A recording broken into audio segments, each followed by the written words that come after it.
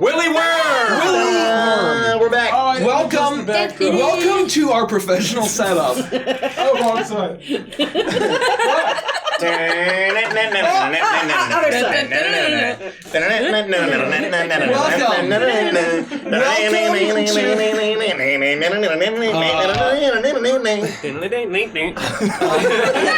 Fuck! Immersion. My immersion is officially ruined.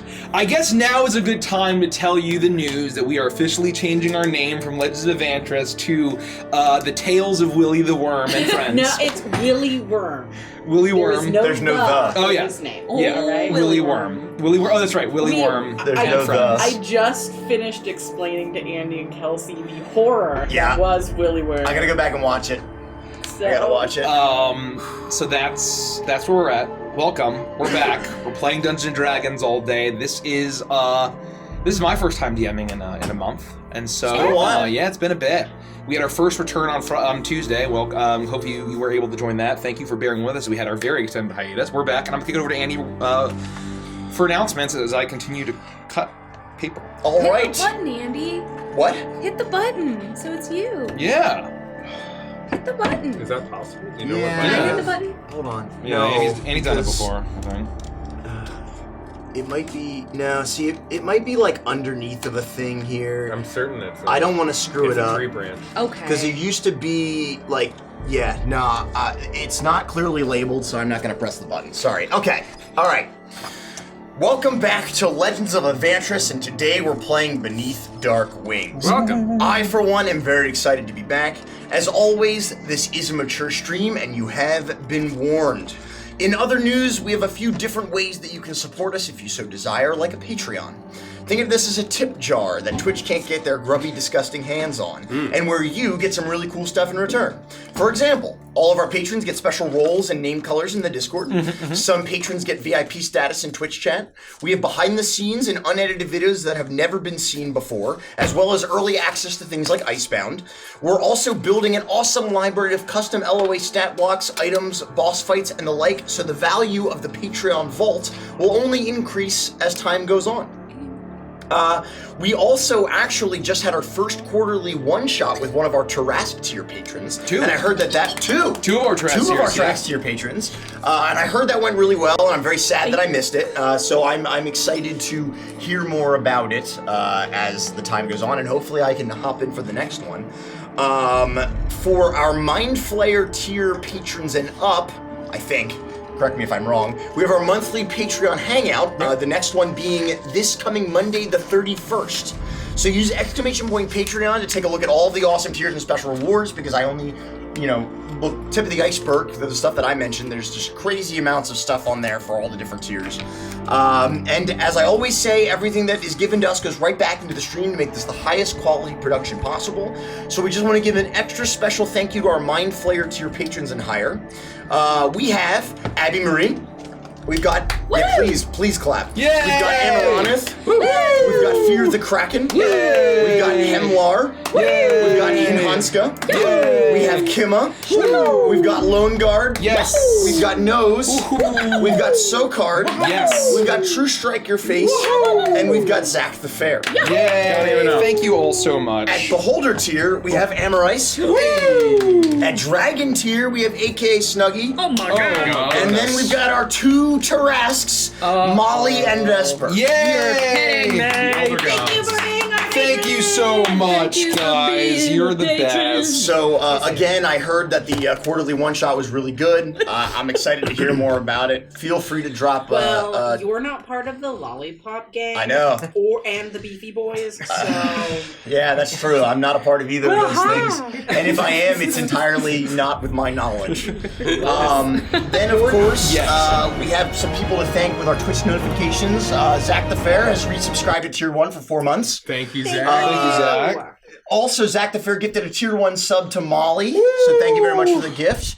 And then lowercase j has resubscribed for 10 months. 10 months. Wow. Holy thank you. moly. That's huge. We also have Twist of Fate and Twist of Dread, which is every time chat donates a collective 500 bits, which are kept track of in the little globe down there in the bottom of the screen. We drop one of these metal coins into this cool metal cauldron. crystal ball. And, yeah, whatever. And we can redeem it for a reroll on basically any d20 outside of a death saving throw. Maybe a ability check, an attack roll, whatever. It will help us twist fate in our favor. And then, if a single individual feels the need to donate 666 bits at one time, our lovely DM for today will be getting a Twist of Dread, which they can use to reroll one of their own d20s or force us to reroll one of our d20s. That counts. If they don't really like the outcome and they want to turn fate in the boss's favor. Hey! Speaking of twists, Oh that my is God. 2 twists. Good golly, Miss Molly. And I know that we used Pistachio? a lot of twists in our last session. Thank you for the twist. Thank you so much. We had a pretty crazy session last time, and I know we were cashing in on some twists, so so thank you very much. We also have Avantris and Chill for patrons and subscribers alike, which is after every single stream session of D&D that we do. We turn the cameras over to a subscriber-only stream. We talk about our favorite moments. We answer all of your questions and comments, and it's just a way for the people who support us month in, month out to get a little something extra behind the scenes, spend a little more intimate quality time with us. We also have a YouTube channel, which is pretty cool, so go check that out. Now's a really good time to go watch Curse of Stradania or past episodes of Prime while we're between seasons there. Lot of hundreds of hours, literally, of content to catch up on, so you never have to not look at our faces if you so desire. We also have a Discord, which you should come check out, join. It's where best place to get updates, changing schedules, things like that. If you're looking for more awesome magic items for your campaign, our good friends over at Nerdarchy have got you covered. Woo! They're doing a Mage Forge Kickstarter that ends on February 3rd. So if you want to snag a deck of 250 tarot-sized magic item cards, make sure to pledge. If you need to find a link, you can do so on our Twitter. We retweeted their Kickstarter sometime a couple days ago, so the link should be very easy to find on our Twitter. Also, thank you. We got some more. Winnie the Druid has gifted a tier 1 sub to two 2-1 subs. Tier 1 subs. I can't see who it is because it collapsed. It's Rogue Girl and Silent One. Thank you so much. Thank you so much for the gifts. Thanks, Welcome to the Winnie. Adventures That's why Fan. they don't call you Lucy. And then Feywild Child has also resubscribed tier 1 for Nobody cares 34 about that months. person. I care. No. And then dumb lastly, Just a silly person. we just have some scheduling updates, and by updates I just mean information. So as previously mentioned, the oh goodness, there's a Twist of Dread. Oh man. Oh God, why? And since This is my first Twist of Dread. since Mace isn't here, I'm gonna say, please don't be lucky, please don't be lucky, please don't be lucky, please don't be lucky. Please don't be lucky. Please don't be lucky. It's the I really like this. for today, it's the Twist of Dread domain. Oh, Because it's- thank you, Molly. Because it's thanks. definitely not that in Edge of Oh, you came to Midnight. me. Okay, scheduling. So our Thank you. upcoming sessions are, I'm here for you. as previously mentioned, the Patreon Hangout for Mind Flayer Tier and Higher is going to be Monday the 31st at 8:30 p.m., I believe. Or 8? 8:30. 8:30 p.m. 8:30 So it starts a little later than normal. Late We have night. Edge of Midnight on Tuesdays, DM'd by our lovely Nikki, and this Tuesday, the 1st at 7:30 p.m. Eastern Time. We have Icebound, DM'd by the lovely Derek, on Friday the 4th at 7:30 p.m. That's a monthly campaign, once monthly. And then our next session of Beneath Dark Wings will be Saturday, February the 12th, starting again here at 2 p.m. Eastern Standard Time. And I believe that is everything that we have for the announcements today. Richie, I need you to return my dice tower, please. No, that one's yours.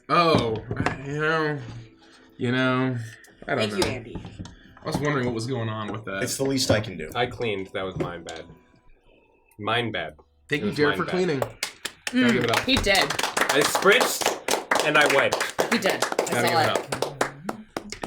Yeah, no, this is the table that you see before you is where I work. So all of my shit was just scattered. Yeah, it was pretty gross. Yeah. I don't know what you do for work, but I also don't want to know. I don't report it to the IRS, so You know those like stretchy rubber hands that you could like whip and stick to the wall. Mm-hmm. The table was just covered in that kind of material, but slimier. I'm not sure what was happening. Not necessarily. The kind where you kind of like, if you hold on to it too much, it like flakes off in those really disgusting gray. And then, like, you drop it one time and it's got every hair it's ruined. that's ever fallen off of your body. Yeah, exactly. Oh, and Lone brings up a great point that we should mention. For those that don't know, we normally have a D&D Beyond overlay where you can see our character sheets, the health changes live.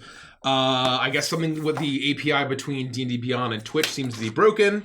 Is that for everyone? I believe for everyone. Oh, wow. If you see another channel that does have it, let me know. But at least it's not working for us. I didn't think about it. Yeah, well, so next time we'll have it. We normally have it, but apologies for Maybe before APIs, Tuesday. huh? More like STIs because it gets an S. Oh my god, that is one of the greatest clips of all time. Which? I have to go watch it. I had to whinny like a horse in order to complete a sentence, and then we just started beatboxing, and we turned it into a song, and it was surprisingly good. So was that the return of Ketchup Laser? Oh, because I was the world's greatest bard. Yes, the world's greatest bard sneezing. I'm the world's glitter. greatest bard. At that I was point, breathing Richie loudly. was breathing loudly and obnoxiously. No, that was actually shockingly good. Go watch the VOD for Yeah. a session from Tuesday. I'll do that. Okay. Too many inside jokes. I missed you, people. So, I missed you. It's been good. Oh, I spit on my journal. It's probably for the best. Ugh. Okay. last time Oh. on Beneath Dark Wings. Let's make sure my phone is in like do not disturb. Well, Well, there's now a Hellboy 3 trailer. Mm. that'll never come out. What? Not to break the hearts of any Hellboy fans. I think Ron Perlman actually just commented on that like the other day. Anyway, so last time on Beneath Dark Wings, because it has been a while, there was a great battle being waged between the Shadar-kai, or the Dusk Elves of Skethrino, leaving the capital city of Zaragoza, and clashing with the forces, the united forces of Barovia, that you had rallied together. And this was all a clever distraction as you rode in Alessandro's mist-traveling wagon carriage. And you managed to make your way through outside of Castle Gloomvale. And you were all able to infiltrate with yourselves and Sophiana, the Vistani, as well as Escher. And you made your way through the sewer to get into the dungeon, where you encountered a Shadar-kai being tortured. His arm had been removed, and he had a tattoo of the Raven Queen, strangely. But you know that these elves had been had rejected the Raven Queen, so it was a strange sight. You managed to heal him, regrow his arm, and learn about him. I'm still so mad. When you hear it laid out like this, it's like, duh. And you don't know where he came from. He just appeared mysteriously and fortuitously in your path. I'm sure there's nothing weird about that. And he introduced himself as Zelek. He had been a member of a secret cult or a sect that still worshipped the Raven Queen secretly. Let me just make sure that how I turn off. Let me pause this. Hello? No, yeah, I can talk. Extended warranty? I had no idea. It was about to expire? Yes, there's literally nothing I'm important. so- going on My right now. social security number.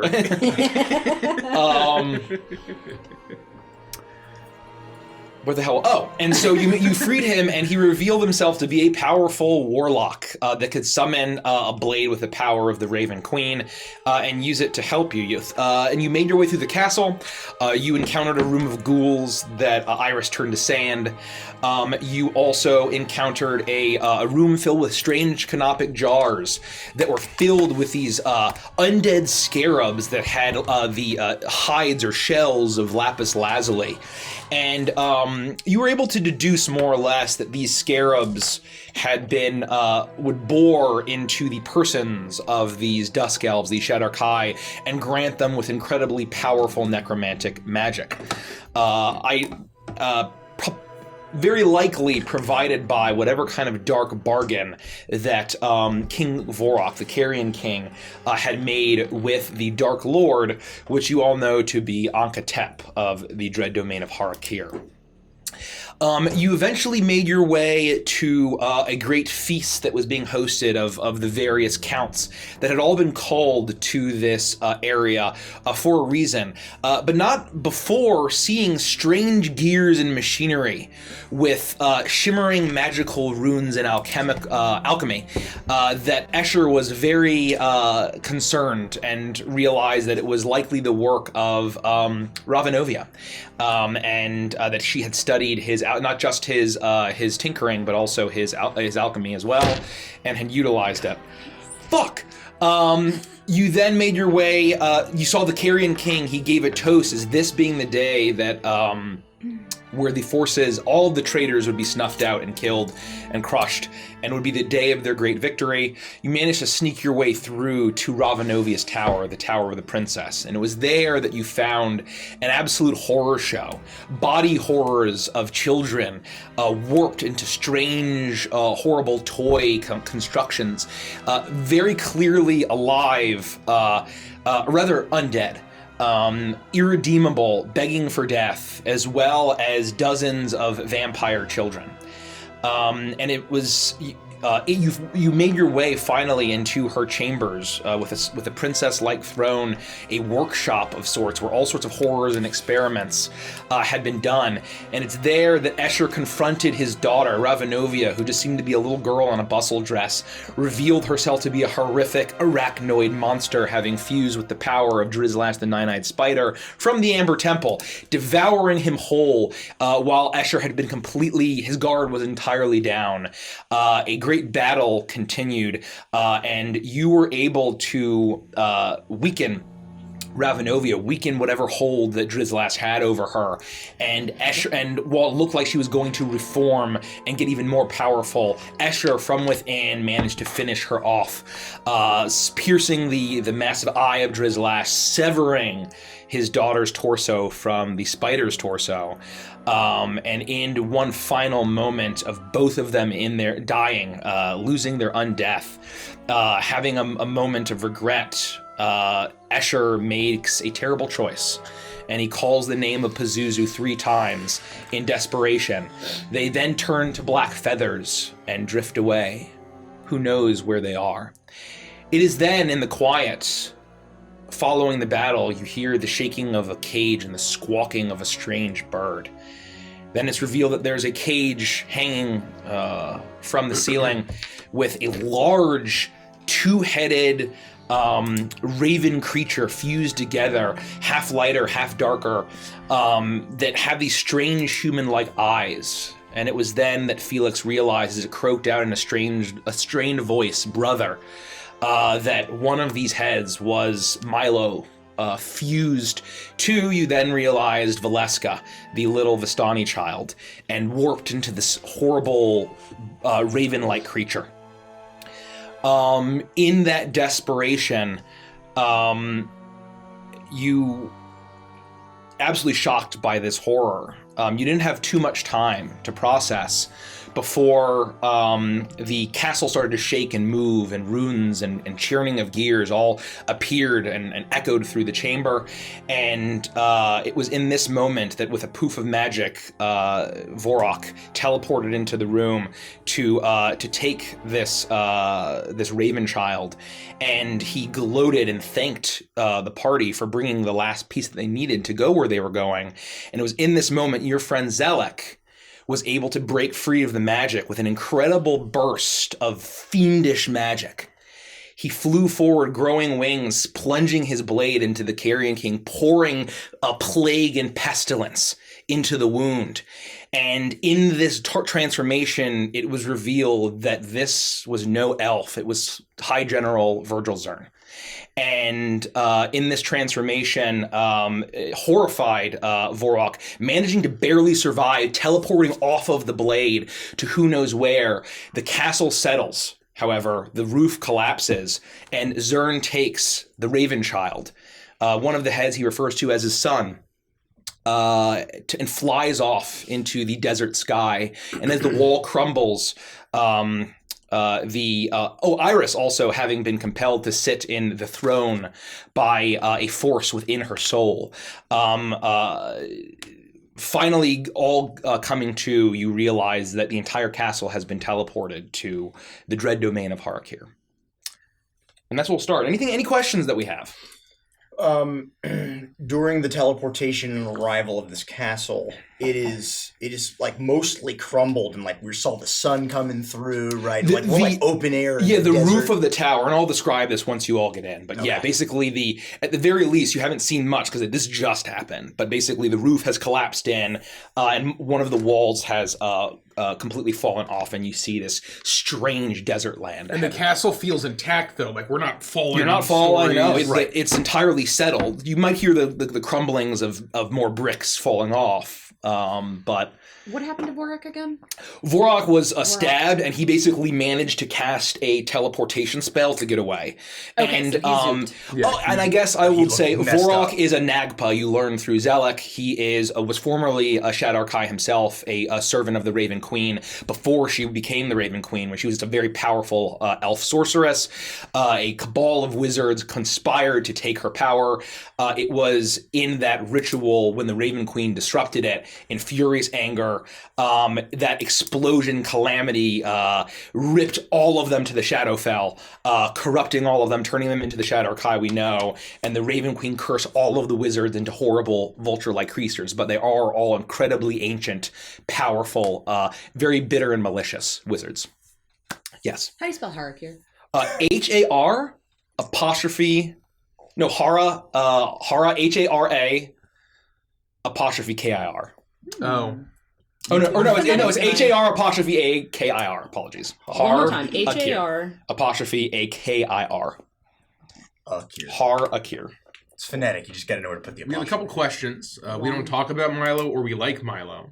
Milo is Felix's younger brother that he's been looking for this entire campaign. You found him. We like Milo. We found him, sort of. And then Nose has a question. What the fuck, Moke? Yeah, I don't know why I do this, but it happened. So, anything else before we start? BRB, can I pee? Yes. That's fine. Any questions that you have, chat? Hold on, a quick coffee break before we get started. And Iris renounced her god. I have to remember that. Yes, Iris renounced Anubis, correct. Because he wouldn't help with Milo. He would. Yeah, that's right. She attempted divine intervention. And she told him, if you don't help, I renounce you. We'll see how that works. I mean, he just did it on some really big solid. That was a bold choice, Iris. Bold choice. Bold choice, Cotton. See if it pays off. Lone says, what a great way to start a new year of BD Dub. Pain, suffering, loss, chaos, betrayal, unknown, a little hope. Yeah. That's, Yeah. Sounds about right. I see we got a couple name changes in chat. Oh. So Tima Mermaid is now Cinnamon Dice Cream? Synonym. And ice cream. Oh, synonym and ice cream. Like cinnamon and ice cream, but synonym. Oh, synonym. Oh, okay, got it. And then it looks like Vesper has changed his name to Arki, or Arca-Tyrus. Let us know how to pronounce that. Oh, yeah. Welcome on in. It's a normal day. It's a normal day in the world of LOA. That's my song. No says FMA out of 10. Yep, definitely. Definitely. What? I got hair in my mouth. Oh, yeah. Just cat things. Just cat things. All right. Apparently Reed's here, so someone needs to ban him. Get the fuck out. Just kidding. You're my friend. Nobody likes you. I'm just kidding. Just kidding. I hate sand. It's coarse. It's rough. It's everywhere. It's everywhere. Well, welcome to the desert. We got fun and games. You all finally regain control of your bodies, no longer tethered to the floor and the walls of the spinning castle, as it teleported and made its way through the mist, seemingly instantly, due to the power, the alchemy, and the machinery of Ravenovia Bonzarovich in one final posthumous act. And you, as quiet returns to this space where there had been the chaos of the rumbling castle, the crumbling of stone, the collapsing of the walls of this space. There's now just small stone fragments and dust dropping down as all of you manage to gather yourselves. Iris, whatever kind of strange pull had taken control of your body and caused you to sit on that golden throne, has released you entirely. Almost a strange, jarring pull, where beforehand, when you had been drawn to the canopic jars, when it released and you were able to gain control, it was a subtle, slow release. But it seemed as if the moment whatever teleportation happened, whatever control there was, immediately cut. And you were able to regain your free will. And you look up, and a massive blazing sun over the strange desert realm looms over, and immediately you start to feel the heat, the oppressive dry heat. Virgil Zern's nowhere to be seen. The Raven Child is nowhere to be seen. Vorok's nowhere to be seen. It's just you all, the corpse of Sophiana, and about a dozen or so child vampires. What do you do? Also corpses. Also corpses, yeah. A lot of corpses. You okay?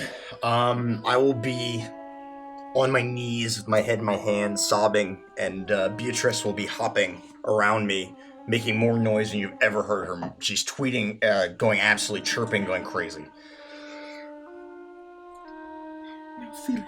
No. I'm so sorry. No, he was right there. No, how could this happen? I didn't have any time. We can still find him. We'll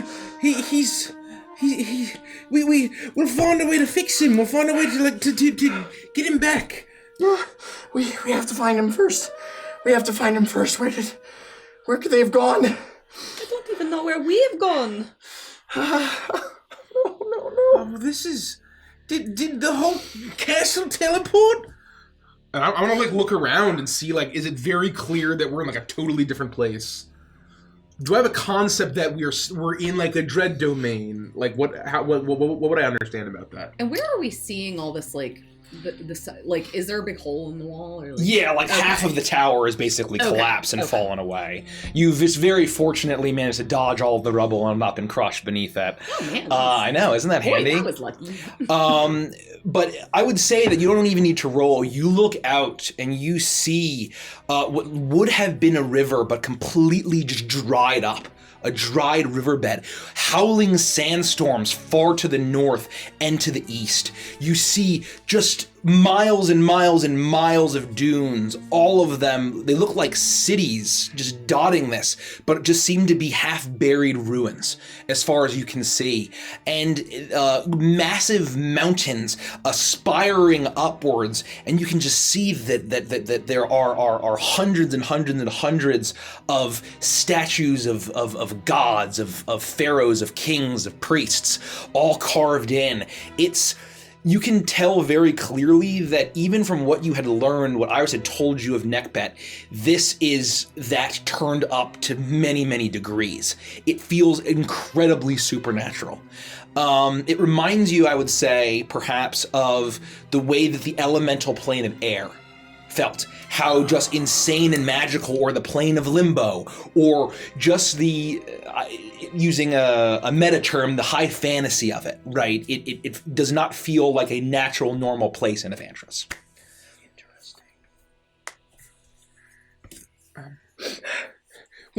Look, I found all of these books, and I'm like shake out the bag of holding, and there's gonna be like dozens and dozens and dozens of books are gonna just start pouring out.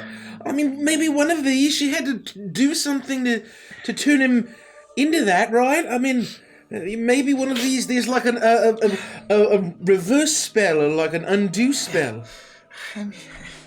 Maybe. I heard the Raven Queen's words in my head.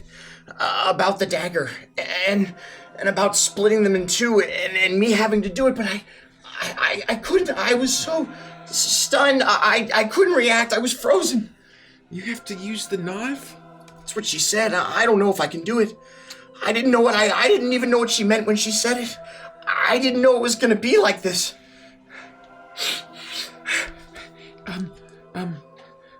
Well, look, I mean, they went that direction, and I want to, like, get a sense, because they like, flew, right? Yes. Yeah. What direction do I think that they flew? I would say make an intelligence check. Oh, no. At disadvantage. Oh. 2 natural 20s. Let's go. 3. They flew off in a direction. You have no idea which way is north, which way is south. The sun is beating down directly over you. You have no idea which direction it's moving. You're in a completely strange new world. I'll just like gingerly like look at the covers of these books, just trying to glean anything I can from the way they look.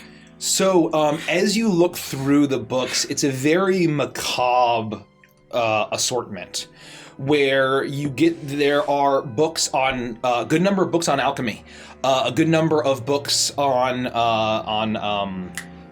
the machinery or the artificers, tinkers, very small books. It seems to be a relatively new or rare type of knowledge. There is also things on taxidermy, things on dark magic. There's books. There's a variety of books mixed in with like children's books and children's stories and fairy tales, and books of reported monsters and nightmares. God damn them! Damn it! This is all Zern's fault. Zern did this. He set this all up from the beginning, and he did this to Milo. We're gonna find him, and we're gonna fix this. And I swear to the gods, if he gets in my way, I'm gonna reduce him into a pool of bubbling fat. Well, I mean, he was trying to help, wasn't he? I mean, Zelik was really nice and also a liar. Oh, yeah, but he stabbed King Vorok. We don't like him. But he let Vorok do everything that he did to get these Raven children together and turn them into that thing. Oh, like there's some kind of tool for him? I don't know. It's just what he said. But I swear we're gonna fix this. And when I see Zern, he's not gonna live to see another day. Well, I mean, unless his intentions are good, and maybe he's also trying to help Milo. He called him his son. Then he should not have lied. We could have made haste. We could have made different choices. He's been lying to us all from the beginning. He chose to lie. Zern and Zelik are no friend of mine. We've been his pawns. She's exactly right. So, us being the wings of the Raven, or is just us being pawns? It was all bullshit. None of it was real. We've been played. Oh. Well, we can't just sit in here and cry about it. We have to get up and do something. You're right. You're right. And what do we get up and do? Are you feeling okay? No, not particularly well. Did I perceive that the same kind of charm that happened with the scarab thing? I'm still sitting on the throne. Yes. So yeah, Iris is just sitting on the throne, and you saw her very much deliberately move to sit, and that there was some sort of reaction of the glowing gold in order to see that. Yeah. What happened? You walked to the throne, but it looked like you were taken over like last time. Do you want to come down from there? No, this feels quite natural for me, actually. I mean, it looks kind of natural. You look at home in that It's much seat. larger than the one I have at home, but... Cat's got my tongue. The same strange magic that overcame me with the Knopic jars overcame me with the throne. Just in case. Sorry, go ahead. But that is no longer lingering on my soul. What is I'm having a crisis of faith. What do you mean? Well, as you know, I renounced Nubis before we came to this land. I need time to think, without the constant worry that I will displease a god that, though has helped me, might have also hindered me. Well, I mean, why would you renounce him? Fear? Terror? Weakness? I mean, if it wasn't for him, I would still be really angry and big and red, and Felix could probably cast 8 spells at the same time and instantly incinerate us, and Lufty would be a slug or a worm. We don't say worm here. Oh, sorry, a slug. I guess she was slimy. She left a slime trail.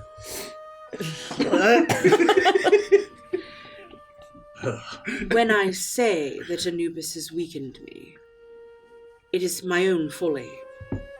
I've spent my life as the middle child in a high-ranking family. My life has been spent trying to live up to how others see me and view me. To not be overshadowed by my brother who will be king, my sisters who will marry and be queens, and then to a god who I've wanted nothing more than to see me before I've even seen myself. I need time to find out who Iris is. I don't need Anubis to save Milo. I agree with that. That's a good point. I don't know. It just feels weird that all of these big, powerful, cool dudes that I thought were so great, nobody likes anymore. I love Anubis. If it weren't for him, I never would have found you. And it is through him that we will get out of this place, which I actually find quite relaxing in a way. It's more homely than any place I've been to in quite a while. But he called on me because we will save him. I can't be relying on him now. We need to rely on each other, and I need to rely on myself. And I know that we're scared. I was very scared in that moment, but I'm not ready to give up my God. I know it deep down. It's not him, it's me. I need a break. Oh. I guess I didn't really know you could take a break from a god. I didn't think that was the thing, but I guess it makes sense. Well, out of curiosity, can you still do things? I haven't given... It's not like I've killed him, Caprice. Other clerics in Galtaga, they claim they get their power from their god, and so I didn't know if it was, one of those one-to-one type deals. Well, my hope is that we're here And he needs our help to free him, so the last thing he's going to do, and I'm cranky, is to take my power away so that we can't free him. But I guess we'll see. Are you asking me to show you some kind of magical ability? Well, and also, you don't have to stay stood up, but just step out of the chair and then get back into the chair if you want to relax. But, like, making sure that you're not, still under some... You think thrall. I'm being controlled or puppeted by a higher power? Yeah, I Well, don't know. you have been twice now, so... Yes. I'll stand up and then sit back down. Okay, see, that's all I'm talking about. that's all I'm all talking Do about. you feel better? Are your nerves quelled? On this one specific point, there are a variety of additional nerves that need quelling, but yeah, absolutely. I would like to use thaumaturgy, if Anubis allows it, to rain some golden sand, like, softly around everyone. As you call upon that, the magic still comes to you, and golden sand does however thaumaturgy works. I believe that my god knows me better than I know me, and even in moments of rash outbursts, Anubis will always know my heart. He believes in you. Yes. And that is what leads me to know I must start working and believing in myself. I point to the horizon. Is this what Neckbet's like? Yes, but not quite this. Hot and disgusting? You've Sweating. been there. I know! This place is, like, way hotter. Yes, that's true. I'm gonna take my big, like, woolen sweater off and, like... Yeah, I'll feel okay. It's hot. I'll take my coat off and like bundle it up and stick it in my backpack. Yeah. So I'm just wearing like the pants and the undershirt. I got, like, my overalls and, like, a little, like, undershirt as well, like a little tank top one. Did they build all these statues like this and Neckbet like this? Yes. Why? Why? Why not?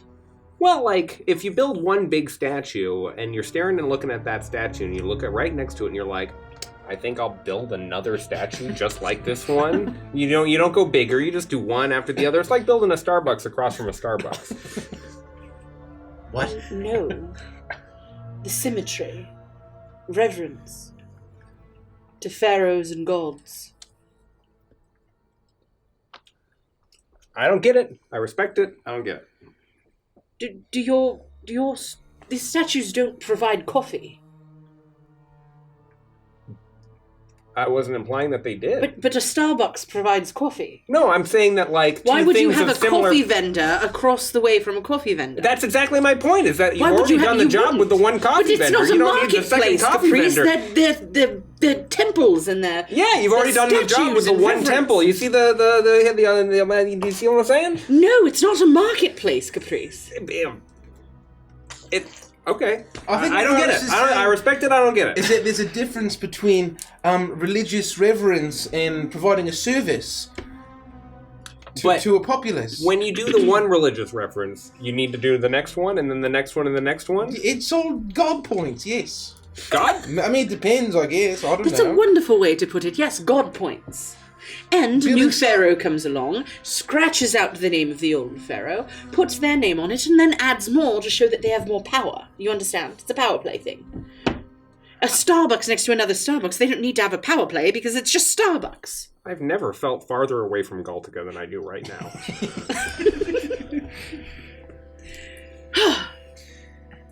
That may be true. We don't have any idea where we even are we? How are we going to get down from here? What are we going to do about Escher? That was one of the other... He said the thing. I completely forgot. That was one of the other nerves I wanted to talk about, is I that... don't know how I feel right now. There's just a lot happening. A lot happened in the last 15 minutes. I'm feeling emotionally numb. Do you know where we are? No. I can imagine, because I've heard the name Harakir. Yep. You basically got the general rundown of how that works. I would say Anubis basically told you, hey, this is Harakir, it's a domain of dread, it's in the shadow, connected to the Shadowfell. So, when Anubis and I spoke, he warned me that he was imprisoned in a domain of dread, which is connected to the Shadowfell, in a realm called Harakir. I believe that is where we are. That doesn't sound very safe. That is also where Unkatep resides. I believe he is the master of this domain. Oh. I believe that my compulsion to sit in the throne was the final piece in connecting us to this plane, as his soul resides, or at least did, reside in me. So it's gone now, though. He's It's like... possible, I believe it might be. I no longer feel that pull, and it persisted even just a small amount, consistently, when we were in Avantris, so my assumption is upon arriving to this plane, he has reclaimed that bit of his soul. That sounds bad, right? Well, I mean, all it's of good this it's out sounds... of you, but bad it's The back in P here. word times 3 was bad. Mino was bad. Zelig Zern was bad. And yes. Oh, and Sophiana. Oh. And Warrock. Yes. She's like laying there, isn't she? Yeah. She's like in the middle of the Oh, room. gosh. What are we going to do with her? Well, we could bury her in the sand. Is there a How was she killed? She died honorably killing a bunch of child vampires, defending us from being assaulted by them. She succumbed to her wounds. Yeah. We can't just put her in here. It's a dread domain. That's like throwing her in the dumpster. Maybe you could, halfling it up? You can do that, right? You can just... Oh, she'll be really mad. Well, I've become a bit stronger since then. Ah, Oh, I'm sorry. no, it's fine. Some of the sand went up my nose. Oh, I thought I spit in your face. No, it's... We're 15 feet apart, it feels, but I'm a cat. Tabaxi, sorry. I'm a tiefling. Congratulations. I like No. beans. You like beans? Yeah, I felt like saying that. Why? I don't know, I like them. That came out of nowhere, Toa. Thank you for the follow, Kitty Cat's Alive. Thank you. Can we pull up the notifications? Kitty cat's alive! I'm just... I mean, beans are fine. That's a very strange thing to say, Toa. All right, we have How long has it been since she has passed? probably not that long. 10, 15 minutes? Yeah, maybe within the hour. I mean, Yeah, it hasn't within been the that hour. long. Well, I only have a few of these left, but I could attempt to bring her back. My fear and my hesitation is I don't believe it's what she would want. Does she get a Kind of choice? agree. I forget. Of course, she gets a choice. I'm sorry, it's just all the travel made me really hungry. All souls have a choice upon casting this kind of spell, whether their soul rejoins their body. But given what she's seen and the fate of her daughter, I think dying in a blaze of glory like that is exactly what someone like her would want. But her daughter is not lost. Just like Milo is not lost. And should we be able to separate them, We will. I have magics that could bring her back at that time. So I suggest Okay. we not make her choose now when her soul is so weakened, but we wait until we can give her the hope she would need to return. This is going to sound grotesque, but I suggest we sever her hand from her body, place it in our bag of holding, I will mummify it, and we will have a remnant of her physical form for us to attempt at a later date to bring her back to the material Couldn't world. we just put all of her in the bag? That would be a lot of mummified weight, and I only have so much of my poultice. I'll get her hand. Oh, No, couldn't we just, use like a locket of hair or something? I would prefer to have the hand. She is currently dead, Toa. She will not feel a thing. It just feels disrespectful to dismember. which No, hand? it's not. Does it matter? Was she lefty or righty? It does I think not matter. right-handed. I will go Our over and I customs. will pause for the twist of fates that we've just achieved. Oh, yes, thank you! Yay! Oh, Is that 4 twists? That is Yeah, it's a massive number. Holy shit. Five twists. 5 twists. We got 4 from Molly because she's a beast, and we got 1 from I believe it was Asian Gimli. Thank you so much. Thank you so much. Thank you. Thank you, Asian Gimli. Our and stores Molly. are desperate. We got, yes, I did. So we have, you've been given 2 dreads. Yep.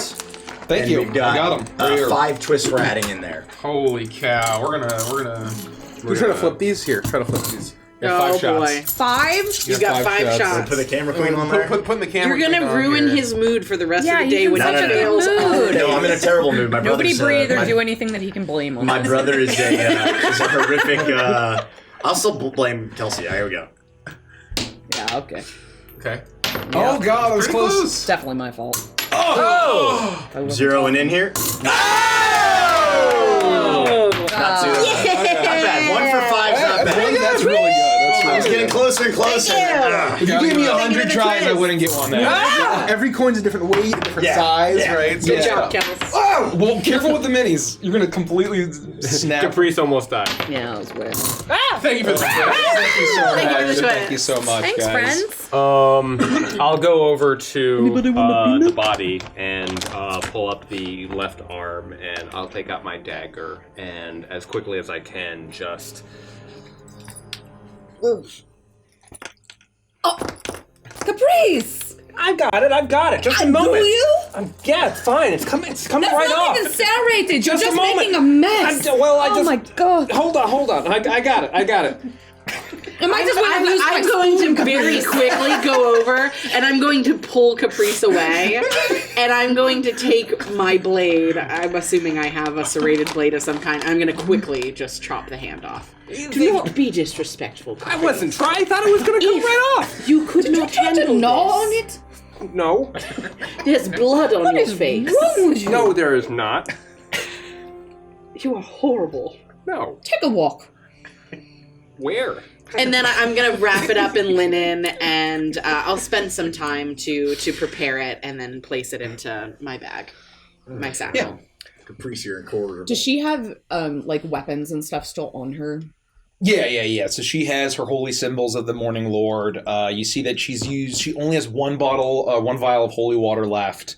Her whip is at her side. I would she has take her axes and all daggers. of that, loot the body. Yeah. I would take all of that and wrap it into a bundle, and she's going to want this when she comes Yes, back. that's true.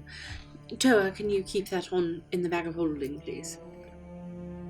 Do I just drop it in? Yeah, just throw it in there. Is it fragile? Oh, and it'll be fine. Who It knows how floats his to the sack bottom. works? It's very strange.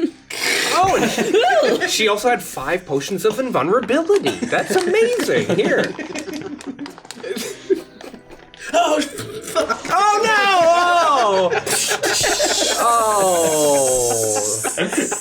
That corpse we dropped that on is going to be invulnerable, though. Skeletons shoot up through the sand. That's neat. Whoops. Oh, we can't take anything seriously. No, we can't. It's D&D. All right, we have a series of things that we need to work out. I'm definitely concerned about Escher, but quite frankly, we don't know where he's gone or what the repercussions of what he did will be. And for now, we can't really worry about it. There's nothing we can do to get to him or save him. We can only hope that he can handle himself wherever he is. That stupid man. 2. We need to figure out where we're going. I mean, is there a town, a structure, somewhere to get out of this heat? Do dread domains have towns? I don't know. Well, we're currently in a structure that is providing at least a little bit of shelter. Does the If we sun need go to down? rest, I've never been to this dread domain. I just assumed you'd know. I don't. I wish that I did, but I don't. Can't We you might- talk to Oh. Never mind. We might want to rest here. Yeah, I agree. We And- certainly don't want to waste resources. Set this castle ruin up as a base camp of sorts. And we're gonna have to figure out where to go next once we're back to full strength. So I think setting up here, getting some food in our systems, I'm sure we're all hungry, and then we can talk about what we're going to do next. It would not be wise to just dart off into an unknown desert with no plan. I agree. Agreed. We need to figure out what the most likely scenario for where Zern might have gone, where Forok might have gone, and maybe even where this Ankatep guy might be. Yes, there is some. The pyramid was it upside down? I can't remember if it was upside so down. there or were upside a number of pyramids. the one that Anubis was being kept in. Oh no, that one was like black. Okay, Like that was completely. the Yeah, There is a black pyramid. and like a really weird construction. Like it was like a tiered, almost like zigguratted pyramid. That Yes, was shooting exactly a beam. like that. Yeah. That's good. I mean, that's a clue. That's a hint. That's at Yes. least some sort of a lead, something we can keep in our eyes out Can for. anyone fly? I can fly. Would you like to fly? Well, can you fly with someone else? Would you like to fly? Yes, actually, I would love to. If we could fly straight up in the air and scan the horizon and see what landmarks we can see, it would give us a rough approximation, since we have no map and no knowledge of this land. It would give us an idea. Could you make a map? You're autistic. Yeah, absolutely. Yes, if we could fly up and make a rough sketch of the landscape, we won't be able to see much, but we should be able to see some structures if there are some. It would give us a good idea of where to start, don't you think? Well, why don't we both go and we can talk about it as we fly through the air, like two things that fly. Yes, that would be great. Okay. I'll pull out my viol. I just need a sand on the wind. All we are is sand on the wind. And you feel yourself suddenly start to levitate. Caprice! Caprice, I'm floating! Yes, Caprice, yes. look at this! And then for me... this is so cool! Yeah, sand on the wind, sand on the wind. Okay, yeah, okay. I So what will do I spend do? 2 charges of my Bow of the Dying Swan, and we now both have the ability to fly. That'll be... When I cast it on myself, the concentration for you stops, doesn't it? Huh. Well, can't you cast fly at multiple people? Yeah, it's Yeah. multiple targets depending on level. Oh, really? Yeah. So if you scroll down to the very bottom and it says when Okay. Yeah, but I'm levels- casting it via my magic item. So what level does it cast? Oh, fly so at? no, it's So I just, think it's you base would level. have to do extra charges for extra levels for a magical item. I think that's probably true. I'll just quickly spend the additional... Oh, that was not what I wanted to do. I'm just spending resources. Thank God you guys can't see what I'm doing on D&D Beyond right now. I will work out my resources later, but yes, I think if I spend 4 charges of the mandolin, then I can cast it at second. Third level. Three charges means I can cast it at second level, or the next level up, which means that it's 2 targets, which means both of us, which means we fly. So for an hour, I'm concentrating, and we can fly, we can fly, we can fly, we can fly, we can fly. You don't have to do that. You just will. No, you just... Think about it. You I don't don't have to think do you have that. to make the little squeaky noise. You could just. This is like those videos you see of cats who've been taken into 0G, and they're just... God. Or with the booties I on. like I gracefully Superman my way out through the opening in the side of this tower, and I will do a once around once I see that Iris has picked it up and gotten it. and I'll eventually acclimate to the flying and Like doggy paddling. and I'll fly up. Okay. And once we're up there, I would try to get a sense of north, south, east, west. I would try to pick out the major landmarks, what's near us. I would try to get a sense of how much of the actual castle has transported, if it's the whole thing, if it looks mostly destroyed. And These kinds of I'm details. basically just there to make sure that Caprice is taking it seriously, that he's not like drawing unnecessary things on the map, Like a piece. making things up, just basically being Caprice. Okay, there's no Starbucks there. Okay. I need if you would like to make I guess if Iris is assisting you, make a perception check at advantage. Perception. Okay. Oh, look over there, it's an obelisk! I love obelisks. Give me them 24. 24. Yay! Both of you fly up, and and the heat from the sun and the blinding light hits you. And I'll say that, basically from where you were when you started and the time that you've been talking, the sun has moved very slightly, and you're able to determine north, south, east, and west. Okay. If basically the sun moves the same. At the very least, there's a construction, and you could just be doing this. Yeah, it could be. It could be. You have no idea. But you're able to see that if you had to deduce where you are in this domain, you can't really see the entirety. This place is huge, but you can see that you seem to be towards to your west is a howling sandstorm that seems to be mixed in with this strange mist that is not unlike what you had traveled through with Alessandro. And you just see it's just a wall of just this howling sandstorm. I get a sense that there's an edge to this domain. Basically, you're near the western edge of this domain. You look towards the north. North from you, and you actually see that there's a very large lake. It actually seems like an oasis with lush greenery. And you see that there is a river that runs from north to south in this place. Well, it would have been a river, but it is completely dried up. It's just a barren riverbed. Mm-hmm. You're able to see probably an additional oasis to your south that's considerably smaller. And you see on the large oasis, there actually seems to be a city of some kind made of, it's hard to see from how far away you are, but you do see structures that seem to be not these ancient weathered ruins. In the center of this place, going for miles and miles and miles, is just dunes and dunes and dunes of desert, all as far as you can see, dotted with what at the immediate glance would look like towns, but it's just obelisks, crumbled statues, these ancient buildings, just ruins as far as you can see. Some obelisk towering hundreds of feet into the air, sticking out of the sand. Who knows how deep it goes beneath? You see what seems to be like a howling sandstorm that seems to be in the moving across the center of this domain that doesn't have that mist within it. That seems to be moving across the desert. To the far southeast, you see just these massive mountain ranges, all looming high, and you see that there seems to be a colossal stone city built in here with all of these similar statues, but they all seem to have very skeletal construction to them.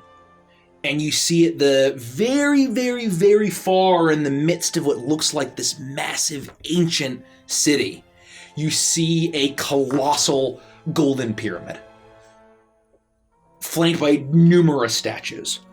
And then you see the mountains to the northeast. You see what looks like the mountains turn into just arid canyon land with numerous ravines. And that's the general of what you see is from where you are in this dread domain. Nice canyon. Thank you. He's a pretty good map maker, except for all the butts. Except for all of the Those butts. are dunes. Dune butts. Also, with a 24, I will say that you see a number of creatures flying through the air and darting and moving across the desert. It's very hard to see at your from where you are, making out exactly what they are. But something that the bit of movement that you do see beyond the swirling sandstorms seems to be very far off, coming from the direction of that massive city with a colossal, unfathomably large golden pyramid. You see what looks like just a swarm of it looks like black against the the desert sands, and it seems to be moving in a mass in the direction of the castle. You said the Skeletal Stone City was in the southeast, didn't you? Southeast, yep. A good map maker. Nope. Okay.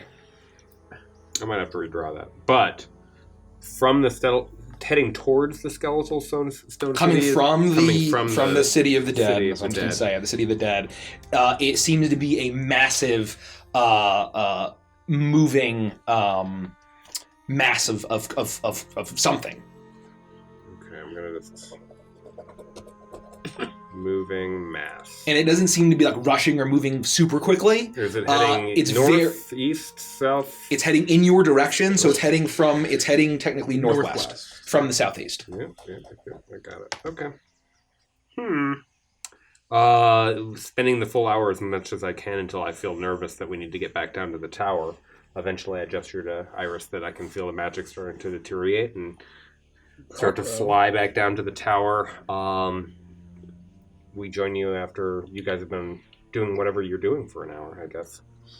I would turn to Felix and Luftin and say, well, I mean, we could rest here, but aren't there like hundreds or like 1,000 elves like downstairs? Apologies. Let me finish that thought. But I meant to say is that you see that the entirety of the castle has teleported.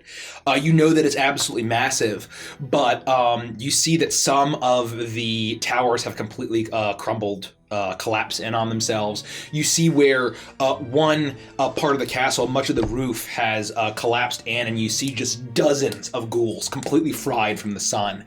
And you actually hear panicked voices of dozens of Shadar Kai from different parts of the castle, but they seem to be very cut off from where you are, and they seem to be very just more concerned with where the fuck they are and getting out of there than like trying to look for you all. I would say that it's definitely more of like a panic than like we gotta find the bad people. So it's not an immediate danger that they're searching for you. I think you'd be able to easily discern that.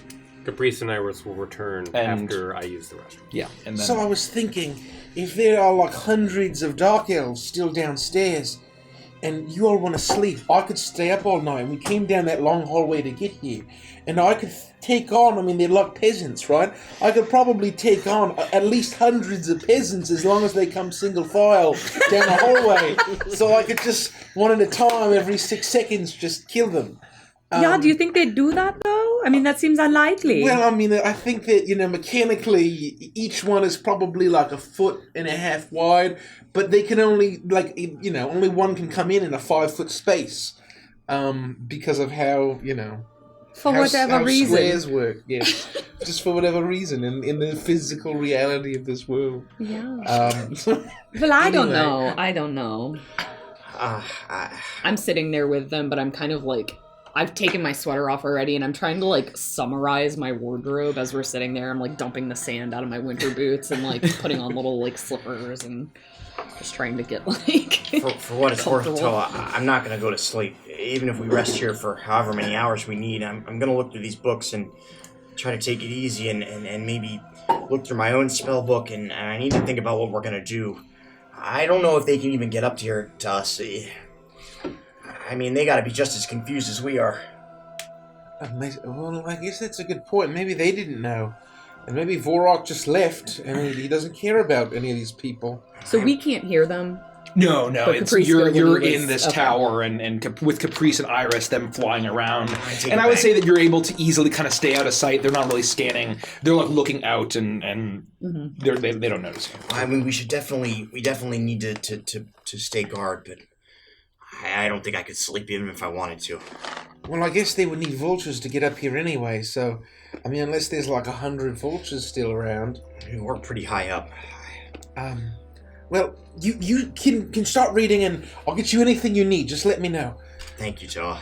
And I'm just gonna, prop myself up against one of the walls. One of the unbroken walls. Okay. And start, opening up all the books.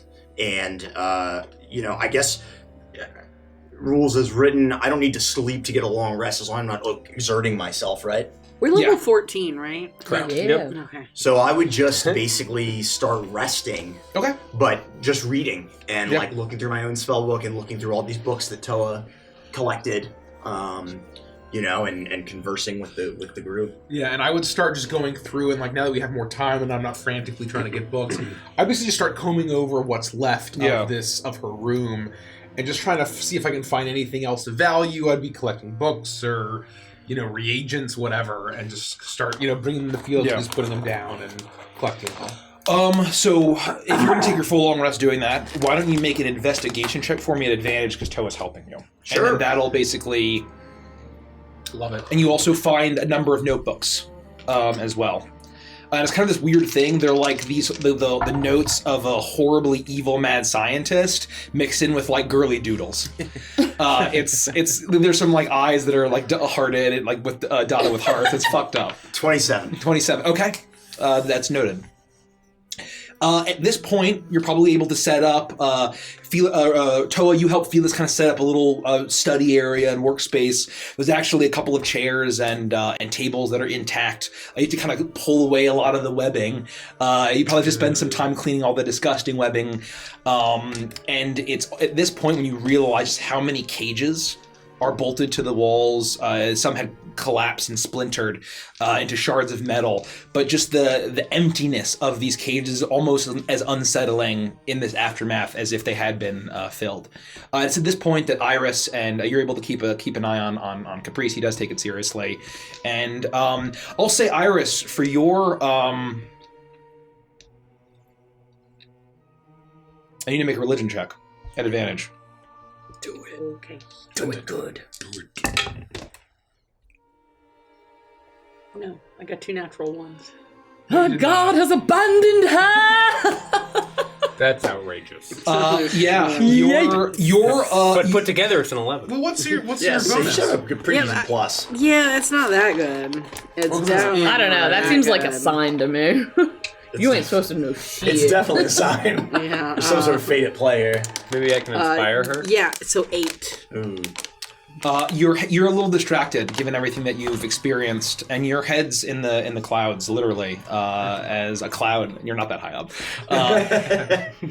but you're a little distracted as you kind of you help Caprice, and you eventually both arrive flying back down before the spell runs out and rejoin your friends. It's mostly just that as you're trailing me while I fly, you realize that there's a tiny hole right at the taint of my pants. The taint of your pants. Yes. Are you wearing underwear? What? Hold on, I missed that. Please say you have a smaller pair of pantaloons that you wear under your normal pants. No, I just didn't realize that there was a rip right between the butthole and the ball sack. A gooch tear, if you will. Yeah, I mean, there's a natural hole that's intentional because of I need to get my tail tail out. through. Yeah, Right. And Yeah, you yeah. want to share probably what just you split. learned the other day? Yeah. We've been through a It's not lot, appropriate. and I am not aware that there's a small hole right there between my legs. Well, you've been doing a lot of action stuff. But Iris You is aware of it. Probably just split your pants. It happens. You've been moving a lot, running, dodging, attacking, spellcasting. Yeah. I mean, when I fly spread fast eagle enough, it makes a sound. You know, it's like one of those like, you know, like. But I don't know. I don't quite know why that's happening. I don't recognize it. Like an empty 2 liter when you're 12. Caprice, Yeah. I can see the area between your butthole and your ball sack currently. Well, I don't know why you'd be looking there. You're flying above me, and there is a tear between your... Oh, you mean that you can actually see what's going on? Yes, I can see the pink flesh between your butthole and your ball sack. Would you like me to take one of my surgical needles and my thread and fix your trousers? Not while I'm wearing the pants. Well, I don't want to see more than that. Well, I Caprice. can put on my jams, and you can do that. Right, I just thought you should know in case we're flying with the rest of the group. I'm not sure how I they had would no fare idea. seeing what I've seen today. It's been Uncountable horrors. it's been a trying day. Yeah. I'll go and change, and I'll be right back with my pants. And I go and I find my alternate sleeping wear and you can see I show up in a onesie, you know. I'll get out my my medicine kit and I'll take out my what I would use for a suture and I'll sew up his pants. While she's working on that, I'm taking the notes and like scratch scratch that I put down on the actual piece of paper while I was flying, because obviously it would be hard to draw on a piece of parchment in the air like that, and I'm like formalizing it and making like as detailed a map as I can, just trying to really get them the points of interest and the milestones as to the best of my ability, even the distances between those things if I can. I want to create like a map. Okay. Chris, why did you draw a penis on that? This was supposed to be serious. That's what that looked like, I swear.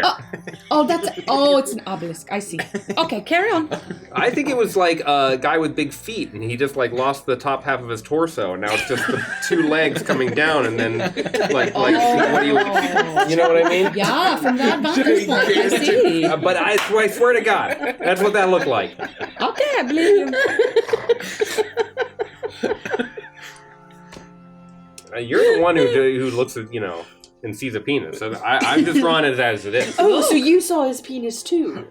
You saw his penis? No, just the skin between his butthole and his ballsack. You saw his gooch? Is that not what we're talking about? No, see here on the map. That's what we're talking about now. Never mind. You remember the I'm just statue? gonna keep stitching. Gooch. I should start a brand called Gucci. I'll never think of it the same way. Never again. It's been 33 years, and now all of a sudden it's now you've made that connection for me. It seems like a fashion brand, where that area of your pants never tears. It would be called Gucci. Brilliant. Absolutely. Do I have to roll to make an accurate map, or do I produce a... Oh, make an intelligent... what the hell is map making? Does anyone know, Chad? Cartography. It could either... It could be sleight of hand, hilariously, but performance would be an option in addition to intelligence. Because it's artistic. What about history? But it could be literally like one of history. 5 rolls. It's up to you. Whatever you want. I'll say make a general intelligence check. And are you an artist? Like, is Caprice an artist? No, I wouldn't say he's an artist beyond the fact that he's used brushes for the purposes of like lacquering instruments and stuff. Okay, yeah, I would say just make a straight creative. Yeah, I would make person. just a straight intelligence check. Creative and talented. 6. It's a rough approximation of what's out there. Perfect. Where are we? It's a masterpiece. Where are we? Yeah.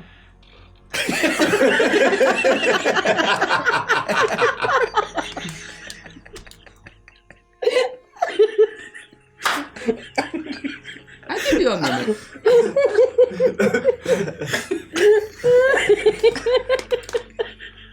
Everybody knows you start the map with a little star that says you are here. You didn't do that. Now what? Oh.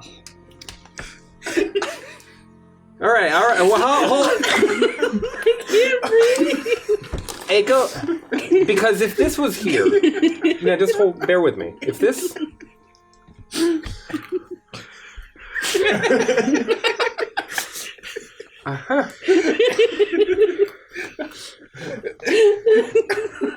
Here. This is where we were. Are you sure? Yeah. Left of the piece. Very. Are you actually marking where you think we are on the map? Now that I think that I know where we are. Okay. Okay. Everything else about the map is perfect, but I have no idea where we start. Oh, man. So, now we know maybe where we are. Where do we want to go? I don't even know. There's so many things that we need to worry about. Well, based on the things that I saw, the city with the giant golden pyramid seems the most likely place for something important to be. That's fair. But didn't Caprice or someone say that there's a swarm of something heading from that direction towards our direction? There's the moving mass, and then there's the small winged creatures. Well, they were small because they were so far off in the distance, but, I mean, they could be fucking huge, who knows, you know? But there are those two threats, for sure, we have to think about that. And then there was this smaller city next to the oasis to the south, which I thought was interesting. Or we could be right out, and maybe it's the arid canyons we should be heading towards. So the things are coming here. Well, if I had to estimate, it would perhaps be days, maybe even weeks, given how high up we are. And it was not moving with urgency. It wasn't like, whenever we saw one of the armies moving through the mountains and stuff, where they're really like marching orders doing their thing, they were just sort of slinking on the sand. So, what do you mean by moving mass? It's really hard to describe it. But it's probably a swarm of something. Huh. That doesn't make me feel insects, better. scarabs. Ugh. Yeah. I mean, that far enough away, a group of bodies of even humanoid shapes might look like a group of locusts. But given where we are, that's probably a good call. Right. And it would make sense if Onkatep is here. He would know that a gigantic castle just landed in his domain and would want to send out sentries of some kind to scout the area. So it is best that we don't stay for too long. Oh, Onkatep was big into is big into the necromancy stuff, right? Yes. Well, what about all the oh, you guys didn't hear, but there are a bunch of Shadowkari underneath us. I don't think they're going to be able to find us here, but like there are dozens, maybe hundreds of people who got brought along with this castle. All right, so I'll stand in the hallway then. But there's no like water or food, so they might die and then be necromantically charged into a nightmare army. Ooh. So should we not kill them then? I think we should move on. Yeah, whatever their fate is now that they've been transported to this dreadful domain, I would propose is their fate. I don't think that we need to intervene in order for them to find out what that ending looks like. That's exactly right. When they followed Dvorak, so if their fate is to be puppeted as an undead minion, then that is their fate. Unless we think we could ally with them and unite them in some sort of common cause and perhaps have an army of our own and become leaders and eventually usurp the Ankatep and become we could turn this place into I don't know the party town of the extraplanar realities. We can't partner with them. They're bad. They were bad. Like bad Akai. That's pretty. Yeah, I mean, but they're here now, and they've been betrayed, and they've been doomed by their leader. What if we went down and were like, hey, what about us, new leader? We could treat you right, and But how would we do that? We can't feed them. We can't water them. We can't pay them. Do we want to be in a land like this, with a bunch of bad Arkai that we are responsible for? No, that's fuck them. I think that we need to get out of here. I don't feel like we should be sitting here in case what you said is true. If they're coming to find us. Right, but I don't think they'll arrive in the next 24 hours. Yeah, but then we're just going to be like, I don't know, how far is from... Where are we again? Well, so right here. Oh, from there to wherever we want to go. So I I mean, we'll just think be out in the open. we need to decide if we want to head towards the large city with the Golden Pyramid, the canyons, which I think should not even be on the table, or the small city near the oasis. Well, I think that the small city might be a little less conspicuous if we're trying to lay low and gather some information, but if we want to find Zern or Vorak or any of these important individuals, the giant golden pyramid is probably the most likely to be fruitful. They have to be going to wherever the most important places on this plane are, and the sooner that we find them, the sooner we'll get answers, and the sooner we can stop all of this and save those kids. According to my map, the shortest distance of the two possible cities is the Oasis City. And I actually think the opposite is true. I think it'll be harder to hide in a smaller population that might be more intimate with each other than in a big city. But we could do some intel there, and it gets us out of the path of that moving mass. If we go south and they're headed towards us, the city, the castle, then we can... The pyramid. Oh, the castle. Yeah, the castle. From the pyramid to the castle. From the pyramid to the castle. Yes. Then the Oasis makes a good place to at least just get out of their path, while also finding out what the hell this place is all about. Maybe. Yes, that sounds pretty smart to me. We sidestep and reevaluate. Thank you. And the Oasis sounds pretty nice. I'm also worried about water. I've just got my scheme. Well, I certainly don't want to waste time, and my vote was for the pyramid, but you make several good points. If we head towards the pyramid, we're going to have to figure out how to hide from, or move through, or go around, or the mass. We don't want to get mixed up in a fight we can't handle right now. We still might have to face some of those flying creatures. Or maybe they're friendly and they'll be like, hop on the back. And if that's the case, then we'll go straight to the Golden Pyramid. Because who doesn't want to go see a Golden Pyramid before, we're killed in this horrible land? Well, I think regardless, I think we should stay here tonight. Because, we've been through a lot today. And I think it's dangerous to try to leave before we've rested. I agree. I would completely agree. And also, my pants need repair. And the bad Archai aren't going to be able to get up here. It was a lot for us to even ride those vultures up here. They're not going to be able to convince them to allow them atop their backs, so I think we're safe. At least for one evening. Alright, well, we should get some sleep. I would agree. I don't think, given how hot it is, I don't think we even need to make a fire. It's probably not going to drop like 60, 80 degrees overnight like it would in a normal desert. I'm sure that everything will be fine. I'm not going to go to sleep. I just need to rest. And recoup my energy. I can help keep a lookout, and if things do start to get cold or change, we'll deal with it. I'm just going to... I need to look through these books and just try to learn as much as we can about this. Is there a shade? Is there like a shaded part of this? Yeah. There's a bunch of it is shaded, and there's still some roof, and so there's definitely an area where you can definitely sprawl out and enjoy some shade. All right, well, wake us up if you need anything, or if there's any trouble. Are you okay, Felix? I don't know. All I know is right now we need to figure out what's going on, and then we'll take things one step at a time like we always do. We can figure this out.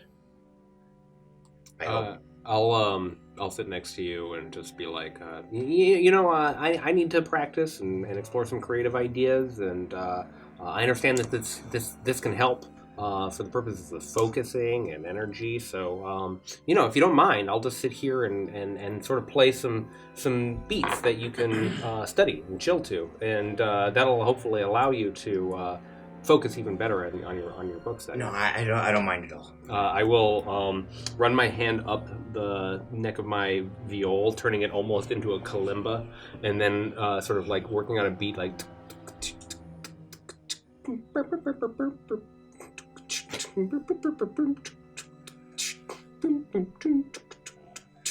And I'll literally do lo-fi like it's 8 hours of lo-fi caprice beats. You can but study I'll cast on Felix. I'll cast Enhanceability, a 2nd level spell. Fox's Cunning. The target has advantage on intelligence checks. Yes. That's nice. Let's rock and roll. And I'll get into sort of rest mode too as the night goes on. Eventually, I'll find my way to bed. Hey. Thank you for the sub. Thank you for the sub. Hey, thank you so much. Thank you, Kama. Appreciate it. So, My onesie has a bunch of T-Rexes on it. Aww. you are able to do that. Felix, what was your what you call it roll? It's a 27. 27. Okay. My old buddy Toa's help. 27. So you take the time to read through the notes, and you are starting to get a sense of basically what the prospect was. And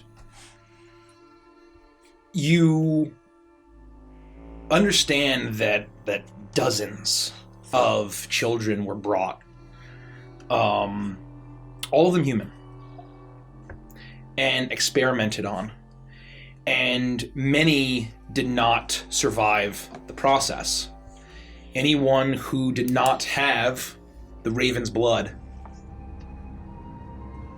did not survive. And there is the necessity to have both halves of the Raven Child, both sides of death, both halves of that same coin. And you learn that it's through the power that she's gained from Drizzlash that she's able to shape flesh. She's able to basically take take flesh and basically have full mastery over it, especially when she has the time. And you get the sense that that it was very critical, however, that both halves of the Raven Child would be kept alive. That if they die, the process does not work.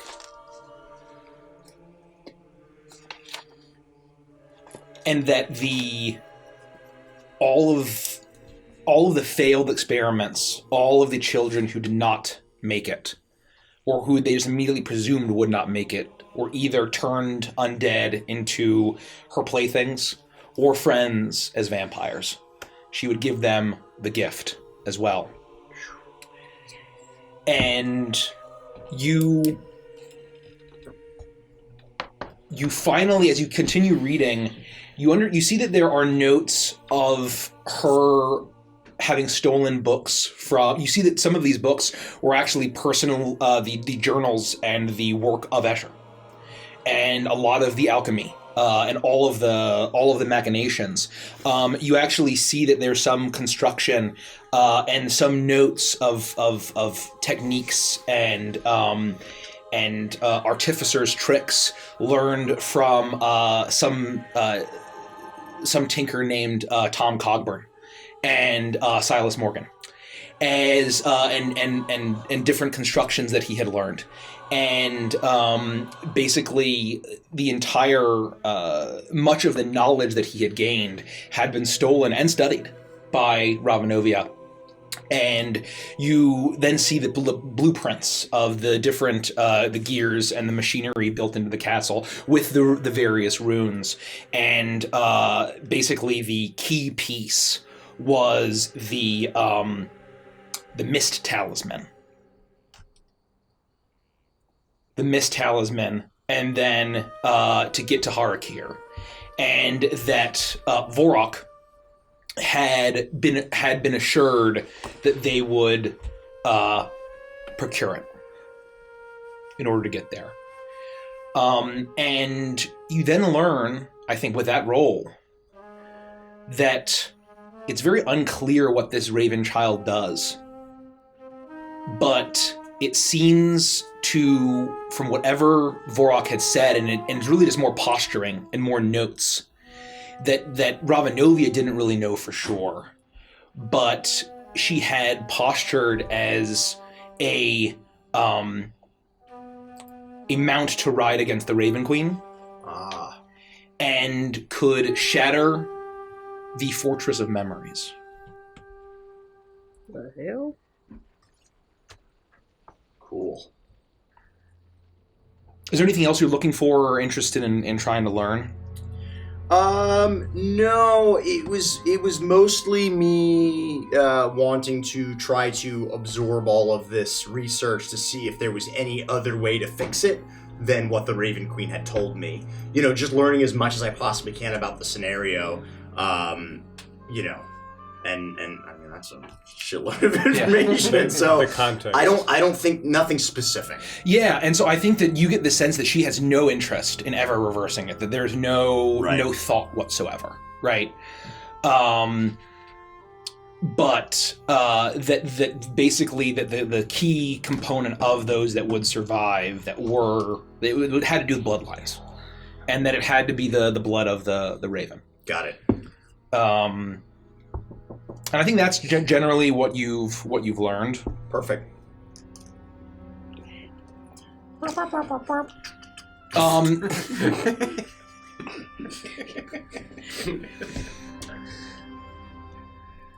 With that, Felix does not sleep, but you are able to actually, despite everything that's happened, despite the adrenaline pumping through your veins, the exhaustion and the horrible traumas you've endured and just it today overwhelm you, and you're able to pass out. And it's in this moment, Iris, that you have a dream. Let's go. It's gonna be nice. I'm sure it's gonna be really good, like relaxing. Candyland style. Everything's made out of fudge. Grandma Nut will be there. Willy worm. Darkness surrounds you, and you see a figure up ahead as light starts to wash over you and starts to illuminate a howling sandstorm. Violent, dark, grains of sand so large it should be rending your flesh, but you look down and you do not see your body. You're just a disembodied sensory sense of perception. As once again, that humming, radiating, pulsing, chaotic energy of silver light rocketing up from strange black pyramid, colossal in its construction, covered in runic hieroglyphics. It's very far in the distance, but you can see it. You've dreamed of this before. And in the sandstorm, you actually see a figure. The figure, it seems familiar. There's dark fur, golden armor, and regal adornments. And you get closer and you get closer, and is that Anubis? Oh, it's feline. It's you. And you're staring up at a massive jackal-headed god as Anubis stands over you, but withered, hollow. The massive musculature and fullness and power that he has withered away, drained. As he looks tired. How can a god be tired? And as you stare up defiantly, you then turn away. And as soon as you fully turn your back on him, the flesh withers, as is the fur and the skin. And there's nothing left but a jackal skull atop a man's skeleton. But then flesh begins to reform. You see the tendons and the sinew. And the blood vessels begin to reform. And suddenly, skin and fur, an animal-headed god reforms on top of the skeleton in this dark land. But there's no jackal. This is a strange creature with malevolent evil eyes that seems to be a chimeric amalgamation of dog, aardvark, donkey, cobra. it's a strange combination as it stares at you, filled with the power that had once been your god. But your god no longer. And as the energy and magic that surges with this malevolent, malicious creature, it looms down on you, it pulses with the same chaotic entropy that pulses from the door of the pyramid and the chain god that is locked away. And then you wake up. You'll enjoy a long rest. Jesus, Lord Almighty. Religion-wise, would I have recognized that god? You won't have to roll for it. That was set. Yep, all right. That's what I wrote down in my notebook. Yep. Uh-oh. Yeah. I don't know what that Okay. means, but it sounds very scary. Dun, dun, Dun dun dun. Dun dun dun dun dun dun.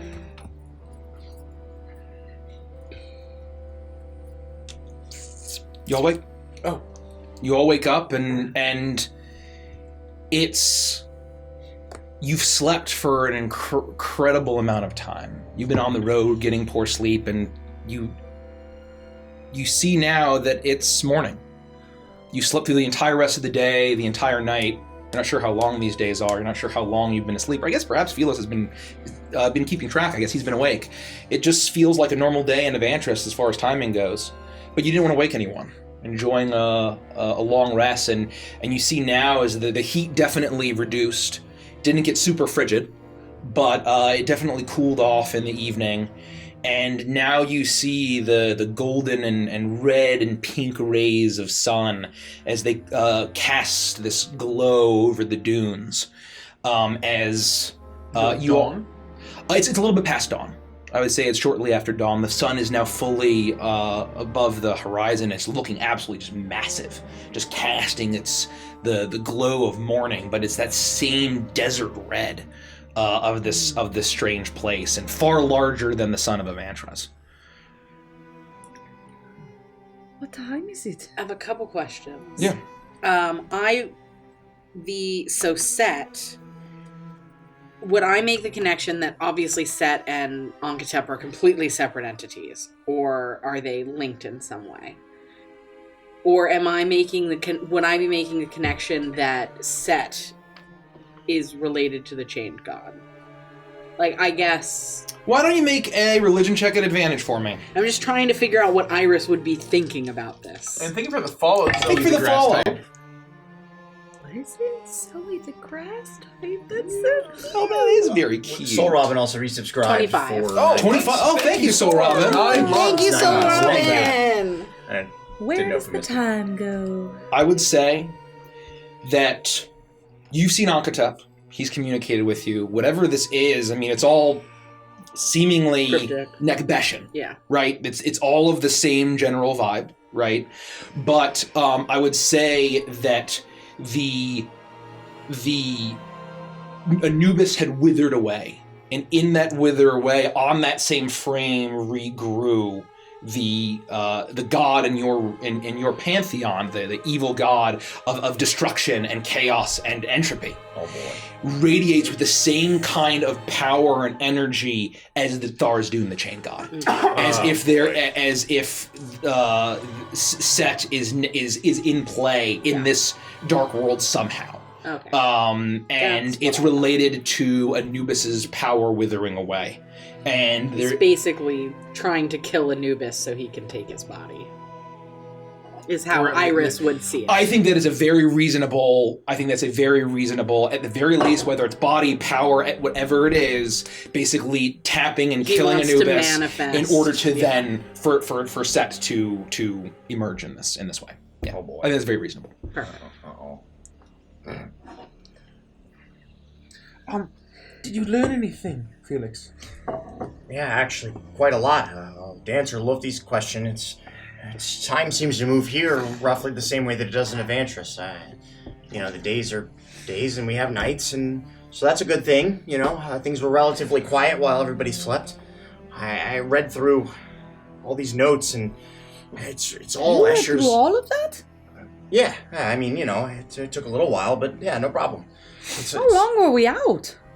Well, given, probably more than 12 hours, more than 8 for sure, but, it was probably late evening by the time we all settled in and, I didn't want to wake anybody. It looked like we needed it, everybody was pretty tired. Well, anyway, a lot of these notes are actually from Escher. It looks like Ravenovia stole a lot of it and was going through it and marking over top of it, and quite frankly, I've never seen anything used so evil and dark. This is some of the most evil magic I've ever seen in my life. It's all the kids that they were taking and experimenting on. If they didn't survive, they just were turned undead, and it's a mess, and it's really bad. Clearly, it had something to do with bloodlines, the Raven Child, and there needed to be 2 halves and whatnot, but their survival was key. And that's why we were able to deduce, Iris was able to deduce that they were still alive, they weren't undead. That's good. Yeah, that's good. It is good. It seemed that Vorak and Ravenovia herself didn't even really know what the Raven Child was for. I mean, there's all sorts of scribbles and guesses in here of what she thought she was doing. Building some sort of a mount to ride against the Raven Queen, and it says something about shattering a fortress of memory. That's a quote. I don't know what that means. But if she's right, if the Raven Child was some sort of a mount that was created to ride against the Raven Queen, then it would make sense that the Raven Queen would tell us that we needed to separate them. Certainly she wouldn't want to be ridden against at all. She would want to protect herself and her domain and her power. The only other thing that I seem to learn is that this place is called Harakir, and there was some sort of a mist talisman. Was what that they needed to get here. To get the castle here. And King Vorak was very confident that they'd find the mist talisman. Whatever that might be, too. Did we never saw any evidence of a mist talisman outside of...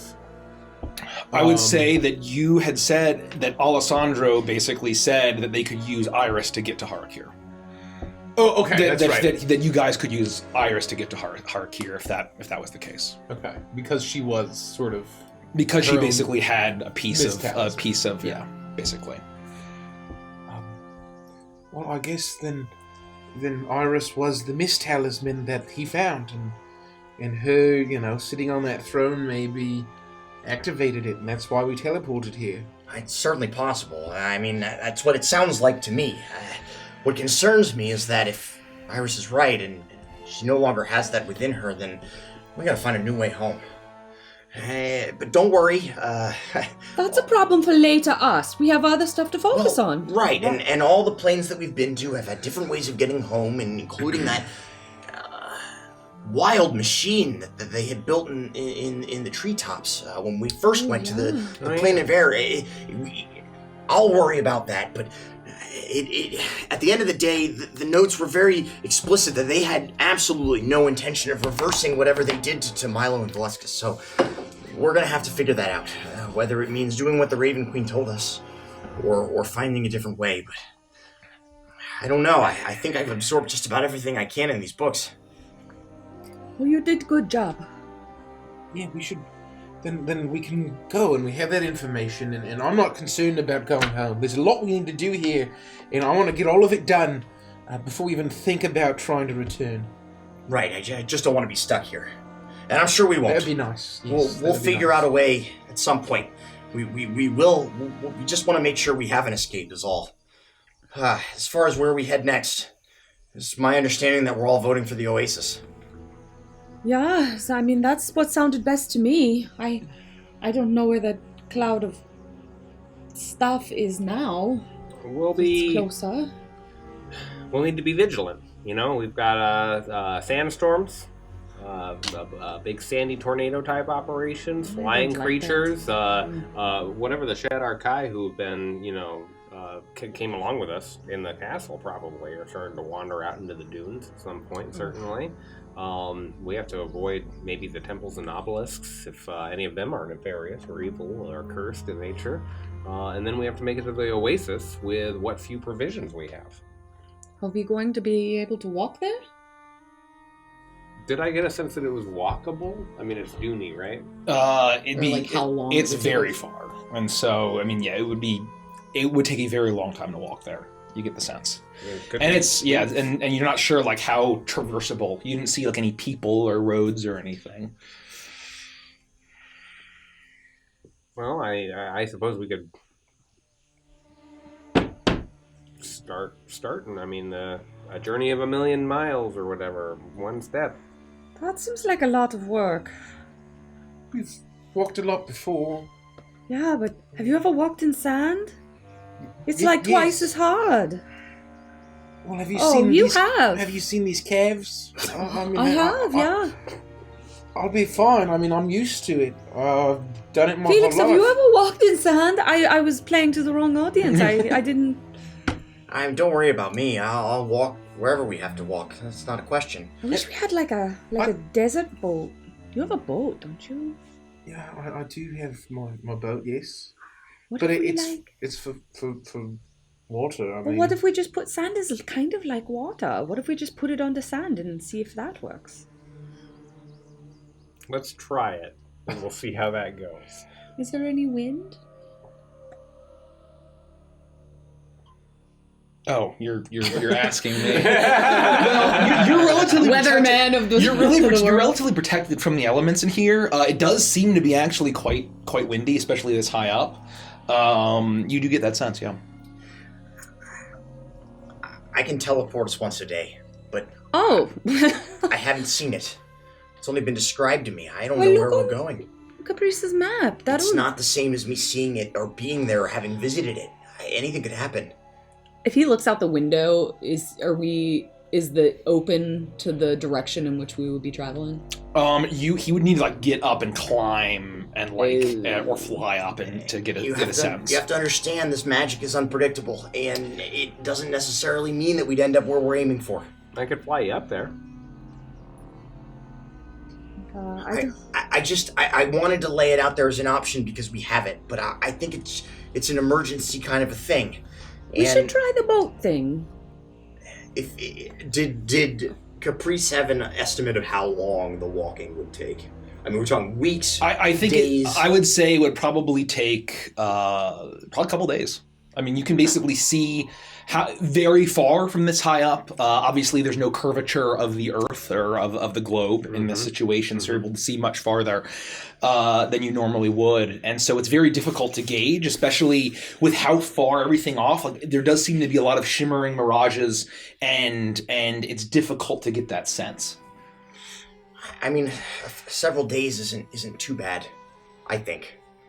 We've done it before. I guess what I'd be worried about is cover at night. You know, we're not going to freeze, but our exposure to the elements might be bad. I would propose we get started in that direction, and if we're getting tired or the end of the day is happening, then we pick a point where a threshold where we need to find shelter, and that looks like perhaps one of those mini obelisks, or if there's a ziggurat or something. All right. Or a temple to a god. Are there any Oh, objections? you've got the thing. Yes. I forget. She's You got the always thing. have a place to rest. Oh, that's perfect. I was going to say, because I knew a guy once. Saw an obelisk, went up to it, lost unknown amounts of time. Really? Not worth messing around with. No? All time? Time. Gone. That sounds scary. Like that. All right? Well, it's not my favourite seasoning, so I guess it's not horrible, but... At least it wasn't the Tony Sacheret. Oh, time. I got it. I always pronounced it Thymane. I've been saying it wrong this whole time. Yeah, you're right. You're right out. Rosemary and Thyme. It's at this point where you then hear the loud, or not loud, but it feels very distant, what sounds like repetitive drumming, and the blowing of a horn off in the distance. Yeah, I like that.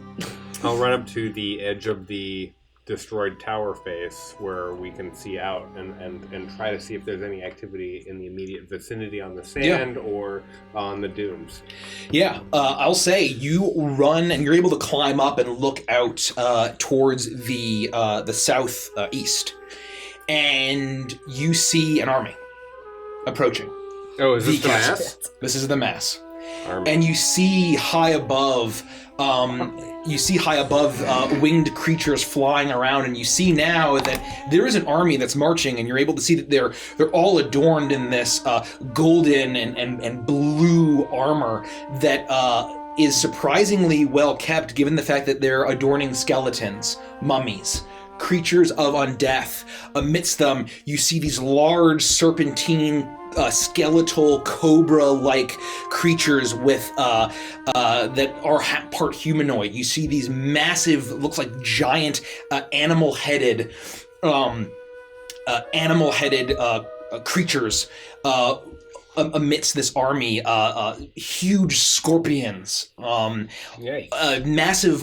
vultures, and you'd seen the vultures from Skethrenil, but these are huge. They are skeletal and on wings with holes in them, rotting away. Somehow they're managing to fly as an army of the undead marches and is approaching Castle Gloomvale, seemingly moving relatively slowly. You see that chariots pulled by skeletal horses, and a number of banners, all held up, and you see that same symbol that you recall adorning the scarabs, as it seems to be the colors of and the heraldry of Ankhetep. Sick. Well, shit. What is it? Yeah, you remember that mass I told you about, the moving one that Iris and I saw when we were flying up yesterday? Yeah. What's so funny? Nothing. Wait. Well, it's here now. The mass has arrived. It's an undead army of scorpions and chariots and skeletal beasts that can fly and armor-clad skeletons. Did I say skeletons already? Yeah, you said that. I get the gist. An what are we army. going to do? An How army? far? Well, time for us to go. I'm gonna start closing up the books and sliding them into my backpack. Yeah. How close are they, Caprice? They look like they're about this far away. I would Insert say mileage estimate. they seem to be probably less than an hour away to arriving. As you see that they're approaching quickly. They don't seem to be like waging war. They don't seem to be like going to attack, but they're just marching very deliberately as this army of the dead. And it's not a massive army. It seems to be a Battalion? A battalion. Yeah, I would say that it's a battalion. It's not rows and rows and rows. Just a single unit. Oh, okay. It's a single unit that is moving towards you. Well, they're here for either the castle or the folks or both. I mean, Well, I don't want to wait here and find out. I think we should go. we should definitely get out of here. Maybe we try the boat thing and we'll all ride on my boat. Are they going to see us leave?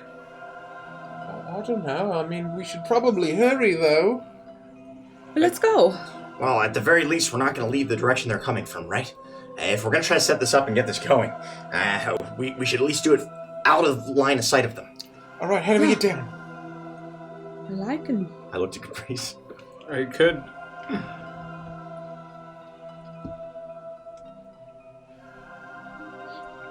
If I slow fall, can I carry someone with me? That's a great question. That's a good question. If you could physically hold the person. Yeah, I think if it's within your like carrying But like you capacity, couldn't yeah. carry Toa, right? Like there's no way. I was gonna go get the boat set up. I do not have any skills to assist with this problem. Oh boy. I think that we just have to figure out a way down and figure out how to fucking get around or outside of this thing, maybe steal, and hope that we can be two ships passing in the night.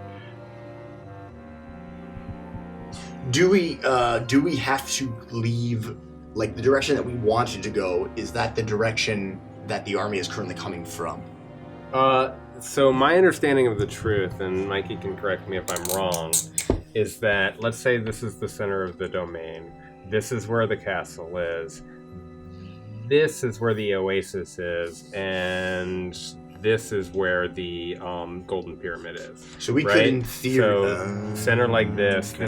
This is Castle Gloomvale, like so, Okay. and then down here it's Oasis Town Right. with whatever that looks like.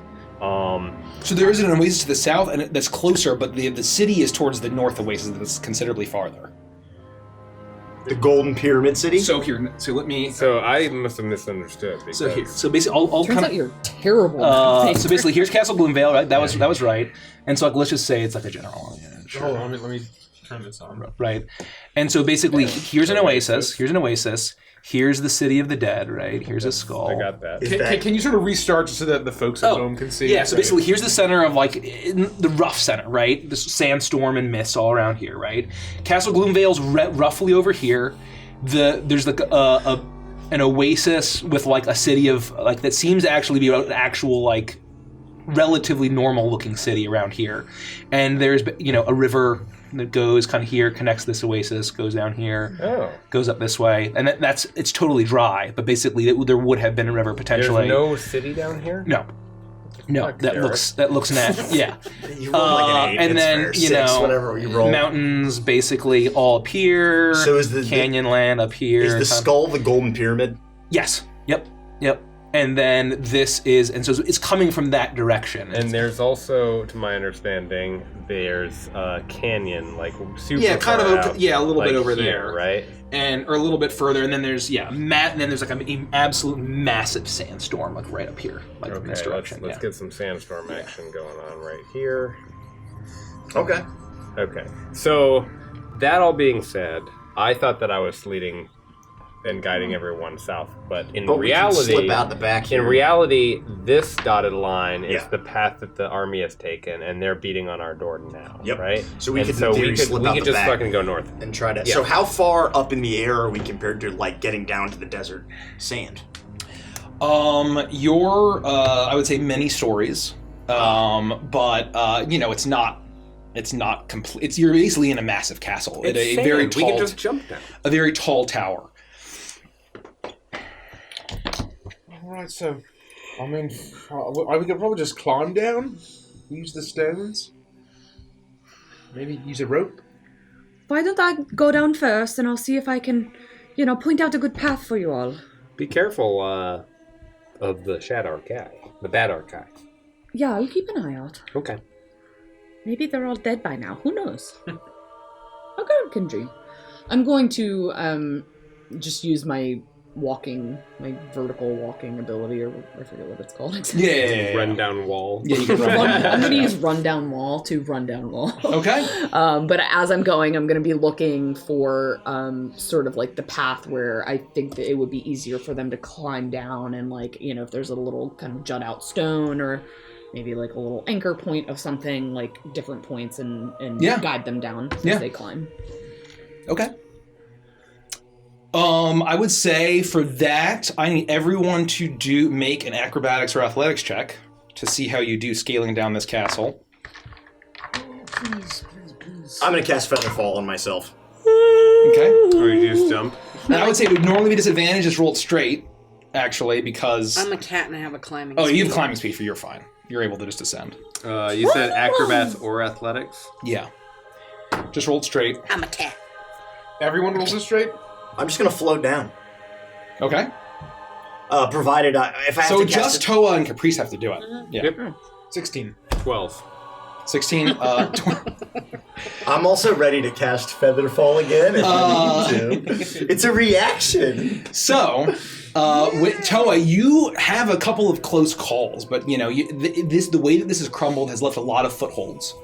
And as you're scaling down, you manage to make your way, and fortunately for you, you're on the opposite side of the castle from where this army of the undead is coming to march up to Castle Gloomvale. Caprice, as you're scaling down, you are trying to be as dexterous as you can, but you make one wrong move, and actually the stone actually crumbles out of your grip, and you begin to fall. Okay, as I am beginning to fall, I'll be like, oh no, I'm gonna die! Oh I cast levitate on myself. Oh! Never mind. Are you okay? Yeah, no, I was fucking around. Did you do that the whole time? Yeah. Oh. I mean, it sucks that I had to do it. I was really hoping that I could that's rock it true. out like Toe over here, but you know, Yeah. that's how we learn. Good try. You eventually all manage, and you see this massive, from a meta term, this Gothic castle of these strange angles and strange construction look so completely out of place in this bright desert. And you manage to make your way down to the dunes as you actually see a number of vultures start to take off from the castle. But they're actually flying towards the army of the undead as it begins to make its way towards Castle Gloomvale. And you are able to just start sprinting away across the desert. Obviously, it's it's a massive expanse of dunes. And walking in this area, your feet sink in more than you'd expect, and it is hard going. But you all hustle as a group, having descended safely from this castle, and begin to make your way across the hot sands. Do we want to try the boat? We could try it. I don't know if it's gonna work. So I'll pull my my wooden box out that has all my little figurines, and I will take out a small, my little sailing boat, and I'll place it on the ground, on the sand, and I'll back up, and I'll say, "Ray," and it's going to expand into a full-sized. What do you say? Ray is the command. I think it was. I couldn't remember exactly because I didn't write it down. Anyway, it expands to the full size, and No, it's a shower, not a grower.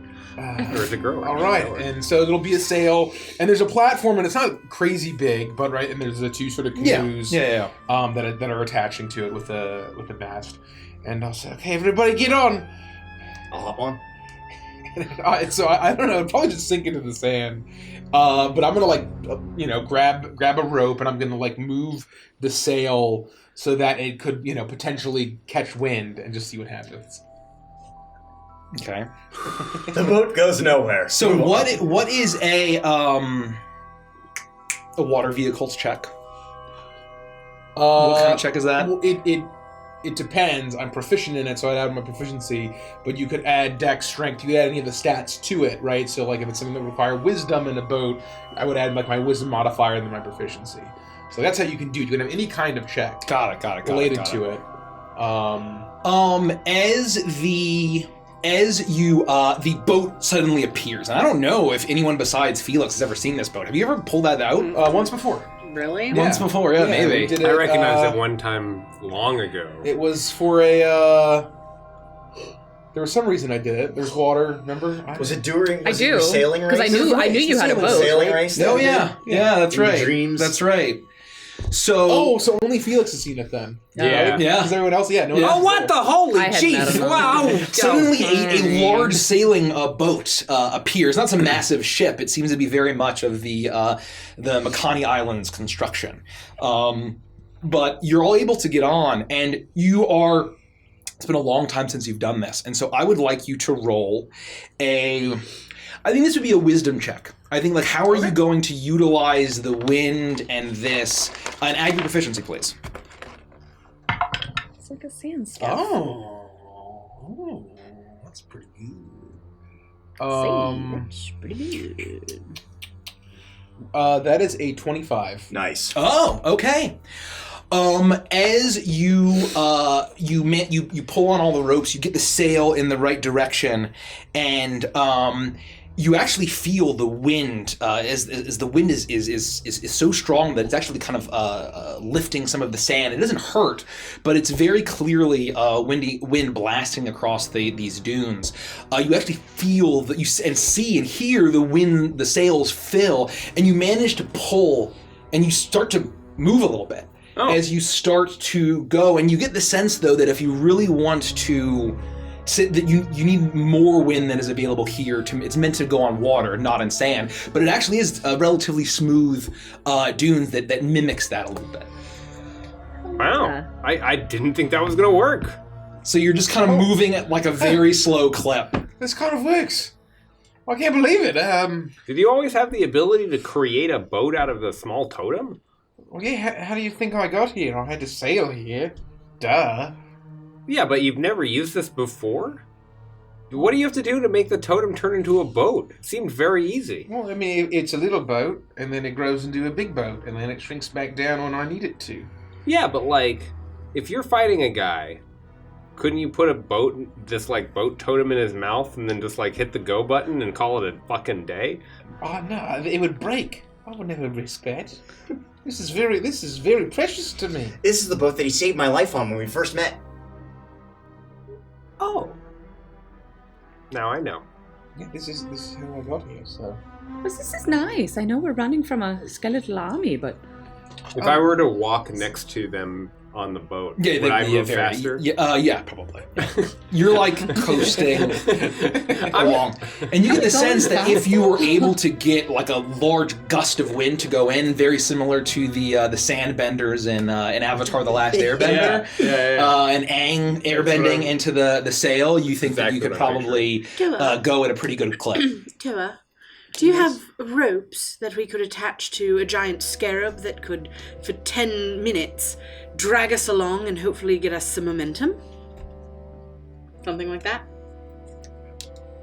I mean, I have plenty of rope. Great, and I'm going to use my staff of the swarming scarab to create a giant scarab. Okay. That's going to fly, and I'd like to attach, with Toa's help, attach the rope to it and have it drag the boat along for 10 minutes. Okay. Hopefully giving it some momentum during that time we can try and figure out I would say one of you can make an animal handling check at advantage because it's a magical creature. Yeah. Well, To see it's your animal. to see how well you're able to hitch this guy up. But I'll help. Natural 20. Oh my Gotta give it up. Gotta give it up. So you are able to. This scarab immediately appears, and it actually looks very much at home. And you manage to fasten it and tie it around in a point where I'll say with a natural 20 that you have the feeling this scarab is so comfortable here, you'll stay for an hour instead of 10 minutes. Oh, nice and- scarab. Nice mic. And as soon as you get back on the boat, with a little bit of help from the wind, and you're still able to aim, trim the sails? To trim the sails into the wind, with the help of the scarab, these huge wings, it blasts off and flies probably about 5 feet off of the ground and pulls as you manage to actually start going at a pretty decent clip as this scarab pulls you. And you're in this little relative valley in this dune with really just these dunes rising up all above you with Castle Gloomvale. And as you're being pulled away, you hear a booming voice call out from behind you. Oh boy. As it sounds incredibly dry and raspy and rattly. As it says, it calls out and says, "On the behalf of Pharaoh Ankhetep, we welcome you to Harakir. Your king is awaiting in comfort and safety at the City of the Dead. We have provided transport for anyone who wishes to join us. You will enjoy your time here. We will protect you. You will join us." And there is a bit of hesitation there, and you get the sense as you kind of hear a voice calling off as if there is some Shadar Kai speaking to whatever this booming magically amplified voice of some undead, and it says, "But we will provide you with everything you require if you promise to assist in the search for the final fragment of our Pharaoh's car." And there's a bit of hesitation, and then it says, "We will search the castle. And suddenly you hear the movements of the troops as they begin to approach Castle Gloomvale as the scarab pulls you away. Oh shit.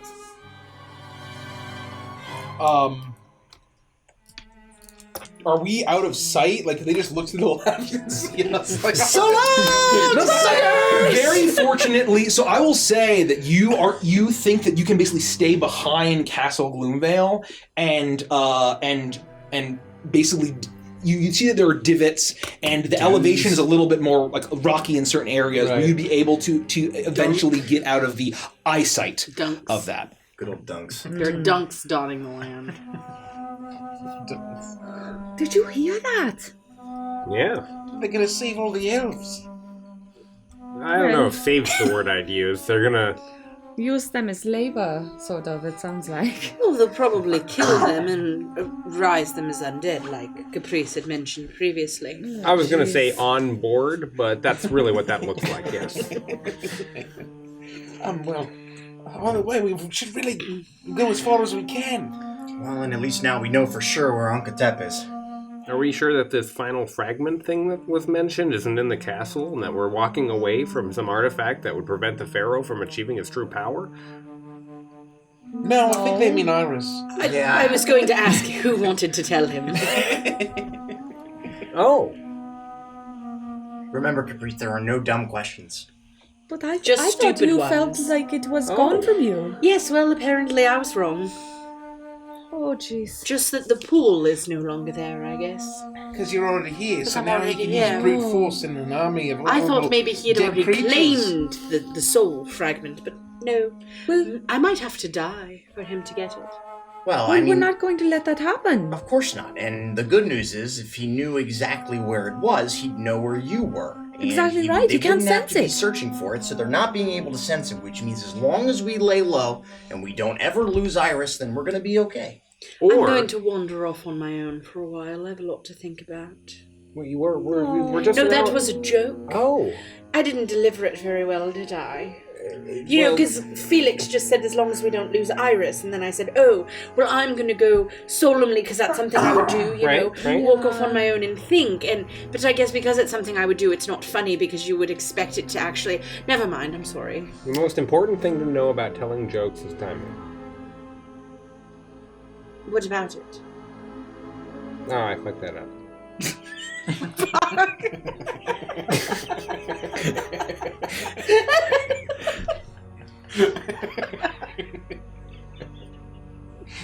Look, here's what I'll say. Iris, if you just let us kill you, then we don't have to worry about the Pharaoh ever achieving his true purpose. You know. Well, unless the fragment goes right to him. Yeah, what if it Oh, she's zoops out holding it of her? back She like a could be- vessel. She could be keeping it contained. Yeah. And of course we're not going to kill her. That was a really crude joke. I can't believe you would suggest that. Well, the most important thing about joke is timing. Fuck.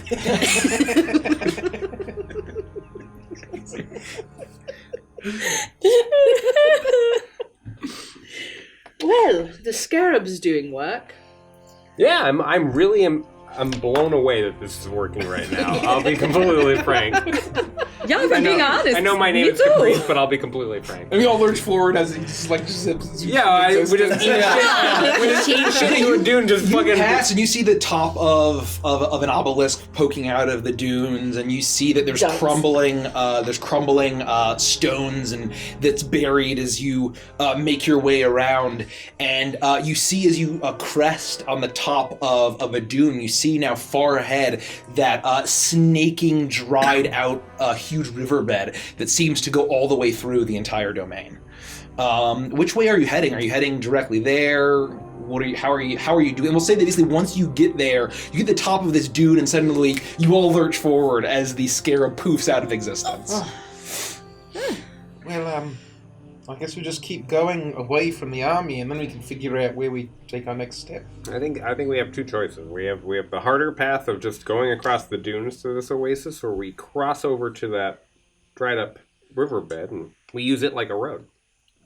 That's not a bad idea. Could be more dangerous because I imagine other creatures like ourselves would have the same idea, but it's worth a shot. Does the riverbed go to the Right to the oasis, yeah. Looks like the oases that you could see are connected would have originally been connected by a very large river. But now they're subterranean rivers.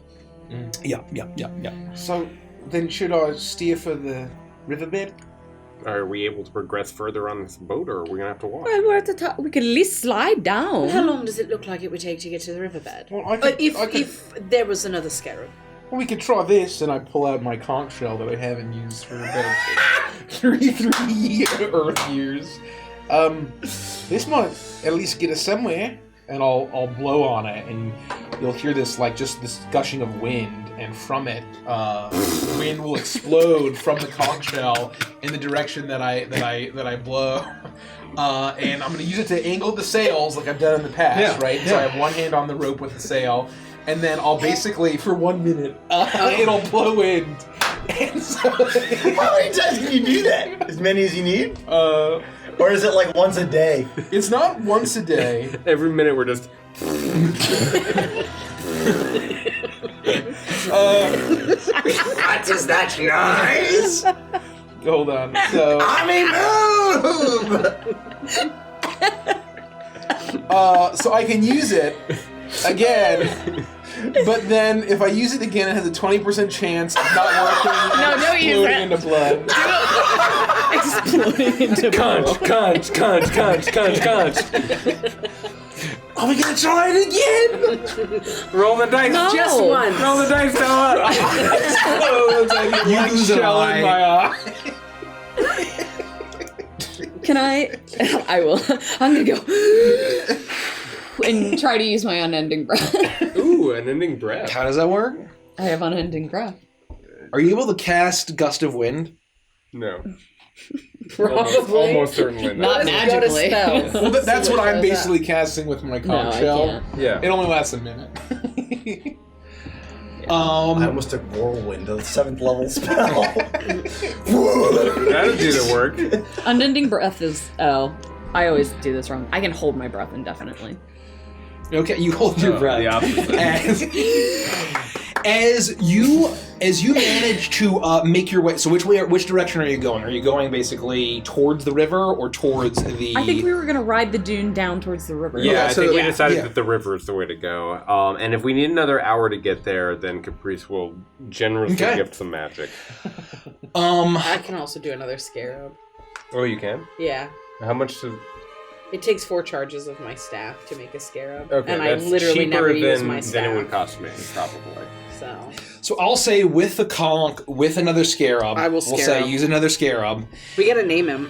You are able to Can't conjure a scarab and not make name your him. way, and you are riding down. And I need Who was thinking Iris. Scrump? I need you to make a Scump is perception check good. for me, please. Good job, Which one of Scrump. us? Iris is Scump. making the Perception check. I don't perceive shit. Or whatever we were No, what's your calling, bonus? Well, it's not crazy. gonna. It's not gonna It's help. not gonna be good enough. Why are you rolling nothing but 3s, 2s, and 1s? And 20. 12? 12. Yeah. Isn't bad. I guess it's higher than a 10. Yeah. I'll say that. So as you ride down, you start to see this place as you look around. You're starting to see life.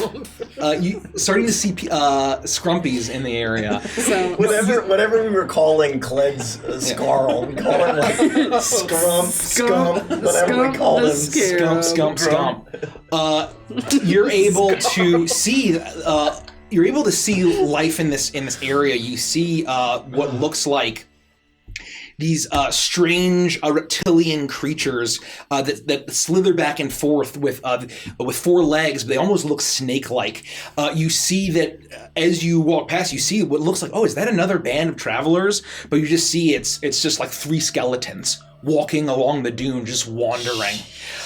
You see winged creatures flying overhead, and you actually see that similar to the winged creatures that you had seen to the north, as you make your way down the river, you see that there's a statue that seems to be split in 2.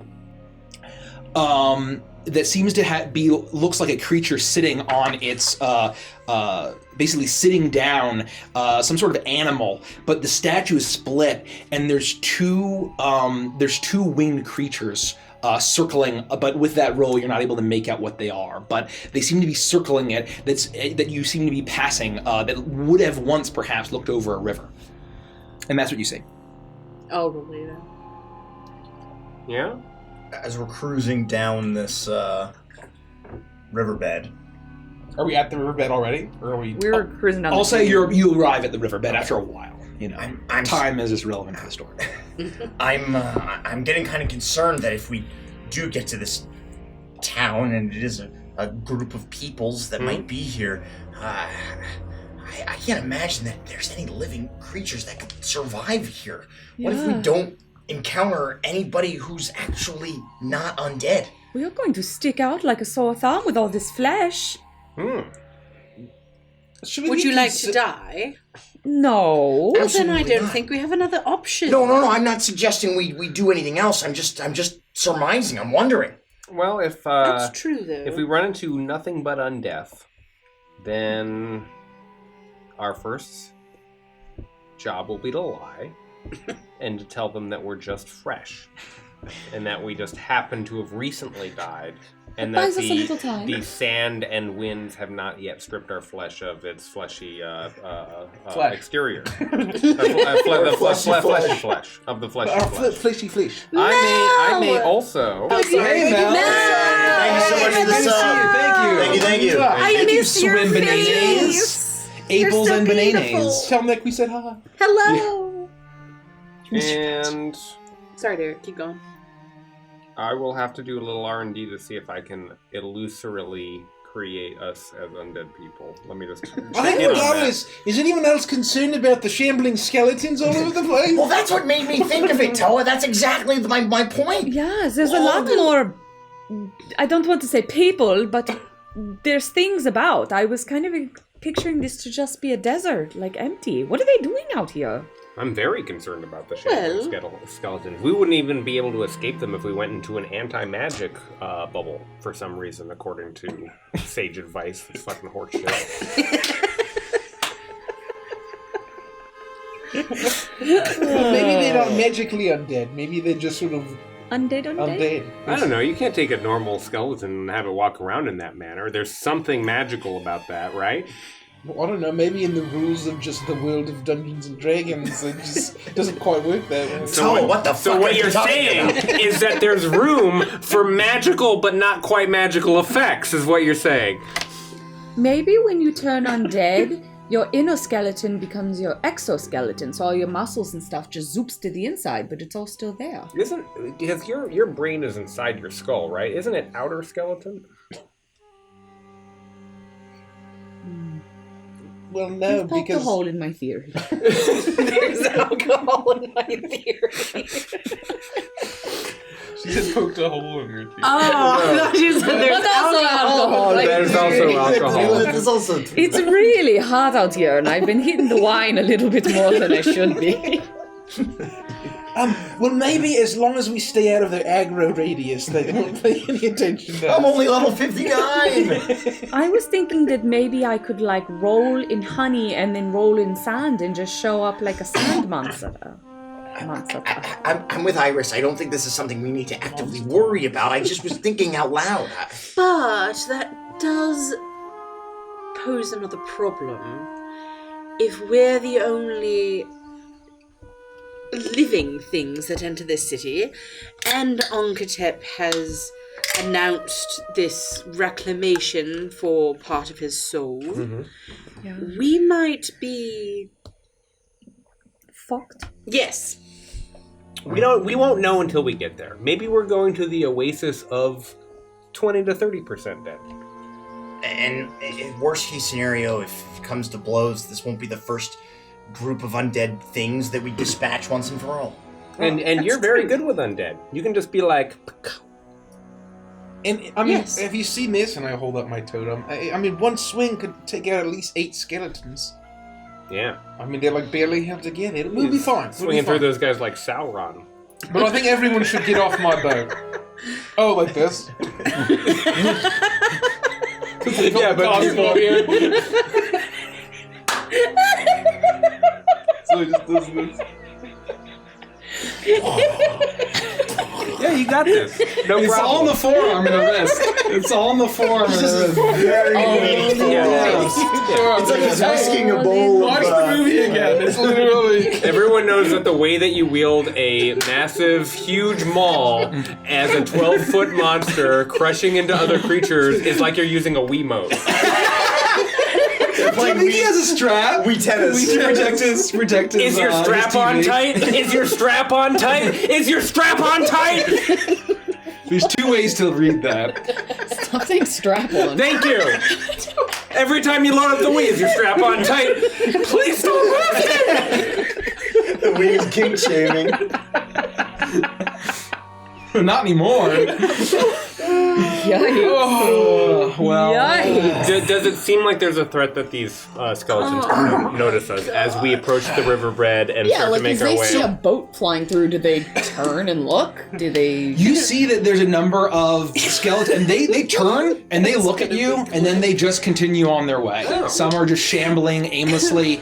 You actually see as you see that there is as you actually see there's a creature around the bend in this riverbed, and it almost catches you off guard, and you just see it's actually a camel, and it's just kind of pulling out this strange sprouting shrub from the riverbed. A camel or a skele-camel? It looks like a camel. Oh. Just looks like a camel. That's good. That's a good sign. Yeah. And it just kind of looks at you lazily as you pass by.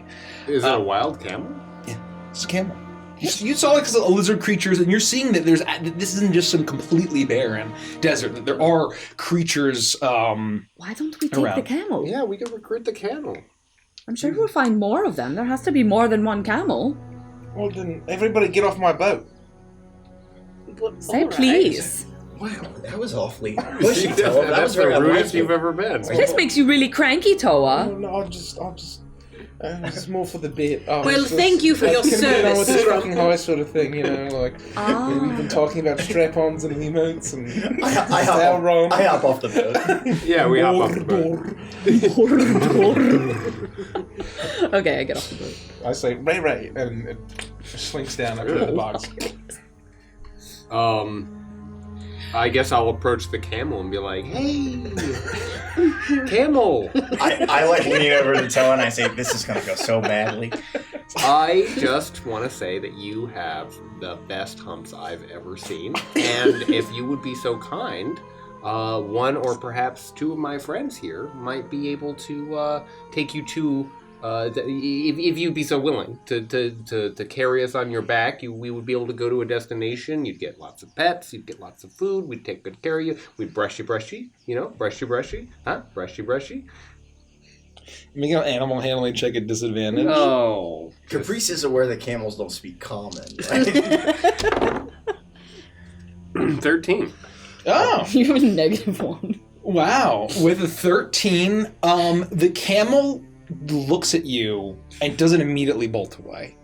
As the boat just, Toa's boat just slides up right next to it, and you're able to stop it for a bit.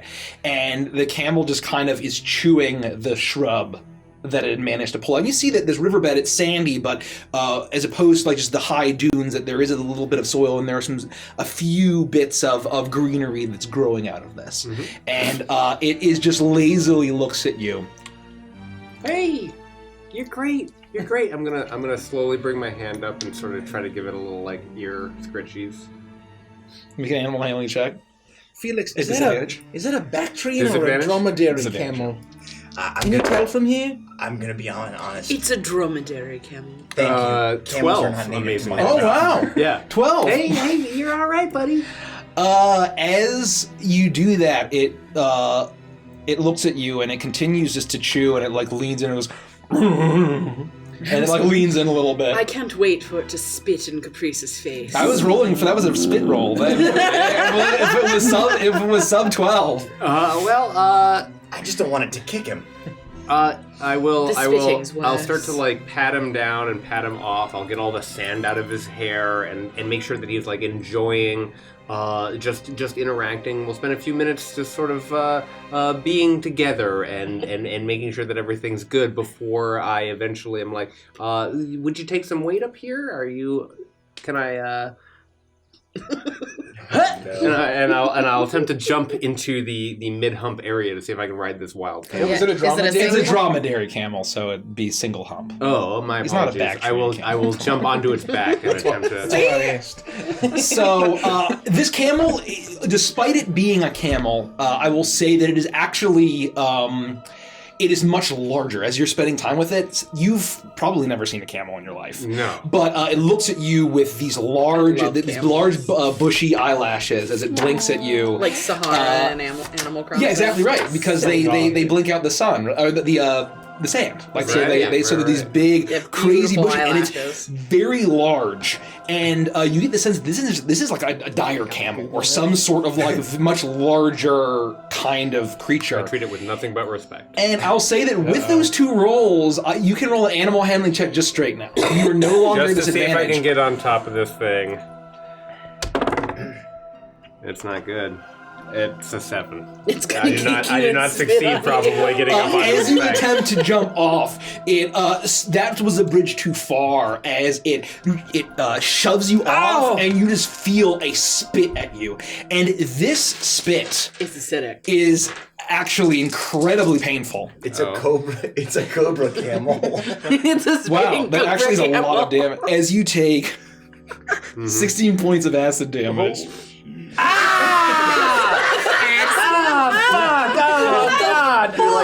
You're like Ned in Jurassic Park. As you feel it, as Dennis Nedry's you. That's right, Dennis Nedry.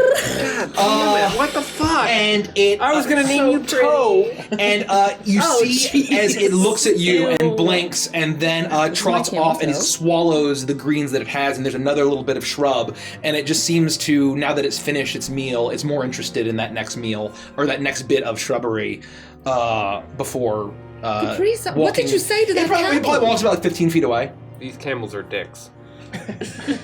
I gave it nothing but respect. I petted him. I scratched his ears. I cleared his fur of sand, and he spit in my face. It is a wild animal, Caprice. And you did try to mount it. I love that you were going to name him after me, though. I appreciate that. That's pretty funny.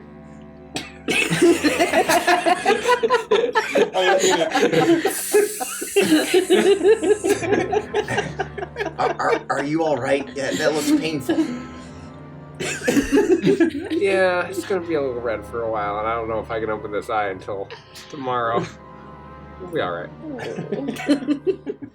Well, what do we do? Should we try again?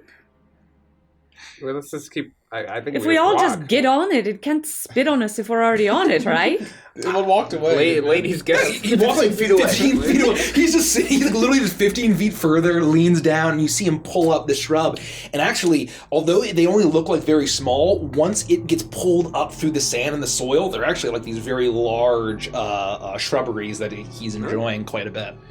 So did you say it's big enough that we could all fit on it? No, but I will say, as the dungeon master, if you cared to attempt, if you could try something and impress me with your idea, to a couple of you could ride it, because it is a large camel. But if you wanted to try to fasten some kind of reins and get it to pull your boat, it could very easily pull your boat, given how giant this fucking I thing use is. Iron Fortress of Dis. It fails its intelligence saving throw, falls prone, and turns into camel paste. I am going to look around Thanks, in the Felix. in the sand and try to find some of these shrubs that it's eating, Okay. and just spend a few minutes like picking a big bunch. I of would say you don't even have to roll for it. Oh, and Very I would easy. like to help her by creating food and water. Okay. And I would. There's going to be a shit ton of bread just off to the side because I can't take it with me. But I'm going to take one of the containers of water and provide a jug of water to the camel. I'll as take well. one of the loaves of breads and nurse my face. I was gonna just dust some of the sand off and just eat some of the bread. It's very bland. You do that. And so you see Iris Condor, and then there's a beautiful pottery jar of water that you're able to hold. And look, you're able to pull a good number. You have a big handful of these. And you actually see that at the base of all of these shrubs, there's a nice little vegetable of some kind with some roots dangling from it that looks like it might, almost kind of like a little A dangle tube. little onion or something. A dangle tuber. Yeah, that's their scientific name is the dangle tuber. So I'm gonna gather all these roots and stuff up and kind of bundle them up and tie them with some rope that I have or some twine. Okay. And from that, I'm gonna tie them to the end of my spoon. Okay. Like a little fishing pole. Carrot on a stick. Carrot on a stick, if you will. Dangle tuber on a stick.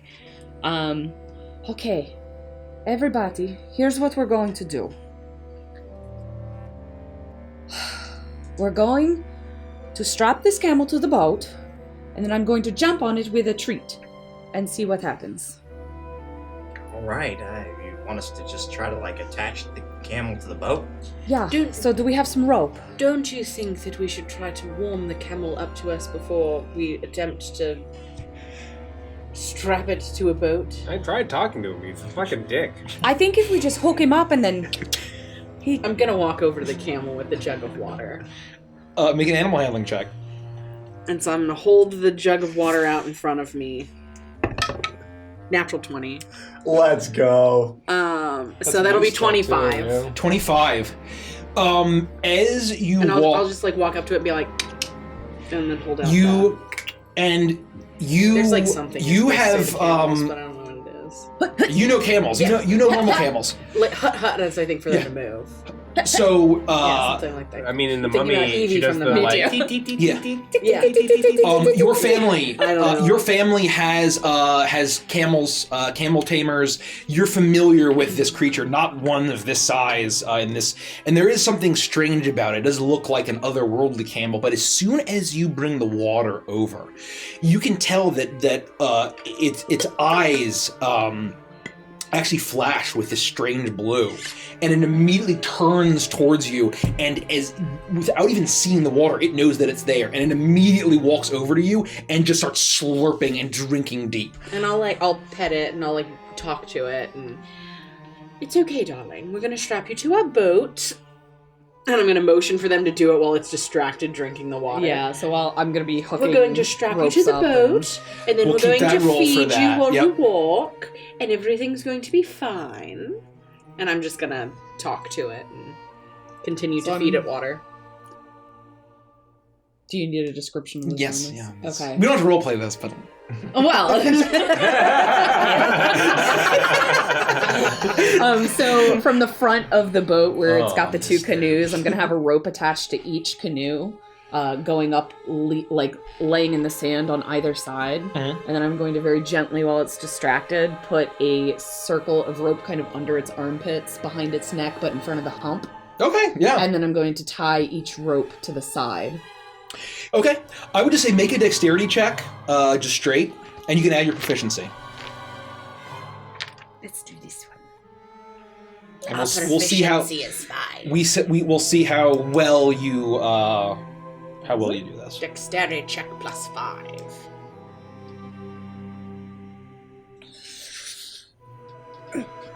But also plus proficiency, right? +5 is the proficiency. 11. Wait, I hate you! what did you roll? It's dexterity. A 6. A 6 Plus plus 5 5 plus plus your 5. proficiency. It is 14. So it should be 15. 15. 16. 60. 16. 16. Dex should be Well, that's maxed, way and your better. proficiency is- 16. You Right? are able to Yeah, so fashion with the ropes, with the scraps. You're able to take time with. It is drinking the water. It seems very appreciative. I have 30 jugs of water. So. And as it looks at you, there seems but to some be really bland. As it looks at you, it pauses, and as you're fastening it, it looks at you with a strange kind of intelligence that you wouldn't expect from one of these beasts. And you've seen camels, you've been in Ekbat. Yeah. Similar to how Vandris antagonized a bear many years in the future. This animal seems to have some level of intelligence beyond that, and it seems to not care at all. And it seems very appreciative, especially it's kind of eyeing that little bulb on the shrubs that you guys got. You're able to dig up a little you bit. like that? Yeah, and so because you get the sense that the camel was only able to tear off the the tops of it, not always get that little bit at the really bottom. wanted the bulb. bulb, you gotta feed it. And Okay. so it's giving you the eye, and then it goes back to that. And so I would say you're able to fashion that. You can carry it on a stick one, but you have to actually feed it, because I know this is a fake camel, but my heart's really sad for how much it wants those bulbs and can't get them. I'll once I've got it all hooked up, I'm going to come up with a bulb and flat hand horse feed it. Nice. Yeah, I'll say that there's no more rolling that you have to do. You've already succeeded this challenge. Okay. I just really want to know how he reacts. He very eagerly goes up. I'm going to look under the hood eating also. Is it a he or a she? It is a he. Oh, cool. You're able to tell that. It is a he. As you look under the hood. As Camel bites it, starts playing. You start to feel as it very happily does that, and you feel its lips kind of almost wrap around your hand, and because you're just feeding it, you do feel its saliva and it actually stings. You're gonna take 5 points of acid damage. Ow! Ow, I love you! Ow! I like that a kiss from this camel would kill most level 1 characters. Yep. Okay. As it seems very appreciative, and it looks at you and eats the entire shrub and continues to chew as it's finished drinking its water. Okay. I think we should, why don't you all get on the boat? Iris, do you want to hold the stick, or should I sit up there? I think I'll ride it. I have the most experience riding Don't camels. lose my spoon. Oh, okay. But we could attach it to my staff. Okay, yeah, let's do that. I don't even think I want you to touch it. As long as no one That's brings really up the fact that bitchy. Toa already stopped the boat, then we'll get on the boat, and then everything will be fine. I hop back on the boat. I bring the boat back in. Oh, okay. Oh. Yeah. You do that and you're able to fashion it, and wherever you guys decide to move it, the camel begins to pull. And with the addition of Toa still working the sail, it gives him a little bit of oomph, and you're able to travel considerably faster than you had with the Scarab. And you have a fucking desert vehicle that I wasn't planning on. Yeah, give us another couple hours, and we're gonna have a wind ship just take off. We have to name this camel. I agree. We have to keep this camel. Yeah, camel needs a name. This is our best friend camel. I agree. And his name is Toe. And so I would say it begins to start galloping, and its eyes are on that little bulb, and it just continues to go. And I will say that you get the sense that this is probably a camel that has an incredible amount of endurance. You know that normal camels have crazy endurance. That you get a sense of a dire camel or some sort of whatever this is. Dire camel. That it would be considerably. Did we all I see love its their eyes eyelashes. change They're colors? so pretty. Yes, I would say that'd be very obvious. Camels are just so cute. Ladies, the camel's eyes shifted when you started feeding it water. Is that normal? I've never Well, seen it's a not camel normal before. for camels to No. have acid spit, so no, this is clearly some alternate reality Is any anime of camel. this normal to you? What? Is any of this normal to you? The skeletons Well, and, you know. I mean, Look, considering Felix, what we've been I dealing with. agree with Lufty on this. We're sailing on a water boat on sand, driven by a death camel. It's not the weirdest thing we've ever think done. he's a death camel? Let's be real. Well, I here. think everything in this land is somehow tied to death in some way. I just never seen a camel before. I guess I. They're really cool. Look at its eyelashes. Pretty amazing. They store water in their humps. Oh, good to know. That's convenient. It's not pregnant. I wish I had a water hump. Oh, What if I What? got pregnant? It was on your back. I wish I had a water hump. Does that mean that It was twins. You got a double. Oh no! You turned into a Bactrian human. That's awful. Thanks, I hate it. Jesus. let's move on. Apologies. I would say that I'm we picturing ride in the riverbank or alongside the riverbank, whichever is the smoothest ride. Probably Being with this vehicle that we've concocted somehow, until we reach night or we reach our destination. So you see that there is that as you make your way through the river, you're riding, and you make your way towards it's approaching midday. As you see now, the large statue is looming high, and you've seen bits of ruins all across, basically every several hundred feet there is a bit of stone, a bit of ruin all across this entire desert. It doesn't make sense that there'd be this many buildings. How long would it have taken to construct this? Did anyone build this?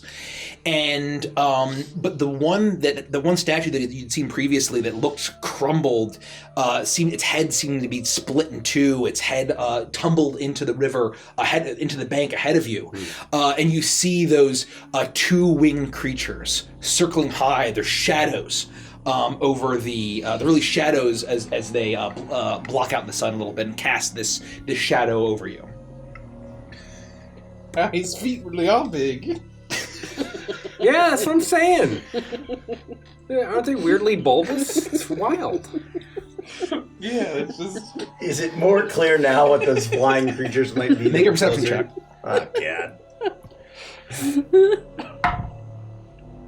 Not very good. I just need to interrupt this. There's a poll going that asks if we name the camel Strap-On. And there's 100% yes with 166 points. What? Shit. It's just going crazy. Why strap on for the camel?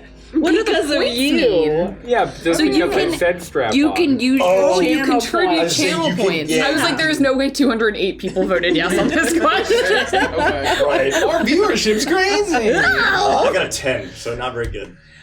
No, I will say that they don't seem to be birds. They do not look Sweet. bird-like at all. Okay, well, fine. And I need you, Nikki, to make a religion check at advantage now that you're closer.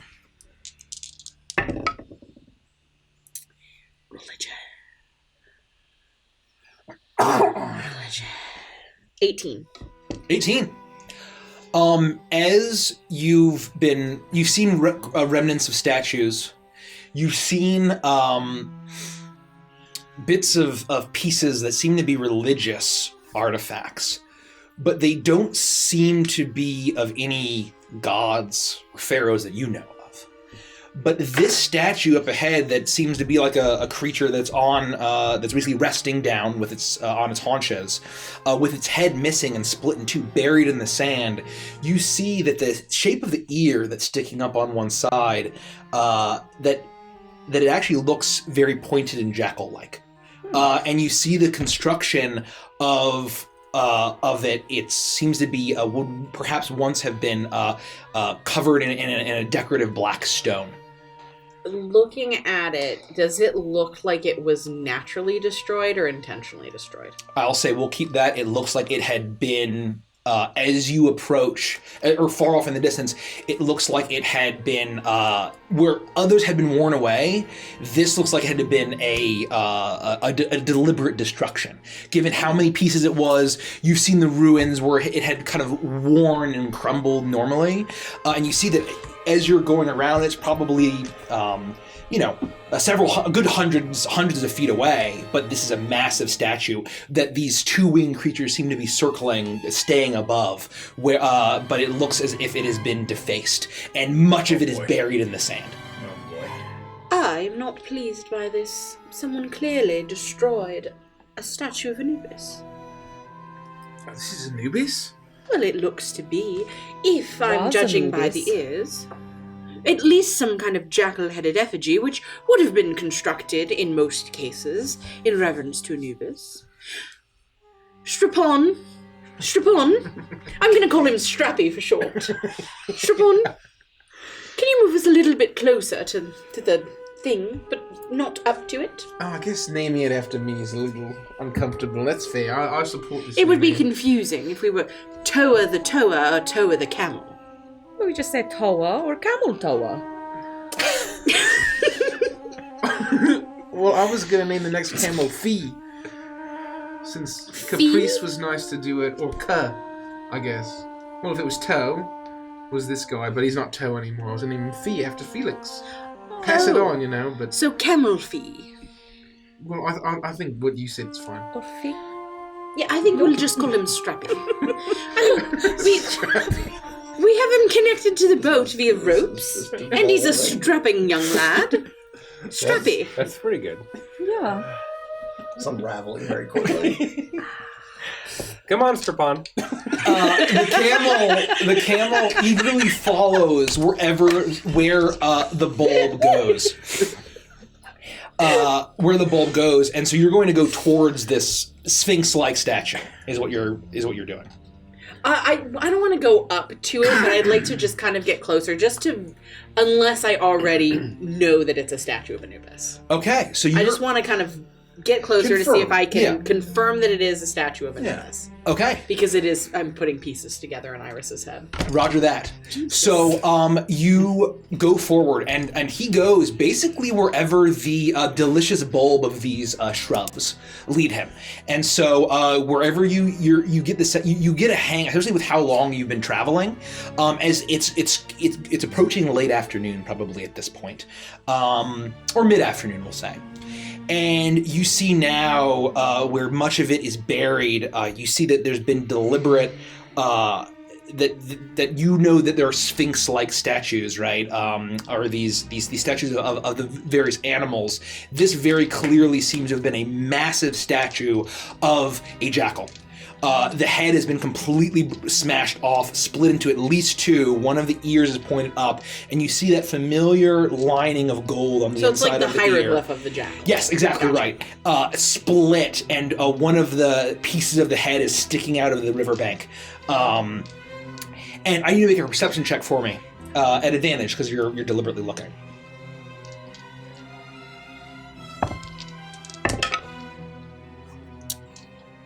Perception, you said? 29. 29. You look up, and these two winged creatures are still very high above the statue, and they're very deliberately circling it. And it almost looks vulture-like in the way that they're circling. But you look up, and these are no vultures. You see wings that are feathery and bird-like, but they carry these massive feline bodies with long tails and shaggy manes, as it looks like winged lions that are two-winged lions that are circling above this.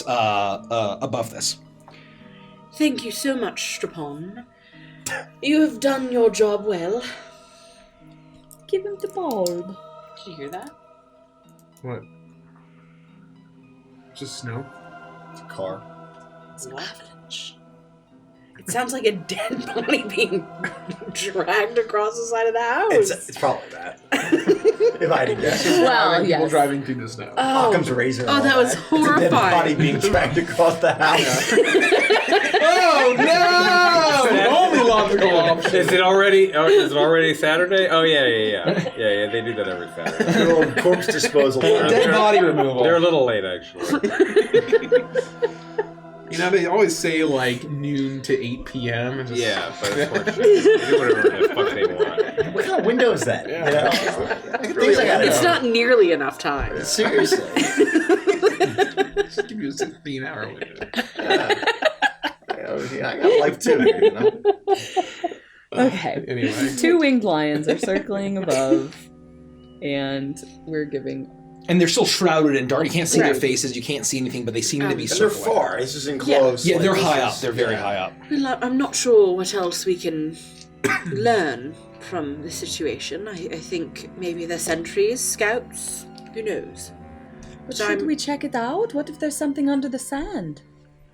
Well, parts of the statue, I'm sure. Yeah, but what if it's more than parts of a statue? What if it's like underground, like a subterranean temple? Exactly! There are probably many of those, if this is anything like my headcanon. It'd be mazes and labyrinthine underground tunnels. It seems like we should check it out a little bit while we're here. I don't necessarily want to get any closer to those things, though. I don't either, but... Well, we do have Strapon, and he'll be able to get us there more quickly. What if we get too close and they eat the camel? I don't want to go anywhere near those things. I've become quite fond of Strappy. I mean, I couldn't tell you how many horses we've lost to terrific monsters in Korvakia. So where are we along the river? On the way to... I mean, I would say that you're probably, you like went here, and then you like went up that way, and then you kind of came down, and you're like about here. Okay. We're on the river then. You're on the riverbed. Just around the riverbed. There's more to see. Did I kick the camera there? Where the goals? Oh yeah, it's totally out of whack. Yeah, sorry. It's that one, right? Just push it Oh my that way. Yep. God. Now this is. What have you done? Thank you for the big Welcome. new LA member, Strappy, aka Strapon the Camel. Strapon. Strapon. Do you have any grey strapon? He's a big Oh, Strapon. Thank you so much. This one's very light. Thank you. Thank you. Thank you. So what do we want to do? Do we want to go closer or keep going? I think we need to investigate. If this Part was of me does feel like we should. we have to. If this is actually Anubis related. Yes, it's a Drackle, which is Anubis related, of course, but it's been intentionally desecrated. And I think that there are probably clues. What if it's an entrance to a subterranean tomb? Then we can explore the tomb. What if someone stays here with Strappy, and the rest You of want us? to split the party? Split up. In a dread domain of death? Yeah. I guess that's what I'm No. suggesting. Yeah. Do you want to get spit on again? No. I can stay here with Strappy. Really, I want to stay with my boat. But I'll stay here, and the rest of you can go. All right. I certainly don't want to rob you of an opportunity to learn more about what's potentially going on here. Out of character, you told us that Anubis is like being held captive, right? Mm-hmm. I guess it shouldn't surprise me that this they don't really like Anubis here if they've got him held captive. Well, yes, and I'm starting to think, and maybe this is completely off base, but this realm has existed for a long time, I'm assuming. What if this was Anubis's realm for a while, and has been usurped? Why would there be a jackal statue here? Yeah, you're right. Someone would have had to build it at some time. And so if Unkatep stole his realm and imprisoned Anubis, wouldn't it make sense that he would then go around and desecrate his effigies? Yeah. The jerk. Makes a lot of sense. I guess what kind of worries me is how could they have gotten the upper hand over Anubis? A literal god. There's a lot of scary stuff happening. Trickery, or perhaps that was part of the bargain that he made with Vorak. That was the way that Vorak was able to equip him with something that took down Anubis, in the same way that Vorak benefited from that relationship. Well, if we want to go investigate, then I'll be with you every step of the way. Iris, All do you right. have any more water? Yes, I've got 38 jugs of water. Lay a couple on the ground here, and we'll put some roots down and untie Strappy from the boat. That way, Toa can take his boat with him, and I'm sure he'll just hang out here and snack. Yes, and if he doesn't, then he didn't want to stay. And we can't force Strappy to stay if he doesn't want to. That's right. I'd feel a lot better if you came with us, Toa. I don't think we should split up. If, for some reason, let's say we do go down into this subterranean, labyrinthine, underground temple, Of which we currently have no evidence that it exists currently. but it is at this highly present time. likely, given my experience. You're the expert. All right. If I'm going to build something like that, you don't think I'm going to put a labyrinth underneath it? That's crazy talk. It's an entrance, deep within the earth. Should we get down there, and there's a long marble or sandstone hallway, granite or sandstone hallway, and skeletal enemies come at us one by one, who better than Toa to cleave them one at a time? Yeah, what we're one at a saying. time. More like 8 at a time. At least 8 at a time. Unfortunately, mechanically, just 1 at a time. Even though they're like just skeletons, but Yeah, well, we have time. We have time. Just one at a time is fine. that's we have plenty of 6-second chunks. All right. All right, fine. You feed Strapon. Strapon. Strapon. Strapon. Strapon. Just call him Strappy. Strappy. Strappy. All right. All right. What? Strappy. You feeling all right? Yeah, are you all right, What are you Tomo? doing? It's gonna be the same as accent. Strappy Doo! Yeah, his name is just Strappy. Camel Tower! Strappy toe. These Scooby-Doo fans and the 13 Ghosts. Strappy tappy toe. Vincent Van Ghoul arrives.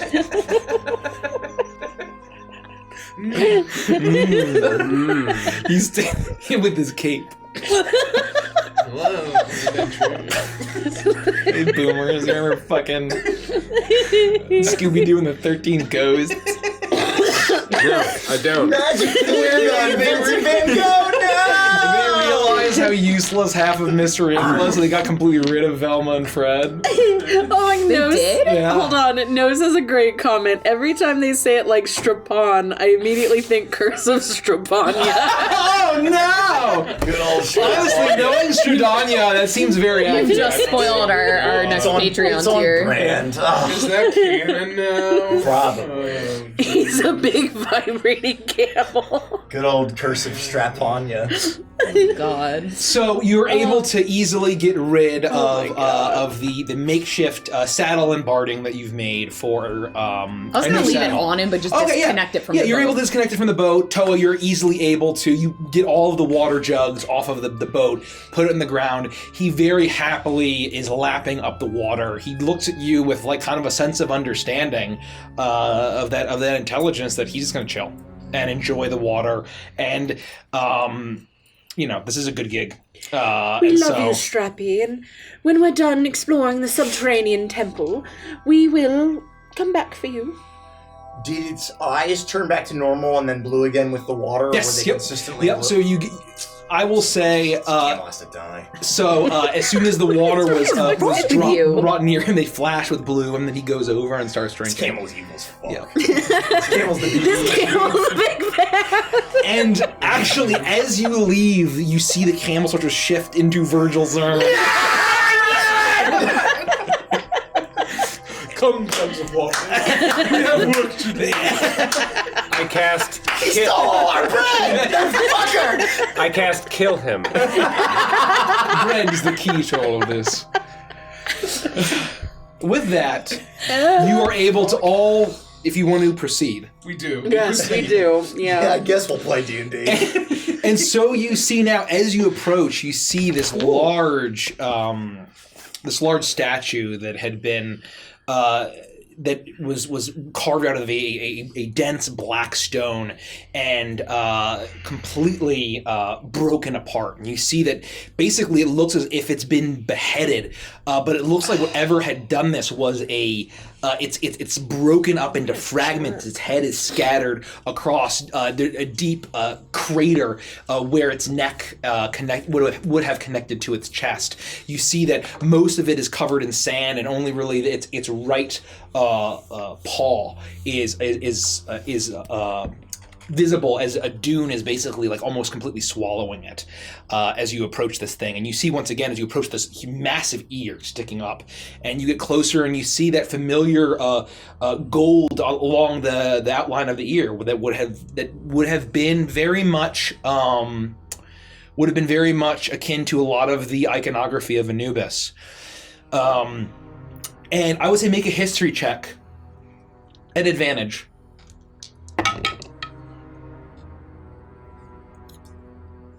21. Rock and roll. 21. As you approach and you see the sculpting, and you see the way that this jackal has formed, you, in your royal education, would have learned about history and of art and worship, especially as a priestess of Anubis. And you're familiar with how the construction and the sculpting and the worship of Anubis had been from the very first of the pharaohs, from your understanding. This seems more akin to that than anything that you would have experienced, and this looks even older. And that doesn't seem possible to you. And so you see that as you approach, and you see this massive remnant of this Sphinx-like Anubis statue. That's what you see. I relay that. We don't have to RP this. But would this be a good place for us to get food? Because I just eavesdropped on a note that said food ? And I wrote a Y on it because I'm hungry too. Yes, and so there is going to be a point very soon. Oh, so where not we're right going to now. break. Not right now. Okay. No, we're not going to break right now. So how close are we to... No. It's the bodies! The bodies on the walls! Oh, Yeah, the corpses. the corpses. Dragging a dead body, man. Okay, how close are we to... Or we're not, like, right up on it. You're approaching right up on it, is my understanding. And the things circling have not seemed to take notice of us or change their pattern of swooping? Or Not that? currently. No, not presently. I'm like, I would be just really wary and like letting Iris do her thing, investigating the statue. And I'm focused on these creatures because I'm worried about all the things I would say you don't need to roll because seen you're focused in on it. The closer you get, the lower they get in the sky. And you now see as they seem to have these feline but strangely human faces in their manes. These things are getting closer. This isn't good. Should we just try to talk to them? Maybe they are, like, trying to protect it. I don't know. I'm not the expert here. I just, I've seen a lot of messed up stuff in Striga, and it's just, I'm getting vibes like that. Well, I don't know what to do. it's just two of them, and We ignore them for now.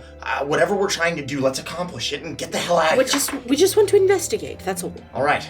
and find the entrance. There has to be an entrance. Yes, because there's a subterranean tomb. What if we have to dig? How far down to the base of it do you think it is? What if we have to dig all that way? I'm worried It's about going to take a Strapon. while. He's Strapon will fine. be fine. All right, just hurry, please. And so I'm just going to investigate and see if there's anything else to learn from the statue. Make an investigation check, and because everyone's assisting at We're advantage. hoping. Yeah, at advantage. I'd be poking around in the sand Yeah. with my spoon, seeing if any 21. anything Ooh, gives baby. way with like sand falling. I will beneath. say, as you do that, you see where these two legs would be sticking out from the base of this chest. And as you're sticking and poking, you drive the stick down and you feel it click up as if there is a doorway at the chest of this statue. What? And it's tapped. shitting me. It's tapped against the top of it, completely buried in sand. Oh my gosh! Look what I found!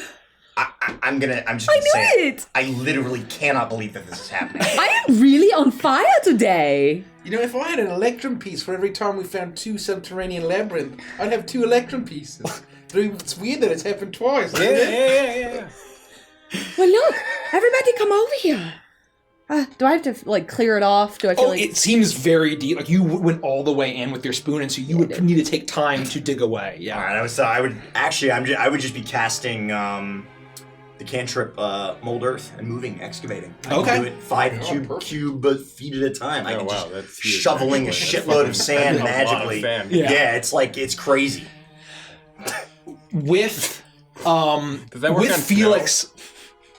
It's called Mold Earth. That's not that- Earth. It literally says a portion of dirt or stone that you can see within range. I'm gonna say it works on sand. it's like Sand is stone. Sand is stone. Sand is stone. It's stone. It's It's just a lot I of thought tiny you said stones. snow. And so Yeah, I said snow. Oh no. Yeah, no, it's dirt or I thought you stone. said stone. I'm I like, of just course was it works. curious about snow. It's not mold snow. Stop bothering That would me. be mold water. Yeah. yeah. Exactly. So with the We're excavation creators and of Felix,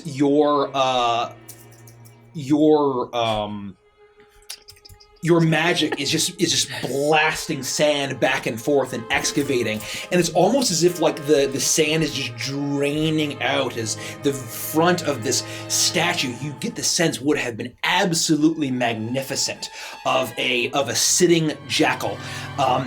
black and gold, and you see now remnants of turquoise, long faded from countless millennia of decay, and who knows what sort of desecration has come upon this statue. But as the sand drifts away, you see very clearly a rectangular doorway, an entrance into this large jackal statue.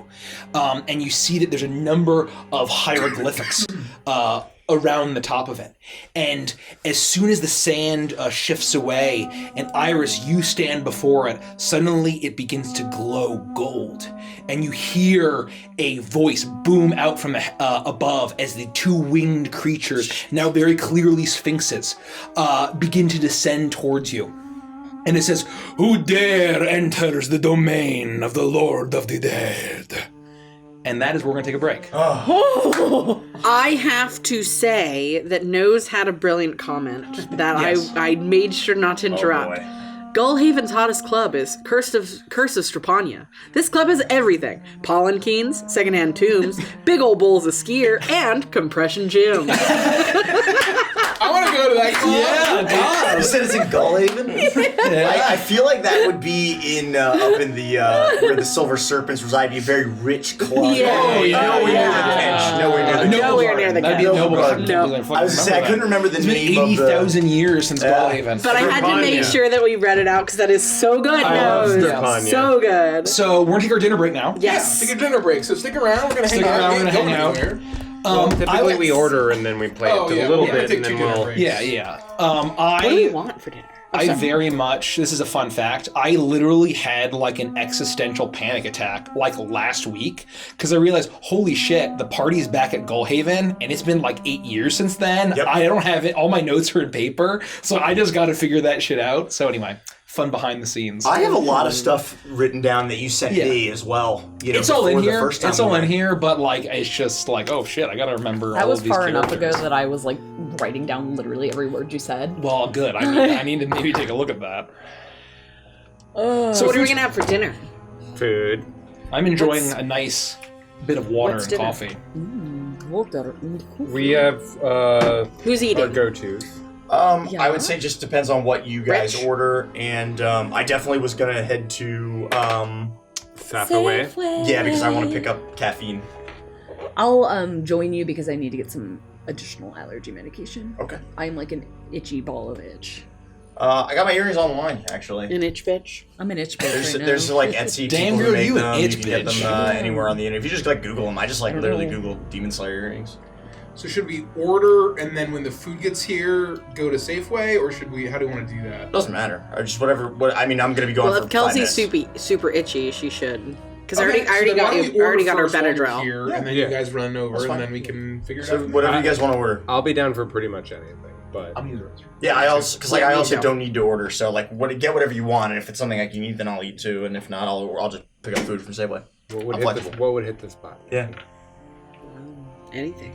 I don't know what's in the area. We get like sometimes we get Bonchon, sometimes we get Indian, sometimes Let we get me- Thai, a lot of sometimes we options. get Let me Jersey let me Mike's. pull up the Groob Hoob. Why don't you guys have skillet? What's skillet? Yeah, what's skillet? Like a skillet, or is that a thing? Or is it Skillet? Skillet. Jersey Mokes. So there's sushi, there's pizza, there's Indian, there's kebab, there's Kebab or kebab? Panera. I don't know. It's both. Jersey Mokes. Too bad. It says kebab. Well, I don't want It's that. KABOB. Well, in the UK they spell it BAB. So Oh. It's just a shortening. It's also Robert if you the full spelling. Good old kebab. I was so believing you for a second. I'm like, Good really? old It's a shorter spelling for what? Robert. Oh. Oh. We miss you, Mel. We miss you, Mel. I'm so glad that you're here. It's so nice seeing your It's beautiful wonderful. pink name. Robert is really good. That was a good joke. It was all right. Well done. It was It's really all right. good. The timing was good. There's Bonchon. Yeah. There's Chinese. There's more Thai. Mm. There's more Thai. It's a lot there's of more time in the sushi. world. Jersey Uh, Mokes. Yeah, I'm skipping a lot of these because I know they're bad. Yeah. Skip the bad stuff. I don't like pot bellies. Sorry. Oh, it's all right. Sometimes I love really, Potbelly. really crave a wreck, fucking love but it. You know what I just eat it don't all the like? time in Bethesda. What? Quiznos. Oh, I love So Quiznos. I didn't like No, I'm with Quiznos you. until I found I'm one with you. sandwich that I loved. Their tuna And I salad forget what it sandwich was. is so It was some kind of yum. like chicken something. Yum. Pizza. I want pizza. Pizza. I want pizza. Yeah, that's basically all I'm finding on here. Chipotle. Oh, Chipotle! I would fucking crush them. Chipotle. Yeah, I'm kind of with Kels on this. Oh, I was just. I would well, literally. she was eat just The gremlining. initial options that you listed all sounded good. I'm into any of those. Pick something. I think I've diminished banchan over something like. Yeah, I don't think I want banchan. Yeah, I want something. I think I want pizza. I think I want sushi. I think I want Indian. I think I want Thai. I want you guys to Of get those, us a I would do pizza. sushi, Indian, or what was one other Thai. one? No, I don't want Thai. Okay, so let's just do sushi or Indian. Okay, Tiebreaker? so we have panita. Delicious. Oh, and Well, sushi. it's sushi and Yeah, Thai. and sushi, that's Oh. right. Well, that seems And then like- we also have Spice Life Indian Fare, which could be Is- pretty delicious. It is good. Rich. It's yummy. We've ordered from there before. Well, Spice if Life you all is want yummy. sushi, and I can get Thai from the same joint. Yeah. That would Yeah, be the Thai and incredible. sushi seems like the solution Yeah. to that problem. Let's do that. Good. So we want to do that. Okay. Because you all like their sushi, right? We've had it like a million times, I'm pretty Yeah. sure. I It's haven't good. had sushi in so long. I think I will get sushi because I love that. it's been a really It's long sushi. time. Yeah. I love that. Let's send it. How's everybody doing? YOLO. Can't complain, you know? Sushi. This has been a goofy. Gotta goofy get a Beneath Thai Earth iced so tea. far. This It's been has. It's been a good time. We haven't played in a long time, so I just feel like we got a lot of giggles for each Yeah, other. Shake the roast off. Like 6 Shake weeks, our willies 7 out. weeks, Okay. 8 weeks. Shake our Also, willy worms. I'm still writing like the Feywild energy. That like it's just such I bet. chaos goblin energy. I can't handle it. I bet. Oh, what do you want, Rich? I want some green curry with extra rice. Green curry. Green curry. Green curry.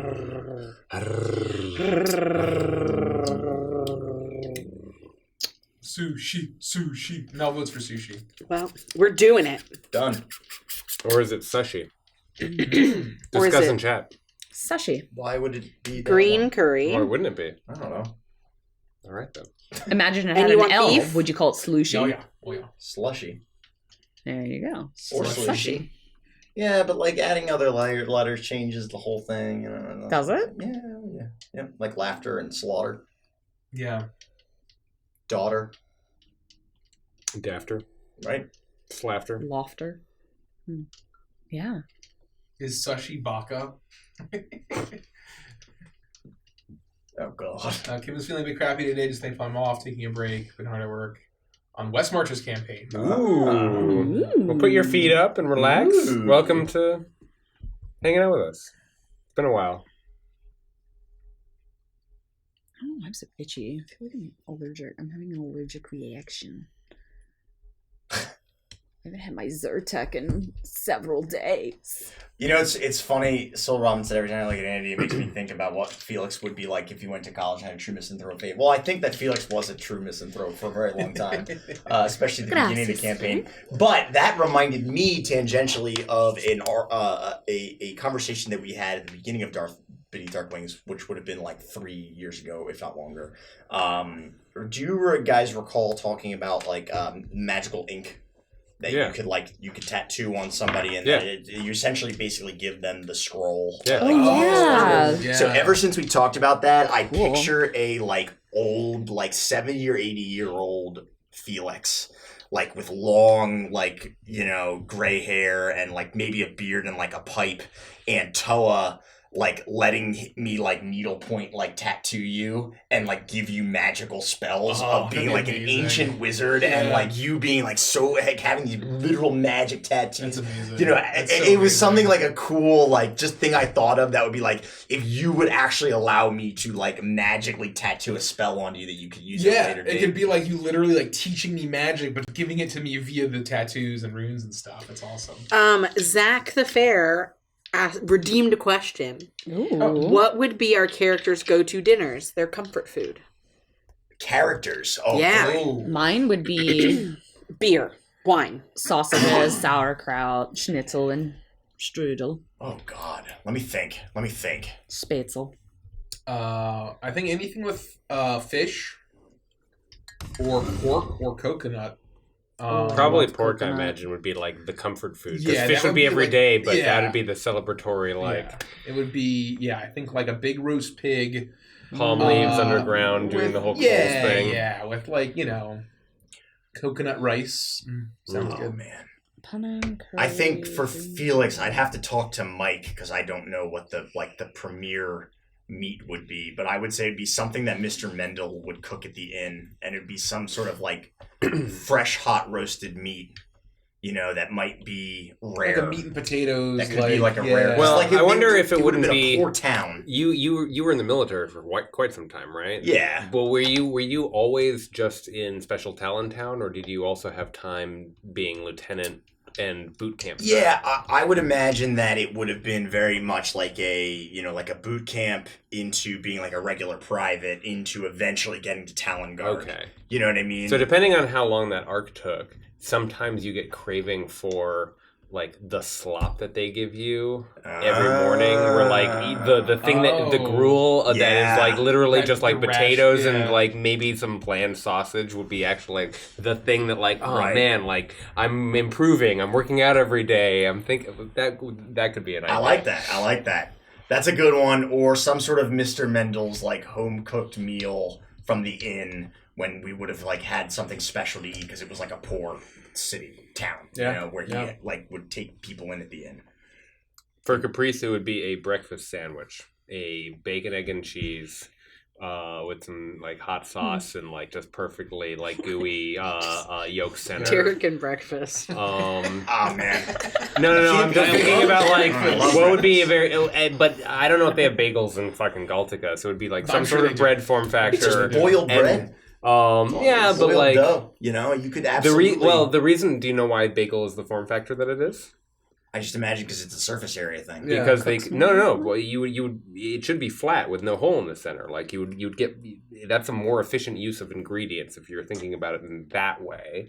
But the reason is because it was all food trucks and food carts back in the early 1900s, and they could string bagels and hang them. Oh, Interesting. I love bagels. Man, we had the best bagel joint that we had in Brooklyn was Bergen Bagels. It was in walking distance to the house. Oh god, and it was just so insane. I would die. It was delicious. Did you already order? I did, yeah. Oh, are we going to think? Let's do it quick. Let's knock it out so you get your meds. I want to grab sounds some good because I'm caffeine. an itchy bitchy. To answer the question for Iris, I yes. think hers would be a bread-based stew with some kind of meat in it and a side of like roast fish. Would you say a bread? Roast fish is definitely it. Like a beer-based stew, with like a bread bowl. That's what she I can would only do. imagine. Soup in a bread bowl. Yeah, soup in a bread bowl. I can only imagine Basically the kind of soup in a fish bread that bowl. you'd be able to get. So that Sylvie bed. looking for You know what I mean? Like I imagine there's some sort of exotic fish. Yeah. Sylvie and I. See, I feel like Okay. river tarp. If you want to know what Nikki's comfort food in, it's some kind of soup in a bread bowl. Soup in a Red Bull, baby. Bread bowl. I mean, we could have gotten fucking Panera, and they do good bread bowls. Oh, they do. My phone here. Actually, no. I'm gonna take my phone. If you guys think of anything that you need from the store, text us. We're not gonna be very long. We're very quick. I do. Text us Chainsaw Massacre. Yeah, I think that just one roll's good enough. Yeah, that's pretty good. All right.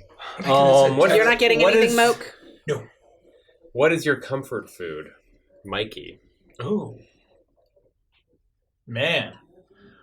Comfort food. I know what that is. It is dynamite beef with rice and dynamite sauce. Yeah. Okay. That is that Richie makes. Oh, Yeah. that you make. Richie makes it, yeah. Oh, that you make. Well, I make the sauce, I guess. But... Oh, that you make. Oh, you make. Yeah, Richie makes the beef. I have the comfort food that I can make for myself, but the true comfort food... Oh, you mean like a place to go? No. Oh. I mean anything that looks like, this is, you go there and you are better in your mind for having eaten this meal because it's hitting not just your favorite flavor space, but also it's probably tapping into some nostalgia soul. It's got to be, and that would have been. We got the recipe from P.F. Chang's, and so our own take on that. So dynamite beef, absolutely. That I will 100%. For me, it's if I'm not making it and I can't make it, it's mom's lasagna. That will my mom's lasagna it's the kind of lasagna that you can cut and actually it stands like a tower. Ooh, and it doesn't just go. It's not wet. It is a whole. It's like a lasagna cake, but with layers. Can I talk about another comfort food? Chicken pot pie. Oh yeah. Oh, you're all My god! You give me a chicken pot pie with a side of mashed potatoes and gravy, and I am the happiest person. So if it's made right, a lamb shepherd pie for me will do a lot of really good work. But I don't know if that's my comfort. Lamb food. shepherd's pie is a redundancy. Not in the Americas. Well, in America, it should be a cottage pie. It would be a cottage pie if it was beef. Okay, Zach, you can't show me some of those because I would need to eat those pot pies. I can't look at a picture of a pot pie and not eat a pot pie. Speaking of food, Derek, do you use fresh or frozen blueberries for the hot sauce? Oh, the hot sauce recipe that I put in Discord, I had used fresh in. I do not know the difference that would happen with frozen, but I would imagine that I would get less funk out of a frozen blueberry than a fresh blueberry. And the reason is because if you could get especially very freshly picked blueberries, not just the ones that happen to be room temperature or a little under room temperature at the grocery store, that they're going to come along with some additional wild yeast. They're going to come along with a little wild extra, geese. A little wild geese, yes, a little extra wild buddies. That yeast that will aid in the fermentation process, eat additional sugars, turn into new wonderful things. I would propose fresh over frozen. That being said, that's the only situation that I can think of where fresh probably makes a difference. Frozen blueberries are outstanding for every other application. I would drive to Columbus for a fresh pot pie, for a homemade pot pie. Columbus, Ohio? Columbus, wherever. I love Columbus, Ohio. It's a great town. So I think that's where Zach's... Yeah, I went there. I went there for an all-staff meeting a couple of years ago. Right, actually in 2019. We went together. Yes. Yeah. God, that was a fun time. That was such a fun time. That was a really fun time. Yeah, that was a really fun That's time. a great town, yeah. So, Kim has said, we know there are no zippers in Advantage, but are there stand-up comedians, or are they still waiting for their timing? I imagine they're just stand-up comedians, right? In Galtica. There are also zippers in Evantris in Galtica. I was just giving Mikey a shitty time because it seemed funny at the moment. Soul Robin, I saw that your comment. I think it's down actually, but I'm gonna make hot water. Soul Robin asked. Soul Robin, wow. Soul Ramen. It's in the Cooking with Cremy Discord. If you're looking for the blueberry recipe, I don't have amounts, but generally speaking, I had 1 to 3 ghost peppers of medium-sized quality that I seeded and de-ribbed to get some of the spiciness down, even though it's still tremendously spicy. De-ribbed for her pleasure. Exactly right. And then I had a good handful of blueberries, so maybe a not quite 1-to-1 ratio. And everything else in it is less than those two things. So dominant flavors are ghost peppers and blueberries, but then you've got your onions and ginger and all those things are just in ratios that I felt were appropriate. Just picture in your mind when you're pouring the finished product, the hot sauce, what ratio of things do you want to arrive on your plate?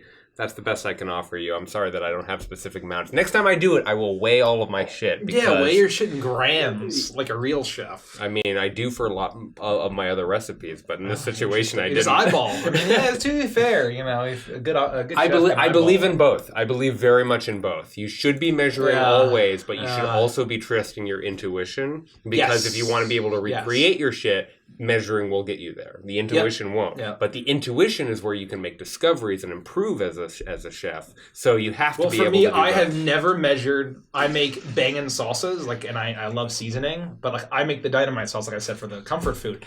I have never measured anything at all. Not once have I ever measured. But here's what I'll say. Do you just cook from start to finish and you have an idea of where you're going to arrive and you finish and then that's the sauce? Or are you tasting as you go? I taste the sauce whenever I do it. So yeah, I'm not like, oh, here it is. I'm adding, but now at this point, I never have to adjust it. What I think is important is if you aren't somebody who has amounts, it's because you're able to taste as you go and go, oh, this needs a little more time, or this needs a little bit more this, or that's what gets you to that intuition place. But if you're not measuring, you'll never make that sauce ever again. That's true. That's fair. It'll get close enough It'll get close where enough. it won't make enough of a difference to... Yeah, there are regions. I've gotten to the point of making a a weekday sauce, or like a marinara sauce, basically. A marinade. That I generally don't even have to taste it. I just know that if I just do this, it will taste great and it'll be fine, right? And it might be a little different every time, but it's enough where I'm not tasting it all the time, and to the point where I don't even eat the spaghetti until it's on the plate, right? But you are starting in a place where, are you opening a single can of tomato sauce to start? Or I know that I'm using one there is can a of consistent tomatoes. There's something Yes. that's anchoring. Yeah. Oh no, 100%, right? And then I have to adjust. And the one time where I made bland sauce is because I used a huge pot to boil my spaghetti instead of my normal 5-quart. And you're supposed to use tons of water when you're boiling spaghetti or in any pasta. And I salt the living fuck of that 4 or 5 quarts of water. And so I threw in a ton of salt that I thought would be enough. But I maybe did once I looked back, I'm I probably did 1.52 times, but I didn't measure the water. I probably had double, triple the water. And so I didn't have nearly enough salt. If you think about it in percentages, right. And so I used pasta water, and then the pasta wasn't salty enough, and so it ended up being just adding a ton of salt after the fact. Salting your water is extremely important. Yeah. Oiling your water is not important. No, you can do it below boiling. But it's romantic, and I always oil my water just because I like to watch it do its bubbly things. Oh, you said oiling the water. Oh, okay. Putting a little olive oil or some other oil in the water when you're boiling the pasta does nothing, apparently. However, I still do it because I like watching it gloop and glob. Yeah, it is fun. It is a fun visual. A gloopy gloppy oil water. Yeah, I don't oil my water because I know that in Italy it's a horrible taboo if you oil it's water. It's really horrible. But I know that people say that makes your pasta not stick, which I think is the point. Oiling your just drained pasta or buttering it will make it not stick. It's like tossing it with just even the smallest amount of oil will mean that you won't get chunks when you pull it out 5 minutes later after it cools down. But oiling it, but you're right. And the oil would sit on top. It wouldn't mix with the water, so it's still boiling normally. Wow. So a couple things that I want to get caught up on here. Yeah. I can't see it all. I'm gonna check the question request that we had over the session. Columbus, Ohio. I love Melted is an amazing chain that I'm so pissed that they don't have here. Mel said, off topic, my deaf kitten was watching the show earlier. I put the video in Discord. I love your kitten. I love kittens. You got cat to be kitten me. But Ohio makes chili weird. See, I like Cincinnati chili. Oh yeah, me too. I know that it has cinnamon and nutmeg and all that. I'm all about that. Cincinnati chili is probably one of my top 5 best executions in terms of delivery. Yeah. I make a great Cincinnati chili, and it's the vinegar that fucking is why it's so fucking good. It's not the same. I understand that it's not the same as having a campfire I love chili. Texas chili. There are all kinds of amazing chilies, but when you put the spaghetti down and you put the beans down and then you put the chili down and then you put the raw cheddar. onion and the cheddar and yeah. the cheese on the whole thing, it's a unique and different experience. I almost think that it should have just a different name than chili because it's not chili. It's still chili. Are you one of those people that? But the form factor, by the time you go through the layering that I just described, do you take any other style of chili and put it on top of pasta and cover it with raw onion and put beans on it? So good. You're making me You hungry. can. You And can. there's a Hard Times Cafe. There's a local chili joint here. I've been to And Hard Times. They have the 4 kinds of chili: Texas, Terlingua, which is also in Texas, but it's the spicy kind, Cincinnati, and then vegetarian. All 4 of those you can get. And so I used to get Terlingua chili on spaghetti, and it's amazing. Yeah. But Cincinnati chili on spaghetti is also great. I love Cincinnati chili. So I love would- chili mac. I think you could put any chili on pasta, right? And so I think it's just a style of chili that has its merits, right? But I know that, like, I don't think Nikki would ever. I think Nikki would hate it, right? But I think that, I'm not a purist in most Cocoa regards. powder and No, cinnamon. I'm just a dirty degenerate. Anything in that general. goes with sweet things does not go on my meat. Mel also says, and on topic, this is making me cocoa hungry, is 100%. extremely Yeah, bitter. me too. I'm ravenous right now. Kimma says, excited to see you guys do the hot sauce challenge. What are you putting the sauce on? So I think we're going to I'm gonna get Wingstop. yeah, Yeah. we'll get let's get some beforehand. extra crispy wings. Yeah, so we're gonna get some I extra think crispy I'm wings. gonna do the boneless. Right, so we're going to mix up some boneless bone. Yeah, I'm gonna do bone in. I'm going to have some blue cheese on the side just in case. I'll probably have some ranch too. But that's mainly because I want to try their voodoo fries as well. So They have voodoo fries. Mhm. What is that? that's what they call it. It's like covered in Tony Sachere. So it's basically just like cheese, Louisiana, and yeah. it's amazing. God, So why for you those that gotta do don't this to me, know, man? Kimma has graciously sent us a bunch of hot sauces from Canada for us to try. And so during our patron hangout, which is available Canadian to hot sauce. all patrons at the Mind Flare Rolling tier Annie's or higher, eyes. that'll be Monday night at 8:30 p.m. We're going to do a hot sauce challenge with those hot sauces. Yeah. And we'll see how we tolerate it, how we do. And so we're going to get some chicken to eat it on. And I think we have. Do we have So questions to answer? And yes, we have some questions to answer. So it'll be sort of like that YouTube Two. show, Hot Ones. I forget exactly what it's called. Hot ones. Yeah. Hot Ones. I failed at trivia night. I'll never forget the name of Hot Ones ever again. Because they asked that Oh, they question, did? and no one at the table knew it. Oh, wow. Yeah, I I was just- so I I was pulled that so out of my pissed. ass. Yeah, so it's hot ones. We said hot takes, which is perfect. Yeah. Hot takes. That's Hot pretty good. takes. That's really pretty good. perfect. I mean, Yeah. you know, Yeah. I was pissed that I was wrong. That was my idea. Yeah. Canadian driftwood. Let's see what else we got. Hemlar says, some comfort food for me is the granddad's recipe of macaroni and cheese, which has yeah. Velveeta Oh, mixed in, Velveeta! and it goes amazingly well. I know it's I not know it's chemical, but it is fucking. So that is comfort. Velveeta mac and cheese. Velveeta and is shell. so and damn cheese good. Is comfort. It is Oh. childhood. Give me Kraft mac and cheese So, any day. I think over there's like a Velveeta. war between the Velveeta mac I and don't cheese like and Kraft Kraft. mac and So cheese. I don't like the blue box. I don't think there's a war. I don't care if people eat Velveeta. Not I'm a just war, always but going it's to like have it's Kraft. like the Jif versus Skippy or Peter Pan, right? Like They what all brand- taste the same. They're peanut butter. Peter, I think no, they're Peter different. Pan is, I think way, different. is the best. So we grew up on Jif, but we've Peter Pan we've is way better. converted to Peter Pan. I'm a Peter Pan convert. The only thing that matters in peanut butter is whether it's chunky or creamy, and the correct answer is chunky. Like literally half of my consumption is eating Peter Pan by the spoon. That's literally my consumption. So A synonym says 2 out of 3 people in my home were propositioned for sexy times via Facebook friend request. The more you didn't need to know. actually, apparently that is a thing. People use Facebook to do that, which is an interesting. So Robin says, I've got to get back into cooking because I miss it. Totally agreed. Oh, I miss Nose's I wish we comment cooked more. about real chefs don't measure, just throw. I agree with that. I'm definitely a thrower, not much of a measurer. I'm a thrower, not a grower. Or shower, rather. Ooh, what is Hanji? Hongi? Says Abby. It's a New Zealand Hongi, food. the Abby's favorite New Zealand food. Oh my goodness! Swim bananas. Whipped cream or Cool Whip. Yay, Mel! Two twists. Here, you do it. Oh You wow! do it. I haven't done this in a dog's age. We're gonna dance. For Everyone, the shut. Do we Twister. still say shut up? Do we still? No, we don't really. No, do it we don't anymore. really Yeah, shut that's up each fine, other that's anymore. fine. We're more respectful of each other now. Yeah. Thank you so much. Thank you, Mel. So Zach says You're that so sometimes they nice. use Well, coffee in Cincinnati. Let's quickly ask. We got Mel asked a question with those bets. Oh, yeah. Whipped cream or Cool Whip? Oh, whipped cream. It's another great example, I think, So- of Whipped cream. childhood nostalgia. Homemade I would whipped say cream. yes, and I adore Cool Whip. I think that for me it's like Velveeta. I know it's chemicals, but like It's ultimate if you're nostalgia. giving me a cookie and I can have like the spray whipped cream or even homemade whipped cream or a big dollop of Cool Whip, I'm picking Cool Whip every time.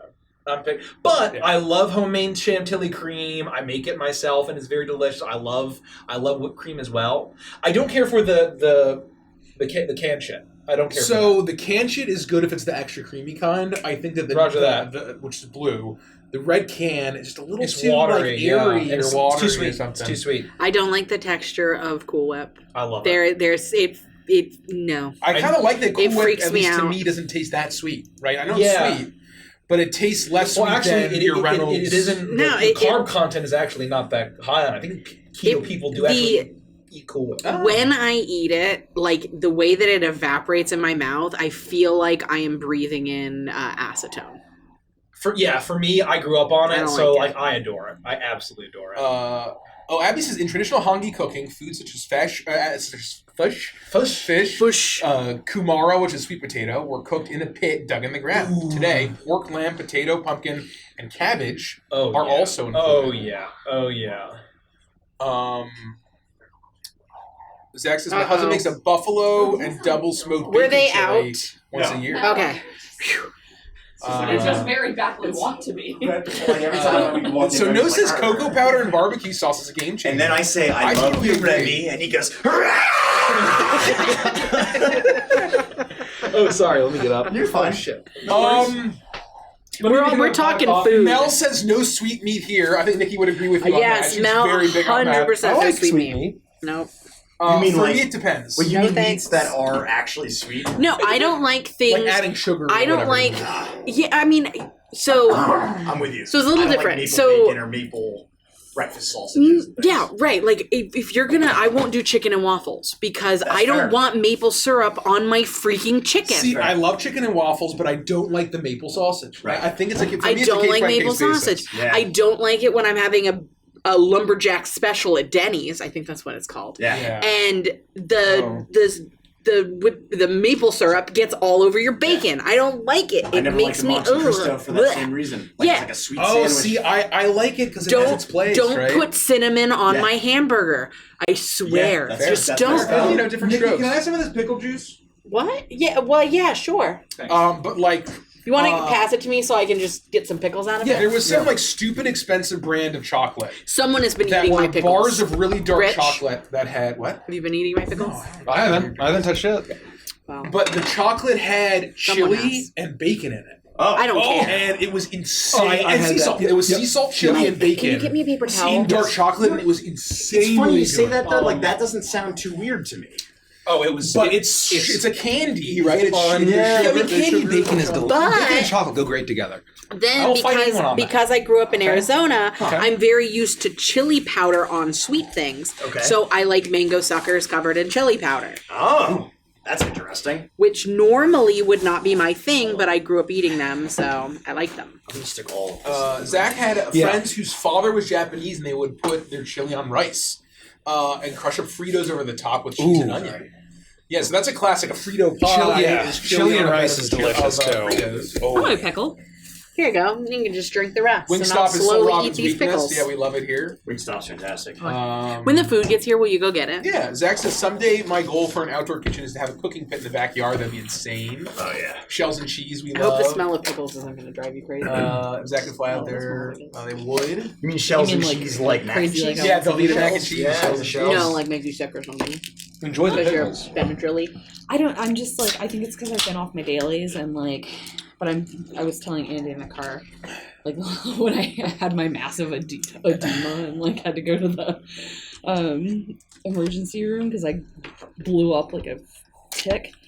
Oh, the So the swelling or whatever. In right? short, Yeah. her hands are itchy, and that was the first thing that happened. So we're gonna monitor. when and my hopefully palms she get doesn't, itchy and like the swell shut. soles of my feet get itchy, I get a little nervous. So hopefully we don't Keep have to an like eye on dial you. 911.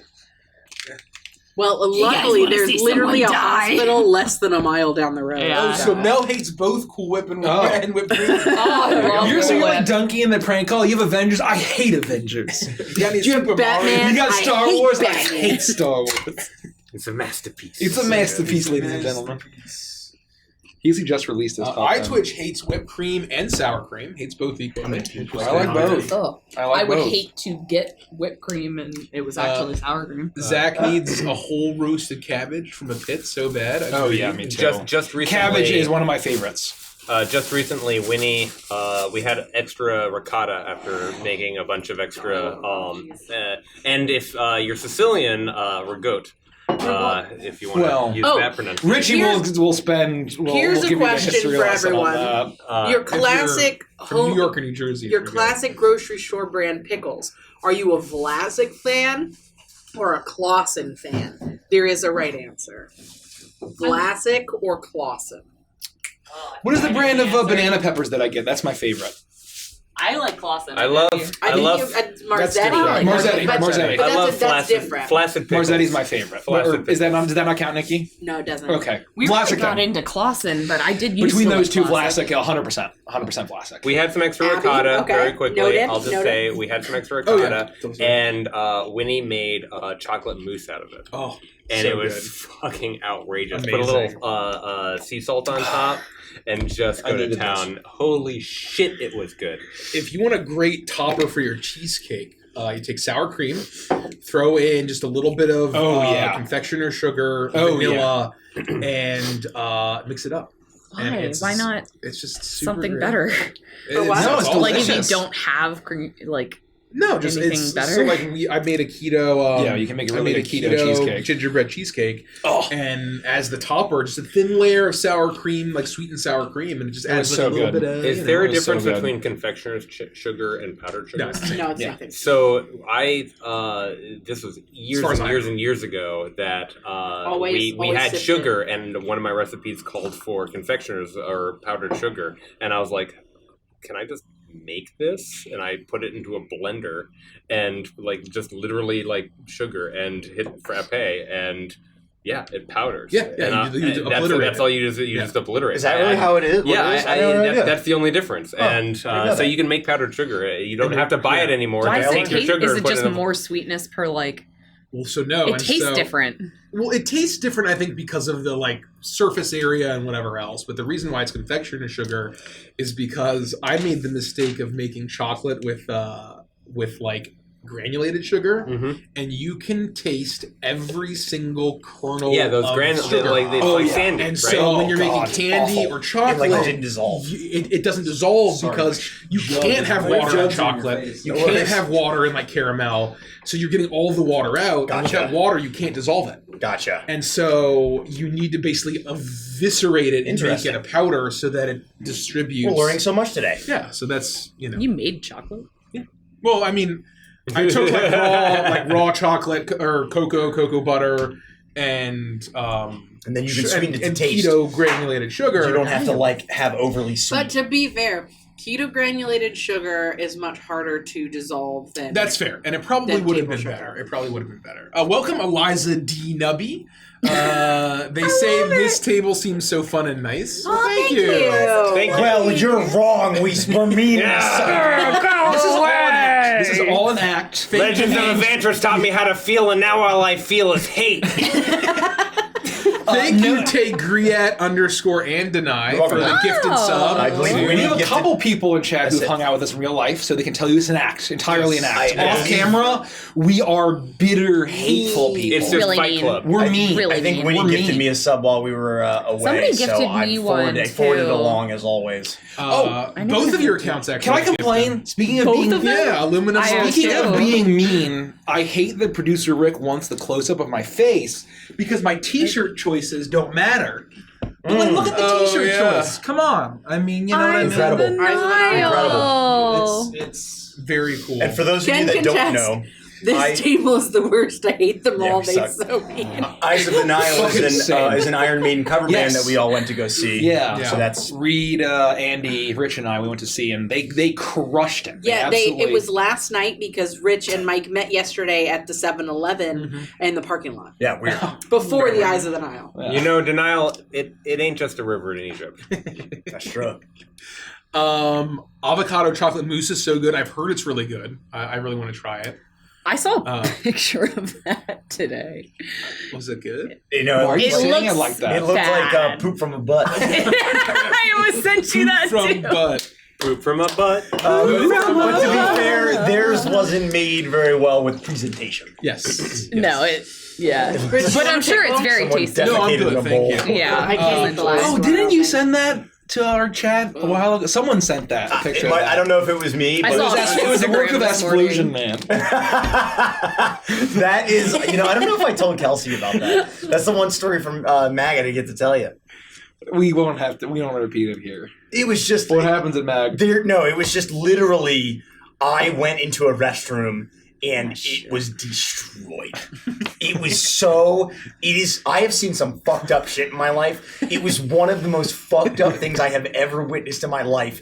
Some poor dude went in there and shat his entire skeleton out. And there were like organs in the tub. And there were like organs in the bowl. That dude, I was like, larynx?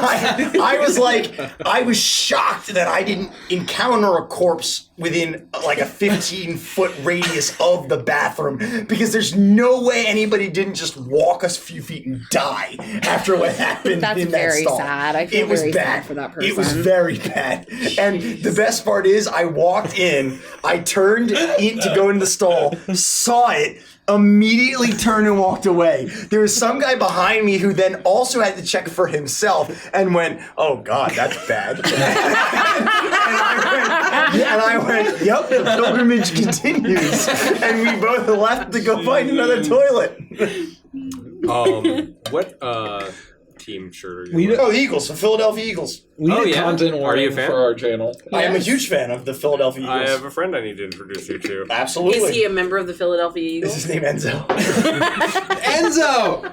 I'm just really excited for you guys to get stomped by the Washington Commanders. Did they decide on that? It was Commanders. It was like Commanders. Commanders. No way. I wanted it to be the Red Wolves Commanders. so Yeah, bad. Red Wolves and yeah, that They would had so many great options on the table, and they went with fucking Commanders. Commanders. Commanders. That's weak. Oh. Red Wolves would have been so badass. So they brought in a probably multi-million-dollar market research firm that basically spun whatever fucking narrative and all the exec anyway. Commanders. yeah, that's lame. That's weak. That's weak. Let's continue. I don't even really know what that is, though.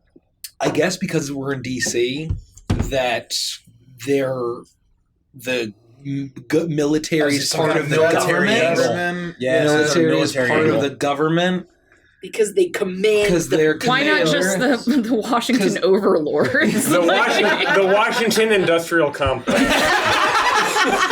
That's a little too on the nose. That would have been a better Oh choice. my god! You know what? I get back into football if that was the case. Molly I might have to asks, switch teams. what color is Poros? Poros is a brown minotaur. Goodbye, Mel. Thank you for being here. Goodbye. We promise we won't kill Strapon. Well, We won't, but We somebody won't. might. There are two sphinxes descending upon you. I'm already getting horrific death flags from Strapon.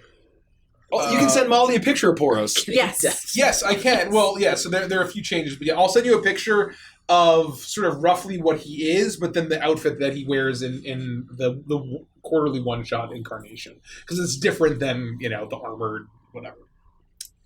Oh man, I could have played Kaio. I don't think Anything pickles else? don't get pickled in Next vinegar. quarter.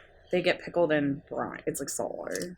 Well, I think vinegar is Which part of includes, that. the brine has vinegar. I in it. assume, Does it? but I didn't think the Depends brine on the was just a pickle. saltwater brine. I assumed there was vinegar. Because in if the it were brine. just straight up vinegar, I would hate that too, Soul Robin. I think it's both. I love vinegar. Well, I don't know. I assumed you needed I some don't. vinegar for pickling. The secret of all of my sauces is a shit ton of vinegar. Read off the Yeah. back of the ingredients. Oh. Yeah, I think the number one ingredient What has is to be in pickle vinegar. juice? Cucumbers, water, distilled vinegar. Water and salt. Contains 2% less of salt, dehydrated garlic, calcium Still vinegar. chloride, turmeric, extract for color, dehydrated red pepper, Unless- polysorbate 80, natural Unless, flavor and spice. like you're saying, I I But assumed there's vinegar a was required difference for pickling. between types of pickles. You have dill pickles, Right. you have kosher pickles, you have bread and butter pickles, you have, So a brine can just be salt water, but I Oh, a assume basic the brine is pickling- equal parts vinegar and water, but you can adjust the ratio to your preference. Oh. Any basic vinegar is game. White vinegar, apple cider, white wine, and rice vinegar all work well. Very cool. How about I ask, I where's love that guy that jabroni that joined at the end of the Ravenloft chapter? He was interesting and certainly played that NPC warlock really well. He is at home, presumably, or maybe working. He's probably losing at League of Legends. Yeah, he's playing League of Legends with Lockless. I'm kidding. yeah, winning their Lockless. ranked Do you know games, where I'm that sure. guy is? Yeah, he'll be here on Tuesday. And He's always in Discord. Monday, hopefully. He's always in our Discord. And he's in Discord. Yes, he was just a guest for this campaign, but he plays every. But he's the Tuesday, last and- member Well, of the Evantress At least crew. for next week. Thank you. Do we have a rap? Do we have an LOA We rap? need an Is LOA that our rap. new theme No, song? get on it. Unawares. We just got to change the DK rap to LOA rap. No, I bet I could- once we hit a certain threshold of Patreon people, I think we need to do a Pokemon rap with the names of all of our characters. all of our Patreon subscribers. Oh, that's even better.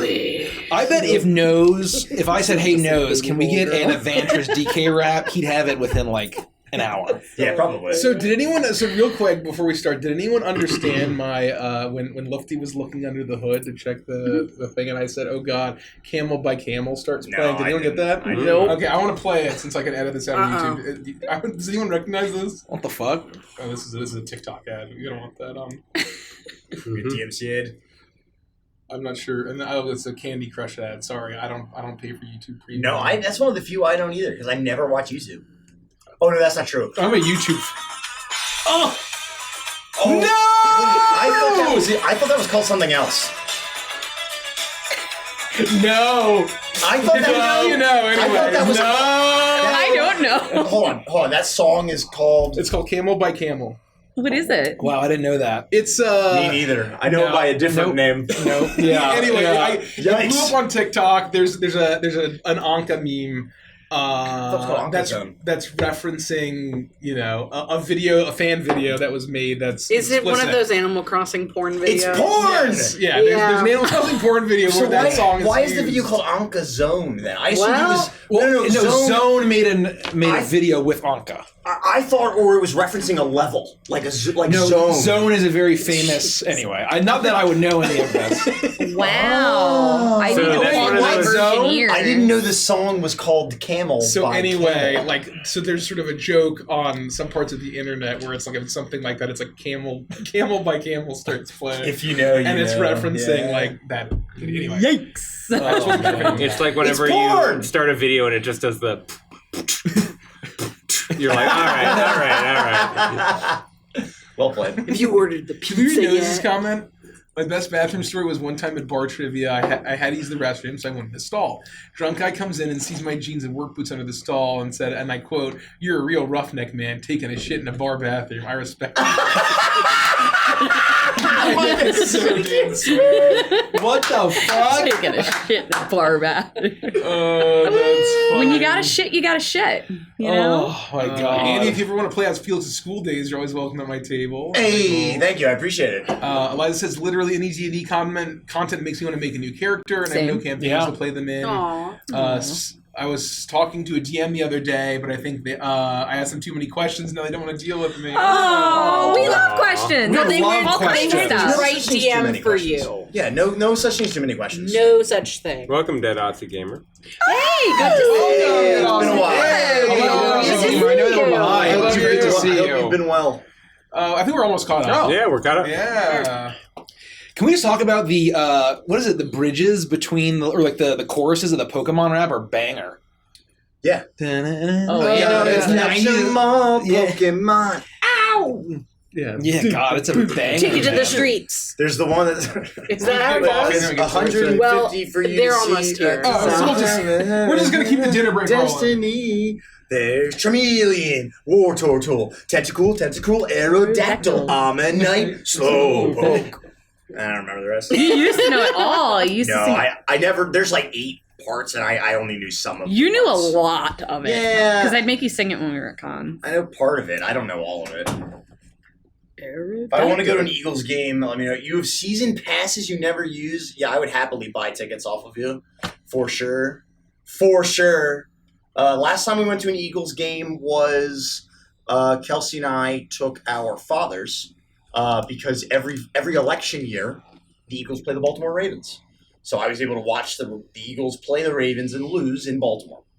His family is Eagles, my family is Ravens. Yeah, it's War of the Birds. I always say that but because they play so rarely, it's not actually the Ravens are my team away from home. My mom's team is the Washington Commandos. Wait, okay. Well, now it Commanders. is. But hey, you know, I'm going to call them Commandos. I can't believe they picked. I know we already talked about this, but I literally can't believe it. I think Washington football team was a better name than Washington Commandos. I absolutely agree. Unironically, I agree that they should have just left it the football team. I don't know. It feels like aggressive, and it feels like that word is going to have just as many things wrong with it as Redskins did. I feel like it's a similar thing to Marriott Bonvoy, which it's the stupidest fucking name on the planet when they renamed their thing. But they, like, whatever marketing company they paid $8 billion to do it, they're going to say, oh, everyone's going to hate it because they won't like anything. And then eventually everyone will just get over it and stop complaining. That's what's going to happen. Everyone's going to be like, what? This is a terrible decision. And then they're like, oh, I love the Commanders, yay, let's go Commanders, and instead of like actually putting in the time. No, they're going to accept it. They're going to accept it, right? Why not like the Founders? Because there's like nothing that you can. There's nothing we can do about it. So like, they just have a shitty name. Yeah. We just have to get used to. We desensitize ourselves to the shitty name. Yep. Oh, do we get Dead Aussie Gamer tip $5? Thank you so much for one of the most fun groups I know. Thank you. That's a twist. Thank you. You're the best. That's a motherfucking twist. I missed that Absolute lord. Let me pick a good coin. Let me put this where Dusty Snaggletooth says Washington Commander is my stage name. Agreed. Everyone ready? Yes. One shot. One shot, one kill. That's all it takes. Boom. Headshot. Can you do it? Oh, that felt good coming out the gate. So close. Felt good coming out the gate. My hit percentage is pretty low. I think I've only hit like 3. You only get one shot. Stop your chance to blow. You only. Opportunity comes once in a lifetime. Have you ever had mom's spaghetti? Sorry, I didn't put it in the thing. Thank you. Mom's spaghetti. This week's Mom Spaghettis. Mom spaghetti. Mom spaghetti. Mom spaghetti. Dinner already. You better spaghetti lose on my yourself sweatshirt in already. Mom's spaghetti. It's ready. Mom You better spaghetti. never let it go. Mom Mom spaghetti. Spaghetti. Spaghetti. Spaghetti. Sketty Eddies. Do you remember Skettios? Yes. What do you mean remember? Do you still eat them? I don't still eat spaghetti. I haven't had them in a very long time, but I would. Do you remember the Chef Boyardee ravioli in the can? I do. I didn't eat that as much, but I would do. Loved those. You like dog food? That's weird. You know? I imagine that's what dog food When tastes you're like. poor. I liked it. Hemlar said That was they good chatted eats. a fun fact. I can make for it after me. school. Did I miss it? There was a fun fact? Oh, maybe I did this. Was it a I'm guessing it's Discord is what they're saying. Oh, that's fine. If that's the case, I will check it. I just wasn't sure what you meant. Watching probably in the TV channel in our Discord. Let me check. I want to pickle some shit now. It's not, I mean, it's not hard, I don't think. I think it's just a matter of... I love pickles. Oh, General? Here we go. I do love pickles. Oh, so this is just Dusty on a secondary count. Oh, Dusty! Dusty, it's good to see you. What are the chances there's going to be multiple Dusties on the show? You know what I mean? Well, a lot of things in our D&D campaigns are Dusty, so... I see, Hemlar. I see. Thank you. So I need... This is what I wanted to do. I wanted to look at our redeemed questions to make sure that we got them all. So Abby just redeemed a question. If you could pair any two foods together, no matter how weird they tasted, which two would it be? Oh, well, this isn't that weird, but one of my favorite meals is spaghetti with a big glass of orange juice. That is like primo eats to me. That's disgusting. I would choose a meal of orange juice and toothpaste. Ugh. Now, do you eat... Have you ever had orange juice after you brush your teeth? It's disgusting. It's very bitter. It's I don't just like all eating messed up. anything after I brush my teeth. Right, but because orange it juice just is tastes extra horrible. bad. So I would choose a meal of OJ and toothpaste. There's a really terrific. Which party is the DK rap for? I assumed it was going to be for us as people, like literally, like the LOA Mace, crew. Andy, Nikki, Kelsey. Why don't we get? If we want to do a party, then let's just get Edge of Midnight because it's all 7 of us. That'd be great. Yeah, it's all 7 of us. Well, I figured the Evantress crew. It's us. Right. I thought it was going to Andy. be like us as the Evantress. Yeah, I love that. To answer your question, Abby, there's a terrific YouTube channel called About to Eat, which was originally a crew for BuzzFeed that did a bunch of food-related YouTube videos, like Worth It, where they would go and they would try 3 different meals. Like, we were going to go have $5 tacos, $50 tacos, and $500 tacos. What's worth it? And they eventually became their own thing. And they have this new series where they're doing recipes where they all take one ingredient and they have to turn it into whatever they want. So everyone gets a whole chicken. Here's what I did with a whole chicken. Here's what I did with a whole chicken. Here's what I did with a whole chicken. And the latest one was chili oil. And with chili oil, one of them made a peanut butter and pickle sandwich with chili oil. And that sounds fucking awesome. I agree. I totally agree. Fucking unbelievable. That would be very divisive. Yeah. But I would try it. 1000%. That sounds fucking delicious. It sounds unbelievable. So what weird pair do I want to do? Yeah. I want to pair pickles and peanut butter. I'm in. Well, and chili oil. Yeah. Well, chili. Yeah, you gotta have that spice for the acid, right? Yeah. No, I actually really love the sound of it. God. So here's That's another amazing. brilliant question from Soul Robin. If your D&D character had to live a normal life in the real world, who would survive and how? Sylvie. Sylvie would survive because she would discover TikTok. And she would... Be a Actually, superstar. Sylvie would die. Because she would discover TikTok, never eat, never leave, and she'd just scroll through TikTok and leave weird comments for eternity.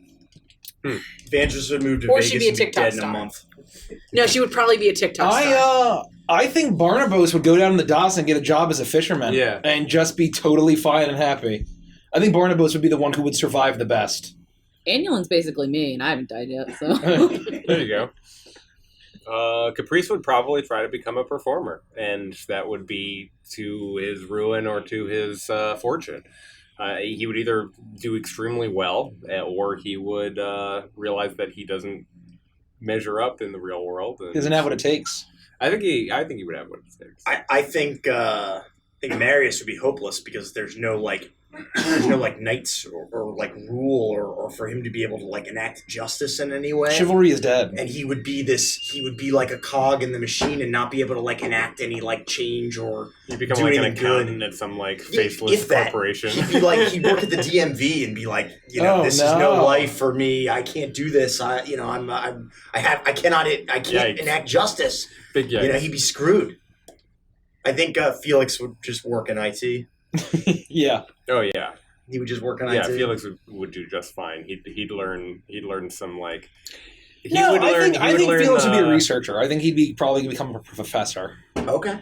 I think Felix, if we have all the characters like timeline, I think Felix and Clayton would get to know each other. They'd be like they work at the same college. There you go. That would be pretty wild. Yeah. Can you imagine Felix and Felix interning for Clayton and interacting together and like discussing different magics? Right? Yeah. I'm gonna make some tea real quick now that our Zoe. Marius would be Mr. Incredible in that insurance job at the beginning of the movie. That's exactly right. Oh yeah. Look at me, Bob.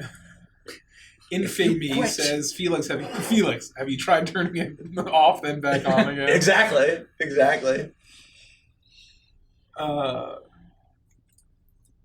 I think they would all be able to survive. Yeah, I think that's the thing. I think that they would all do fine because the D&D world is a lot more dangerous and threatening. So I think all my characters would probably do fine. Maybe not Yornir. Maybe he would it would be the most.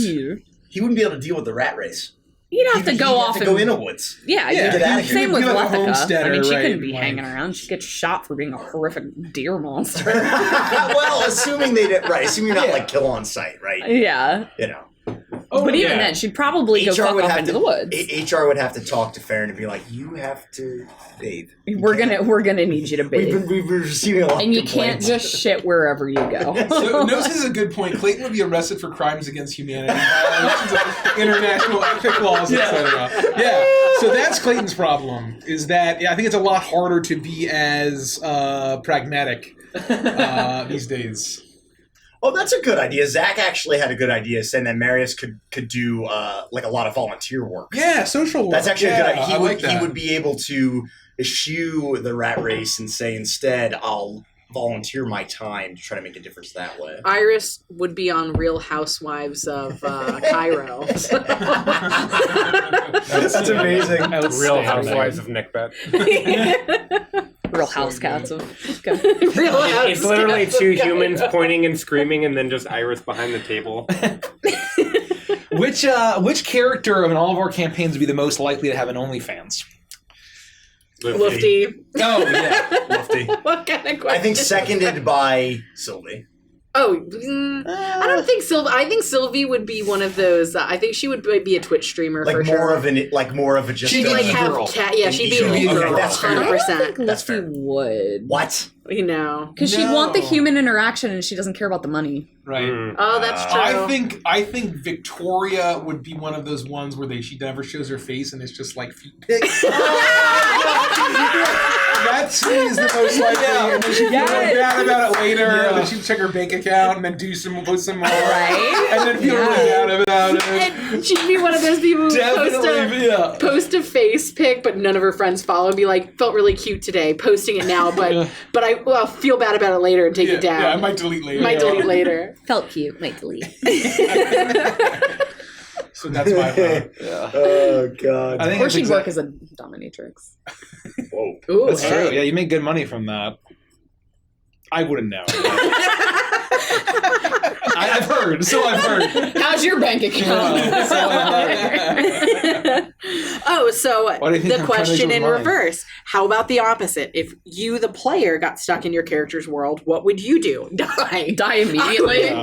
So do we have stats? It depends. Right. I was gonna say it depends on whether or not we had the ability to become fate touched. Yeah, and, interact with. That's a good point. Right. Because if that's the case, that's fair. I'm 100% devoting my life to becoming a wizard.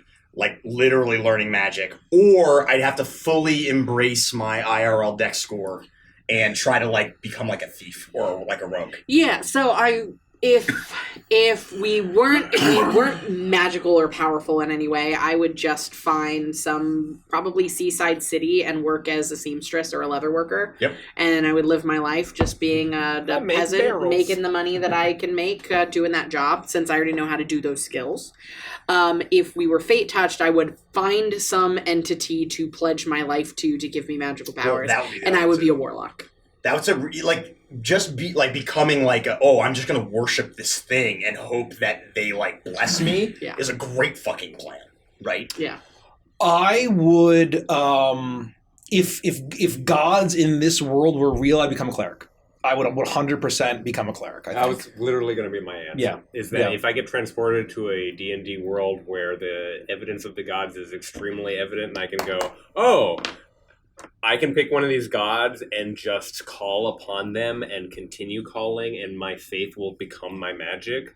And you'll perfect. spread. And the philosophy would have to square up with find mine. Something that, So those are so that's one option. The other is the warlock angle and moving to Ogway and opening up a house of ill repute. I think that's welcome to Suckballs Mountain, everybody. Peddlers of sin. I'd probably be a common whore. I want to say I'd be this cool adventurer, but I have no skills. That's why. It's an honorable. That's why I was going with the rogue angle, because the idea is but then you're up against people who have magic and shit. Well, no, but I'm saying if it was a means for survival, I would happily be I'd hang out in the seedy parts of the town and be like, you want me to steal something for you? Yeah, I'll do it. Because you don't need to be magic to do that. You gotta be stealthy, you gotta be quick, you gotta be good with a lot, you know what I mean? Maybe I'd do that until my looks change and you don't open have up to an be inn. magic. I'd be an innkeeper. Uncanny dodge and a lot of rogue abilities. Well, but again, I think that's more as you're leveling up. That's not just you're a thief. right? You're just some common criminal, right? Yeah. Which is perfectly viable in a large city if you're just trying to get by and make some coin. Learn lockpicking. Right. This is the lockpicking lawyer. Exactly. And this is an arcane lock. Thank you so much for the follow, Infamy. Thank you for the follow. I appreciate it. So Molly said, so Sylvie, yes, to answer your question, if I found myself in the D&D realms, I would do everything in my power to get to Feywild. Like, nothing but death would stop me from... And then death would stop me the moment I got into the Feywild, but I would do it. Yeah, so I think for me, I would either, like, if I was a commoner, right, I would, like, pick up blacksmithing or something. Great. If I was Fate Touch, I think I would be sort of similar. I'd be like, an artificer, I think. Oh. I think that just building shit and, like, using tools to, I don't know, I think that's sort of like just the natural extension of, it's smithing, but it's just magical smithing, right? I want to make medicines out of herbs and shit and then be called a witch. But So I wouldn't be really a witch. our I'd just be a Grubhub medicine driver man. is outside of our house and has been for like 3 minutes. Okay. Oh, I've just got the text. The food's here. Yay! Hey, yippee! Thank you. Would at least one of you guys be willing to give me 2 numbers, each between 1 and 5? Yes. 3. 3 and 4. 3 and 4. There you go. Yeah. I think that if the other option is I have a picking 3, up a Derek's got trade, 4. Oh, I think perfect. I would like be a farmer and just like chop wood. And, Is you know what I someone mean? coming Like, down? Or I would Yeah, just I'm going. So don't lose this comment here. I don't know. So there was a brief mention of Silas Morgan during the session tonight. Is it who I'm thinking of? There's only one Silas Morgan. yeah. There. Only one. Silas There's Morgan. only one shit. Yeehaw! I don't hear the pugs. Oh no. They've escaped. Oh no. Their pugs are in the walls. Clever Can you job. imagine? Oh, Oh, there they are. yeah, I I hear heard 'em. one. It's because Derek, they don't care about the Grubhub No, they don't drivers, care, but Derek, if he goes downstairs, Oh my god. motherfucker, get out of my house! Remy will lose his They want to goddamn mind. unalive Derek. Only one Silas Morgan. Aww. Yeah, that was an interesting little lore drop. Their natural habitat, the walls. Yep, see, there they are.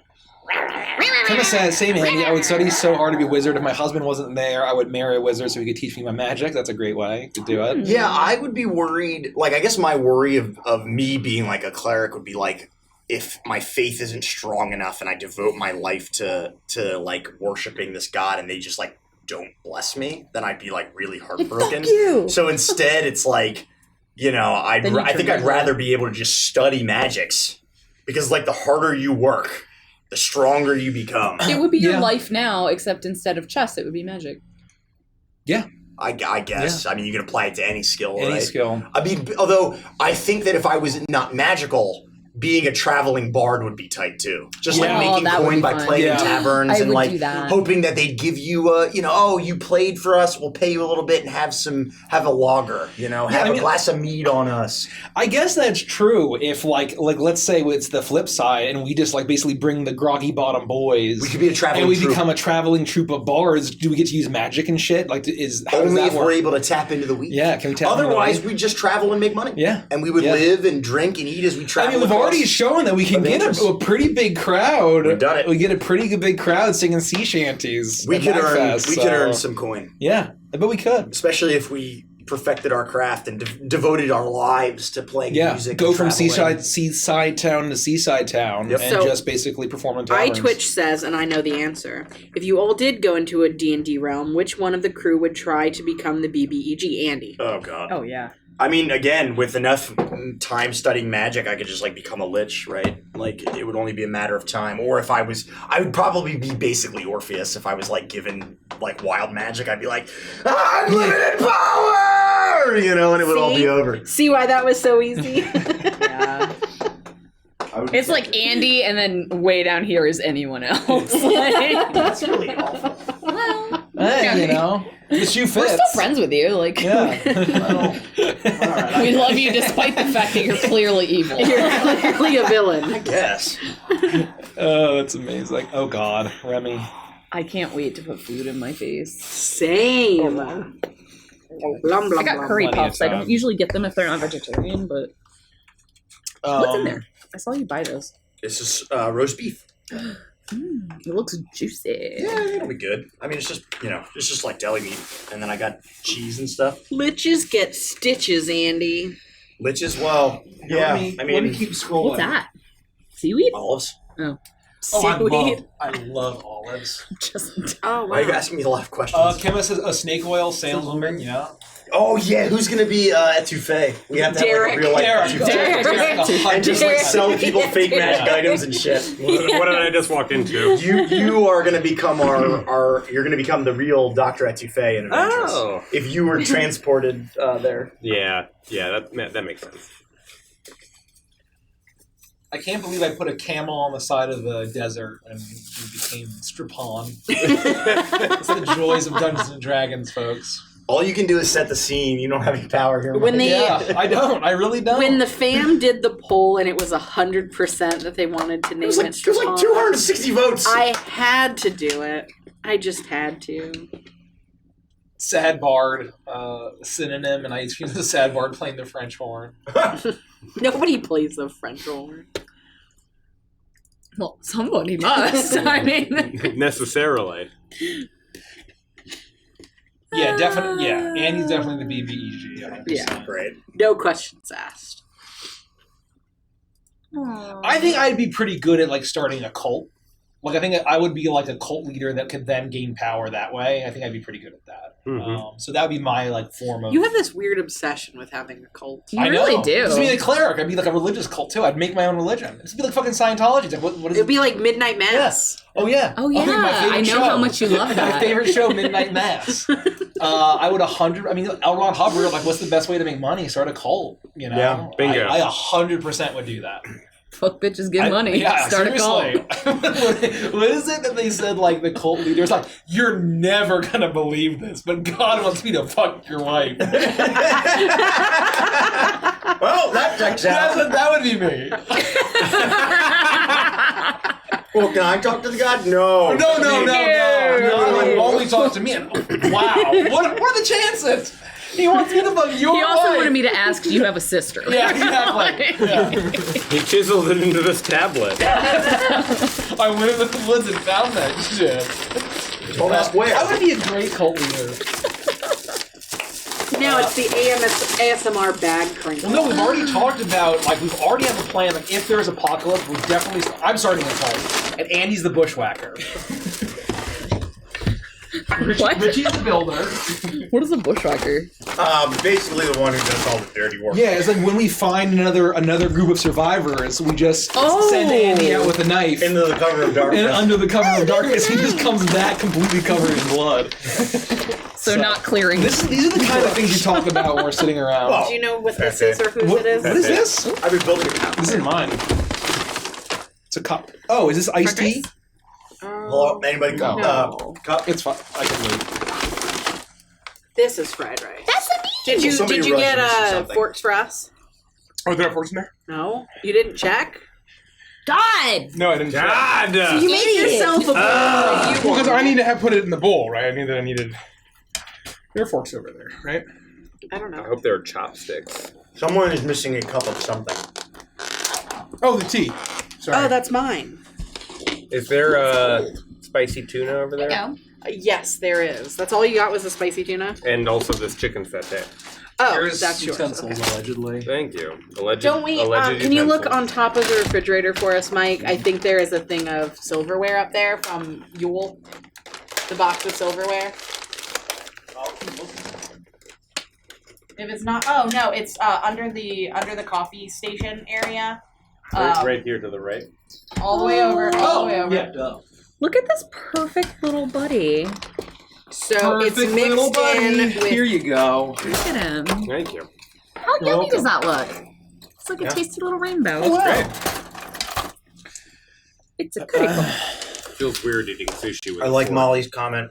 I was working out Eat it with your Chef's hands. Ranch in my homebrew world, and his adopted son Tommy have this large tree outside That with me? lights around it, Oh. and the roots twist up to hold a certain lantern. Mmm. Oh. Can you manage since you're. Yes. The If greatest dinner of all was tea. if Sarnax had given Shepard Where'd you put my tea? Oh, it's in a front of my seed, he would have face. planted it. Thank you. For sure. I'm not paying any attention.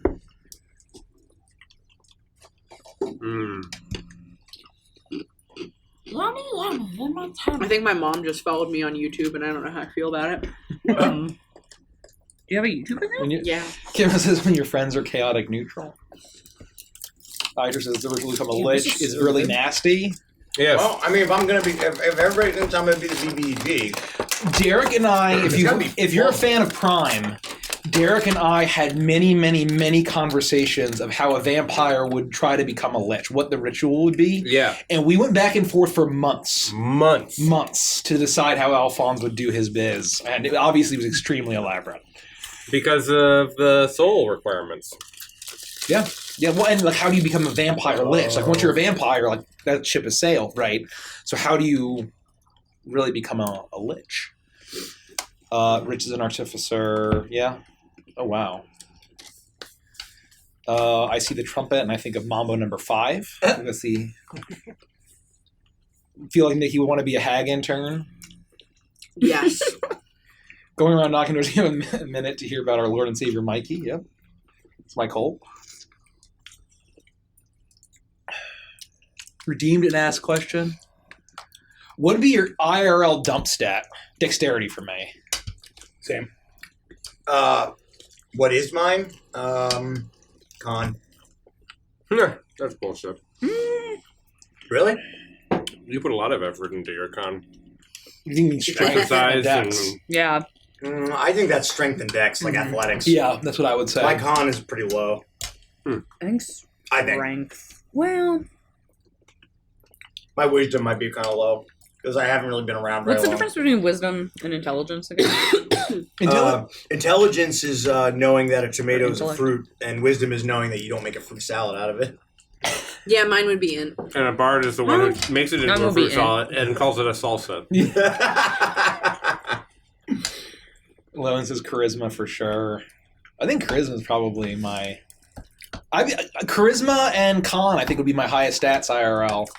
I think that I'd be a great fucking warlock. Yeah. Or bard or sorcerer. Got a couple classes I could be. Dex and charisma. Good rogue. Good swashbuckler. Bard. Good bard. Good bard. Except she needed to moke in case he got arrested. Yeah, I mean, you know. I have a bunch of aliases. Good luck finding the IRS. You bastards. Yikes. Lone asks, did late cards arrive in the mail? We are checking the post office on Monday afternoon, so we will let you know. Yeah, there was a bit of fuzziness with our P.O. box again. Oh man. Oh wait, we're caught up almost?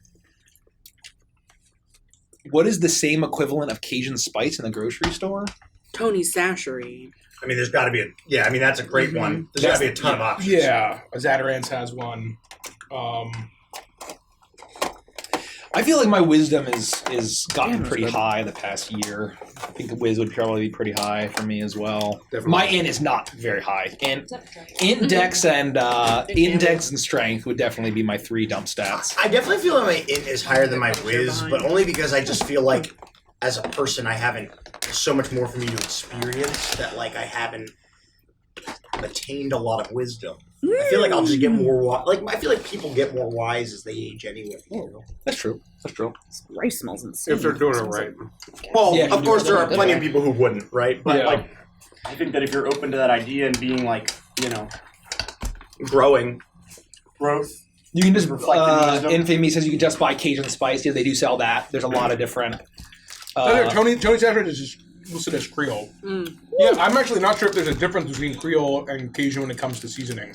I know the difference, ingredients. As far as ingredients go, but Slappy Mama's good seasoning. It's not Cajun, I don't think, but it's spicy. Slappy Mama's awesome. I don't think I've had that. It's very salty. You don't have to use very much. This is I love that extremely spicy. It looks very delicious, let me tell you. What kind of rice is it? Well, thanks for hanging out in our mukbang, folks. Mm-hmm. I appreciate it. I thought it was just like basil fried rice. Like with chicken. Spicy basil. Is basil spicy? Jerk spice is best spice. Jerk spice is very good. Very, very good. Oh. Man. Woo. Speaking of salt. Woo. Need something.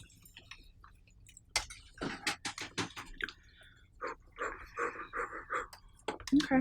All right. I made my choice. You made your choice. You made your bed, Kels. You got to Lay in it. lay in it. Sweat. Lay in it. Leonin. The greatest Leonin character of all time is Daybreak Whore. Or Daybreak Rhyme. Daybreak Rhyme, but his real name was Daybreak Whore. He had lied to all of his friends. He just got tired of explaining it. Yeah. So he changed it. Exactly right. It was all her shit. I hate it. It's horror shit. It's horror shit. If only you'd been there, Dad. What was, what? Torkar. Yes, Torkar. Yeah, this is your destiny. Fire good. Torkar and Rocktar. Yes, it's me, Rocktar. You're familiar. God, that was really This is sad. your destiny. Fire good. Fire good. You know what you must do. Oh my god.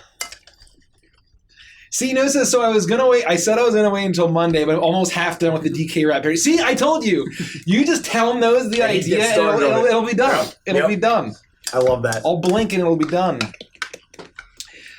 Synonym says craving wings lately. Just saying. Yeah, I've been eating a lot of wings lately. I haven't made any in a long time. I gotta do it. Wingstop is very good. I like their garlic parm, their Old Bay. I usually go with garlic parm. Their Cajun. Or they're not their Old Bay. They don't have Old Bay. They have Their Cajun. lemon pepper. Oh yeah, their Old do. Bay. Mhm. Oh, that's right. They added that. New, It's newer. Lemon pepper. It's almost Super Bowl time, so they'll have the party wings back in stock. Ooh, yeah. They got like a big party tray. Holy shit. I could probably crush Do like you think 3 the dozen. Washington Easy. Commandos are going to go to the Super Bowl? Certainly No. not. No. Why? They commandoing the game. That was you tried. That was the point. That's how stupid it is. Commandoing the game. Yeah, that's what the entire point is. The name is stupid. Ooh. Is it really that hot, Kels? It's very spicy. It looks very good. If constant involves how you handle a drink, it's definitely my dumb stats. I think that's part of it. That's right? part of it. There's a lot of factors. I mean, honestly, there's a lot of factors to any stat, which is why I think that's deliberate. So you can have a character that has high strength, but like you don't need some gigantic muscle, some roided out Grog character, right? To have high strength. Well, we've had many conversations about different types of charisma and like what that means for a character. Exactly right. You know, not every charisma character is going to be the horny bard with puns and you know X, Y, and Z, right?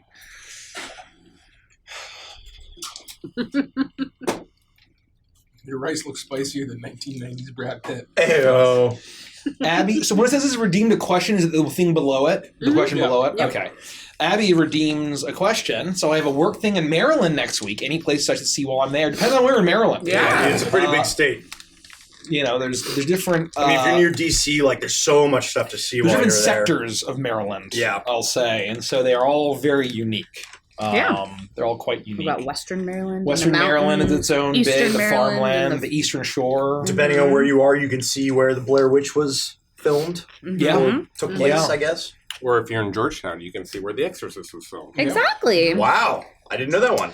Yeah, the stairs. Past that on my commute, basically. Yeah. Past the Exorcist stairs on my commute home. It's near Bethesda. It is. It is near Bethesda, yeah. I had no idea. No, I think her work thing. Oh, That's where we grew up. cool. Yeah, I mean, you're right by DC, so I mean, literally near the monuments. If you're Museums. in downtown Bethesda, the Capitol Crescent Trail is fun to walk.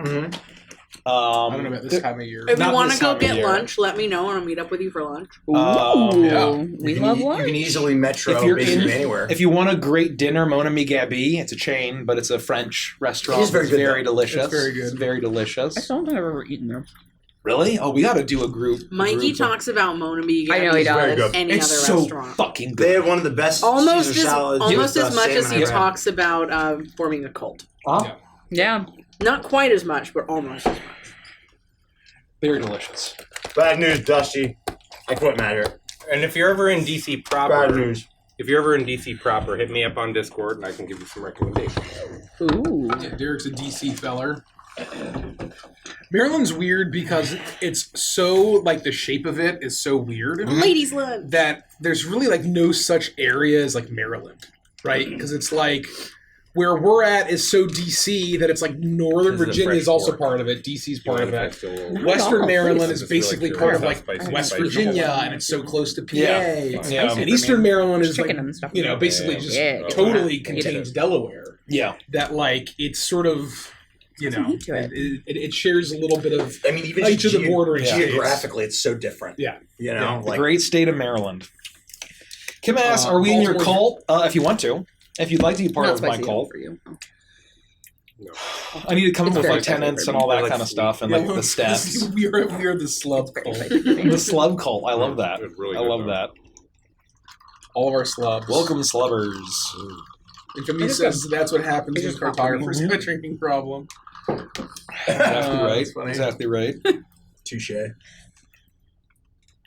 How much has a whisper to think about? Okay. Okay, we'll take a look. We'll take a gang. We'll take a gander. If it's good for the goose, it's good for the gander. As they say. That is the same. I'll be back. Oh man. Hey boomers, you remember VHS tapes? Hell yeah. Boy, do I. Synonym and dice cream. Oh, and ice cream. Sorry. Not only do I remember the first time I saw it was on two VHS Wow. tapes What talking was? about I don't know. My guess was like Titanic or something. Titanic was It's on two Amazon VHS tapes. Prime. Original. I still The keep movie my was a lot of VCR. silent looking at each other. It was kind of bad. Oh, Meet Joe Black. Okay. Oh, I had to scroll. God, do I hate that movie. Really? Never seen it. I never saw seen it I've in never seen it. theater because my dad tried to take me to the movie and I wanted to see Mighty Joe Young with the big monkey. And we instead went to accidentally Meet Joe Black, which was incredibly depressing. My dad fell asleep about 10 minutes into the movie. And then I had to watch that guy, spoilers, murder himself, kill himself, and then like go through hell. And I was like, Dad, I want to watch Mighty Joe. I kept waiting and waiting, and there's this scene where there's like a hedgerow next to this house that he's like fucking haunted after he killed himself, and I'm like, oh, this is the part where the monkey's gonna come out. This is it. And the monkey never came. Oh my god. Dad, I want to see Mighty Joe Young. We have Mighty Joe Young at home. Meet Joe Black.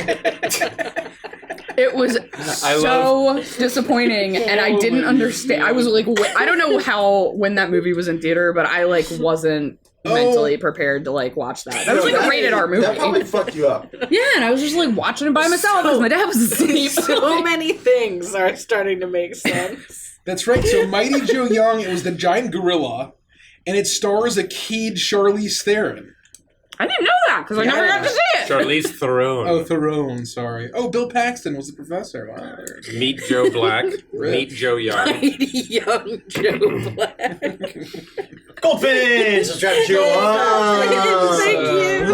Welcome to the gang. Welcome to the video. And also, yes, I do remember Final Fantasies having 3 CDs and having to switch. Oh yeah. God, Oh yeah. And I remember when you've had to switch to the second disc for the first time, and you were like, so much game has happened. Yep. Yeah. How much more game is going to happen? And to know that This there's is a third insanity. Right. disc beyond it, like, it's just nuts. Do you remember when you had to use discs to install World of Warcraft expansions? Oh wow. Yeah. Remember when you had to use discs to install the internet? I remember when I needed to install 16 floppy disks in order to install Myst for the first time. Yeah, I think WoW was across 6 CDs. The right? first, The first- like, yeah, classic, World of yeah. Really? Yeah. That was a hilarious 6 time. I mean, CDs. even the original Blizzard games were multi-disc. Yeah. Like Diablo 2 was multi-disc. Yeah. The expansion was multi-disc. It was I crazy. played a JRPG called Lost Odyssey that was on Xbox 360. That was 3 discs. Wow. On the 360. How insane is that? That's I insane. never had an Xbox. I never finished insane. it. It was like 4,000 hours of game. Yeah. So WoW was like 5 or 6 discs. I remember That's that. crazy. Wait, but like just to install it and then you didn't need the disc anymore? Mm-mm. Yeah, just to Yeah, install yeah. it. You just install it, and then you're good. That had to right? take up your whole computer, right? It was it's just because CDs hold such little information that they just needed to do that. Where like you could have done a download, but like most people didn't have the internet for it. There's all dial-up. Yeah. Well, and back then, if your download like was interrupted at all, it just canceled the download. Yeah. No, when we got into the World of Warcraft beta, you had to you would start the download and it would download for like a day, right? Yeah. And you have to let it download for a day just to get the whole file there. It was a weird time. It was a wonderful time. Yeah.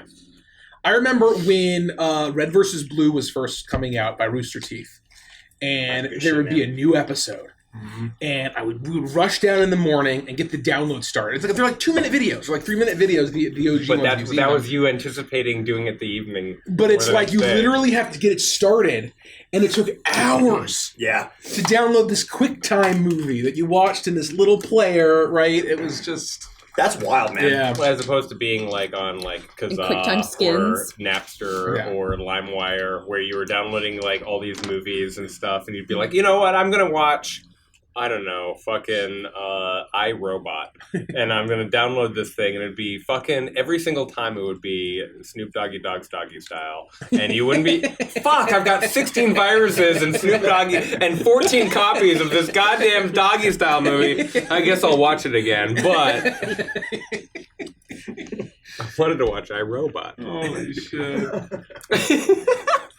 Goldfinch says, I think I'd literally come up of dial up like a year or two before WoW came out. Yeah, it was in our household. We played Star Wars Galaxies before that, and so we had convinced our parents to upgrade to DSL. I guess was probably a thing at that point. DSL. That would have been 25 to 75. Do you remember getting disconnected from the internet when someone called your house? We also got a second line for that reason. Because I'd be playing Warcraft 2 with my friend Ren, and my dad would pick up the phone just thinking, I'm going to make a phone call and ruin the connection.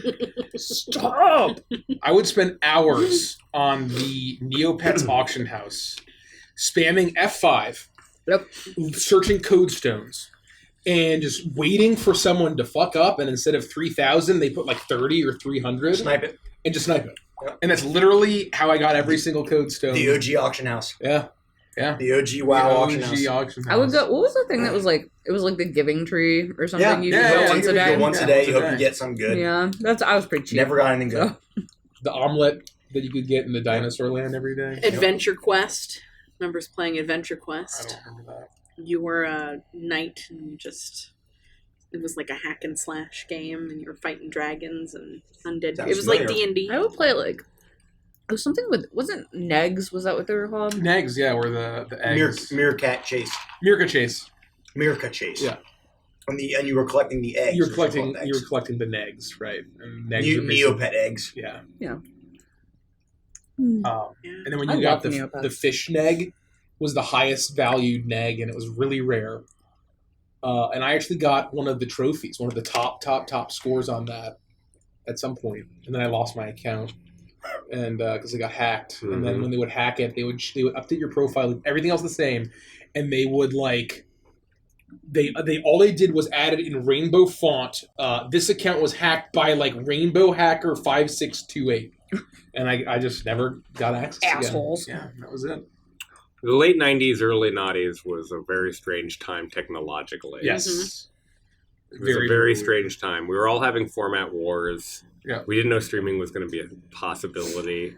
The Netflix account that I still subscribe to started as mail-in DVD. Yep. Mm-hmm. And so my preference is somewhere in their fucking algorithm, the way that I get displayed my shit probably has some weight based on mail-in DVD choices that I made. Yep. 18 I years was gonna ago. say, I bet there's so many people that don't even know Netflix used to do that, how they started. They only know Netflix as a streaming service, and they don't even realize that it was a mail-in DVD. A lot of my friends thought I was stupid for signing up for that. Why would you do that? It's going to take you a week to even get anything. It was so awesome. And I'm like, well, it seems like it'd be cool. And I would get 4 DVDs. Yep. And I would have 40 DVDs for a couple of weeks. You send one back, you get another one. It was great. And I remember even when they launched streaming, for the first 5 years of them having streaming, the only stuff available on streaming was like weird, either like foreign stuff, indie stuff. Yeah. But like all of the stuff that people wanted to watch, the blockbuster stuff, AAA, you had to rent DVDs because the DVD market was big money, and they wanted Netflix to buy the physical DVDs. Oh my God, Dusty! I used to work at a movie gallery. That was one of my first jobs out of high school. Was working in a movie gallery. It's a rental place that's kind of like Blockbuster. Oh. Yeah. We didn't have. I was a Hollywood manager. Video. We didn't have Blockbuster. We had Video Warehouse. I was a shift manager. I guess we had West Coast Video in South Jersey. We had both, but we got kicked out of the Hollywood. We had Blockbuster. Oh, notice posted the DK rap. Mike, do you want to open it up and read it and do it? Oh shit! Remember when floppy disks were floppy? Yes, yes, I do. They were never that. My first movie in theaters was the original Star Wars on opening day. Holy shit! That's awesome. That's amazing. The 3.5s were floppy. What a piece of history that was. I think my first movie in theater was Little Mermaid. Oh wow! Wow. Mine was Beauty and the Beast. That was before. Mine was. I was 4, and we went to Beauty and the Beast as well. Yep. Oh wow! I remember my first movie. So you must have been really young. My grandma took me, and I had the poster. Because that was what 90. That was 2 years before Beauty and the Beast, I think, maybe a year. I was yeah. I can't say I remember like watching the movie, but I remember going into the theater for it. That's awesome. And then I know it was that because I had the Well, poster versus to think your Neopets are still starving even now. Yep. No. That's what they Sea said. Bill. I think Little Mermaid was after Beauty and the Beast. That's what I'm checking. Yeah, right I'm now, curious but what I'm year it pretty would have been. Was it? No. At 89 was Little Mermaid. Well, that couldn't have been it because I would have been a year old. Yeah. It's possible. Do we get right? online plays? Thank you for the I follow. wouldn't remember anything though. I may. Thank you, online I must plays. Thank you, be online remembering plays. something different then. For the follow. We appreciate you. And they might have done a re-release, right? Like, remember when floppy disks were floppy? Mm-hmm. Yeah. Oh, crazy. yeah. We never had any computers that used the floppy disks. No, yeah, me either. No. You randomly throwing up Lisa Frank stuff because we were talking about 90s things. Yeah, good times. Fern Gully is a great movie. I love Fern That's a Gully. fantastic movie. Infamy was my first movie with Star Wars when they did the Toxic 90s Love. re-release. Oh yeah, So that was so that was fun. classic. That was great. 97. Yeah. That's how we got into it. Yep. Well, that's how our whole generation got into Star Wars was the 90s re-releases. I vividly remember getting into the back of my mom's car with our friend on a Friday night. She had gotten us Bethesda bagels with cream cheese, and I remember we ate it on. It was the happiest I've ever been. It was all downhill from there. On the way to go see Return of the Jedi. Yep. With Bethesda bagels. I think my exposure to Star Wars was a set of like special collectors like release of Special edition DVDs. VHSs. Yep, that set with Yoda. Yeah. And that was how I watched Star Wars. I never got to see it in theaters. Yeah, they did the Not the re-releases originals. of the special editions. It was magical as a kid. It was Yeah, each one was only out for like a month, and they played them like May, June, July when those VHSs came out. So it was like a special limited thing. But it really blew up Star Wars again. First R-rated movie was Terminator 2. What a banger, says Derek. What was the R-rated movie that we tried to go into? Sin City. Sin City. Sin City. way. We got kicked out of because we were 16. I was saying we were in high school at the time. Yeah, we were 16 and we got Holy kicked shit. out. They gave us a refund though, so Wait! You purchased the tickets, We got tickets. and went into the theater and they kicked you out. Yep. They saw us. They thought we looked young, and they said, "Let us see your IDs." Oh, that's insanity. Are you kidding? No. Yep. That is so absurd. Yep. Were you old enough to be in the film? No. No. not at all. Well, then you deserve to be kicked out. I disagree. Who cares? They're not going to sell a ticket once it's already started. No, they did. I mean, they obviously said they gave a Well, refund. that's and how all that, the but regulation. that's It's a fucking liability, right? It's, oh, my child was scarred by Sin City. I mean, you He guys was- turned out really fucked Yeah. up. So it's all Sin City. Yeah. It would have been infinitely worse because of Sin I City. think I can eat more of this right now. Hold on. My Too mouth is- spicy. My mouth is numb. My mouth. Live pleasantly. Speaking of movie theaters, I worked at one once. And one of my favorite moments was when the Domino's delivery guy showed up and said, "Hey, we've got a delivery for a Mike in Theater 13. I don't remember if his name was Mike. But we were like, "Are you serious?" And like he showed us the information and it said the Cinemark Theater, Theater 13, like row 12 or whatever. That dude just gave no fucks. What a god! So we went in there and we gave him the pizza and we were like, don't do this again. This was funny. Holy What shit. an absolute lord. There, he ordered a pizza to the That's movie ballsy. theater. That's ballsy. My first kiss was in a movie theater. Oh, We were seeing Barbershop. What the hell? wow. That's It a was very terrible. romantic film. Very romantic. That's a very romantic film. What a nightmare. Yeah. Or maybe it was Barbershop too. I can't remember. It was one of the barbershops. Yikes. It was bad. The movie and the kiss. Yikes. Double yikes. Remember the movie Jungle the Jungle?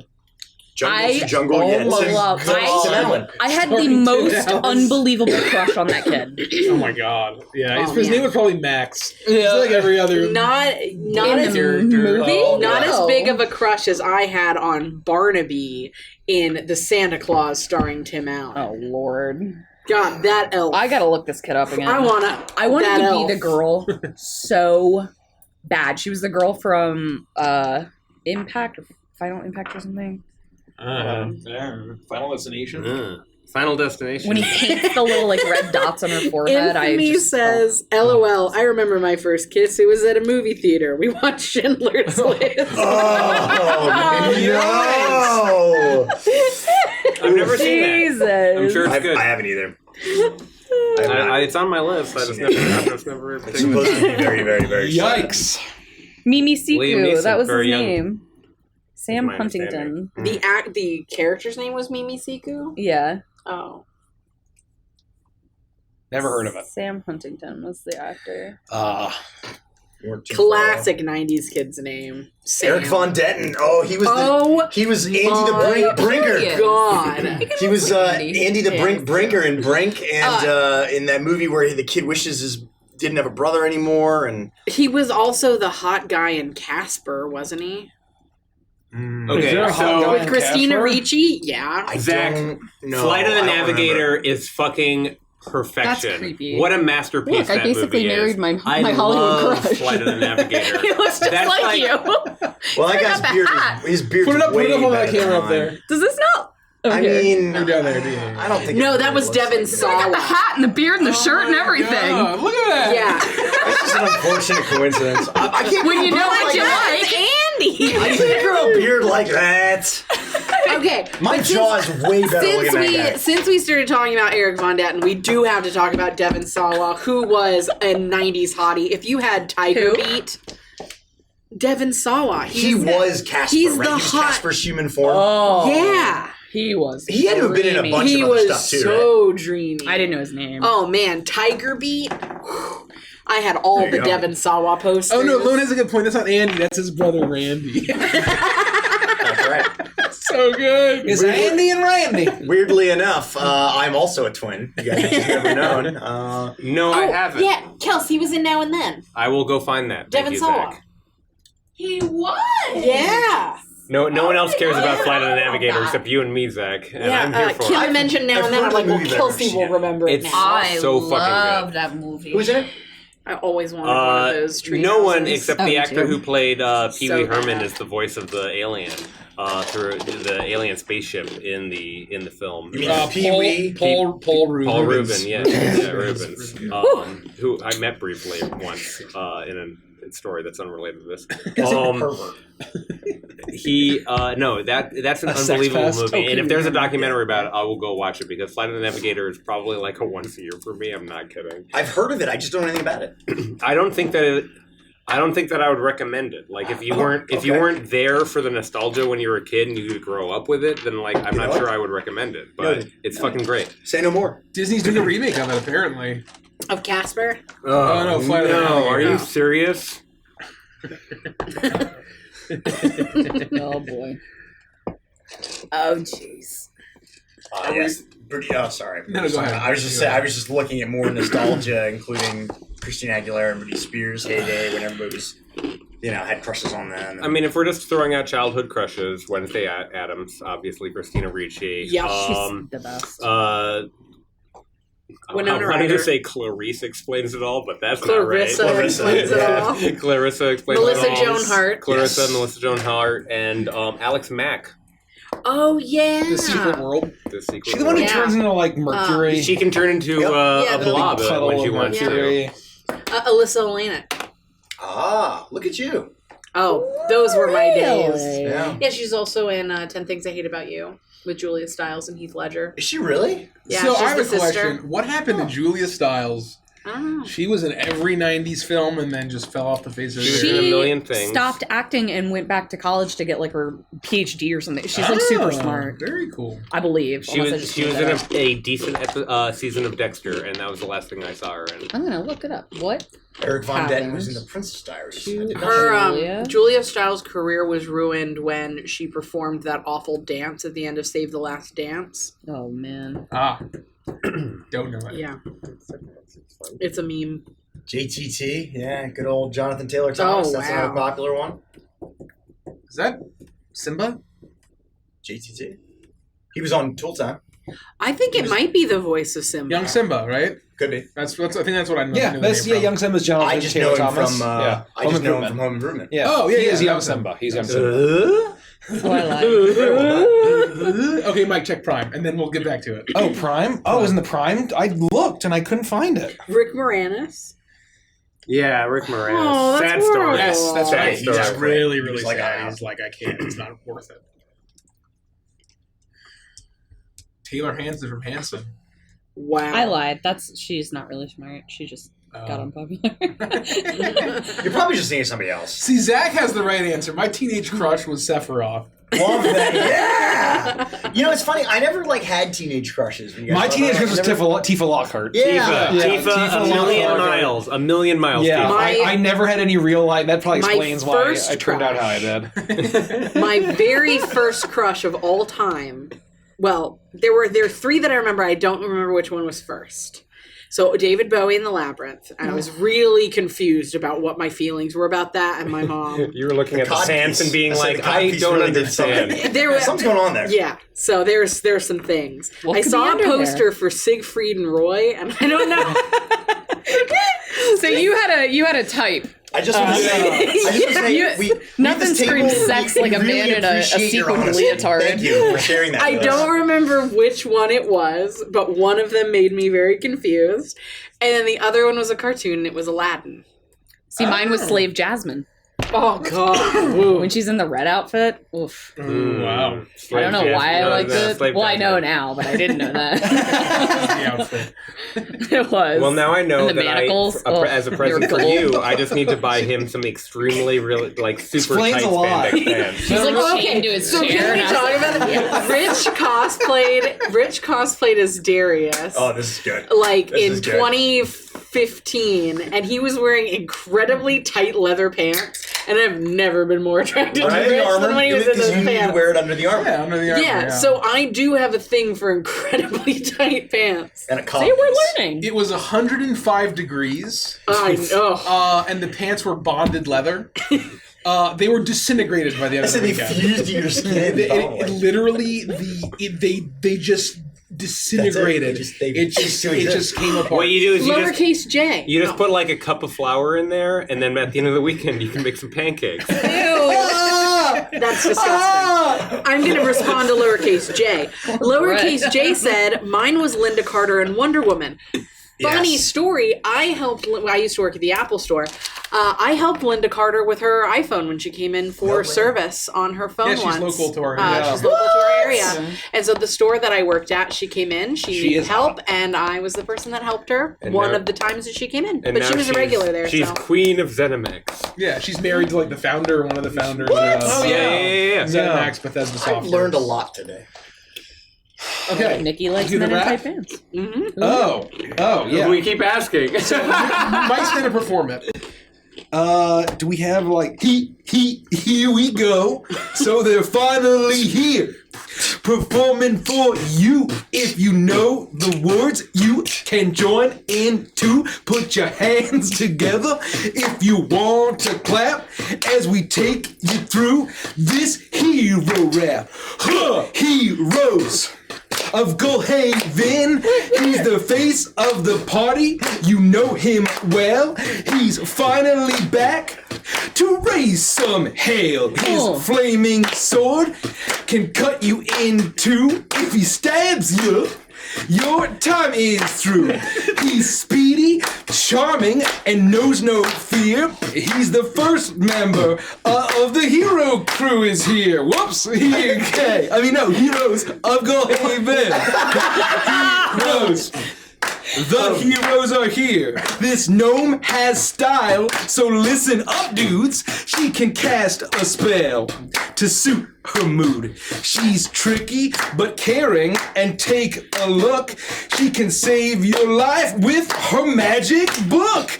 If you side with her, you'll be ready to rock with a jump through the fey. She's a cool warlock. The heroes of Goldhaven. He has no style. He has no grace. This hero has a funny face. He beat up the monsters when he needs to and channel his god just for you. He can action surge if you just hold on. When you side with this dwarf, you can do no wrong. Yeah. Heroes of Goldhaven. Heroes. The heroes are here. He's back again, and just in time. The final hero to complete this rhyme. She can shoot you from afar with a longbow. If she hits ya, there's no saving throw. Got it. Baddies beware, cause she's coming for you. If you cross her, it'll be terrible. Yes! Goldhaven.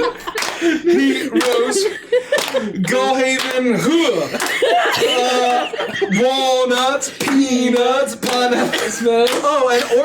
And so the Orpheus says, what the hell, Vanny Poo? Nothing about me. Well, this rap sucks anyway. Hope you like fire. Now hold on. I say true teeth. Randy, take the fridge. I'm sorry. I also gotta give props to Mike for rapping it like as he read it for the first time. Yeah, no, I wish I had taken I read it first. Oh. Because you don't really. I made assumptions about the cadence and then fucked up. But so good. God tier. God tier. Awesome job. God tier. You need to go find that, clip the whole thing, and put it up somewhere. Done. We need to have. It goes on the big board. Great job. That was unbelievable. That was amazing. Does anybody else, when they laugh really hard, get pain in the back of their head right here? I have that nose. Job well done. Oh, God. Teeth. So good. Oh my! We have to memorize this and perform it at the next PAX. Lone, you're on. Done. Incredible. Done. And with that. Oh, are we playing Dungeons and Dragons? Why am I here again? Yeah, what the fuck? Walnuts, peanuts, pineapples. Don't cut this from the video. Grapes, melons, oranges, and coconut shells. Oh yeah. Okay. Oh yeah. Oh yeah. Oh, I need to play my music. That was a good Grant Kirkhope impression. Yeah, that's my Grant Kirkhope impression. Remember when we met David Weiss? Oh yeah. Oh my god, we partied with David Weiss and his band for 3 hours.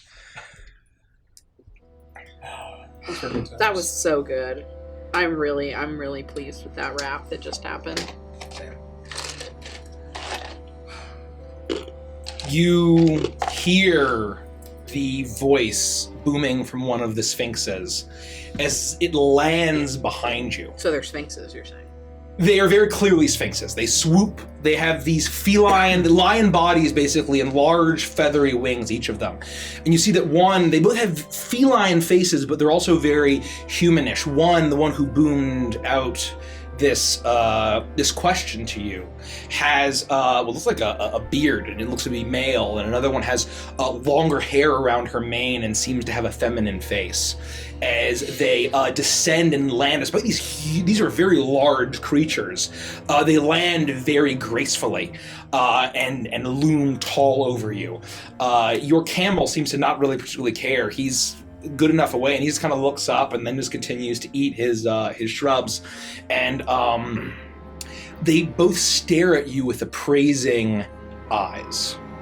What do you all do? What did they say again? The male one had said, "Who dares enter the domain of the Lord of the Dead?" I will step forward. I'll be right behind her. Iris, daughter of the Pharaoh Tisiket, priestess of Anubis. And her friends. You see the male one take several steps. His wings fold on top of his back, and he looks at you and looms over and very clearly an attempted imitation. And he, "You are the one we have been waiting for? I am. Do not lie to me, child."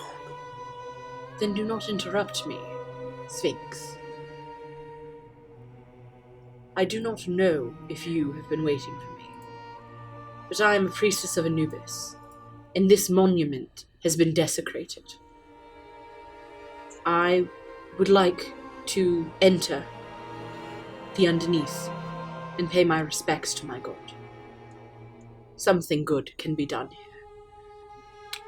With that, the female Sphinx steps forward and says, "I apologize for his brashness. I will speak to the priestess." And he kind of rustles his mane a little bit and says, "I was testing her courage." And he steps back, and she looks forward and says, "I am Neferet. This is Ramkehen. We are servants of Anubis. We were told by our god that the final fragment of the Ka would reside in the soul of one of his worshippers, and that she would be the one to return his strength and his health. Is that you? Is that why you are here?" I will look around and kind of weigh the options of being honest with these sphinxes I've never met. Oh, well, yes, that is why I'm here. I fear that something horrible is happening to Anubis. I can feel it. I've seen it. He's told me that there is something inside of me. I know not this thing myself, but I trust my God. She looks at you when she looks over the rest of you. And you can see that Ramkehen, the male of, and I would say that, Iris, you would know that the male sphinx is an androsphinx, and the female sphinx is a gynosphinx, and that is that they're very, they're different in temperament and power and ability, and generally they don't care for each other. But at the very least, this is you don't even need to roll that. But this is a pair that are seemingly in the service of Anubis. Neferet? Neferet, yep. And Ramkehen. Yeah, is the gynosphinx, yep. And then Gyno. Gyno, G-Y-N-O. Okay. And then the androsphinx is Ramkehen, R-A-M-K-A-H-E-N. Ramkehen. Not Ramkehen. I said Romtikin. Ramekin. Samson, it's way off. Thank you for the follows, Space Whiskey. Thank you for the follow. Thank you, Space Whiskey. Space. He said that you would know, and you would come. He was right. You have arrived at this prison. I hope that you have the power that he said you did. What happened to this place? Who did this? To this? Or to the realm? To Harakir?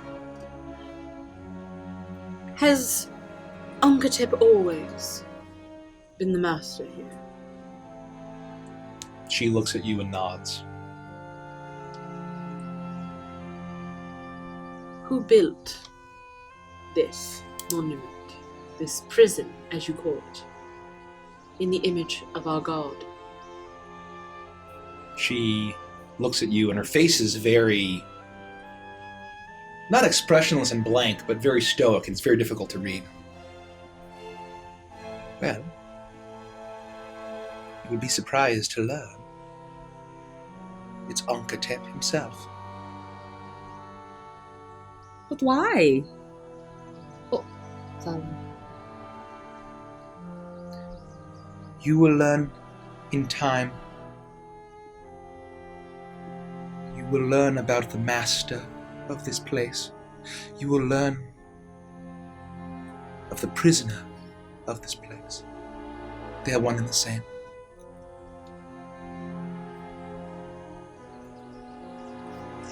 I see. And so this is a prison? Yes. For not just whom you wish to stop,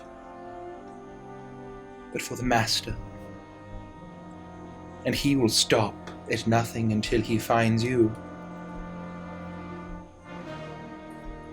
And you see as Ramkhan steps forward and says, "But do not let that fill you with fear.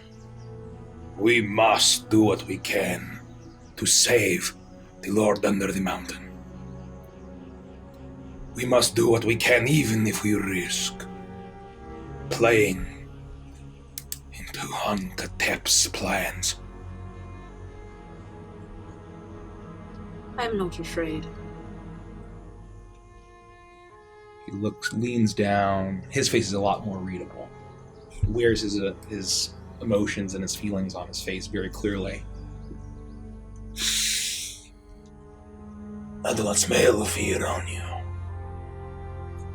Sorry. The Hellboy trailer. Oh, that's scary. It's just constantly delivered to me on my YouTube playlists. I can't get away from it.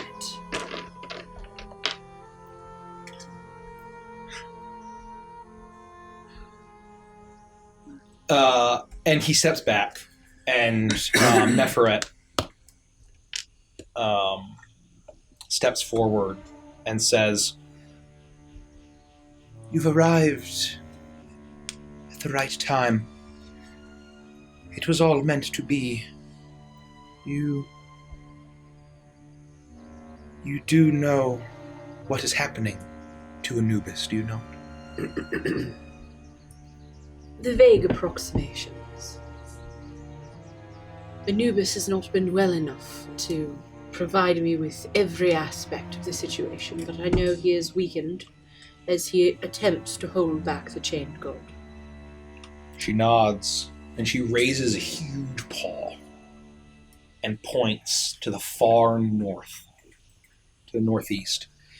And you see a vicious, dark, howling sandstorm that seems far more violent than any of the sandstorms. The one that had been, that Caprice that you had seen, I guess on Iris, rolling across this place. In the northeast. Yeah, this is in the northeast, but this one is past it, on the seemingly at the very northern area, the borders of this domain. He's within the breath of the forgotten, the eternal sandstorm that shrouds the Black Pyramid.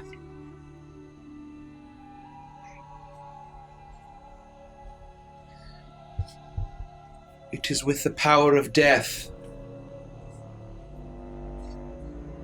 that the chained god was sealed away. And it's only the power of death that keeps him currently chained as the seal is break.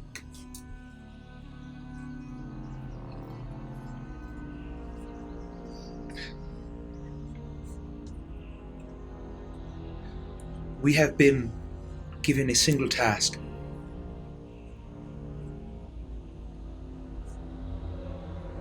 To lead you on the hero's journey.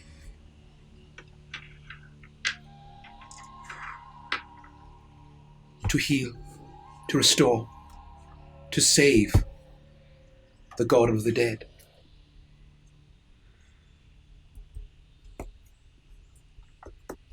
Why would we ever want to go on this hero's journey? She just explained it to Caprice. I To know, heal. but the first step of the hero's journey is refusal of call, so I just had to... Now that we're past that step, we can move on. Get out. Please give this man an inspiration. Yeah, take an inspiration. You take an inspiration, that's it. I'm like, seriously, Derek? Did you not just hear what he said? That's so good. Animal crackers? Nikki gave it to me a long time ago. I gave this to you? Yeah, I got a raft. Oh, is this from the Oh, wait, what is it? Oh, is this from my the tarpier from the Kinder Egg? The tarpier. Yeah, I've had this whole time. I can't believe you still have that. All right. Oh, This- boy. This place is a godless place. Only Anubis can come and go. All gods are forbidden. Why, you will learn. And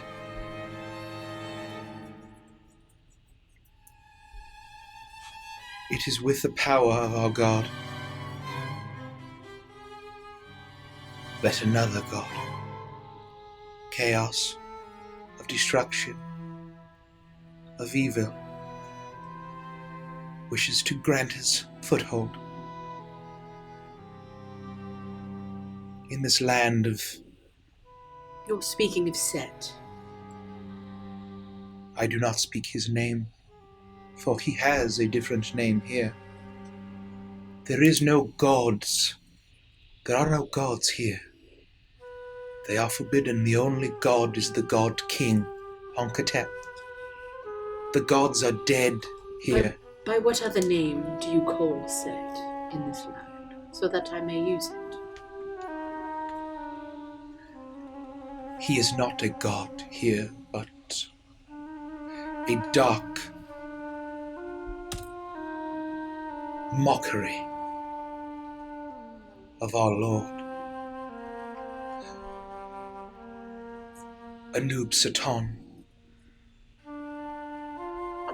an effigy of necromancy, evil, entropy, and destruction.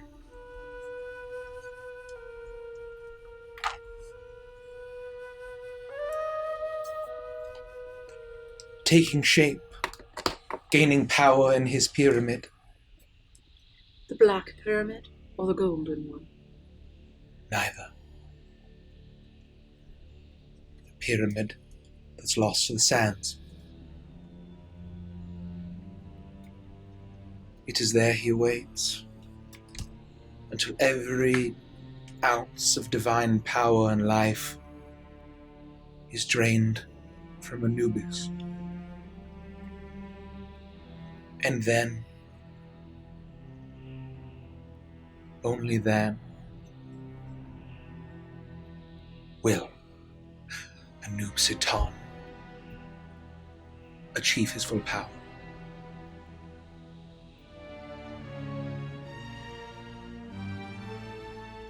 And it is with that power that Ankh-Tep is planning to make himself whole for his ultimate wish, his ultimate goal, to die.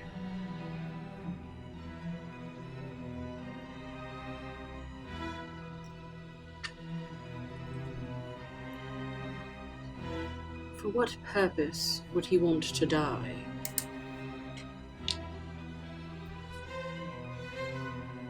Eternal life, eternal undeath, eternal existence can only be appealing to some people for so long. There's nothing more that he wants than the eternal darkness, eternal rest. That is all he desires. But what happens when he dies? You will learn. That is part of the journey. You must follow in Ankhetep's footsteps. That will be the one way you can be granted access to the pyramid beneath the sands. To Anub-Saton's pyramid. Destroy the leech that drains Anubis. And then a god on our side we will have.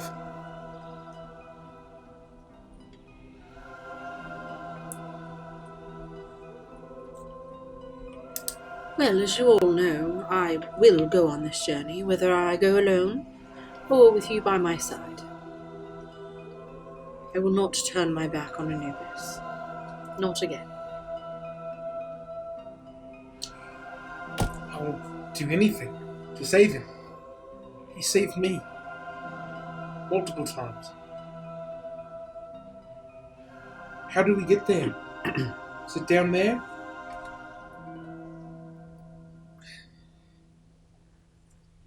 In this once holy place, it is the first step of the journey. You will receive your first riddle, which will lead you to the first fragment of Ankhetep's Ka. But it is not our place, And she looks at Ramkahan. to tell you. You must solve the riddle, experience the steps that Ankhetep himself has taken, procuring all of the fragments of his Ka, all but one. And she looks at you.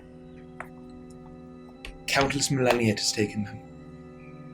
For while he has power to peer through the mists, outside of the mist and dark bargains in this land,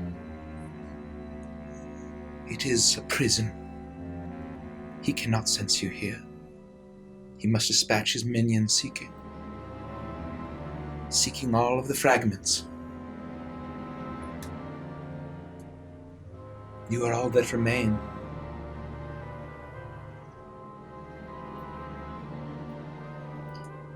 Well, then let us begin.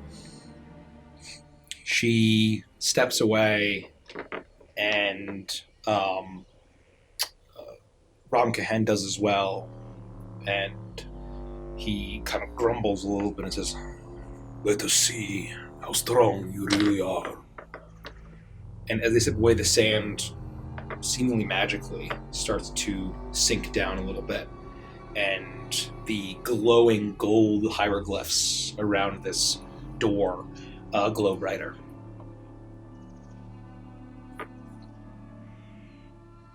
Can you read it? What does it say? Can I read it? You can. But there's something interesting about it. The dialect is off. Hieratic. It seems older than the most ancient of the texts and the scripts and the dialects that you have studied. And you're able to make out like bits and pieces and you're able to read it, but it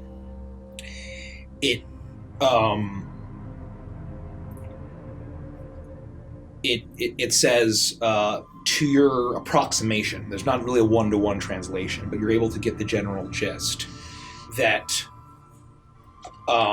that this is the domain of the Lord of the Dead in the land of reeds and lotuses.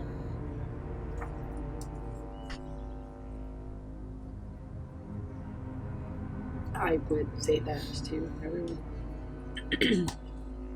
Is that the riddle? I'm not sure. Reeds and lotuses? Does that mean anything to you? No. Okay. Well, that's probably not the riddle, right? That's just like the entryway door. Yes.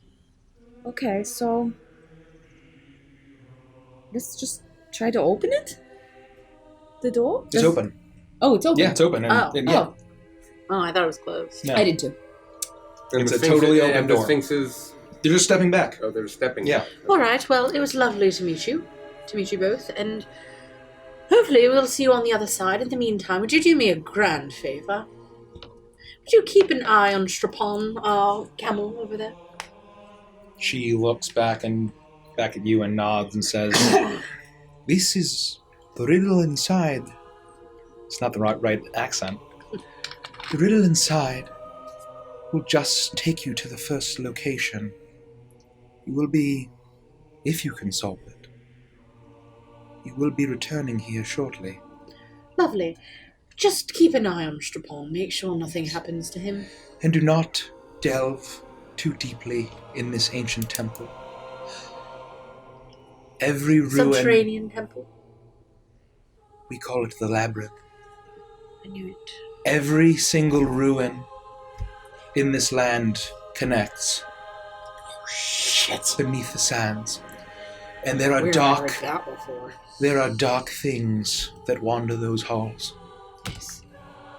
It is dangerous up here enough.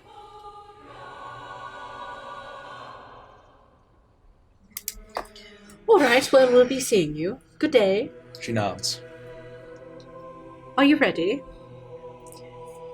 And we'll step forward. And as we pass a threshold, I'll go, doubt me again on subterranean tunnels. How how tight and closed and dark does this space seem? We took a long rest, right? The doorway, it seems like a normal, it's a relatively small entranceway to a temple, but it's not super tight, if that's what you're asking. Yeah, I'm just trying to decide if Caprice's claustrophobia would kick in going into this space. Definitely. It seems like a relatively small, very old, it's dark. From what It you is can see. under the earth, so 100%. Yes. 100%. Yes. Exactly right. This is a claustrophobic's worth nightmare. Do we really have to, There? Mm-hmm. Yes.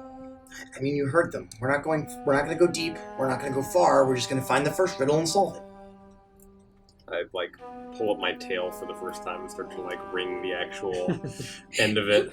Cowardly lion style. It's going to be all right. Yeah, It's okay. Just sing a little song. for you guys. Singing a little song, singing a song now. I'll protect you, Caprice. If anything happens, I'll make sure you get it back out of here. Do you want to be the last one in, or where do you want to stand? That'll make you most comfortable. I'll just in the middle. All right. Do not tell me a companion of one of the faith is so cowardly. Hey, you know what? You don't know anything about me, all right, pal? I know what I see. And it is cowardice. Just because you have a specific fear about anything doesn't mean you're cowardly all the time. That's not the way that works. Cowardice means you will not do what needs to be done. You are hesitating and wasting time. Bravery is not the lack of fear. It is the understanding of it. Let us see if he proceeds. And you see that Nefret is giving him eyes to shut the fuck up, and he's not listening. What Iris said. Come on. You go ahead. I'm going to push him in the tunnel. I start, I out of more anger and stubbornness towards his attitude than anything, I just run through and make my way through the threshold. Can you believe that guy? Yes. Huh. Unfortunately, yes. So what do is it dark when we walk in Yes, here? it's dark. So although the outside is glowing, it's dark, and it seems to be a small temple room. And once again, Iris, the construction looks very old.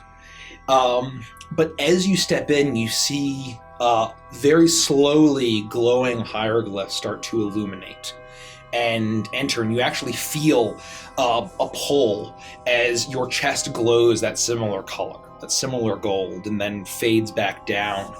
And you see now that there are murals and carvings that are still painted. The painting is chipped, but it's still in shocking condition, given how old this seems. And you see a great pyramid with a throne before it, and you see that there is a pharaoh that is sitting there, and it seems to be it's difficult to tell with the artistry, but it seems to be a teenage boy. And on to the right of him is a priest of Anubis, wearing an Anubian jackal headdress. And although the face is carved in an artistic fashion, a stylized fashion, and despite it being a living man, there seems to be something uncannily familiar about that face on the Anubian priest on his right. And you see that there are a number of gods as well. You recognize the Ra, you recognize Osiris, you recognize Isis. And there are a number of them, but none of them have, or rather you recognize priests of all of those gods, but none of them have that place of importance than the priest of Anubis that stands beside his pharaoh. And as the hieroglyphs form and glow, it says, "What can run but never walks, has a mouth but never talks, has a head but never weeps, has a bed but never sleeps." Well, I know. Oh, that's easy. Yeah, I got this one. Look at this. No problem at all. It's a river. Yes. Yeah. A what? A river. A river. Rivers don't have beds. How can they have beds? A Like a riverbed. riverbed. That's not a bed. Yeah, it's a bed. Yeah, it's a It's play, a riverbed. It's a play on words. Oh. It's okay. Look, I'm sure that this is going to be the hard one, and they'll get easier, and okay. you'll catch up. All right. Well, it didn't. Fair enough. As soon as you all have been saying river, you see the same glow, and sand is dropping on top of you as the carvings start to change and move, and you see the scene of what looks like a beautiful oasis, on the banks of which is a city of mud brick, and with large reeds, herons and antelope drinking, and musical notes rising up from musicians playing lutes and harps and drums and as well as singers. And it all glows before then turning dark and those same ancient carvings of the priests and the pharaoh, the young boy pharaoh. Well, we've answered the riddle. They said we would be teleported back. You know, I didn't even think about it. Maybe we should have just shouted the answer out. We didn't even know what was going to happen. That might have been a little hasty. Well, they told us to answer the riddle. For sure. I'm just saying, maybe a little more prudence in that. I just wasn't thinking. I got excited about a riddle. Yeah. I'm gonna look around. Is there anything else of interest or note in this space besides the portal that we're now staring through? Apparently, you see that there is a broken altar. There are some doorways that seem to go down into the earth, but it seems like this small space, whatever of importance, is really just what's carved on the walls. And so when that you said a portal, I missed that. There's no portals. There's no portals. It lit up the station. It lit up the walls and the carvings. Yeah, and it provided a river, provided a riddle that then once you said the answer, it showed a location. Oh. Oh. So, Okay. that I did get it. I think it's trying to tell us to go to the Oasis city. The dried up riverbed that we were traveling along. Well, we take there's still at least a lake. Would you call it a lake? There's still water left and trees and things left. Did the oasis that we saw in the brief vision look like there was a town with it, or it was just an oasis? It looks like the oasis to the north that you're heading towards. Okay, cool. Yeah, well, I mean, that was... All right. So that was great. Done. Let's go. I thought we were supposed to be teleported back. No, they just said we would come back. Oh. It's the point is that we were just going to run in here for just like a second. Oh. I mean, this is good. This confirms everything that we were speculating Well, about. what it tells us is that the first piece of the car is still there, or at least was there.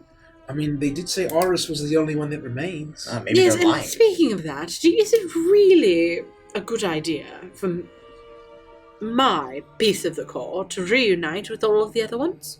Should I go anywhere near the other ones? I feel like I shouldn't. Oh. As long as we're talking, what's Ka? It's a word that... Well, there's no direct translation, but it's akin to a soul. Okay. I'll buy it. Yes, fragment of a soul. Okay. So do we think that they were just lying about saying that he has all the others already and he actually doesn't? Or he's storing it there for safekeeping? Or maybe just that they're in this land and them being in the land and he knows where they are. Because they said that we had to follow his footsteps and do the same that he did. So maybe it's a symbolic finding. We just have to trace his steps. Oh, we have to walk in his footsteps, you're right. Well, my fear is what if it's similar to the Barry Lauter stories? You know, he was a wizard from, I think, Onzu. And in his, there was this powerful snake man who severed his soul into 7 pieces like a Horcrux. I don't know that story, but... What? I don't know that story, but I'm reminded of the skeleton that we fought at the top of that mountain. The one you farted on? Exactly right. Didn't he split his souls and there were like phylacteries and the whole thing? And You mean the Lich? That was how he kept himself sustained, right? Oh yeah, he put his soul in a box, which we then destroyed. But then if you were to bring the souls back to... Because weren't we just told that Ankatep wants to die and then he went... Allegedly. So wouldn't the whole idea is that, like, if you were made yourself immortal by scattering your souls all over the place... That's exactly what happened in Barry Lauter. Well, I think I read that one too. Didn't they really put a lot of focus of collecting like 2 or 3 of them, and then they had to like destroy like 5 of them in one night or something? Yes, but so in that one, the pacing only was way... a little weird to me. Well, you haven't read the books, though. You only watched The Major Illusions, and they're completely different. The adaptation does not translate very well. However, yes, for the evil snake man to die at the end, you had to destroy his Horcruxes. Okay, so in Barry Lauter. In the parallel that we're trying to make with Ankatep here, are we trying to destroy, collect, or keep separate? In Barry Lauter, he didn't want to die. That's just how they had to kill him. So, Ankatep might be bringing all of them back together, knowing the only way for him to die is if all of his car are together inside of him. You get what I'm saying? Yes. Yeah, absolutely. And I think the Sphinx has said that we'd learn more as we continue to follow the trail. So, we don't even really know what it means or what the implications of him dying are. I think what they're trying to say is that even if the actual pieces, the fragments of the car aren't there anymore, we need to walk in his footsteps to understand him, how he got there, what the cars were, why he split his car into pieces to begin and then we'll with. understand how to defeat him and stop him. That's exactly right. And it seems to me that he probably didn't go down those staircases, so we should turn around and leave. Yeah, well, they said not to go down there. They were very explicit. Yes, they said to just do the riddle, and then leave. Do I hear any creepy skittering? Make a perception check. Oh, baby. 20. Yeah, absolutely. Five. Absolutely. Oh, God. You listen and you hear what sounds like skittering of insectoid legs, or probably actually more likely arachnoid legs, that are far too large. Yeah, no, absolutely not. All right, no, yeah, I think we can leave. All right, let's turn around. We marched right out of the I get the damn. fuck out. We're done. You Sphinxes? see the two sphinxes, and they're actually sitting like the sphinx statues. One on either Yeah, side. one on either side as they're sitting there. I love sphinxes. And they stand up, and Neferet looks at you and says, "Well, as fast as I thought you would be. Well Oh, done. we spent some time just chit-chatting. We could hear. It's very Oh. echoey." Oh.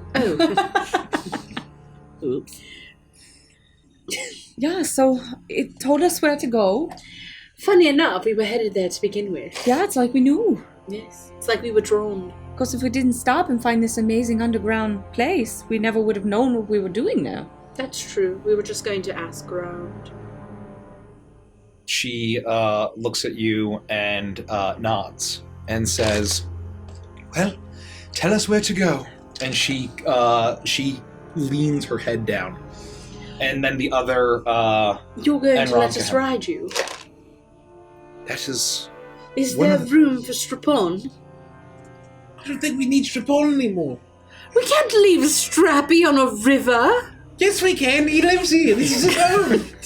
But not anymore. He's used to a new life. I think he's been fine for all this time on his own. He's still a wild animal. We know. We've given him water and those weird turnip things. He's come to expect them. He will starve. We met him an hour ago. He spit on Caprice's face. Yeah, It hurt my him. And his face is just fine. He's covered in scars and He looks like Deadpool. He looks like an avocado with cancer. He looks like a testicle. Can't we just fit him into Toa's bag? He looks like Two-Faced, but worse. I just feel like we could stuff him into the bag. You know? He's probably fit, right? Just stuff him. Just stuff him in the bag. Goodbye. We'll see you later, Camel. This is way faster. I will very gently attempt to climb onto Sympathetic to your side. You do that, and you get the sense that you'd probably just split up between Neferet and Ramkahen, and you can tell that Ramkahen is definitely not super happy about it, but he's doing it because, he has to. And he leans Fucking down. job, Sphinx. Yeah. I hate to bother you, but while we're all boarding, are there people in this oasis town? Yes. There are the living here, as well as the dead. Thank goodness. The Pharaoh, the God King, Onkatep, does not bother them as long as there is order. He believes that the living may have just as much of a role to play in finding his and restoring his car as the dead. As for the first fragment, the fragment of the river, has proven. And as long as there's order, he has left his children and his priests in charge. All mummies, all undead. But the living are here. If you interact with them, it could bring them more danger, though. Noted. Well, we want to go to the oasis to the north. But first, we need to pick up Strip. I really don't think we need Yeah, to. Iris, I think we should leave him. He looks so happy down there. But why don't you go say goodbye and just take off his harness and, let him free? Give him one last scritch. Why do you care I'll about... look down fondly at the camel. No, I don't think I will say goodbye to Stripon. It would just be too painful for him. It's best he doesn't know we're abandoning him. Are you expecting me to carry it? Aren't you strong enough to? God damn Yeah, that was obvious, Mikey. Come on. And that's how we got a new pet. Iron Forces of Disc! Camel based! I will carry him. Oh no!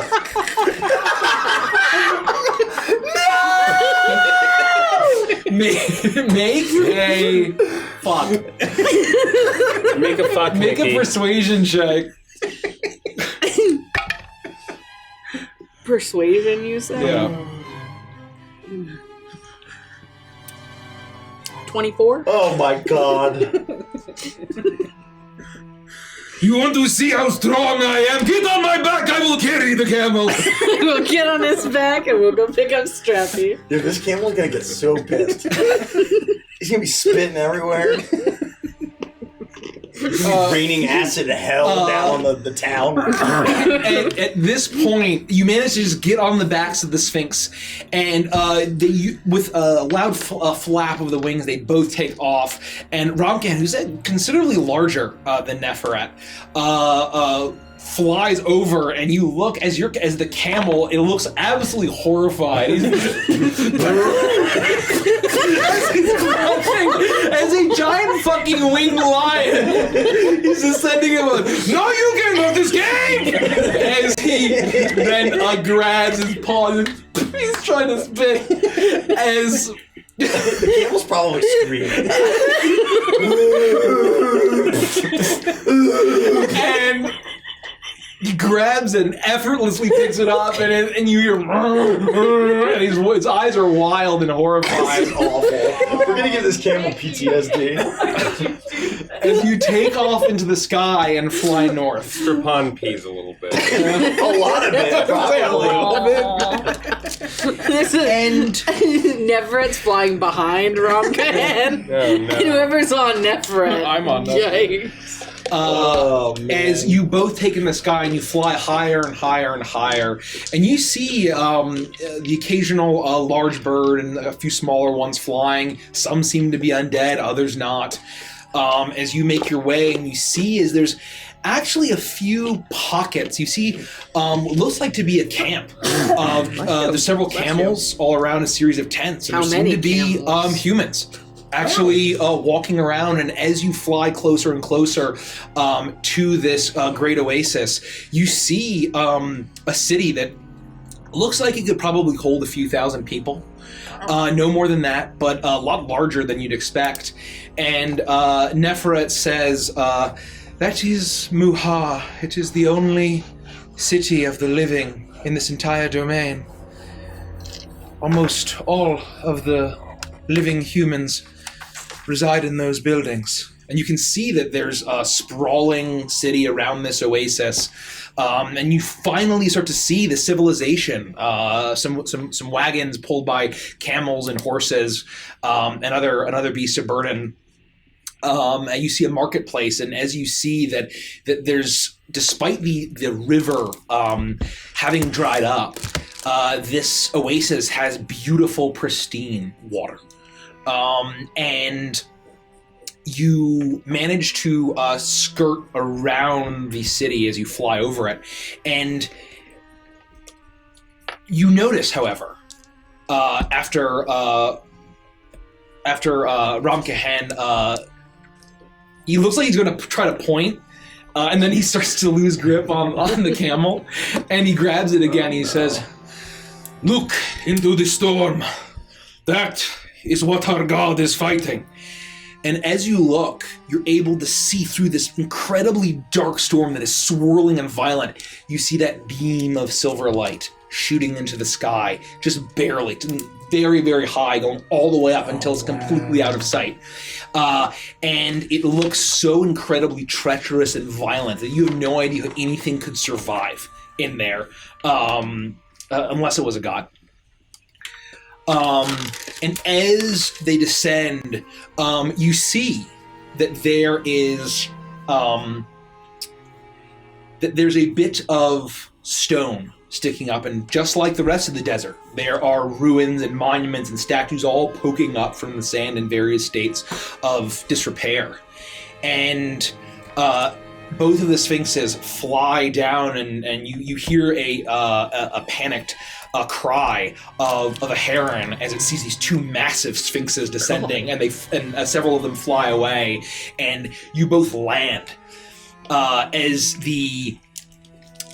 soon as Strapan, I guess I have to say it, as soon as Strapan makes touchdown on the ground, he panics and lets out a yelp, but then his eyes flash blue, and he immediately rockets over to the water and just starts drinking and drinking and drinking, seemingly having forgotten the horrible trauma of being thrown across the desert. Strappy is so happy. That's one happy Strappy. And as you look, I can't help it, Caprice. I just love it. happy. And as you look, and as you land in a patch of very lush vegetation, there's ferns, there's these lush palm trees, and all sorts of greenery and reeds. Reed? Reeds. There are a bunch of reeds, and you see dragonflies skittering about. There's an entire herd of gazelles and antelopes that are on a far bank. You see a huge crocodile swimming on the top of the oasis on the water, and then it looks at you and then immediately descends. And you see that there's a number of sailboats with these large triangular sails of fishermen that seem to be pulling up these large hulls of fish that have all these strange coloration to them. And as you hear, although you're on the other side of the oasis, you can hear music drifting across the water as notes from harps and lyres and lutes and the rhythm of a drum and people singing seems to sail across from the city of Muhar. As where you land, there is a patch of stone that seems to be just an unassuming ruin, but what seems familiar is the construction of that black stone with the faded gilding. It seems to be of the same type of construction as the statue of Anubis. And it's here that both sphinxes let you off. And Neferet looks at all of you and just nods over to that. It's really a dais.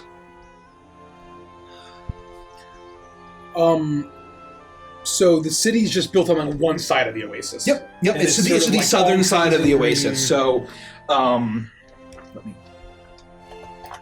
Oh shit. So like basically here is like, the oasis is here, and the river had once gone from the north and would have gone south here, and Muhar, the city, is right here. Does this river flow north to south or south to north? It's very important. It's south to north. Figured there are only a couple of rivers in the world that do that. And you all landed like right about here, right? And so the city is here, and it's all built out around here and around like this area, and then you're on more on a wild side. That probably wasn't helpful for her. No. So anyway, it's just basically. That's not helpful for. No, that just viewers. looks like a gallbladder. The point is that there's a big pancreas. city we can see in here, but we're not like in the city. We're on the opposite side of the oasis. It's just ruins and greenery and lushness. Yeah, the mitochondria is the powerhouse of the sun. That's true. That's what they say. They told me in school. So. And the building that matched is on our side or in the city side? It's on your side. It's It like seems right to be next to us. almost like shrouded Okay. in the greenery, almost deliberately hidden by the wilds here. As you see that it's the ruins of this dais that's risen up, that seems to be of that same similar construction style to the statue of Anubis. That's where we're gonna go. All right, and this is good if we want to avoid, talking to the people of the town to avoid endangering them. Then for now we'll leave them be, and we can focus on this. I wouldn't want to engage them. They look like this. Actually, looks really nice. They seem happy. They're playing music.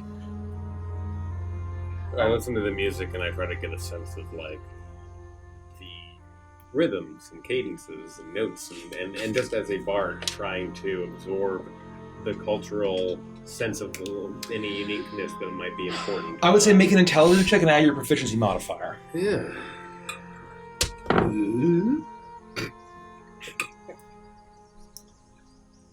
17. Oh, okay.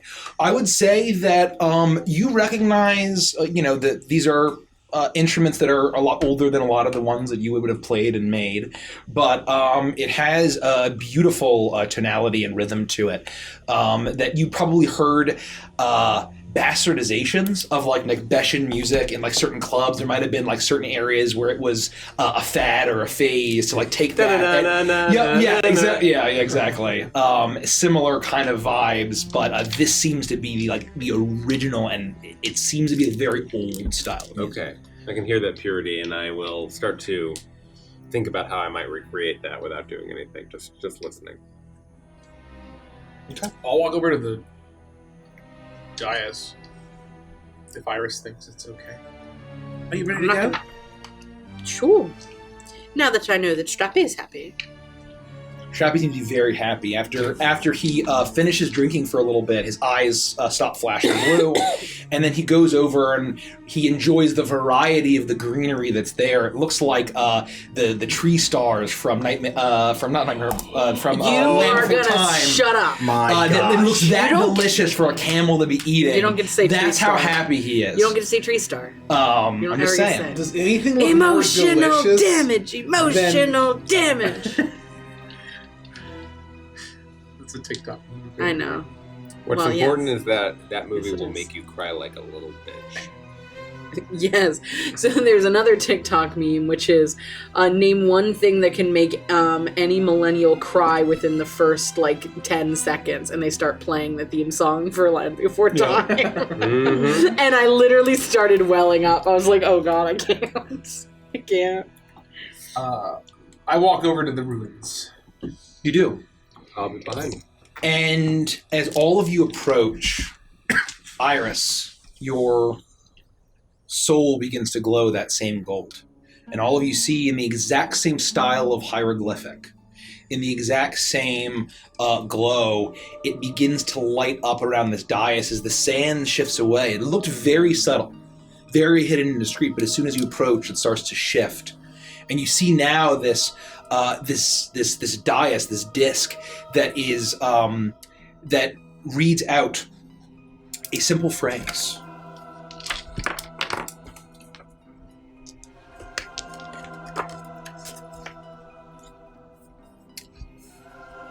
Sing a song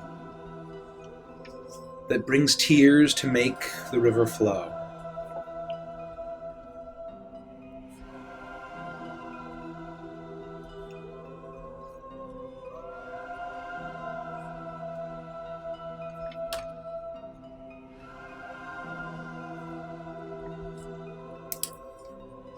Is this a riddle? I don't know. I mean, that seems kind of subjective. Brings tears to who? Whom? Hoopst. Ugh, I always get that wrong. Well, do you know any sad songs, Caprice? I know a bunch of sad songs, sure. Well, sings one. I mean, do you think that it has to be specifically, deserty? I think that if you know a song that makes you feel a certain way, it reminds you of something sad and it's the intent, it just kind of puts you in that mindset, that will probably do it.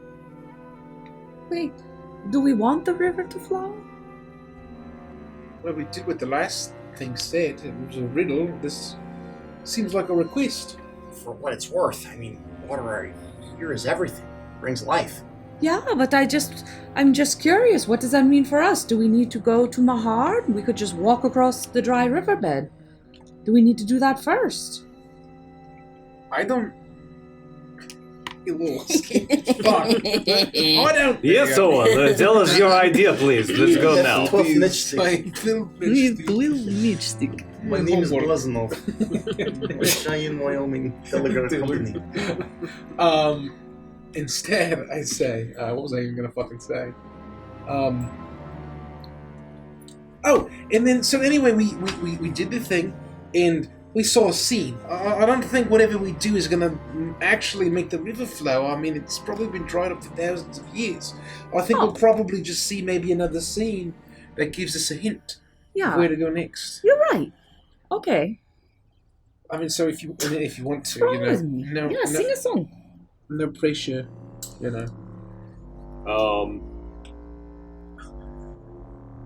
I know a sad song that's loosely on theme, and I'll pull the lyrics up right now. Here they are. Oh my gosh. But I haven't reflavored them, so apologies. This is going to be straight. Every child in Valoran has heard the tale before about the cursed mummy boy who felt his heart no more. So sad and lorn, the helpless lad, Amumu was his name. He ventured out to find a friend and learn about his bane. I'll sing the remainder of that song, which is just fucking excellent. And by the end, you're crying up, you're tearing up a little bit by the end of that song. That's a classic. I haven't heard that so long. I would say that is a song that is an old song from Neckbat. I would say that you would know the story of Amumu. I know the story of Amumu, the sad mummy boy that is now vanished as from fucking what I was canon. listening to. Oh yeah. And you immediately pulled it out, and you know that this would be a very sad song. I need to make a performance check at advantage for being so on theme here. Thank God.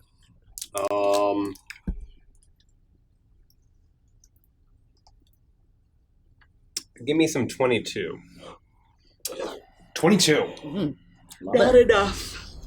You, as soon as you finish singing the song, the dais glows with and immediately the hieroglyphs fade, and you hear it begins to shift, and you see that beneath you as a scene unfolds, as you see not just the oasis but the roaring river from a time long gone, from south to north, and this city being far more populous and filled with joy and song.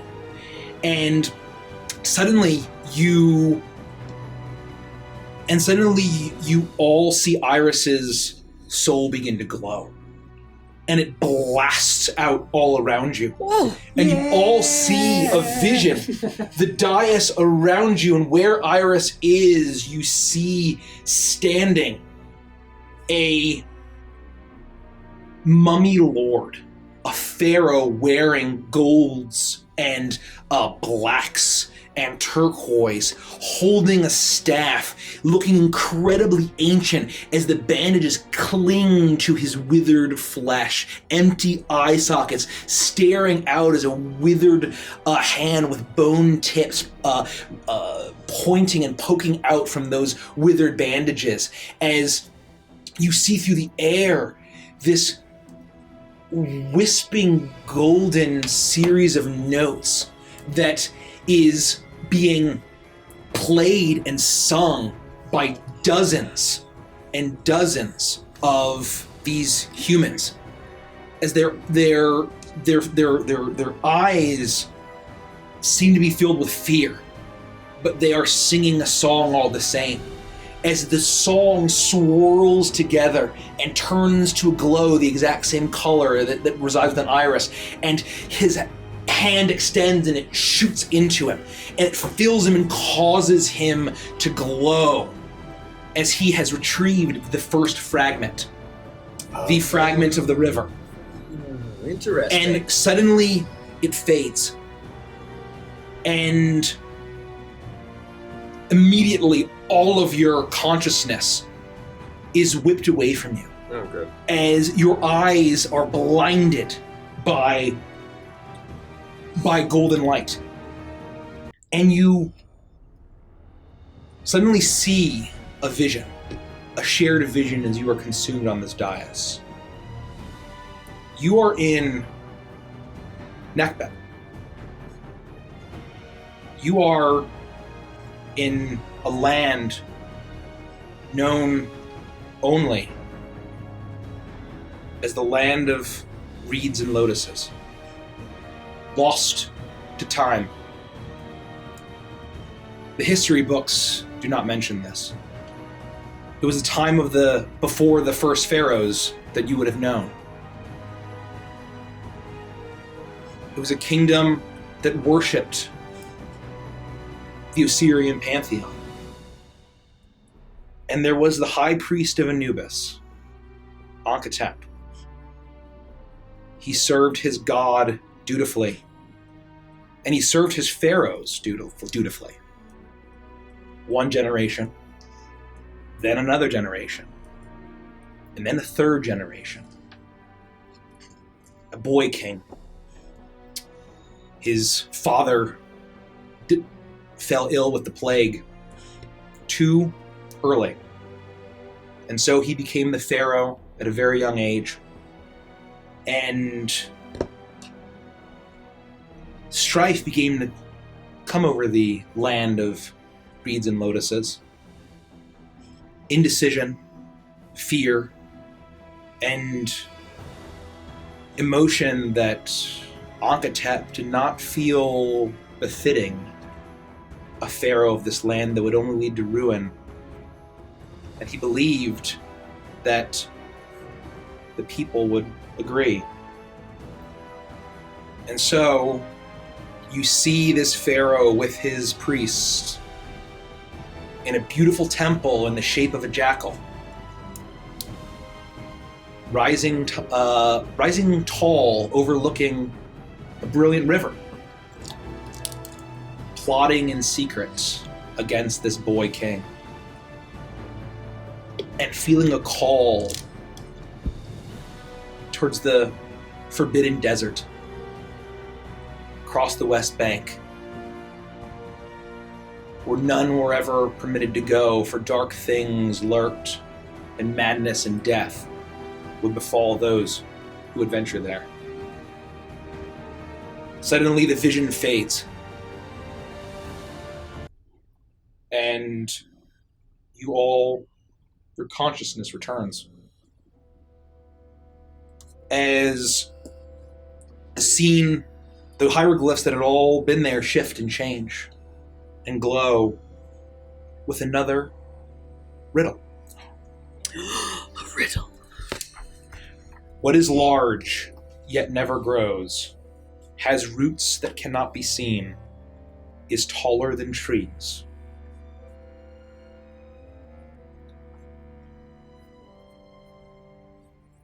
Large but doesn't grow. Yeah, no, Roots unseen, taller than trees.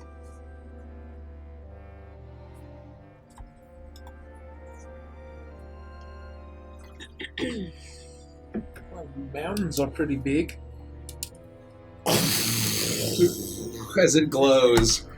You did! You got it! I told you! I told you! I solved the riddle, Felix. It's my very first riddle. I knew you could do it! Oh, man, that feels Good cool. job, Toa. I had no idea what it I was. just thought of something really big that's taller than trees. Well, that worked. You don't have to. You just shout them out when you know them. You know. Oh, yeah, I guess. I'm proud of you. Wow. Well done. That's really good. I'm proud of you too, Toa. Oh my Thank goodness. Look at you. You're so stinking smart, Toa Kamanui. When we get back to reality, I'm gonna buy you a big. And suddenly a something mosaic good. appears below your feet on the dais. Oh, God. A scene emerges in a great series of mountains and canyons. You see rock formations that wind and form what looks like a snake. And spires that rise up almost like ribs in a cage.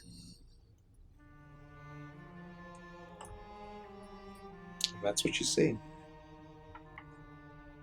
That was really, really good. We are flying. I love this. Did everyone briefly lose consciousness Yes. and see a whole? Oh yeah. Oh, yes. Oh yeah. Neckbet.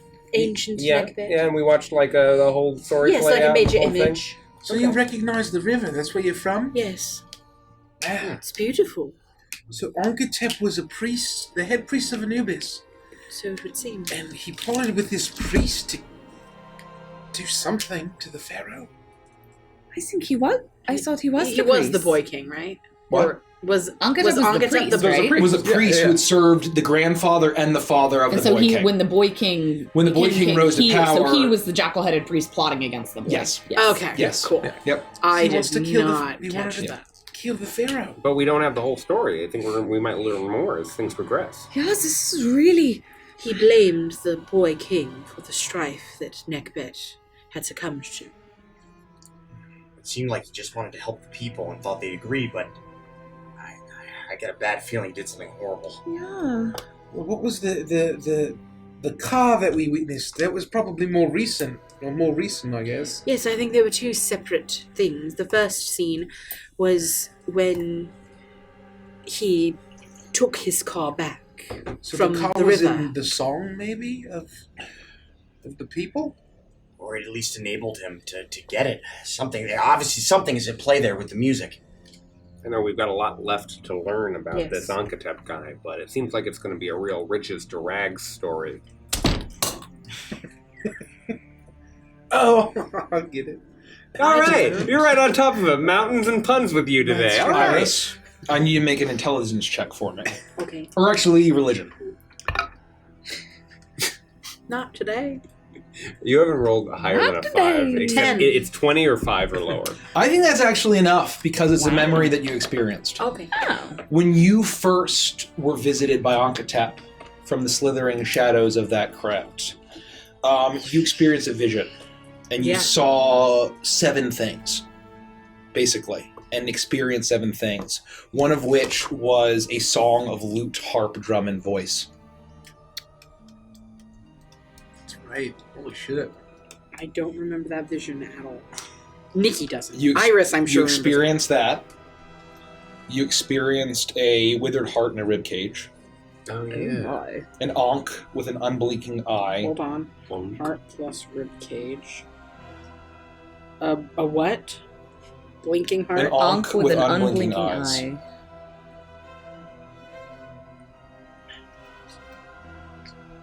Okay. You saw a canopic jar, the skeletal jackal head.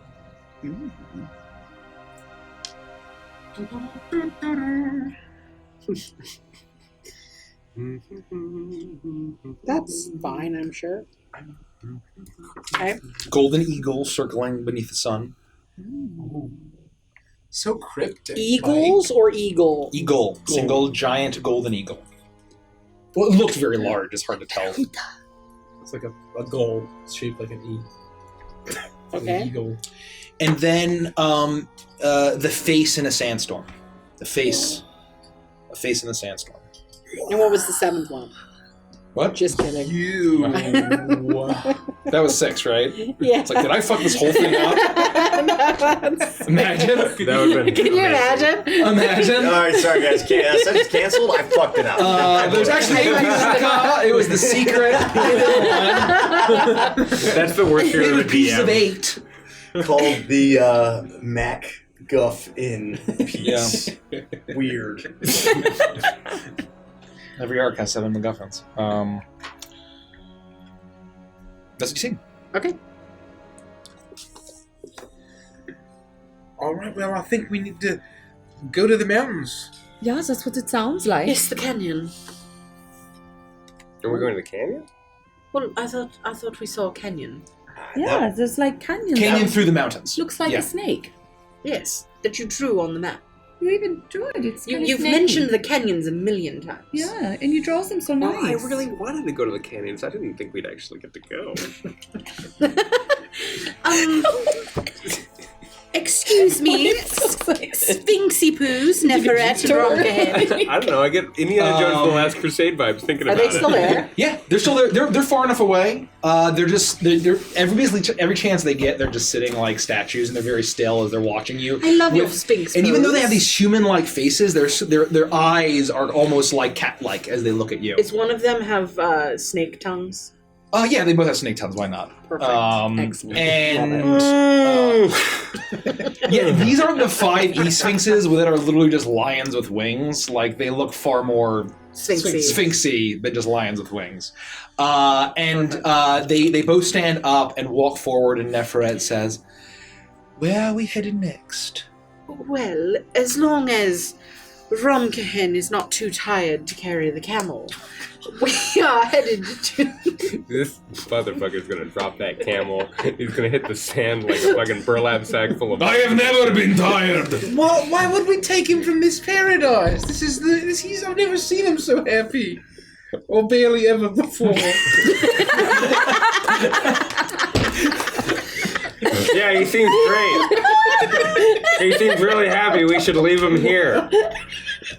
You want to take him to a horrible mountain? It seems cruel. I mean, What if there's no water there and his eyes don't glow? He does seem to have everything he needs here. He's never been happier in the time that we've known him. He's such a happy Strappy. Strappy, you want to stay here? Can we roll to see if it's a caprice again? Out on the other side! Make an animal handling check. Please. Should click your tongue. Your lips are all like eroded and pulled back of your mouth. Your eyelids are seared away.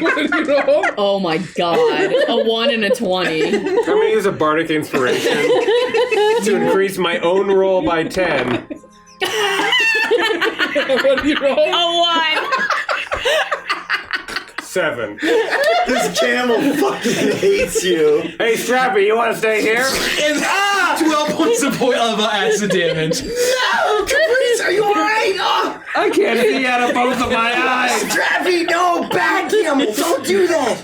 I would not call him bad, or you're gonna end up like this guy. Like, we need proper discipline.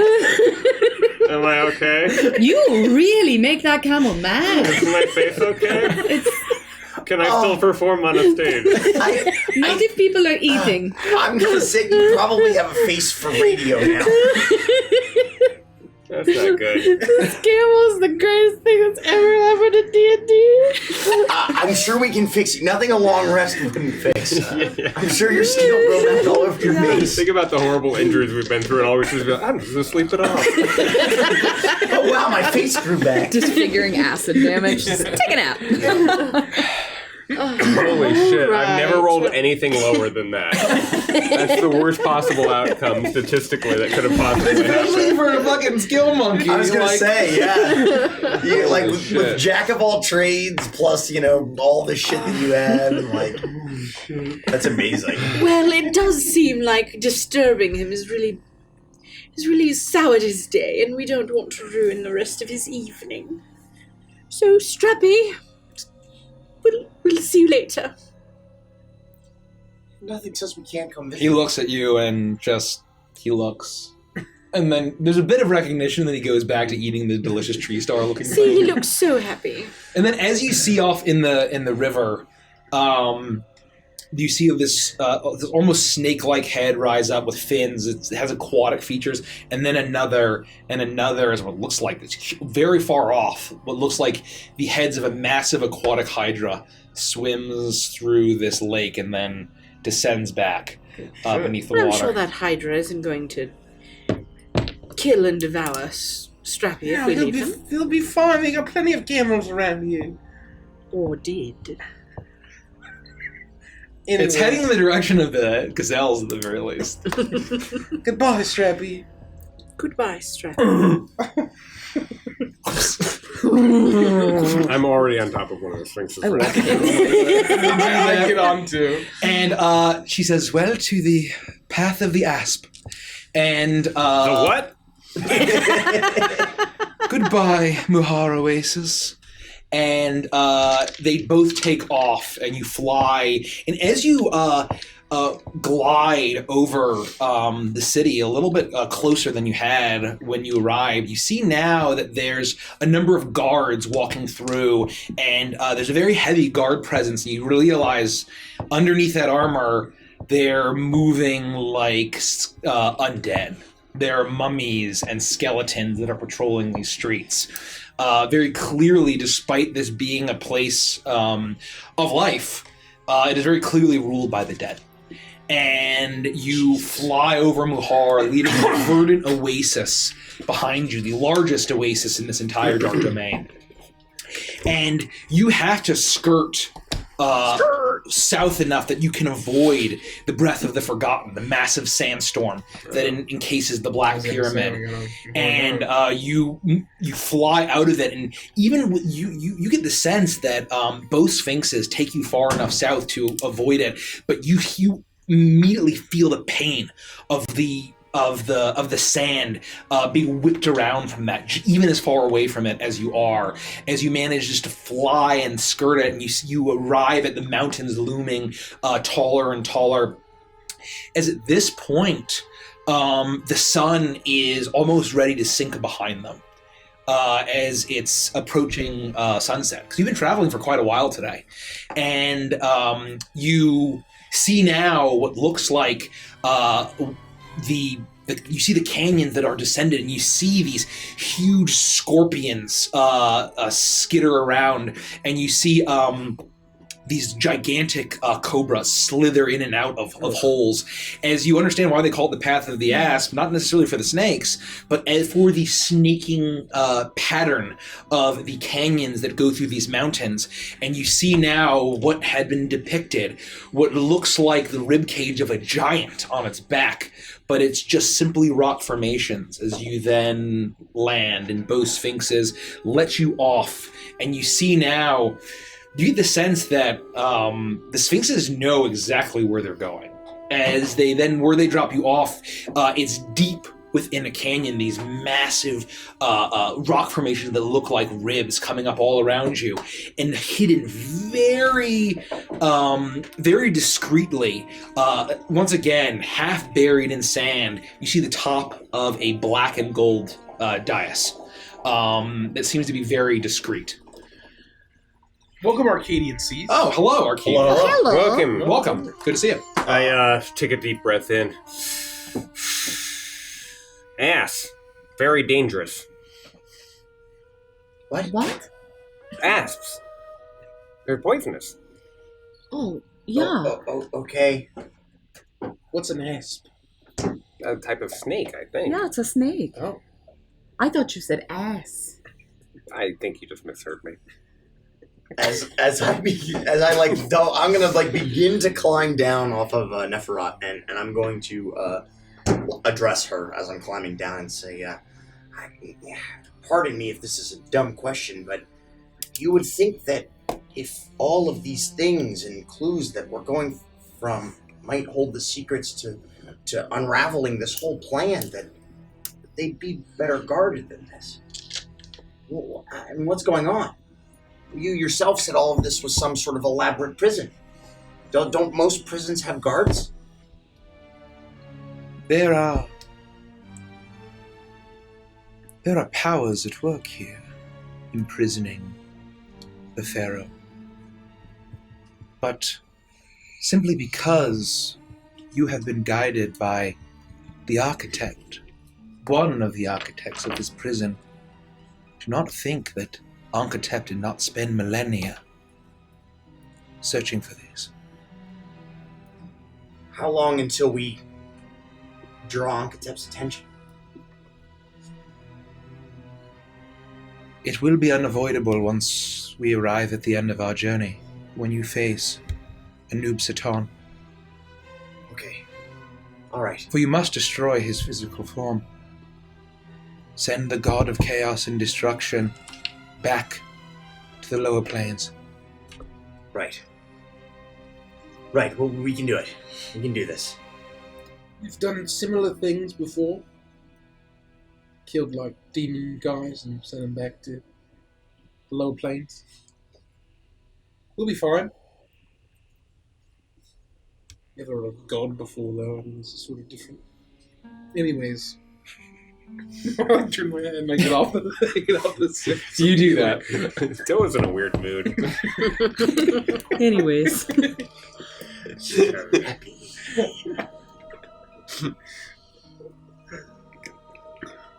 So, you see the dais. Well, we should, Yeah, let's take a look. See what it says. let's riddle it up. And as you approach, once again, you see the sand shift away magically as Iris's soul begins to glow that same color. And once again, hieroglyphs emerge. And it says, "Prove you possess the heart of the mountain to restore the withered heart." Heart of the mountain to restore the withered heart. Withered heart.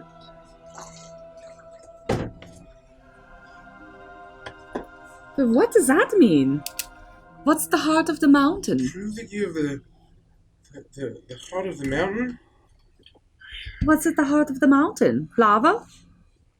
Was it a volcano?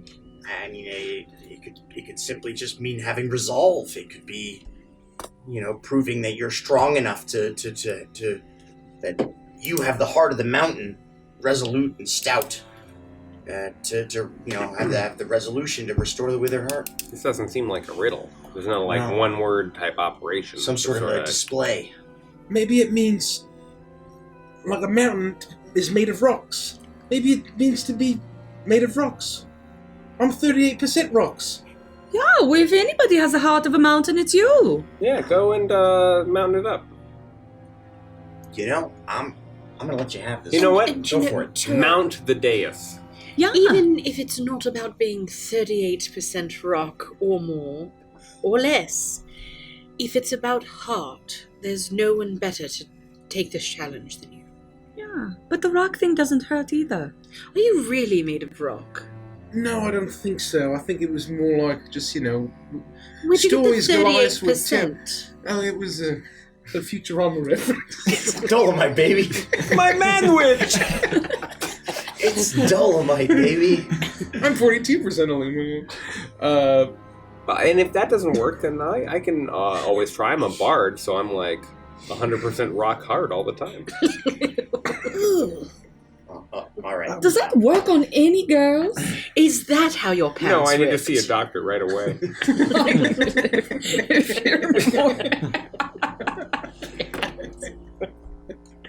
It's been years. Oh, God. I'll walk up to the That's dais, priapism. and I'll say, what was it again? Just so I have the reference correct. Prove you have the heart of the mountain. To restore the withered heart. Yeah. I'm not sure how to prove it. Or just say your name and you're made of rock and you have a big heart. Heart, though. Yeah, heart. Heart. Heart. Heart. Heart. Hello, Big Dias. heart. I am Tuakamanui of the Makani Islands. And, I have the heart of the mountain because, like I said, over there, I'm made of the mountain.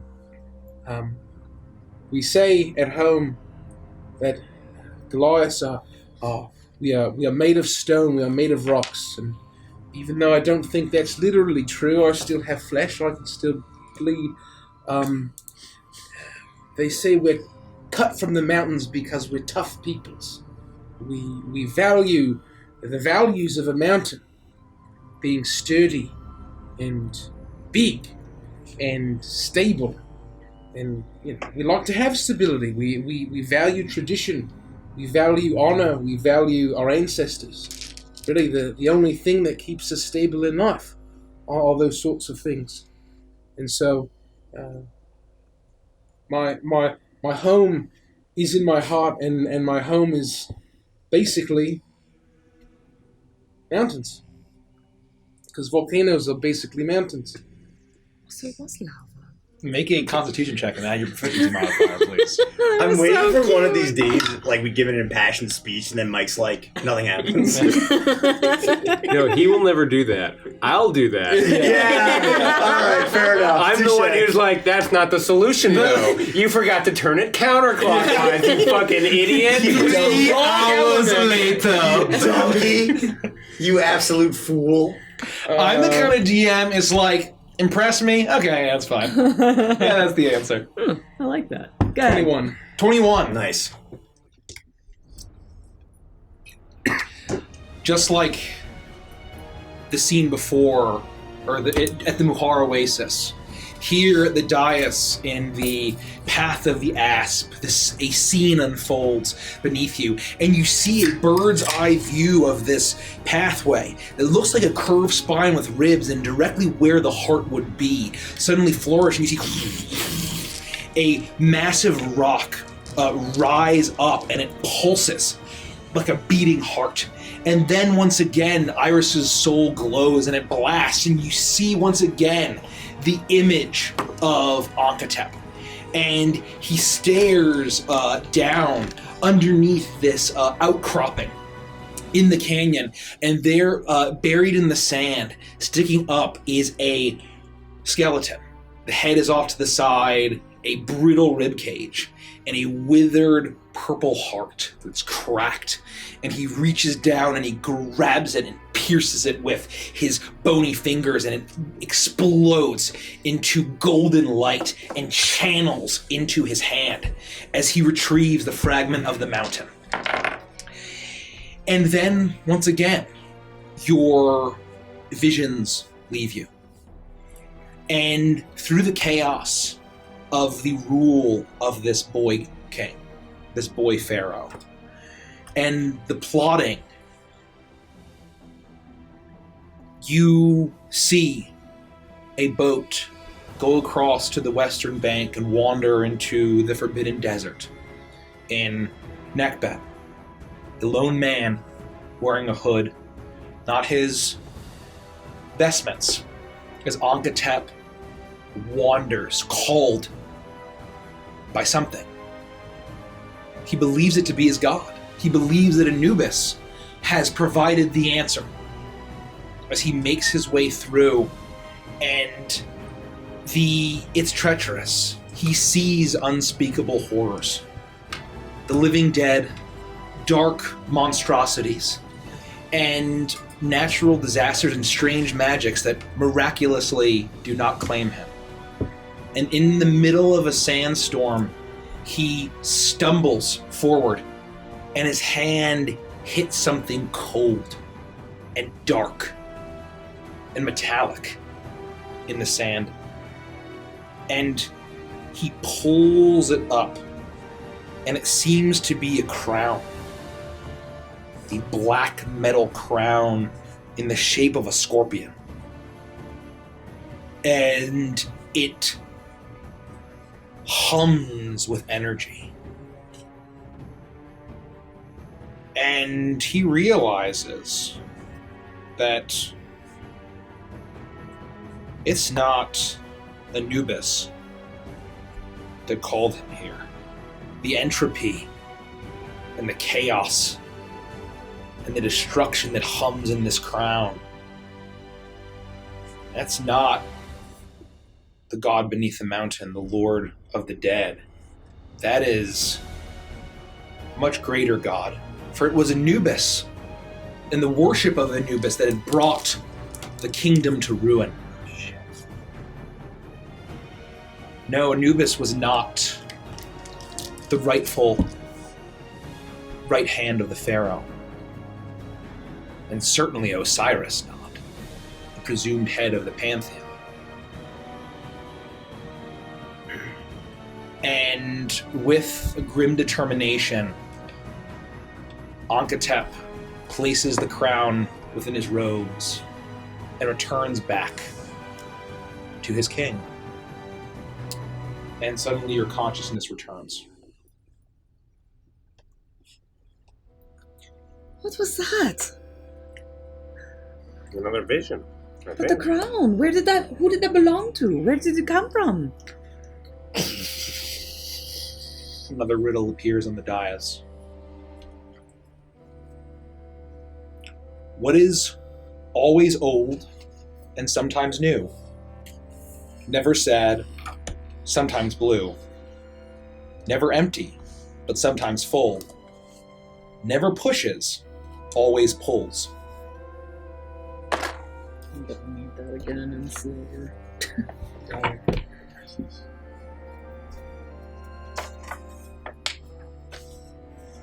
Need it again? Yes, please. What is always old and sometimes new? Never sad. Hold on. Oh, sorry. Going really fast. Okay, never sad. And never sad, sometimes blue. Sometimes blue. Sometimes blue. Never empty, but sometimes full.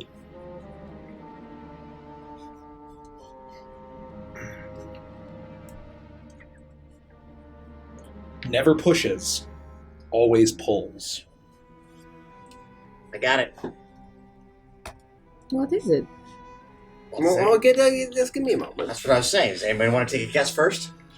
Always old. This is fun. Well, I think the only time we've ever gotten it right, someone's just shouted it out.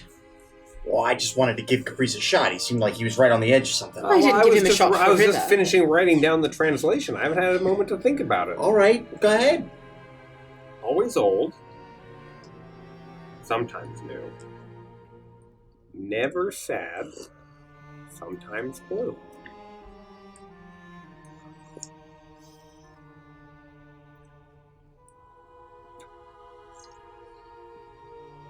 Is it?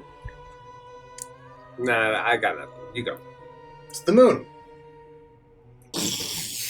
Oh. Oh, look at you. As the Stupid. the dais shifts and a scene emerges. Once again, you all know the drill at this point.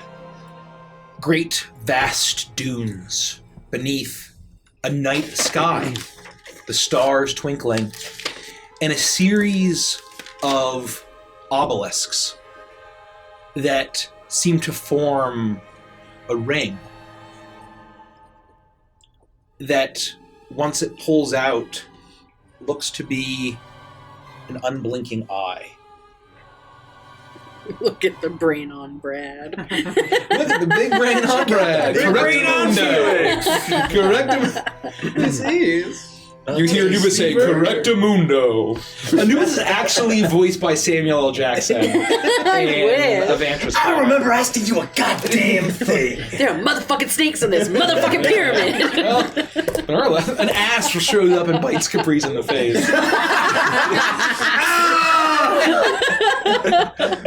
Oh God.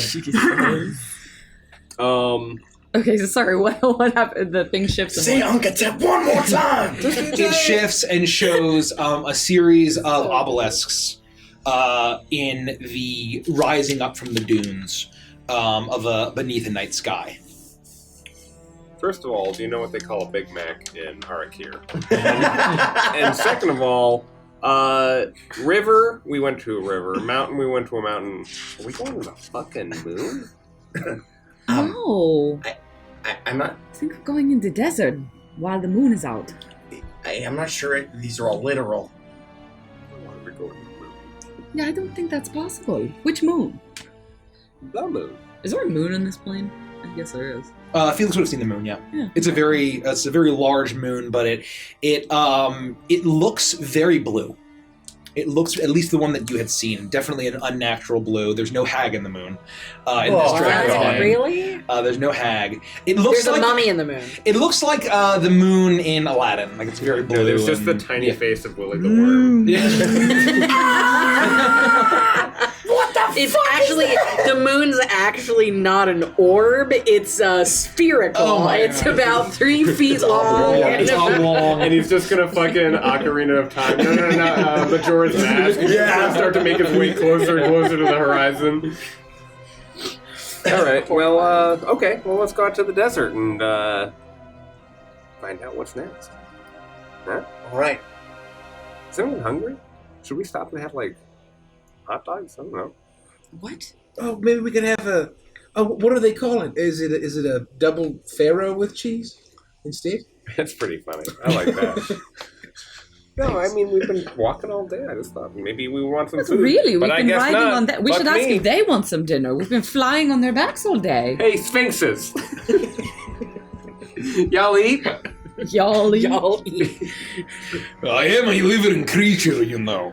I am not a statue. I didn't. Yeah. I have no idea what you are. We've met endless creatures who don't hunger or any of that stuff. What so do who you knows? eat exactly? Because you're like liony, but birdy, but also. And if the answer is human. camel, don't say it in front of Iris. You seem to say beast. all right. Does he have lion mouth? Human mouth. Human It's face. a humanoid mouth. Yeah, it's a little bit feline. It's like the Cats movie. That's an Andrew's face. Yeah, So it's a male but he one. has very sharp teeth. The jaw is, it looks like he could tear into some I don't like camel. that. You can Oh, take I that love back. this. This is Yeah, I don't like him. Okay, well, if Oh, we're- that was my other question. They walk on fours, not uppies. No, they're lion body basically. Very lion body. Kind of a headdress mane situation. What are you smiling about, smirky jerky? I was thinking about. He says, "How you doing?" I was thinking about what their most favorite part of the camel would be. what is it? The hump. Their toes. It's a delicacy. The camel toes. I was reading about. Speaking of They're Royale fleshy. cheese toes, we really come in full Quentin Tarantino circle. And with that, we move on. Uno Farto 316. Oh, Did you know never our humps forgetting. are made out of fat? Yeah. Shut up. If a camel wait, What did you think it was? Bone? No. I mean, that makes sense. I just never really thought about it. Air? I don't know enough about camel biology. I didn't know it was just pure if they get fat. It's if they just get pure thirsty, fat. does Yeah. this is like also what they where they eat. store water, right? So Yeah. No, it's where they store fat. So Oh. fat holds water, and so that's why we Yeah, can but dry every- fat. Every that molecule runs, of fat is tied to at least one molecule of water, something like that. Anyways, you all, Neferet says, So, oh, yes, technically that's where they store their water. yes, the Do you the store missing your water monuments. in After you here? described to her in detail of where it I showed. was gonna say. And the sun has sunk beneath the Underrated. horizon, and night Stick a straw has fallen over Harakir. Okay, coconut. Well, do you guys know where that is? Because I don't know if I put it on my map. Yes, it is closer to the center of this dread domain. Well, we're not going to have to cross through the. That is north of us. We will not go back there until Anubis is restored, if we are to succeed. And I'm in. Let's go. All right. I'll climb on. You climb onto their backs, and you once again take off into the sky, and the night sky, it's actually shockingly pleasantly cool, especially the further away you get from the north side of this dread domain. The howling wind whipping coarse sand now behind you, and it doesn't get super cold, but it's cool enough that you feel relieved from the heat of the day. And you see all manner of ruins, but as you look ahead, you see what had been in this divot between basically this mass, almost like a valley within the dunes. You see the ring of basically the upper half of obelisks that seem to form in their construction. You get the sense would form from looking seen from directly above a very large eye. That's it. And as they land, you see the center rising up lower than the others. A black and gold dais that might be the pupil of this eye. Well, this is the dais for the Ankh of the Unblinking Eye. Yeah. Does Caprice get a sense that this valley with the eye shape in it would be on the return path of the undead army if we're getting back closer to the center? So, just thinking about like if we're here-ish because we've been in the canyons and we're heading back towards the center, I'm worried that we might cross this path or be adjacent to it. So you're kind of like right here, is that what I'd say? They went from like basically here to here, and you presumably back. Oh. Basically back. Like that's basic. Thank They're you. staying on the. You would presume, given everything you've seen, they're staying on the western half or the western portion Okay. of this domain. Then Caprice has no fears. It's also been a long time. Yes, it's been a Since we while. left. You've been traveling quite a bit. I just didn't want us to be like, Totally. hey, everything's totally safe and fine, Yeah. and then an undead army. Full Fair enough. Shadow Archive, you know? Yeah, absolutely understood.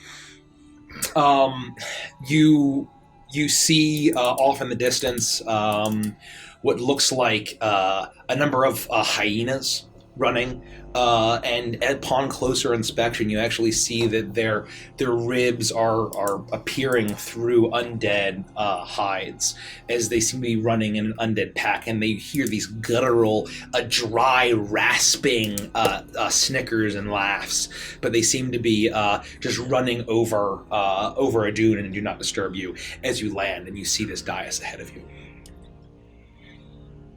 And as you approach, the dais glows with hieroglyphs, and you see a phrase that says, "Show the change that comes with the phases of the moon to bring the moon to the eye."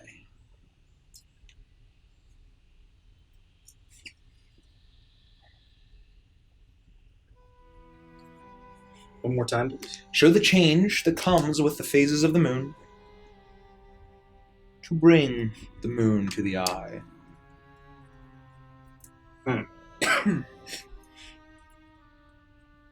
All the changes that change the phases of the moon.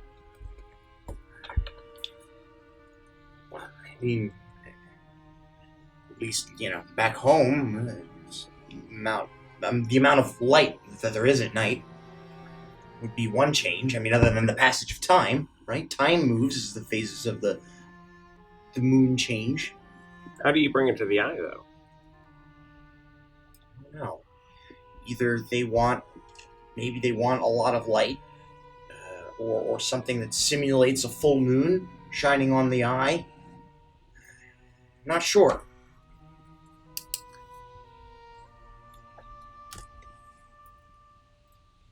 I mean, I know magics that bring sunlight, but nothing that brings moonlight. I think it probably just wants to... One of us needs to talk about change. And maybe how they've changed. Maybe. That's certainly better than my idea.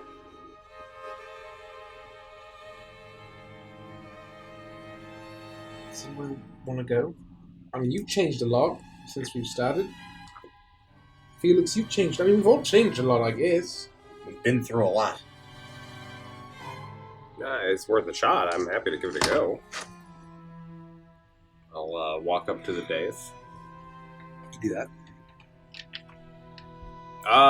Dais? Me said Dais. Dais, come and me one go home. Dais! Me said Dais, me said Dais, me said Dais, me said Dais, me said Dais. Thank you, Derek. God damn it. I've forgotten what I was going to fucking do. I get charged with lightning and I can't. Your shrimp reaches out and grabs your face. Yeah. The camel just shows up from behind the dais. The hyenas tackle you. Pick the flesh from your bones. When I started this adventure, I was a less humble person than I am now. I mean, I'm still full of confidence, but I know what I don't know kind of confidence. When I started off, I thought I could conquer the whole world all by myself, and I learned that was not the case. It was unpleasant. It was a lot of hard change, but good. I don't regret a minute of it. Just like the phases of the moon, I have gone from a new moon, one of darkness, to one of illumination, where I now feel like my eyes are wide open. Make a wisdom check and add your proficiency.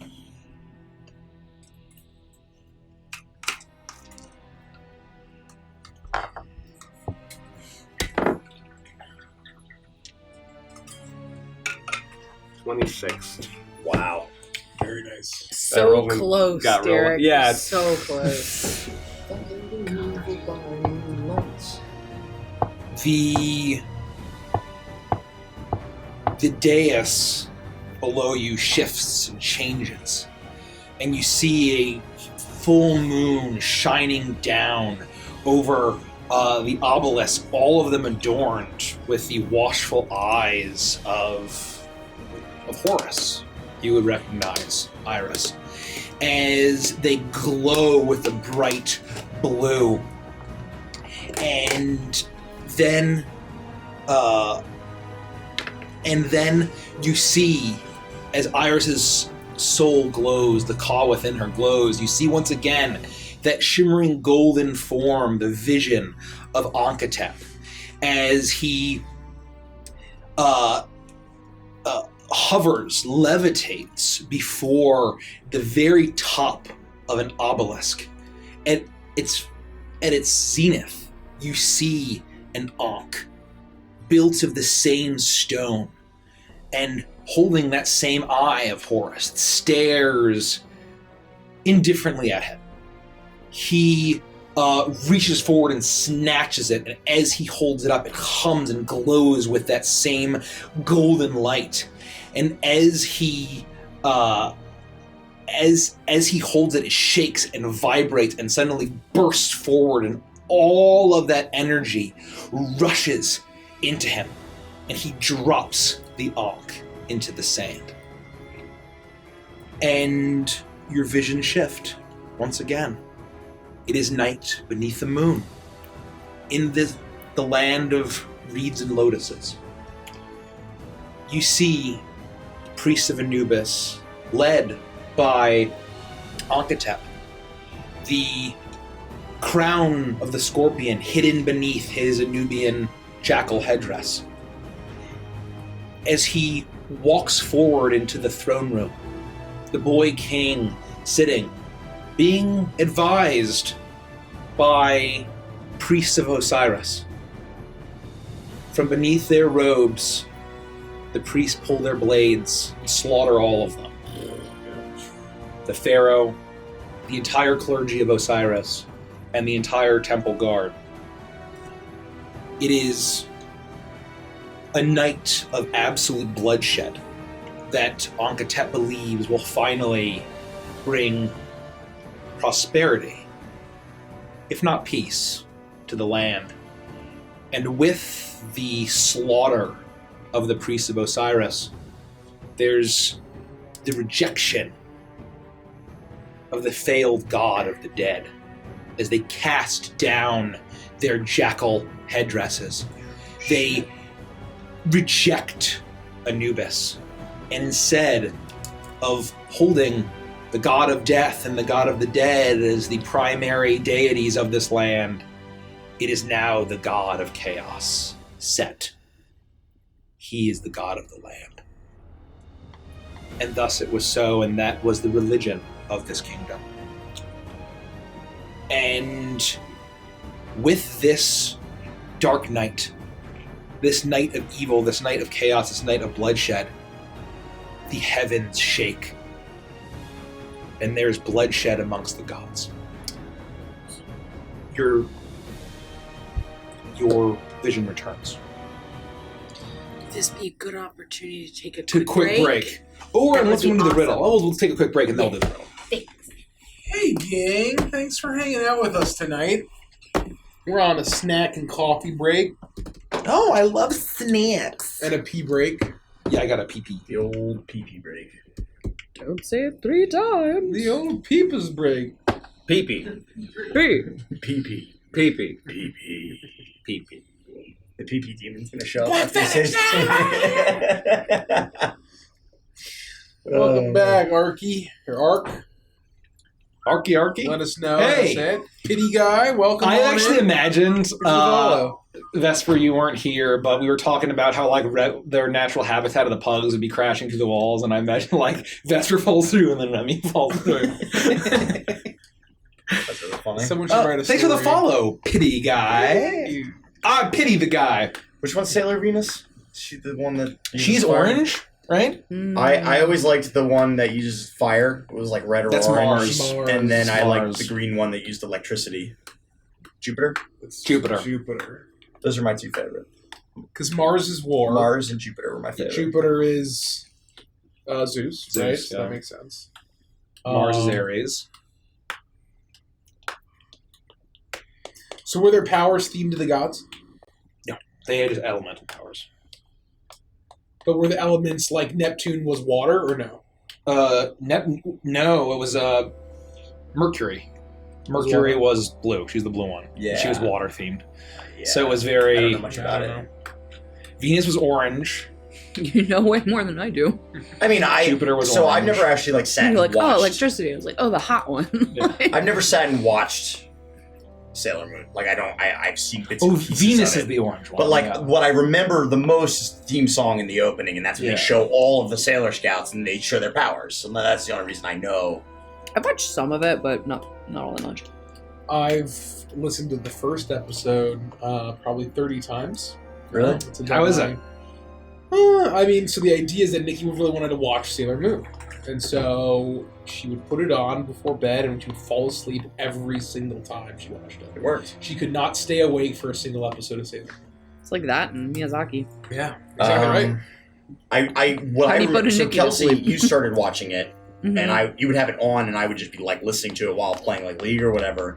And I just remember the English dub for Mercury. Like they could not keep their accent straight. Like one episode, she was like Right. British, Right. Yes. and then she's like yep. American, Yep. and her like voice just kept changing. That was the only thing that I remember where I was like, oh, it's just not her voice is just not consistent. Like she couldn't decide on an accent for Mercury. Yeah, 90s dubs were really rough. And I think that's why Ocean Group did well, is because their dubs were actually pretty decent. Their actors were at least pretty good, but like, yeah, shit like that. There was other like Chobits or Chobit she started to watch, and I'm like, oh my god, this dub is so bad. But like but then other voice actors in it could be direction or whatever. They did perfectly fine. Like I remember really Right. liking Yeah. the voice actor for Sailor Moon. Yeah, Like Yeah, she's no, just she did a good good the job whole time. Yeah. And again, that's a small sample size, right? Kelsey probably watched a dozen episodes, right? Right. But just one of the things I noticed, we were laughing about how like when Sailor Mercury first shows up, she's like British, and then like then sometimes she's just American. Hello, governor. It's like weird. Top of the morning. And then it's like, hey, It's kind of weird. how are you doing It's there? kind of weird. Isn't that cool? The original English dub for Pokemon, I agree, was also very It good. was so good. Yeah. And then they fired them all. Super consistent. All the voice actors Rip. were great. Yeah. Rip. Free riddle? Why, yes, please. Yeah. Hit it, Zach.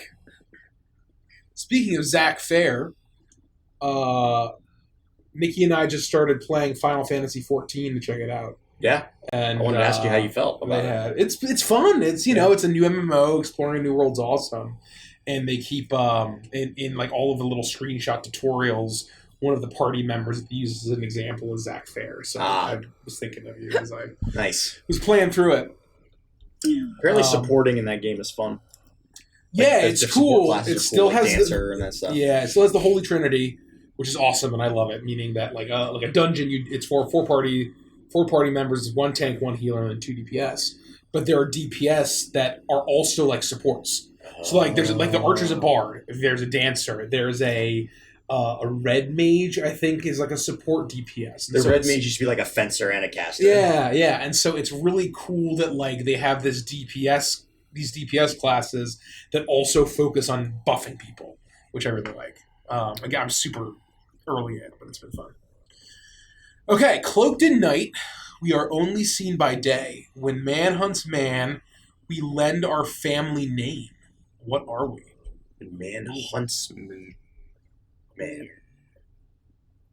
Uh, I'm gonna think about that. That's tough. Cloaked in night, we're only seen by day. When man hunts man, we lend our family name. Yeah, well, before we answer it, we'll let them see. Yeah, and I don't have an answer immediately. I have to think about it. So I need to ask a point of clarification: Is the capital N in knight relevant? Good question. Meaning, is it a proper noun? I don't know if I can ask that or not, but let me know. Okay, so it could be a lowercase. Okay, just making sure.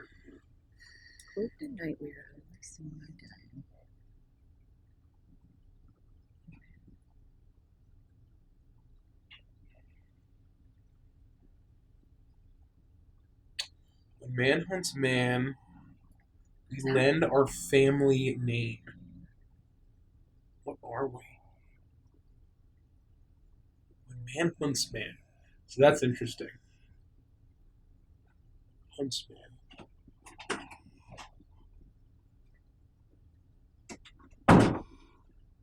Mike, do you got this? What? So the riddle is, cloaked in night, we are only seen by day. When man hunts man, we lend our family name. What are we? Cloaked in night. I'm going to make some coffee. Anyone else have coffee? I'm good. I want water. Mike? This is tough. This is tough one. Yeah, because I'm going to play League after this. Who am I kidding? It's true. I was going to ask you to. I'm going to play... I'm a filthy Sejuani one-trick We need our days. jungler. Cloaked in night. Okay, hold on. Yeah, read it to me. Cloaked in night, we are only seen by day. When man hunts man, we lend our family name. What are we? I don't know. Cloaked by night. It's a hard one. It's very difficult. Oh, we're only seen in day. Yes. I mean, a lot of things are cloaked by night. The shadows. Cloaked by This is night. a Derek riddle. Cloaked by night. Derek hates riddles, actually. Roll it down so you can see That's it. why I did this chapter for you. He's shaking his head. He's. Oh, did you already look at it? I was watching. He's just Do also. you know it? No. Oh, you don't. Okay. Cloaked. We are cloaked by night. By day. When man hunts man. Oh, yeah, when man fights man. Hunts man. Hunts man. Man hunts man. Huntsman. Huntsman. That's what I thought. Ooh. I'm like, huntsman. We lend our family name. Only seen by day. So I'm thinking like man hunts man. Would it be like a manhunt? Like a detective or like the police? Well, so I was immediately thinking like something more abstract, like man hunting man is something violent or brutal or like bestial, like the most dangerous game.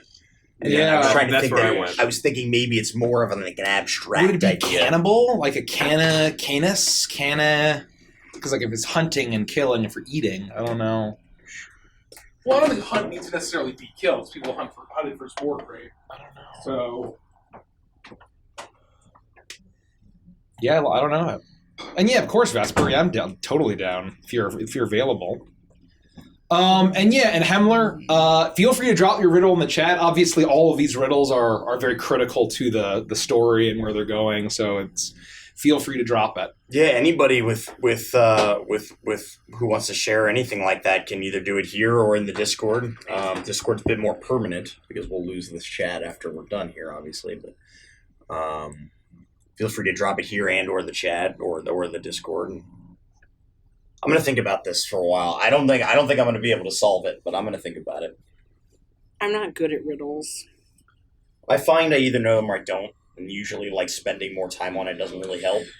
Riddles are always Usually comes really evident quick when you when it hear doesn't. the answer, right? That's the beauty of a pure riddle. Yeah. Is that the answer And- should be self-evident when you hear the Just like I felt so good about the Zern reveal when it's like, oh my god, it seems so obvious now. That was a good one. It needs to, you want the surprise. It's what we talk about subversion of expectations That was a good lot, twist. right? Yeah, where you want the twist to be guessable. If it's not guessable, and it's like, oh, of course. I have a guess. Oh, I have a guess. Sure. Is it Shadow? Shadow? Oh, that makes sense. Oh, duh. Like to shadow someone is to like follow behind someone. Yeah, it's That's definitely Not shadow. That's Not such shadow, a good guess, not though, shadow. Rich. That's really good. Holy Man, shit! I think that should be a answer. That is a great guess, though. Thank you. Holy fuck! I'm actually impressed with that answer. Yeah, Now I'm that's really curious. good. That's really good. I appreciate that. Thank you. You can only wow. I got nothing. Yeah, I don't know. Do we? I think we just Let's ask for it. just tell us what the answer is. Let's Yeah, I don't let it know. rip. We're too Yeah, dumb. I'll give up. We're giving up. Yeah, I know you can still like see shadows. No, at night, I still right? like that answer. That answer was great. I think seeing shadows at night is more rare. You know, Yeah, the right. right conditions and all that. Yeah, obviously moonlight and everything, but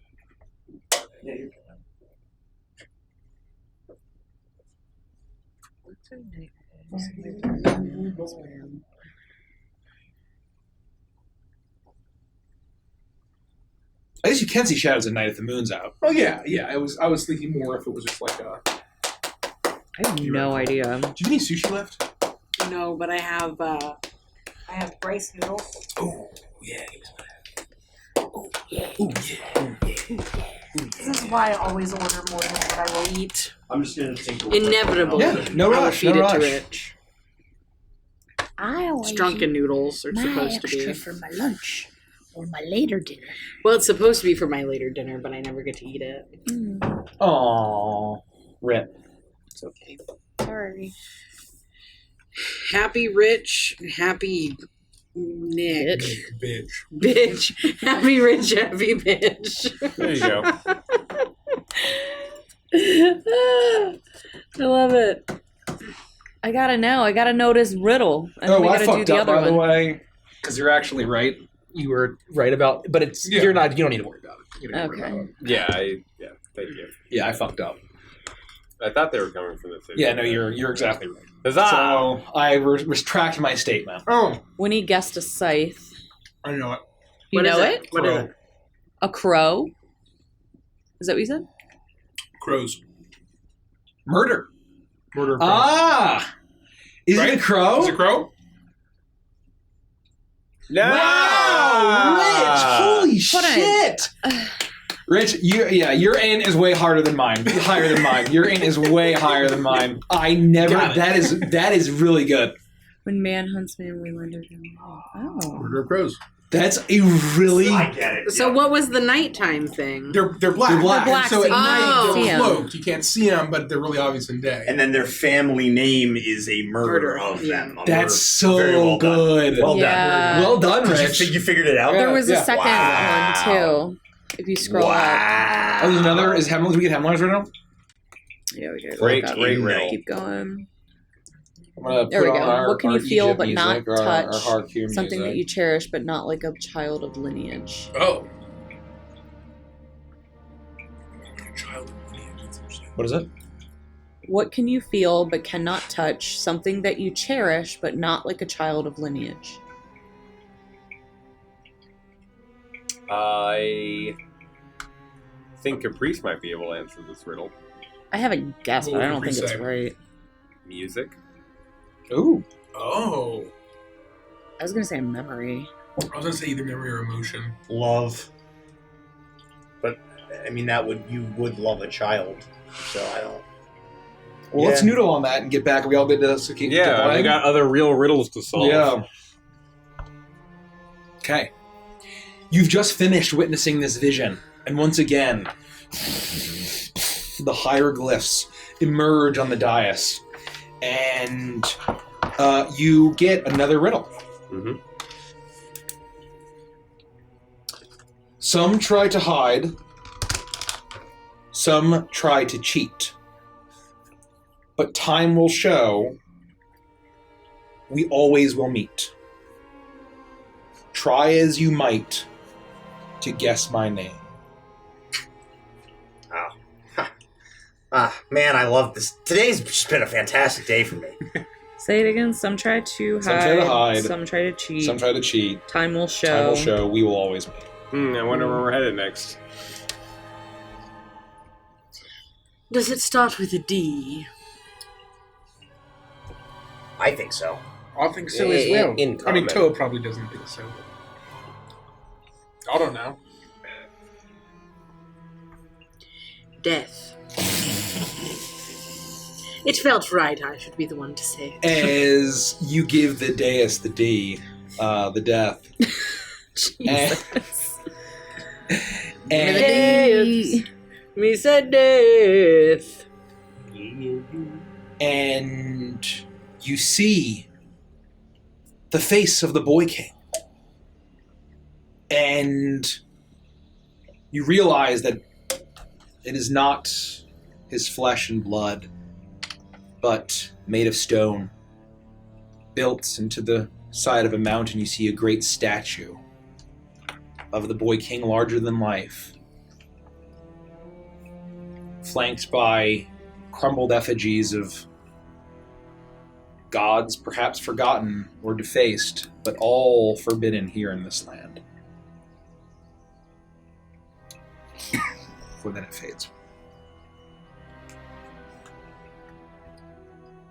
We got it. Well done. All right. Well, on to the next one. The story's not finished yet. We have to continue on the hero's journey.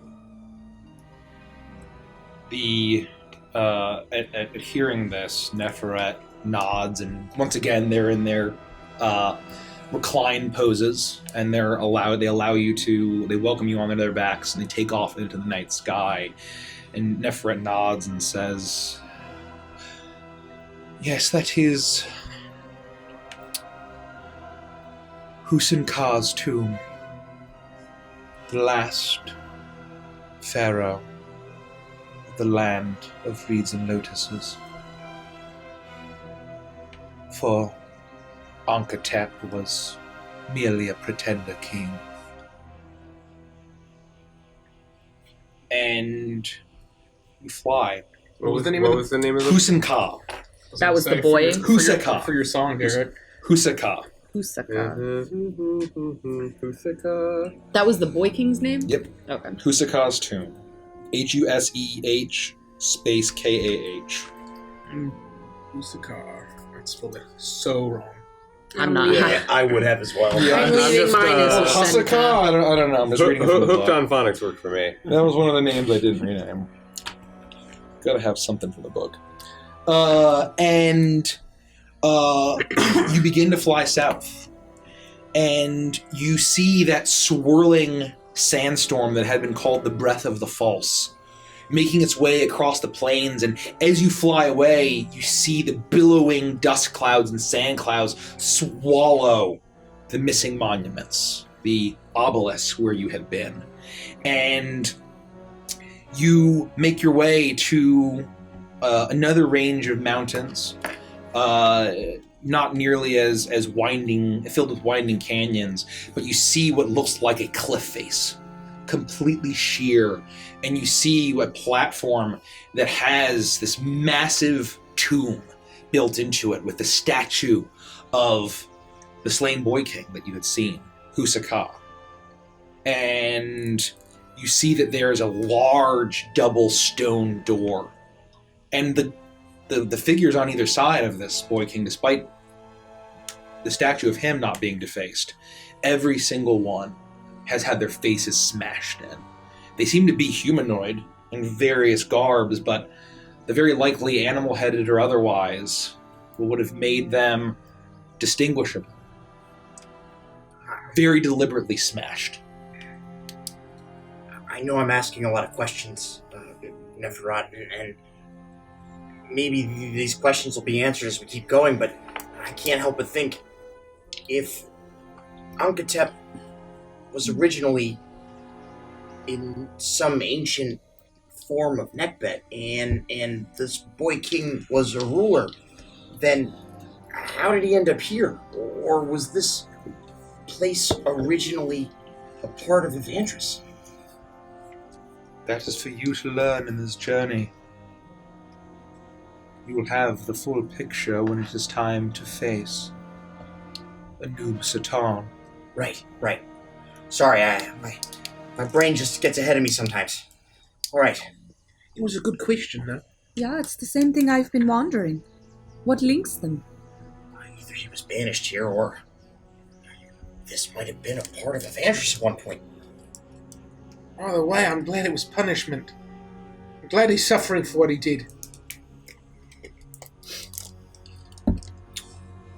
You land, they let you off, and you see that although there's a heavy stone double door, huge, in this temple, despite having been slain, someone built this thing in his honor. And there is a large crack in the door, or rather the door is cracked open, with a very large entrance where even Toa could shimmy on in, should you choose. All right. Thank you, as I get off. We need to go inside. Is there anything we should keep in mind just to be respectful? Presumably if there was some sort of cultural, bleed over from one dynasty to the next. Don't take anything that doesn't belong to you. Don't touch that which doesn't belong to you. And just be respectful. Let's not fart on any skeletons. Or make any dick jokes. Never done that either. Or expose yourself. Only by accident. How is those pants holding up? I really...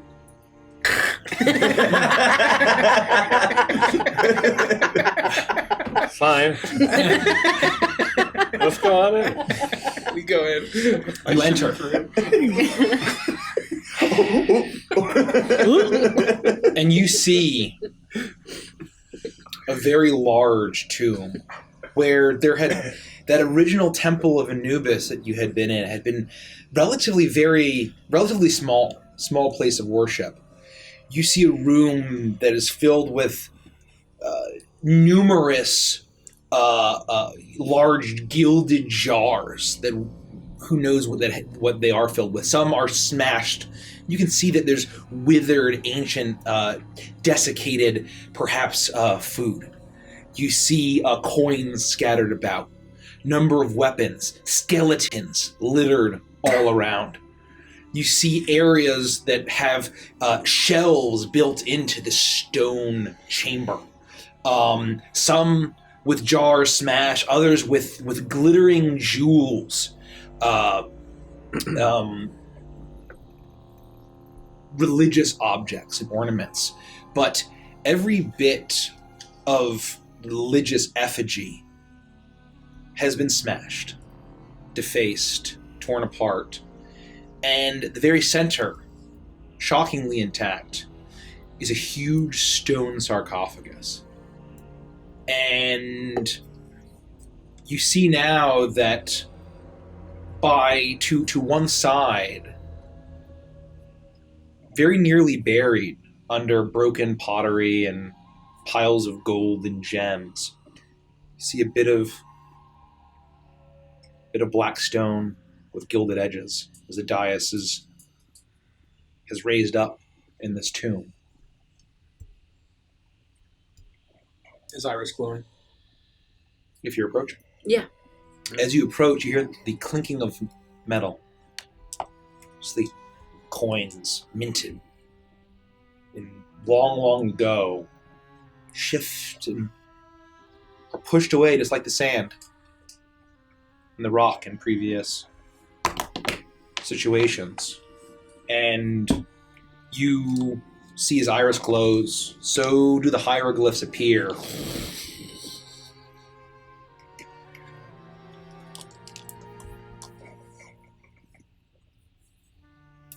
You've said my name. Prove that you have no fear of me.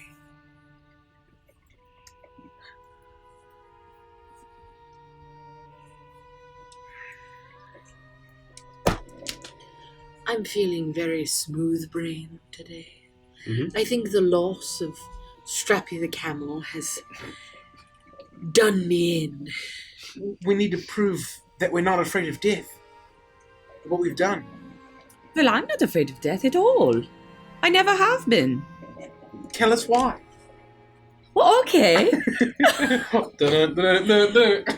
She brings in this song. I'm not afraid of death. Not afraid of death. I don't care if I die or live. I just okay. Well, I've never been afraid. I've been on my own since I was so little, and I've been fighting since I could stand. I've gone all around the world, and I've met so many people, and a lot of people take advantage of me because I'm tiny. But that's never stopped me before. And honestly, since I've run into all of you, I've been scared, I've been frightened of certain things, but never of death. Because we always come through when we work together. And of course I'm very strong and very fast now, so even if death wanted to catch me, it probably could not. But in the end, even if I die, I've spent a life doing good things with good people. And so death doesn't scare me. Let him come. Make a wisdom check. Add your proficiency, please. Good. Your wisdom's good. Yeah, you're a monk. But my dice are bad. They're bad archives. Oh, it's solid. Right down the middle. Big money. Solid. What that'll be plus enough. 2? Wisdom check? Oh, yeah. What? It'll be your Plus wisdom 2. plus your proficiency. Plus proficiency. So So 5. 7. 17. So it's basically a wisdom saving throw. Acceptable. Yeah. Yeah, okay.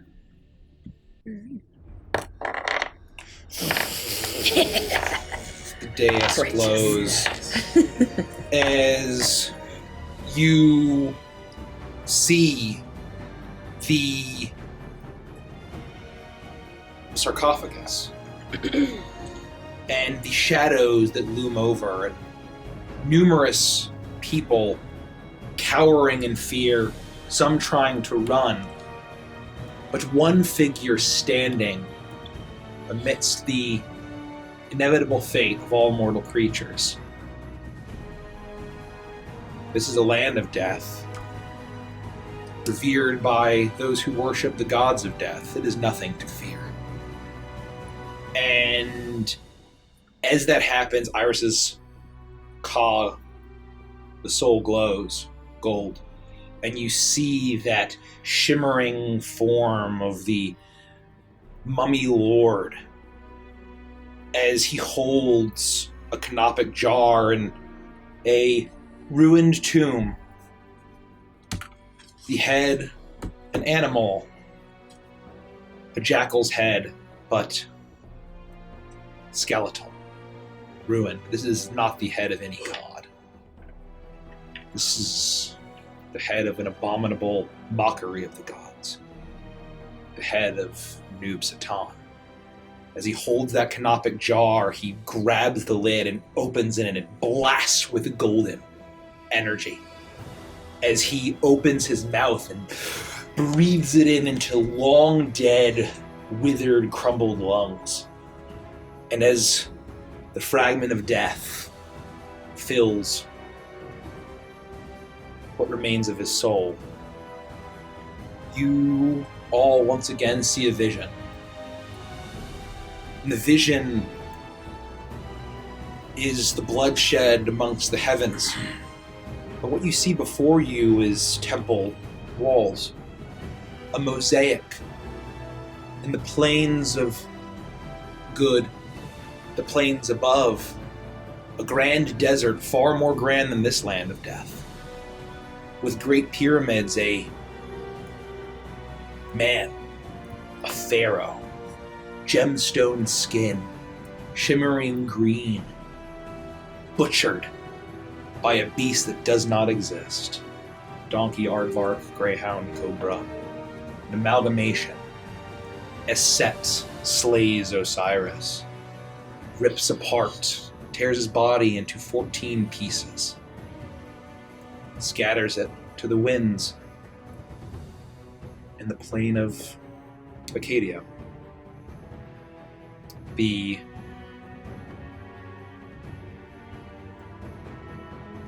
temple wall mural of all of these gods, helpless to stop what has happened. The leader, the ruler, the head of the Osirian pantheon, named after this god, now slain, is a cataclysmically powerful event.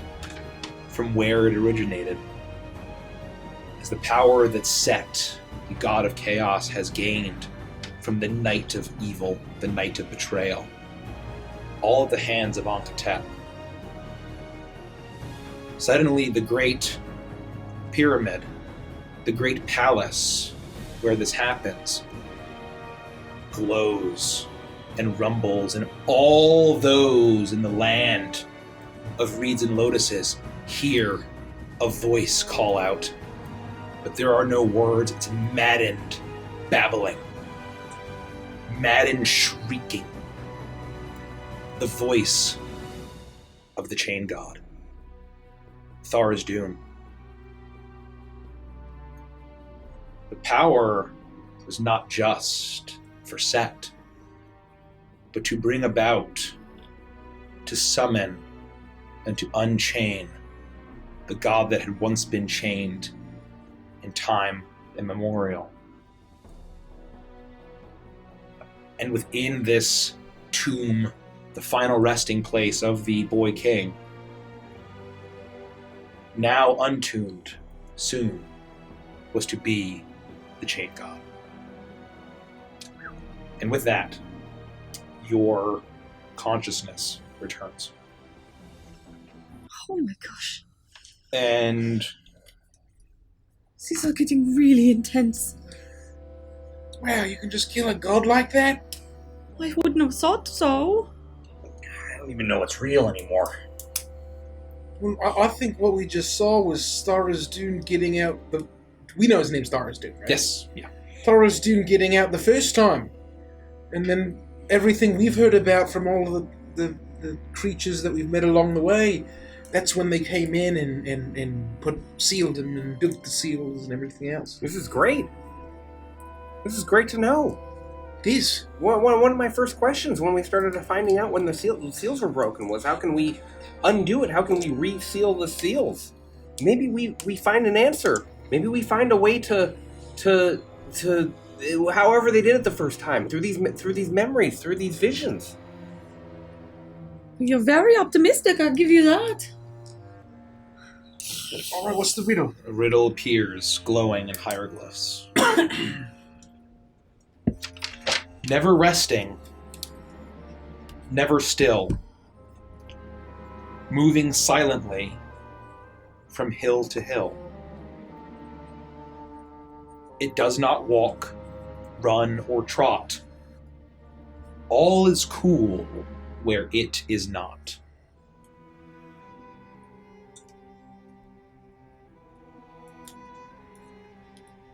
Thanks for the follow, K-Dub.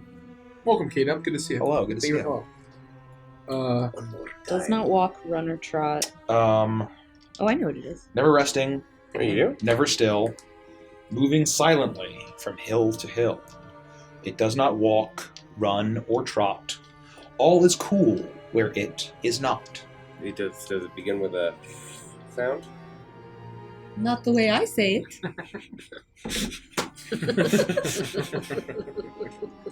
Fuck, I almost got shit all over my copy. That was close. That was fucking close. We almost got a spit take DM. Does it start with a W? I maybe I have it wrong. I thought it was the sun. That was my guess. Oh, hey, I got one! Wind was a close second. Yeah, the part that had me thrown off was the it's cool where I am not, and then I'm like, I was gonna say light. That would have been my second guess. I thought it was fire. Oh, I thought so. I was thinking wind, and so when you said and she said that's not how I say it, fart and wind. So I was like, oh my god. All that did was solidify your answer. Yeah, I'm like, oh my god, maybe it Caprice is. resists the urge to fart on the skeletons and disrespectfully pick up all the valuables with his dick, and then continues to look. Can I have my food back? The scene on the dais changes. Where at the previous several, you had seen a large moon. Now a sun radiates above mountains. Not too far from the land of the dead, you see those ancient buildings built into the mountains, but this is the highest peak in the land, at the top of which a huge disc that looks like the sun stands almost like a throne and then fades away. Right, well, it shouldn't be too hard to pick out that peak.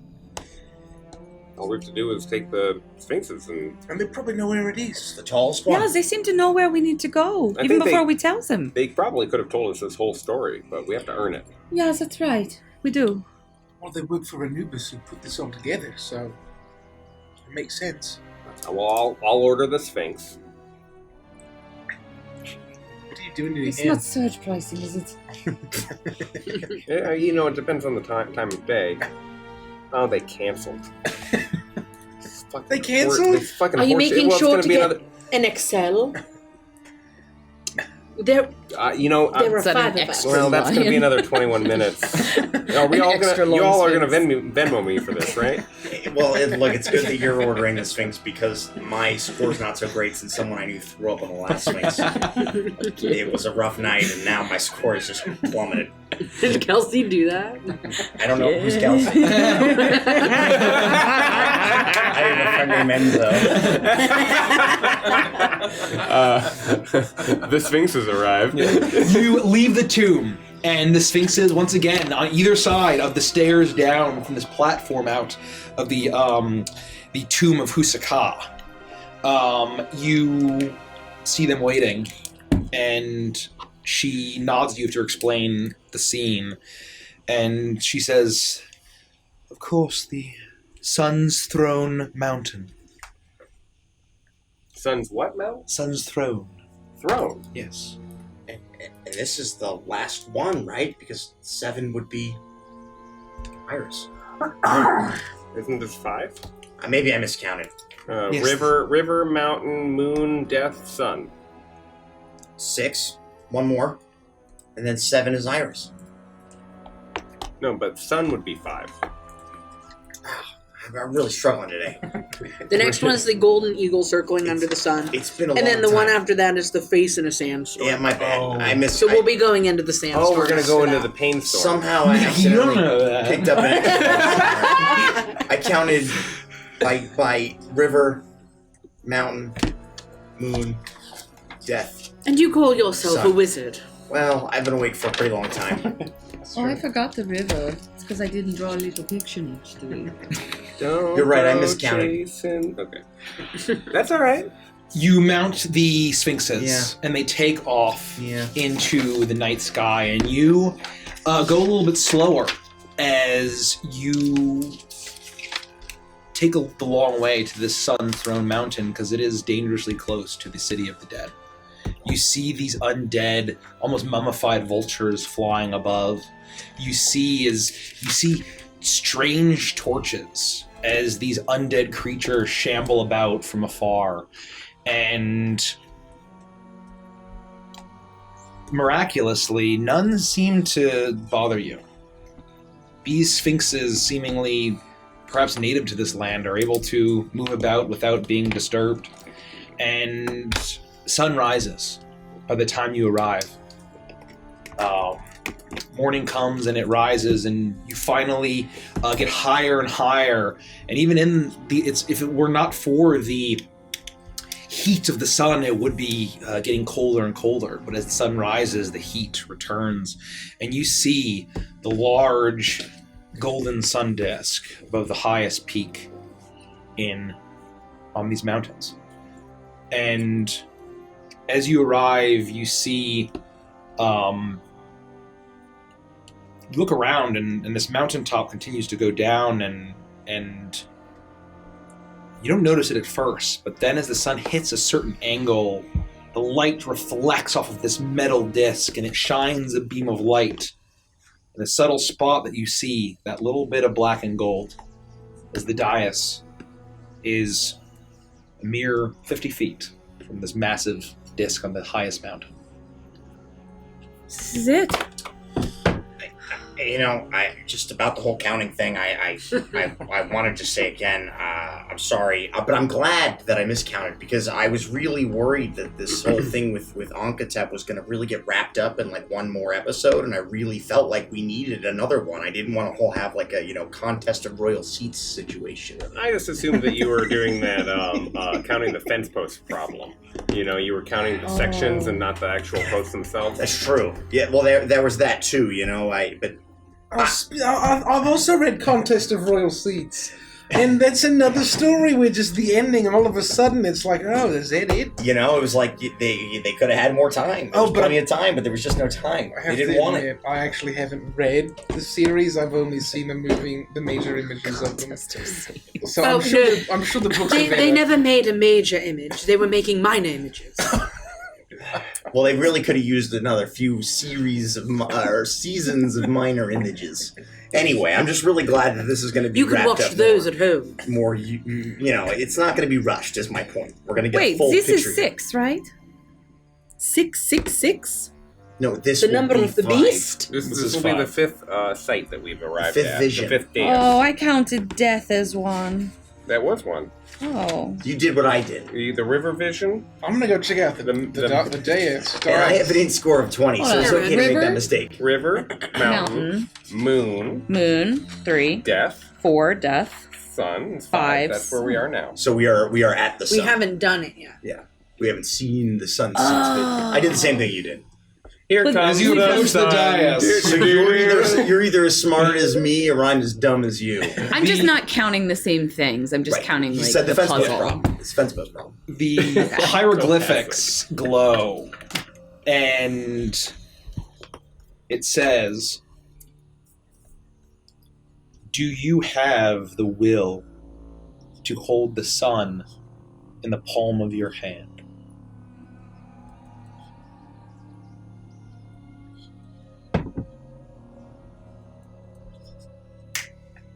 And I produce a little bit of fire from my fingertip. I do. The will of the sun. I have literally created sunlight.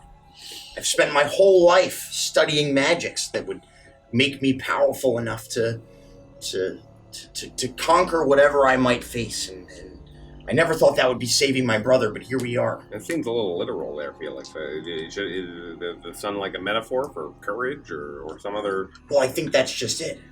I don't think that I would be here with all of you and gone on this unbelievable adventure if I didn't have the will to do it.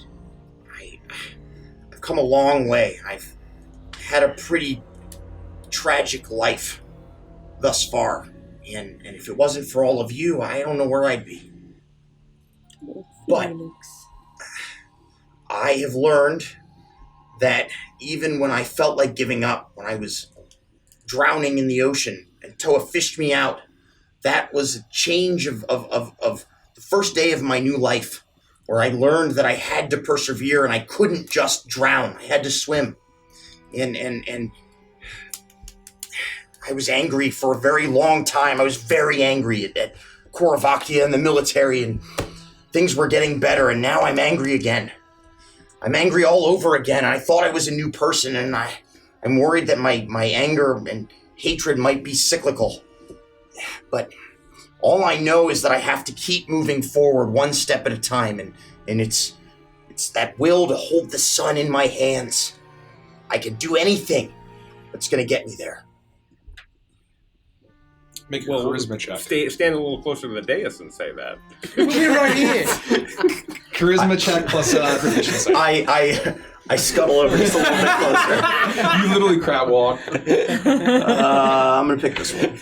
The Deus didn't hear. Charisma plus proficiency. Yep. This is the worst thing I could have possibly been picked for. Ha ha! Oh! Natural 20. Is it?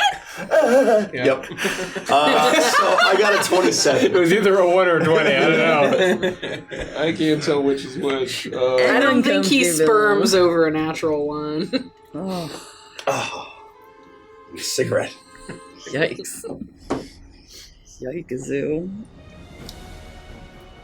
Immediately, you see a hand adorned in the jewels of a pharaoh reach up towards the blazing sun overhead and grasp it in his hand with light beaming over a massive empire in the desert, rising up holding a scepter of power, showing the will it requires to lead and to succeed.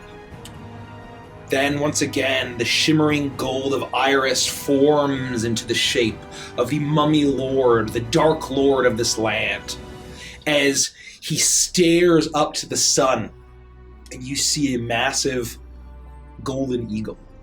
Not quite the size of a rock, but a large eagle circling around the sun at high noon. There's not much time. It is only for 1 minute. And as he reaches up, dark necromantic magic spills out of his fingers. And it looks like it's tethering towards this bird, but instead it's ripping down as it tears out its life essence. And as the eagle lets out a final death throw, a shriek that echoes through these mountains and collapses, its eyes blaze with golden light, and he rips the fragment of the sun from this eagle as it collapses into the mountains below. And then your vision shifts and fades. You see once again a temple wall, a mosaic that projects the heavens, the realm of the dealings of the gods, as you see Osiris in 14 pieces, as his son, the falcon-headed Horus, the power of the sun, Horus Re. He works with the other gods of the pantheon, Anubis included, to restore those pieces, one by one. And that power hums through not just this realm of the gods, but as the land of reeds and lotuses shimmers and shakes in this pyramid, as the chain god threatens to spill out, stepping into this world, a being of light, a creature with massive wings, a long neck, a brilliant beak, rises up from the land itself, a being of light, a massive vulture, rises forth and calls to her sister. Light is powerful. It can snuff out the darkness, but there is only one primal force, only one prime force that even the gods can fear. Osiris has proven that. The power of death. As far across the sea, a great owl rises. With the power of those pieces of Osiris, 1, 2, 3, 4, 5, 6, 7, 8, 9, 10, 11, 12, 13. They chain one after the other as they hum with power. And from across the sea, they work and they harness the power of death to rip back god of entropy, the maddened, shrieking Tharizdun.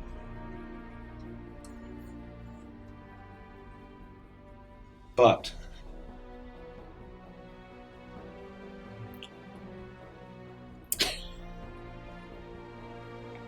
it requires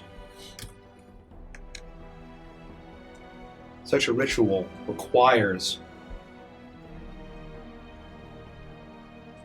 this god to be in the realms of death. And yet, 13 seals, one more fragment of Osiris remains. Your vision returns. Oh my I gosh. knew it! Oh my gosh.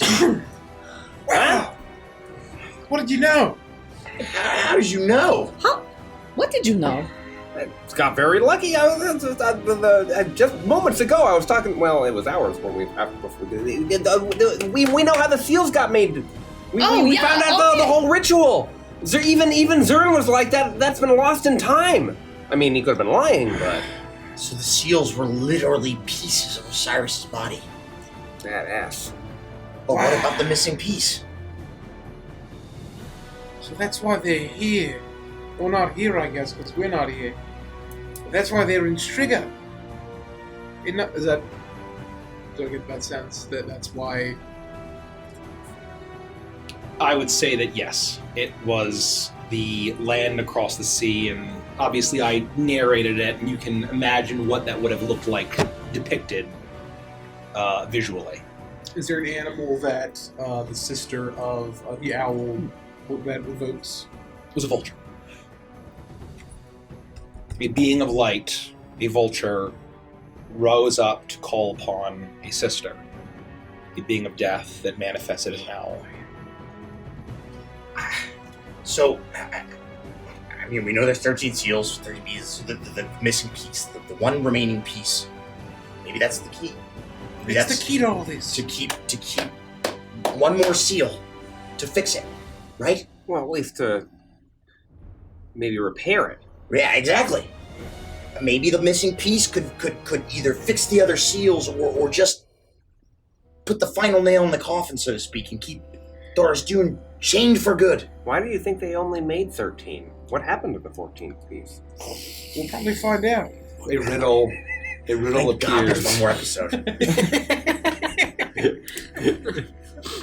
A riddle appears. And this will be the last Beneath Dark Wings. This thing devours all things. Birds, beasts, trees, flowers. Gnaws iron, bites steel, grinds hard stones to meal.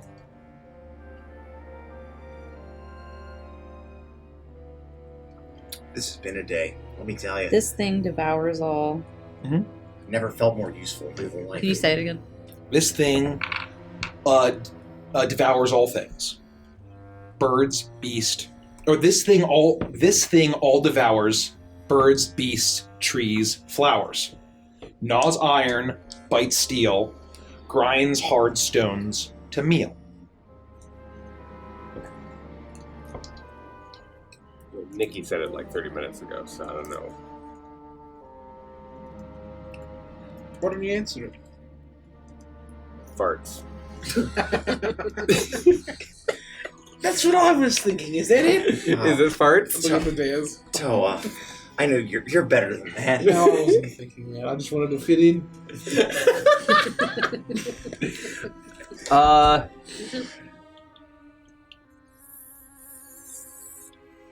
Doors? No, come on. No, I mean, Toa doesn't. Time?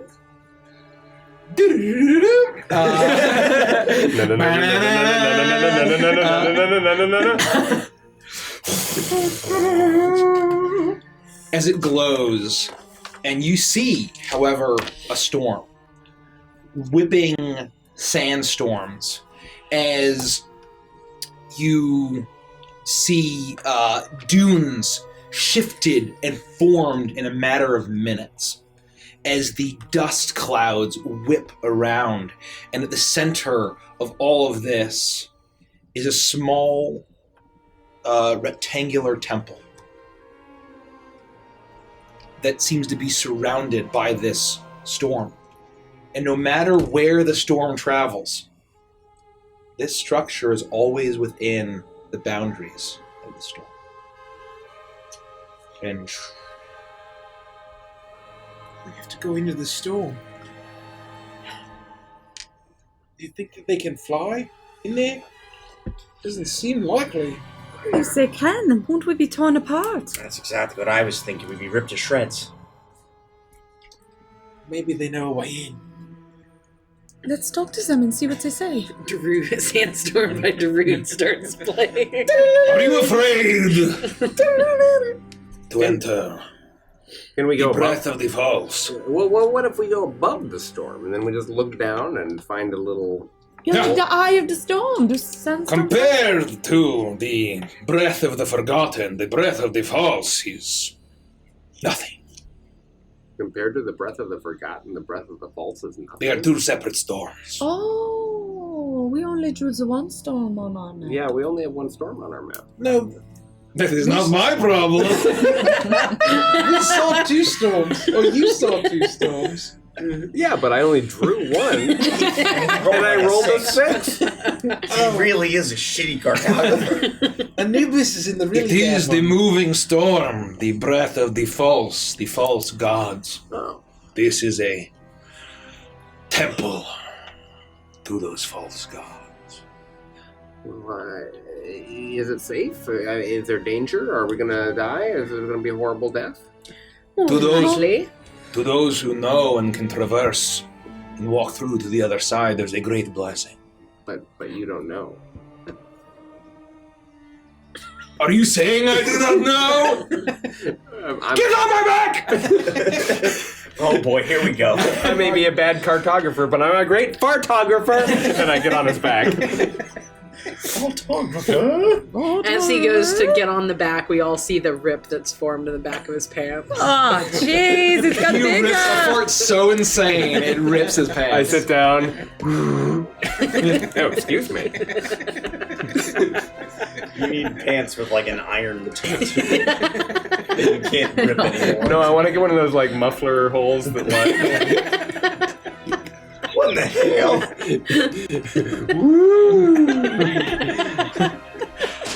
You make your way away from the Just a whistle. Sun's Throne Mountain. And once again, both Neferet and Ramkahan make sure to fly far away from the city of the dead. And as you're flying away, you see the absolutely gargantuan pyramid. The golden pyramid that sits at the center of the city. The city is built into different tiers and terraces, all leading to this massive golden temple. This pyramid that seems to have a massive network within it, various balconies where you see undead, some gigantic, others smaller, that are posted at every single entrance as undead march through this city that is not just built in terraces and these great temples and tombs, but also in highways and structures built into the mountains that contains this entire city. And you see that where you had seen, although you had seen a massive statue of Husaka in his tomb, built into this pyramid is an impossibly large statue of Ankhetep in his finest pharaoh's garb, holding his scepter of power, immortalized in marble and stone. And it is literally the album cover of Power Slave for my Iron Maiden fans. And as I had a feeling. I just had to say that, just so I was very crystal fucking clear. I'm looking it up right now. But are the Anubis statues actually yeah. set statues? Yeah. Excellent point. Yeah, that's cool. That's really cool. Excellent point. And flanked. It's clearly based off of a Boos and Bell, but that's fine. And flanking Which this is Ramesses statue, this massive statue of Ankhetep himself, I love ancient Egypt. are the statues of a jackal-headed god. Not a jackal-headed god, a skeletal, jackal-headed false god. Anub Satan. On either side, the creature, the entity drawing power, soon to be awakened. And you descend towards the breath of the breath of this false god. The howling, whipping sandstorm. And you hear the booming voice of Ramkahan. He says, "Do not lose your courage now!" As both descend in, and you see as they fly with incredible grace and precision, flying on and through the winds, as you are whipped and blasted by sand. It is very painful, but you are able to hold on. You are not ripped off. Your flesh is not rended, and finally, what feels like an eternity. To use another fourth wall breaking thing, it's like that scene from Dune and the Ornithopters, where they're rocketing through the sandstorm as they seem to know the path, they know the way to go. If you follow the right wind patterns, you can make it through mostly unscathed, and finally everything stops and calm returns, and you see before you, as the dust cloud is above you, it's to every single side of you, and it continues to move. In a small area rising up from the sand is a temple. Relatively modest, small, 4 walls, not particularly adorned with any kind of fancy decoration.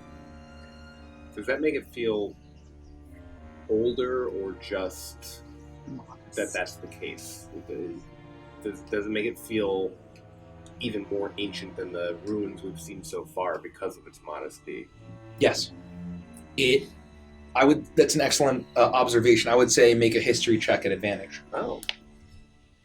Gosh, I didn't expect to roll. I was just curious. I didn't think I was playing a game. Let me get some of that 16 number. 16. And you also realize that where all of these, even in the most beautifully maintained temples and temples and structures, they've all had the weathering effect of thousands of years. This feels like it was built yesterday. Completely pristine and trapped in time. In spite of what? In spite of the massive sandstorm that you would think would be ripping it apart, but obviously it's calm. And you know that the sandstorm is moving, but this is almost as if time is standing still in this temple. And it seems, well, all of these things, you're not sure, but they're all larger than life. Perhaps constructed in the millennia since this dark domain has been around. This feels like it could be the first temple that was ever built in the land of reeds and lotuses. Seems like an exception to the time riddle we just heard. That's a great point, actually. Well, maybe this temple was built to false gods in the sense that they're gods that nobody remembers. That would be the Storm of the Forgotten. Maybe there's not really gods. I mean, just like Anub Satan, whatever his name is. What? Anub Satan. Anub Satan. All right, well, thank you, Sphinxes, for the ride. Did we land? Yeah, they landed. Yeah. Oh, okay. I thought it was like floating. Did they fly off? Or No, they're still here. They're still here. They gotta get us out of this. I was being sincere. You guys don't have to stare at me. You see Nephra nod and says, "You're welcome. There is a trick to making one's way through the storm. Not many get to see this temple." And you see Ramkhan says, "I am surprised you did not lose courage halfway through. Well done." Seems like he's like a little frustrated that you didn't scream like a girl on the way in, but I do fine in open spaces. Just don't put me in a tiny coffin and I'll be fine. We'll be right back. I write down tiny coffin. I'll start walking into the temple. You enter the temple and it is deathly quiet. It feels like everything is still. And you see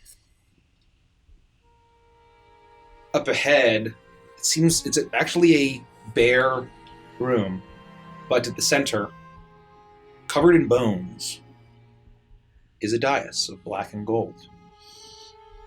And you see that these bones are not human bones. You see the skeleton of a jackal, the skeleton of an aardvark, a donkey, a greyhound, and a cobra, all littered in this strange temple. You feel... You know what it's like to be in a temple of a god. You've been in the temples of Anubis that Iris has made. And this have that same kind of reverence, but off. Feels like the antithesis. It feels like there is still power to be gained here. But it's a power of darkness. It's a temple of dark blessings. And as you approach the dais, once again, the bones start to crumble away. And you see hieroglyphics on the dais.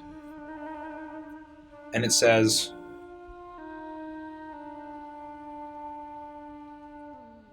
"Time waits for none. How do you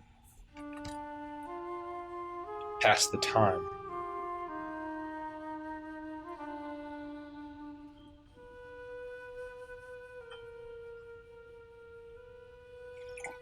Is there a trick to this? Or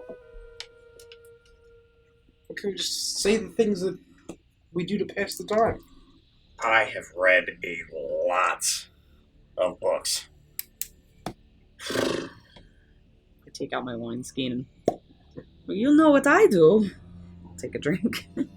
I put my spare time into creative pursuits, writing words and making compositions, putting them together, writing songs.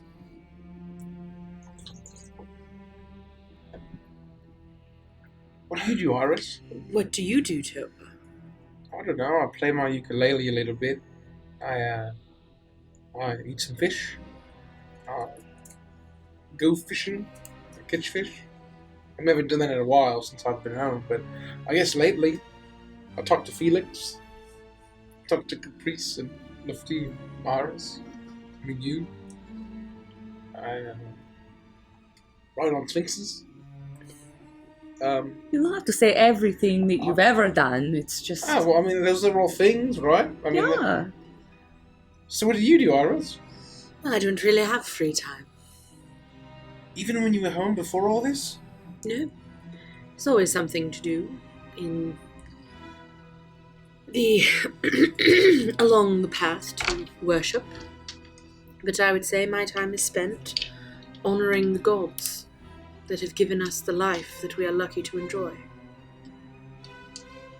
So you spend your time and readying myself for death. in prayer, Sure.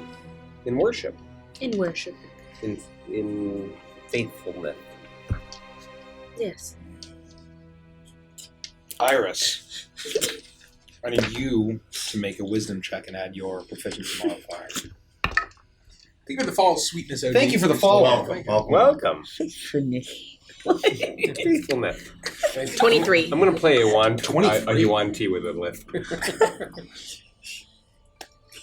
When we used to paint I'm a cleric. And there was a color. The color. Wisdom is good for me. Silver. I always wanted to think mithril silver. I couldn't help it. When you think mithril, it makes me feel like you have a lift. Yeah, mithril. That's right. Mithril silver. I did the exact same My thing. brother, when he was young, used to say he couldn't say mountains, so he'd say mountains. Mountains. It's like people that say crayon, crown, or crane, or cran. Crane. You see, crown. Sorry. You see a crayon drawing, and crayon raspberry is delicious seltzer flavor. In case Mike hates us. No, this is meant to be a classic D&D session. God, I got one. You see the dais change and shape, and Iris, when you spoke, you saw a person in worship bowing before a jackal-headed god, but a skeletal jackal. And you see a craftsman creating the highest work of art that they could fathom. You see a lover achieving a true romance with their one true love. You see a pharaoh achieving the most prosperous society that they could fathom. What does it mean to pass the time is to truly live and to succeed, even this realm of death. And suddenly Iris's soul glows once more, and you see Ankatep stepping into this eye of the sandstorm, where very few have tread, mastering this force of nature, force of death, force of magic, force of power. And he raises his hand before this temple of time, and you see almost the full manifestation of his own will and drive form in a face in the cloud, in the sandstorm, the clouds of dust and sand that then rocket from the storm around him into his hand, and all starts to glow as the energy and the fragment of time drifts from each grain of sand into this blessing of the sandstorm, and it fills his undead body. And now you see a kingdom shaking, rumbling, people shrieking in fear as they hear the incessant, maddened shrieks and babbling of an entity they cannot understand, but they know that it is just pure chaos, madness, and destruction that is erupting from the pyramid where their new pharaoh, Ankatep, the former high priest of Anubis, sits. This is what the people wanted, Ankatep thinks. This is it. This is how prosperity will be achieved as he wears that scorpion's crown that speaks to him in that same maddening whisper. And it's here that Ankatep finally can understand the maddening cries. After following its bidding just almost automatically for so long, this crown was forged, created by the chain god himself, one of many cast into this realm of Evantris. One of 12. And only he was the one to find it. He truly was great, where his boy king had failed. It was the night of his greatest victory. But in that moment, the people of the land of reeds and lotuses stormed this pyramid. And just as he and his priests slew his pharaoh, the guards and all of the priests of the other gods, the people of this kingdom, slew their false pretender king, their false pharaoh. And in that same moment of death, you then see it shift to a mosaic as you see that same owl with a seeming death mask on in a triumvirate, a meeting shrouded in mists. Where there was a great owl, there's also now a feminine shape in a hood holding a lantern. And making the third point of that trinity, the god of the dead himself, Anubis. The three make their pact. They make their agreement. They save existence. And as Ankhetep dies,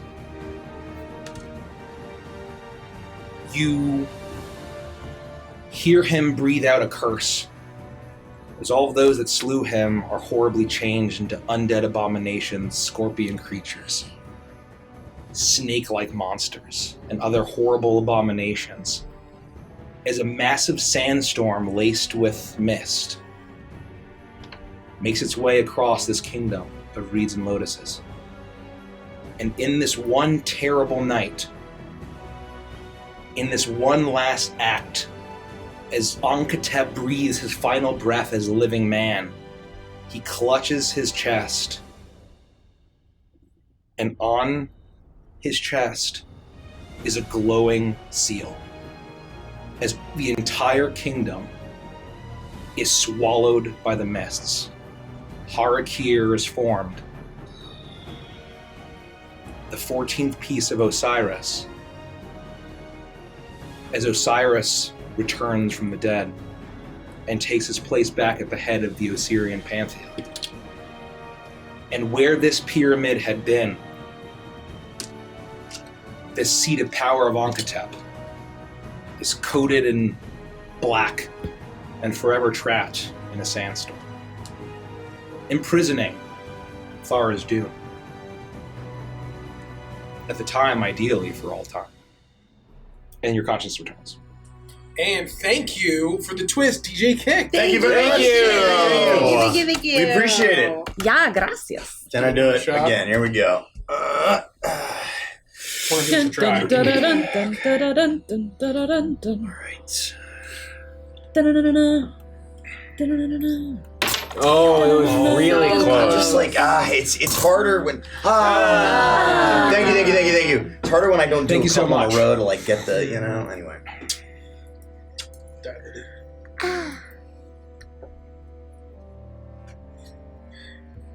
So the 14th piece was in Ankhetep?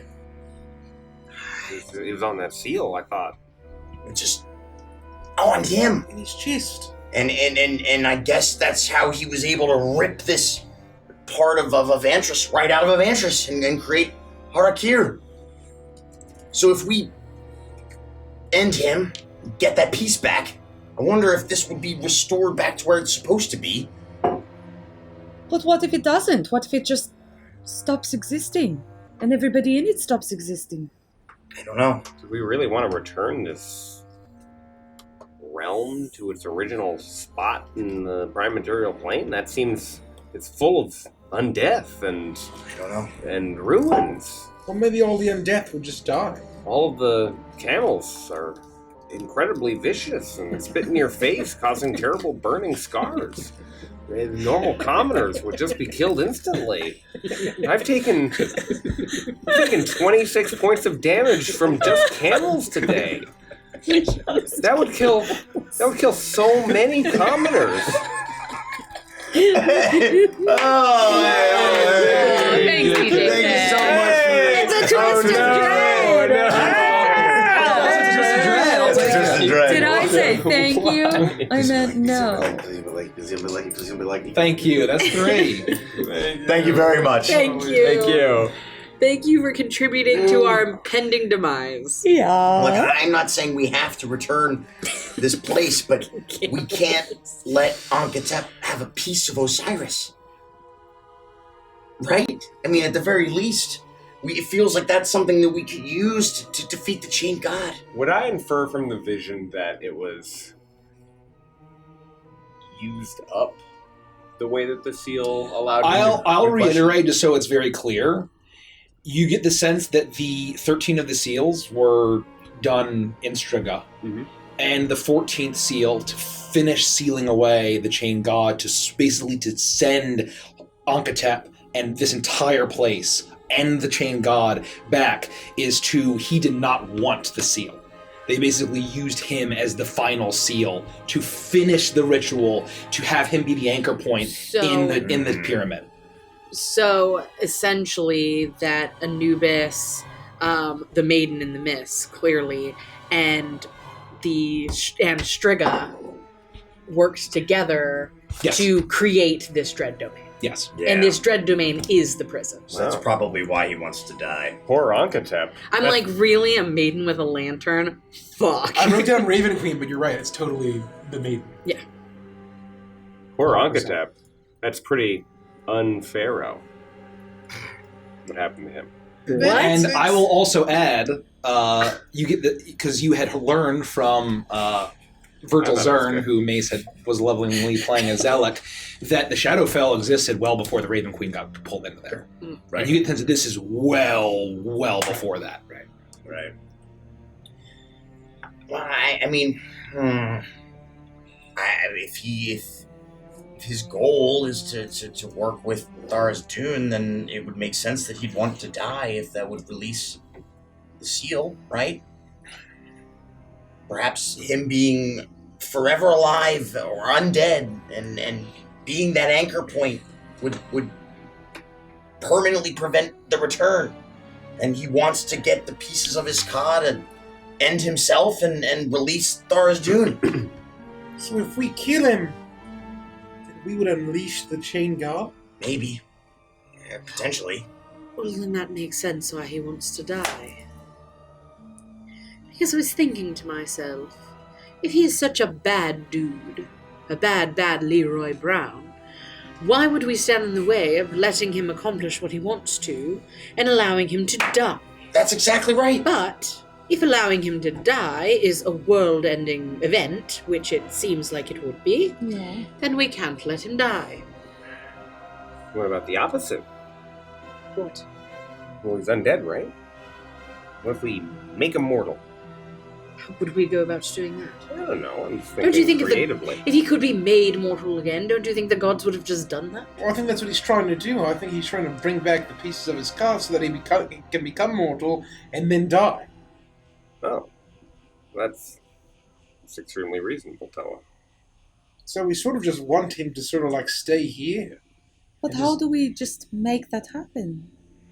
Well, we take Iris and we get the fuck out of here and we never come back again. Problem solved. We have to rescue Anubis. Oh, yeah. Right, because, I mean, that's the thing. And they'll never stop coming for Iris. That's right. She'll be woken up by gross bugs for the rest of her life. Trying to take her away. The next riddle appears amongst the gross bugs. I love how the riddles wait for us to have a conversation. Riddles. Like they're really considerate the of our riddles feelings. know about dramatic effect and timing. Once again, I've been here for thousands of years. What can bring back the dead, make you cry, make you laugh, make you young, is born in an instant, yet lasts a lifetime? Oh my god, ow, I snorted tea. I have an idea for this one, too. I can. Okay, born in Instant, yet lasts a lifetime. Yet lasts. I have an idea. I'm just gonna read yours. I'm not writing any more What shit. can What can be? what? I don't know. Feet pics on the internet. Say it again.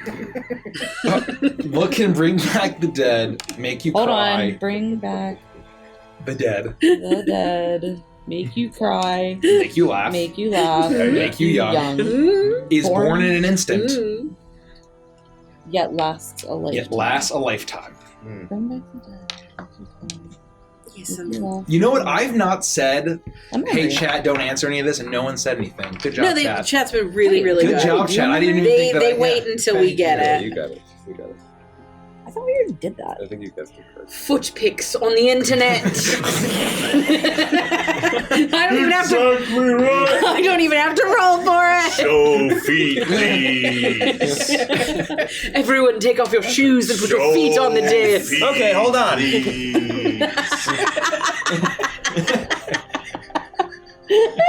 Also, please leave your used socks. Make them stink. Extra crusty. Anyone got it? Oh yeah. Lucy looks like she's got it. I got the last one. I don't want to take all of I it. did one already. Who hasn't gotten one? I think we all did. We've all got it. Well, how about on the count of three, we'll all say it at the same time. This is fun. It's a great idea. It'll be 3, 2, 1, and we'll all say it. Okay. All right. Okay. 3, 2. Footprints 1. on the internet. Memories. It shifts. What did everybody say? I said feet pics. Oh, good. It shifts and it shakes, and you see now the memories, the lifetimes, the cherished moments of every kind of person, young, old, from every walk of life, as you see in a brief moment, entire lifetimes, cherished memories, but then also the immemorial memory of time, of the gods, of that which should never live this long, as the memory of betrayal, the memory of loss, the memory of failure is radiating from this scene. And then it shifts, and you see the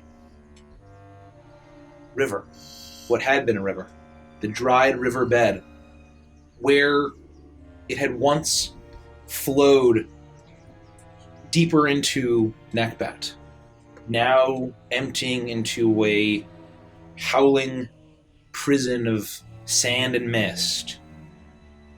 You see a tiny, tiny, tiny tip of what looks like a tiny small pyramid swallowed in the sand. And it fades. All right. So we go back to the river.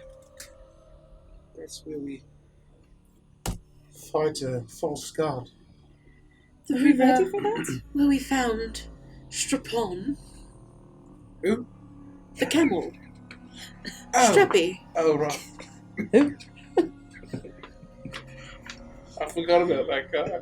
This is very hero's journey. We go back to where we started, and maybe we have some kind of boon, additional knowledge, abilities, powers. A level. As That's it what were. I'm saying. Boon, powers, Level. level. I read a book Level once called You can read. Duke of the Circles. They went on this great journey Duke of the to Circles? save the world. Lord of the Rings. But then at the end of the book, they went back to where they started, and there was this really weird, really short, rushed, mini threat that was dispatched pretty easily. Really took the wind out of the sails of that story. Barely an inconvenience. Like a couple the halflings with crossbows showed up and just killed a wizard. They're like, okay. Anyway. It's very confusing. They didn't put that in the major image, thank goodness. It's at this point you go back, the sphinxes are waiting for you. But another circle was made. Dukes of the Circle. Oh, God. And you mount them. And they begin to fly south, southwest, to the very southernmost point of the eternal river, the empty riverbed. And as you fly, you see far up ahead the lonely Castle Gloomvale. Such an out-of-place monument. No longer any inhabitants that you're aware of. There for this sole purpose to be here for eternity. And as both sphinxes fly and land, you see just a bit of sand, just a single dune that just seems completely inconspicuous. But you see just several inches tall, tiny bit of just a limestone pyramid that looks like it's a tiny little pyramid, almost comically small in this desert. But then you see far off in the distance the glint of gold. And towards where the mountain range starts to rise up again, as the mist and the sand form a wall 100 meters from you, reminding you of the prison that you're in. You see the dais off in the distance, and you know what awaits beneath. What do you do? Does anyone want to find a casino and play some craps? What? Yeah. Yeah, that sounds a lot better than what we're about to attempt to do. I think we just need to get it done. We can do it. We've killed a lot of things before. And I have a feeling that a false god is nothing. We killed Baphomet. We killed that other guy that was kind of like Baphomet. Moloch, thank you. We killed the dragon. Yeah, but I don't know where any of those rank against a false god. Is a false god like a god? But false. Yeah, but like probably a lot power-wise. weaker, is my guess. I mean, Yeah, it's but not like probably like a lot stronger than a dragon, I would say, right? I don't know, really, but I mean, probably not that different from Baphomet. There's only one way to find out. Well, Baphomet wasn't fun, Are we all ready? as I recall. As ready as I'm gonna be. You approach the dais, and once again, hieroglyphics appear and glow.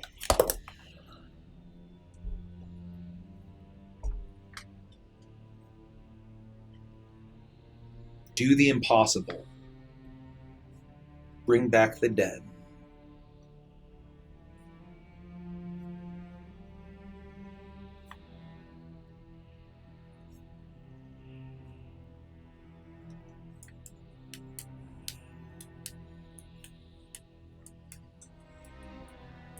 I mean, Iris could do that.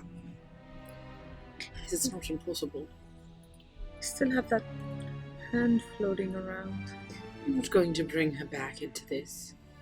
Well, I was just saying, if we needed to actually do it, we could. And again, I mean, all of these haven't been literal up to this point. I mean, memories, right? Oh, yeah!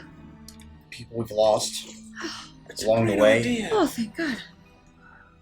There's so many. There's so many. Oh, God. Oh, what about your cousin that was horribly crushed by that trap? That was very genuine. Yeah. Well. What about the memories of him? Well, I don't know if he died. Oh, you don't? No. Oh, I thought you meant that he was crushed to death and you didn't want to go into detail. No, he was stuck and then I left. And we never heard about him or from him ever again. Oh. And it was months, I assume he's dead. There was a lot of lying. It's not funny. Oh, stop, It's called gallows humor. Oh, I'm totally misunderstood when you were telling the story. Okay, well, I mean, it was an emotional time for me to share that story for the first time, so I understand if I may have, not been a great storyteller in that moment, but no, I can only assume. If we were going to pick someone who died, it would be like my mom or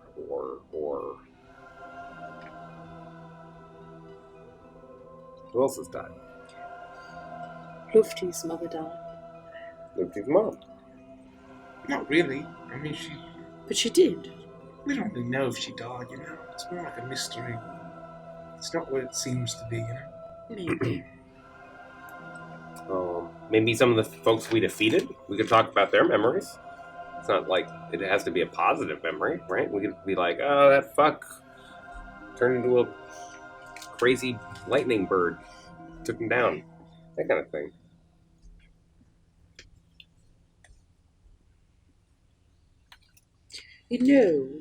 Considering the horrible things that we have seen, we have significantly fewer impactful deaths in our lives than I would have thought.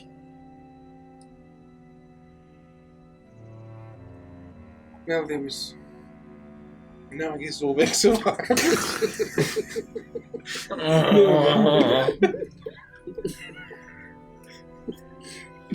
Yeah, we're surrounded by death, but so far we've been pretty lucky in the people that we love not dying. And even when we think that someone has died, we find that they have not. What about that old guy? What was his name? That orc? The halfling? Oh yeah, the halfling. He died twice. Stop. Stop. Wow. Well, we're learning a lot about Rich tonight. Rich loves unjust death.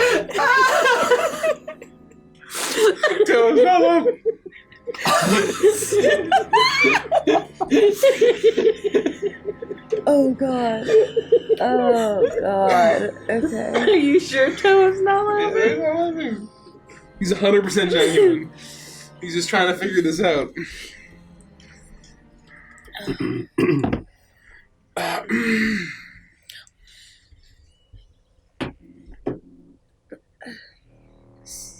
Yes. Sophiana is dead now. Right, but we don't really have any memories of her. Escher's... I guess he's not dead anymore. No, he said... Oh, go stand in the corner. I turn around and just stand by myself.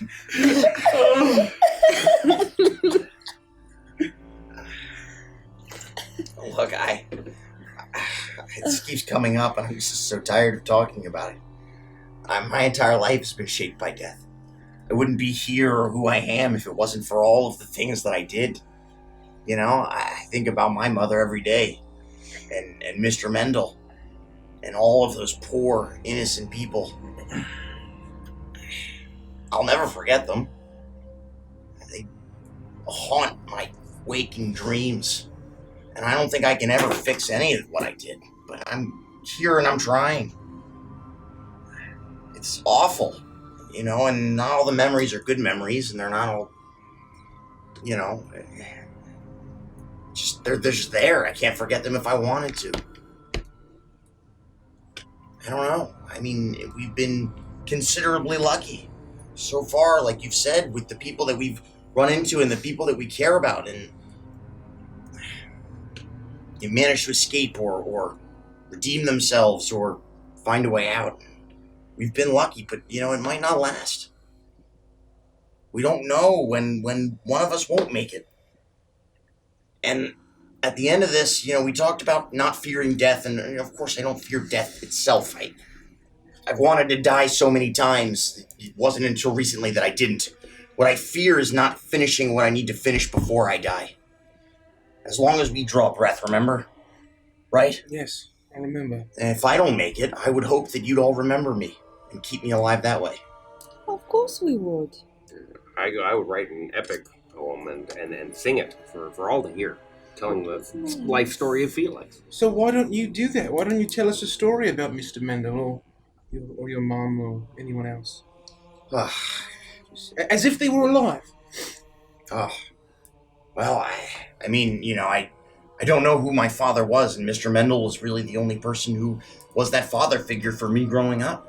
I mean, he put me through the academy and gave me a place and my brother to stay and fed us, and of course we worked and we did what we could to provide back to him. But on cold nights when all of the people staying at the inn had turned in, and my brother and I were helping around the inn, whether we were cleaning up the kitchen or preparing for the next day, the three of us would sit together and just talk.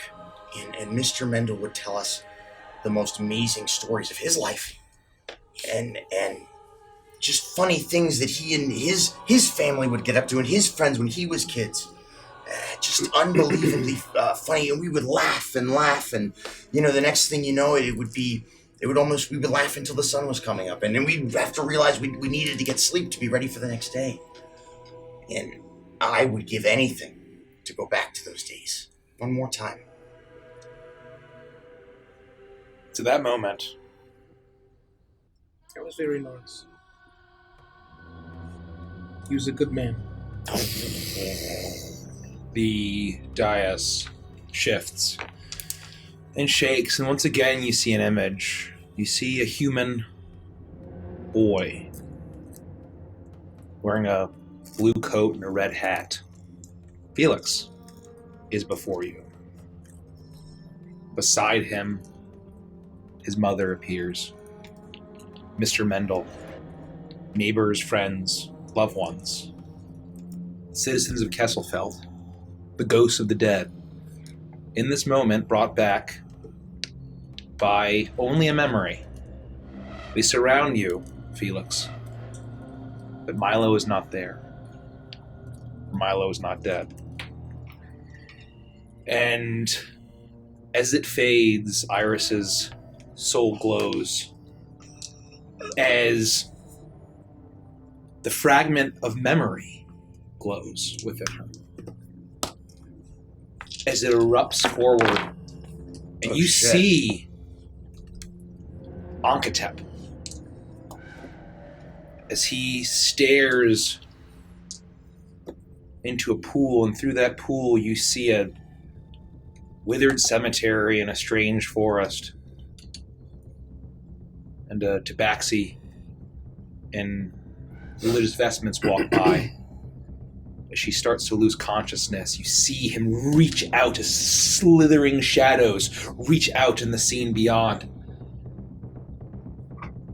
as he attempts to grab and harness that Ka like you've seen time and time again 6 times.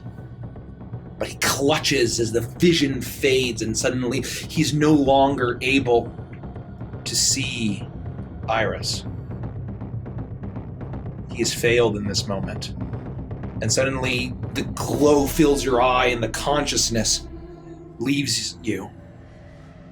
And suddenly you're in a land of sand and mists. In the land of the dead. You're in a pyramid of gold. As Ankatep awakes. He'd just been killed, hadn't he? Reaches up and touches his face. How long has he been dead? His skin is withered. His body fully mummified. He feels the puncture wounds. His missing organs. And as he pulls down his robe, sitting in his throne of gold and limestone, he sees that humming rune, imprisoning the chained god, but also him. He feels empty. His Ka is gone, ripped apart by the 3 that trapped him here.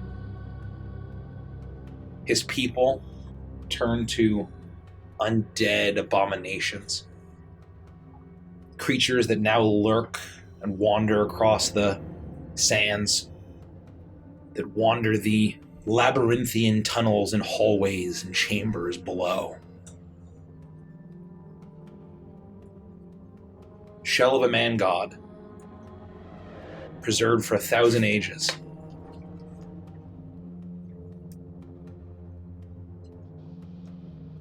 Now he waits. And waits and waits and waits and waits. And the power and the life seems good at first. He has temples to him. He has everything that he wants, but like all things, it gets old and boring. And he's tired. And he's weary. And where, in a time long past, he had wished for unending life and success, now that he's achieved some form of that, all he wants is for it to be done.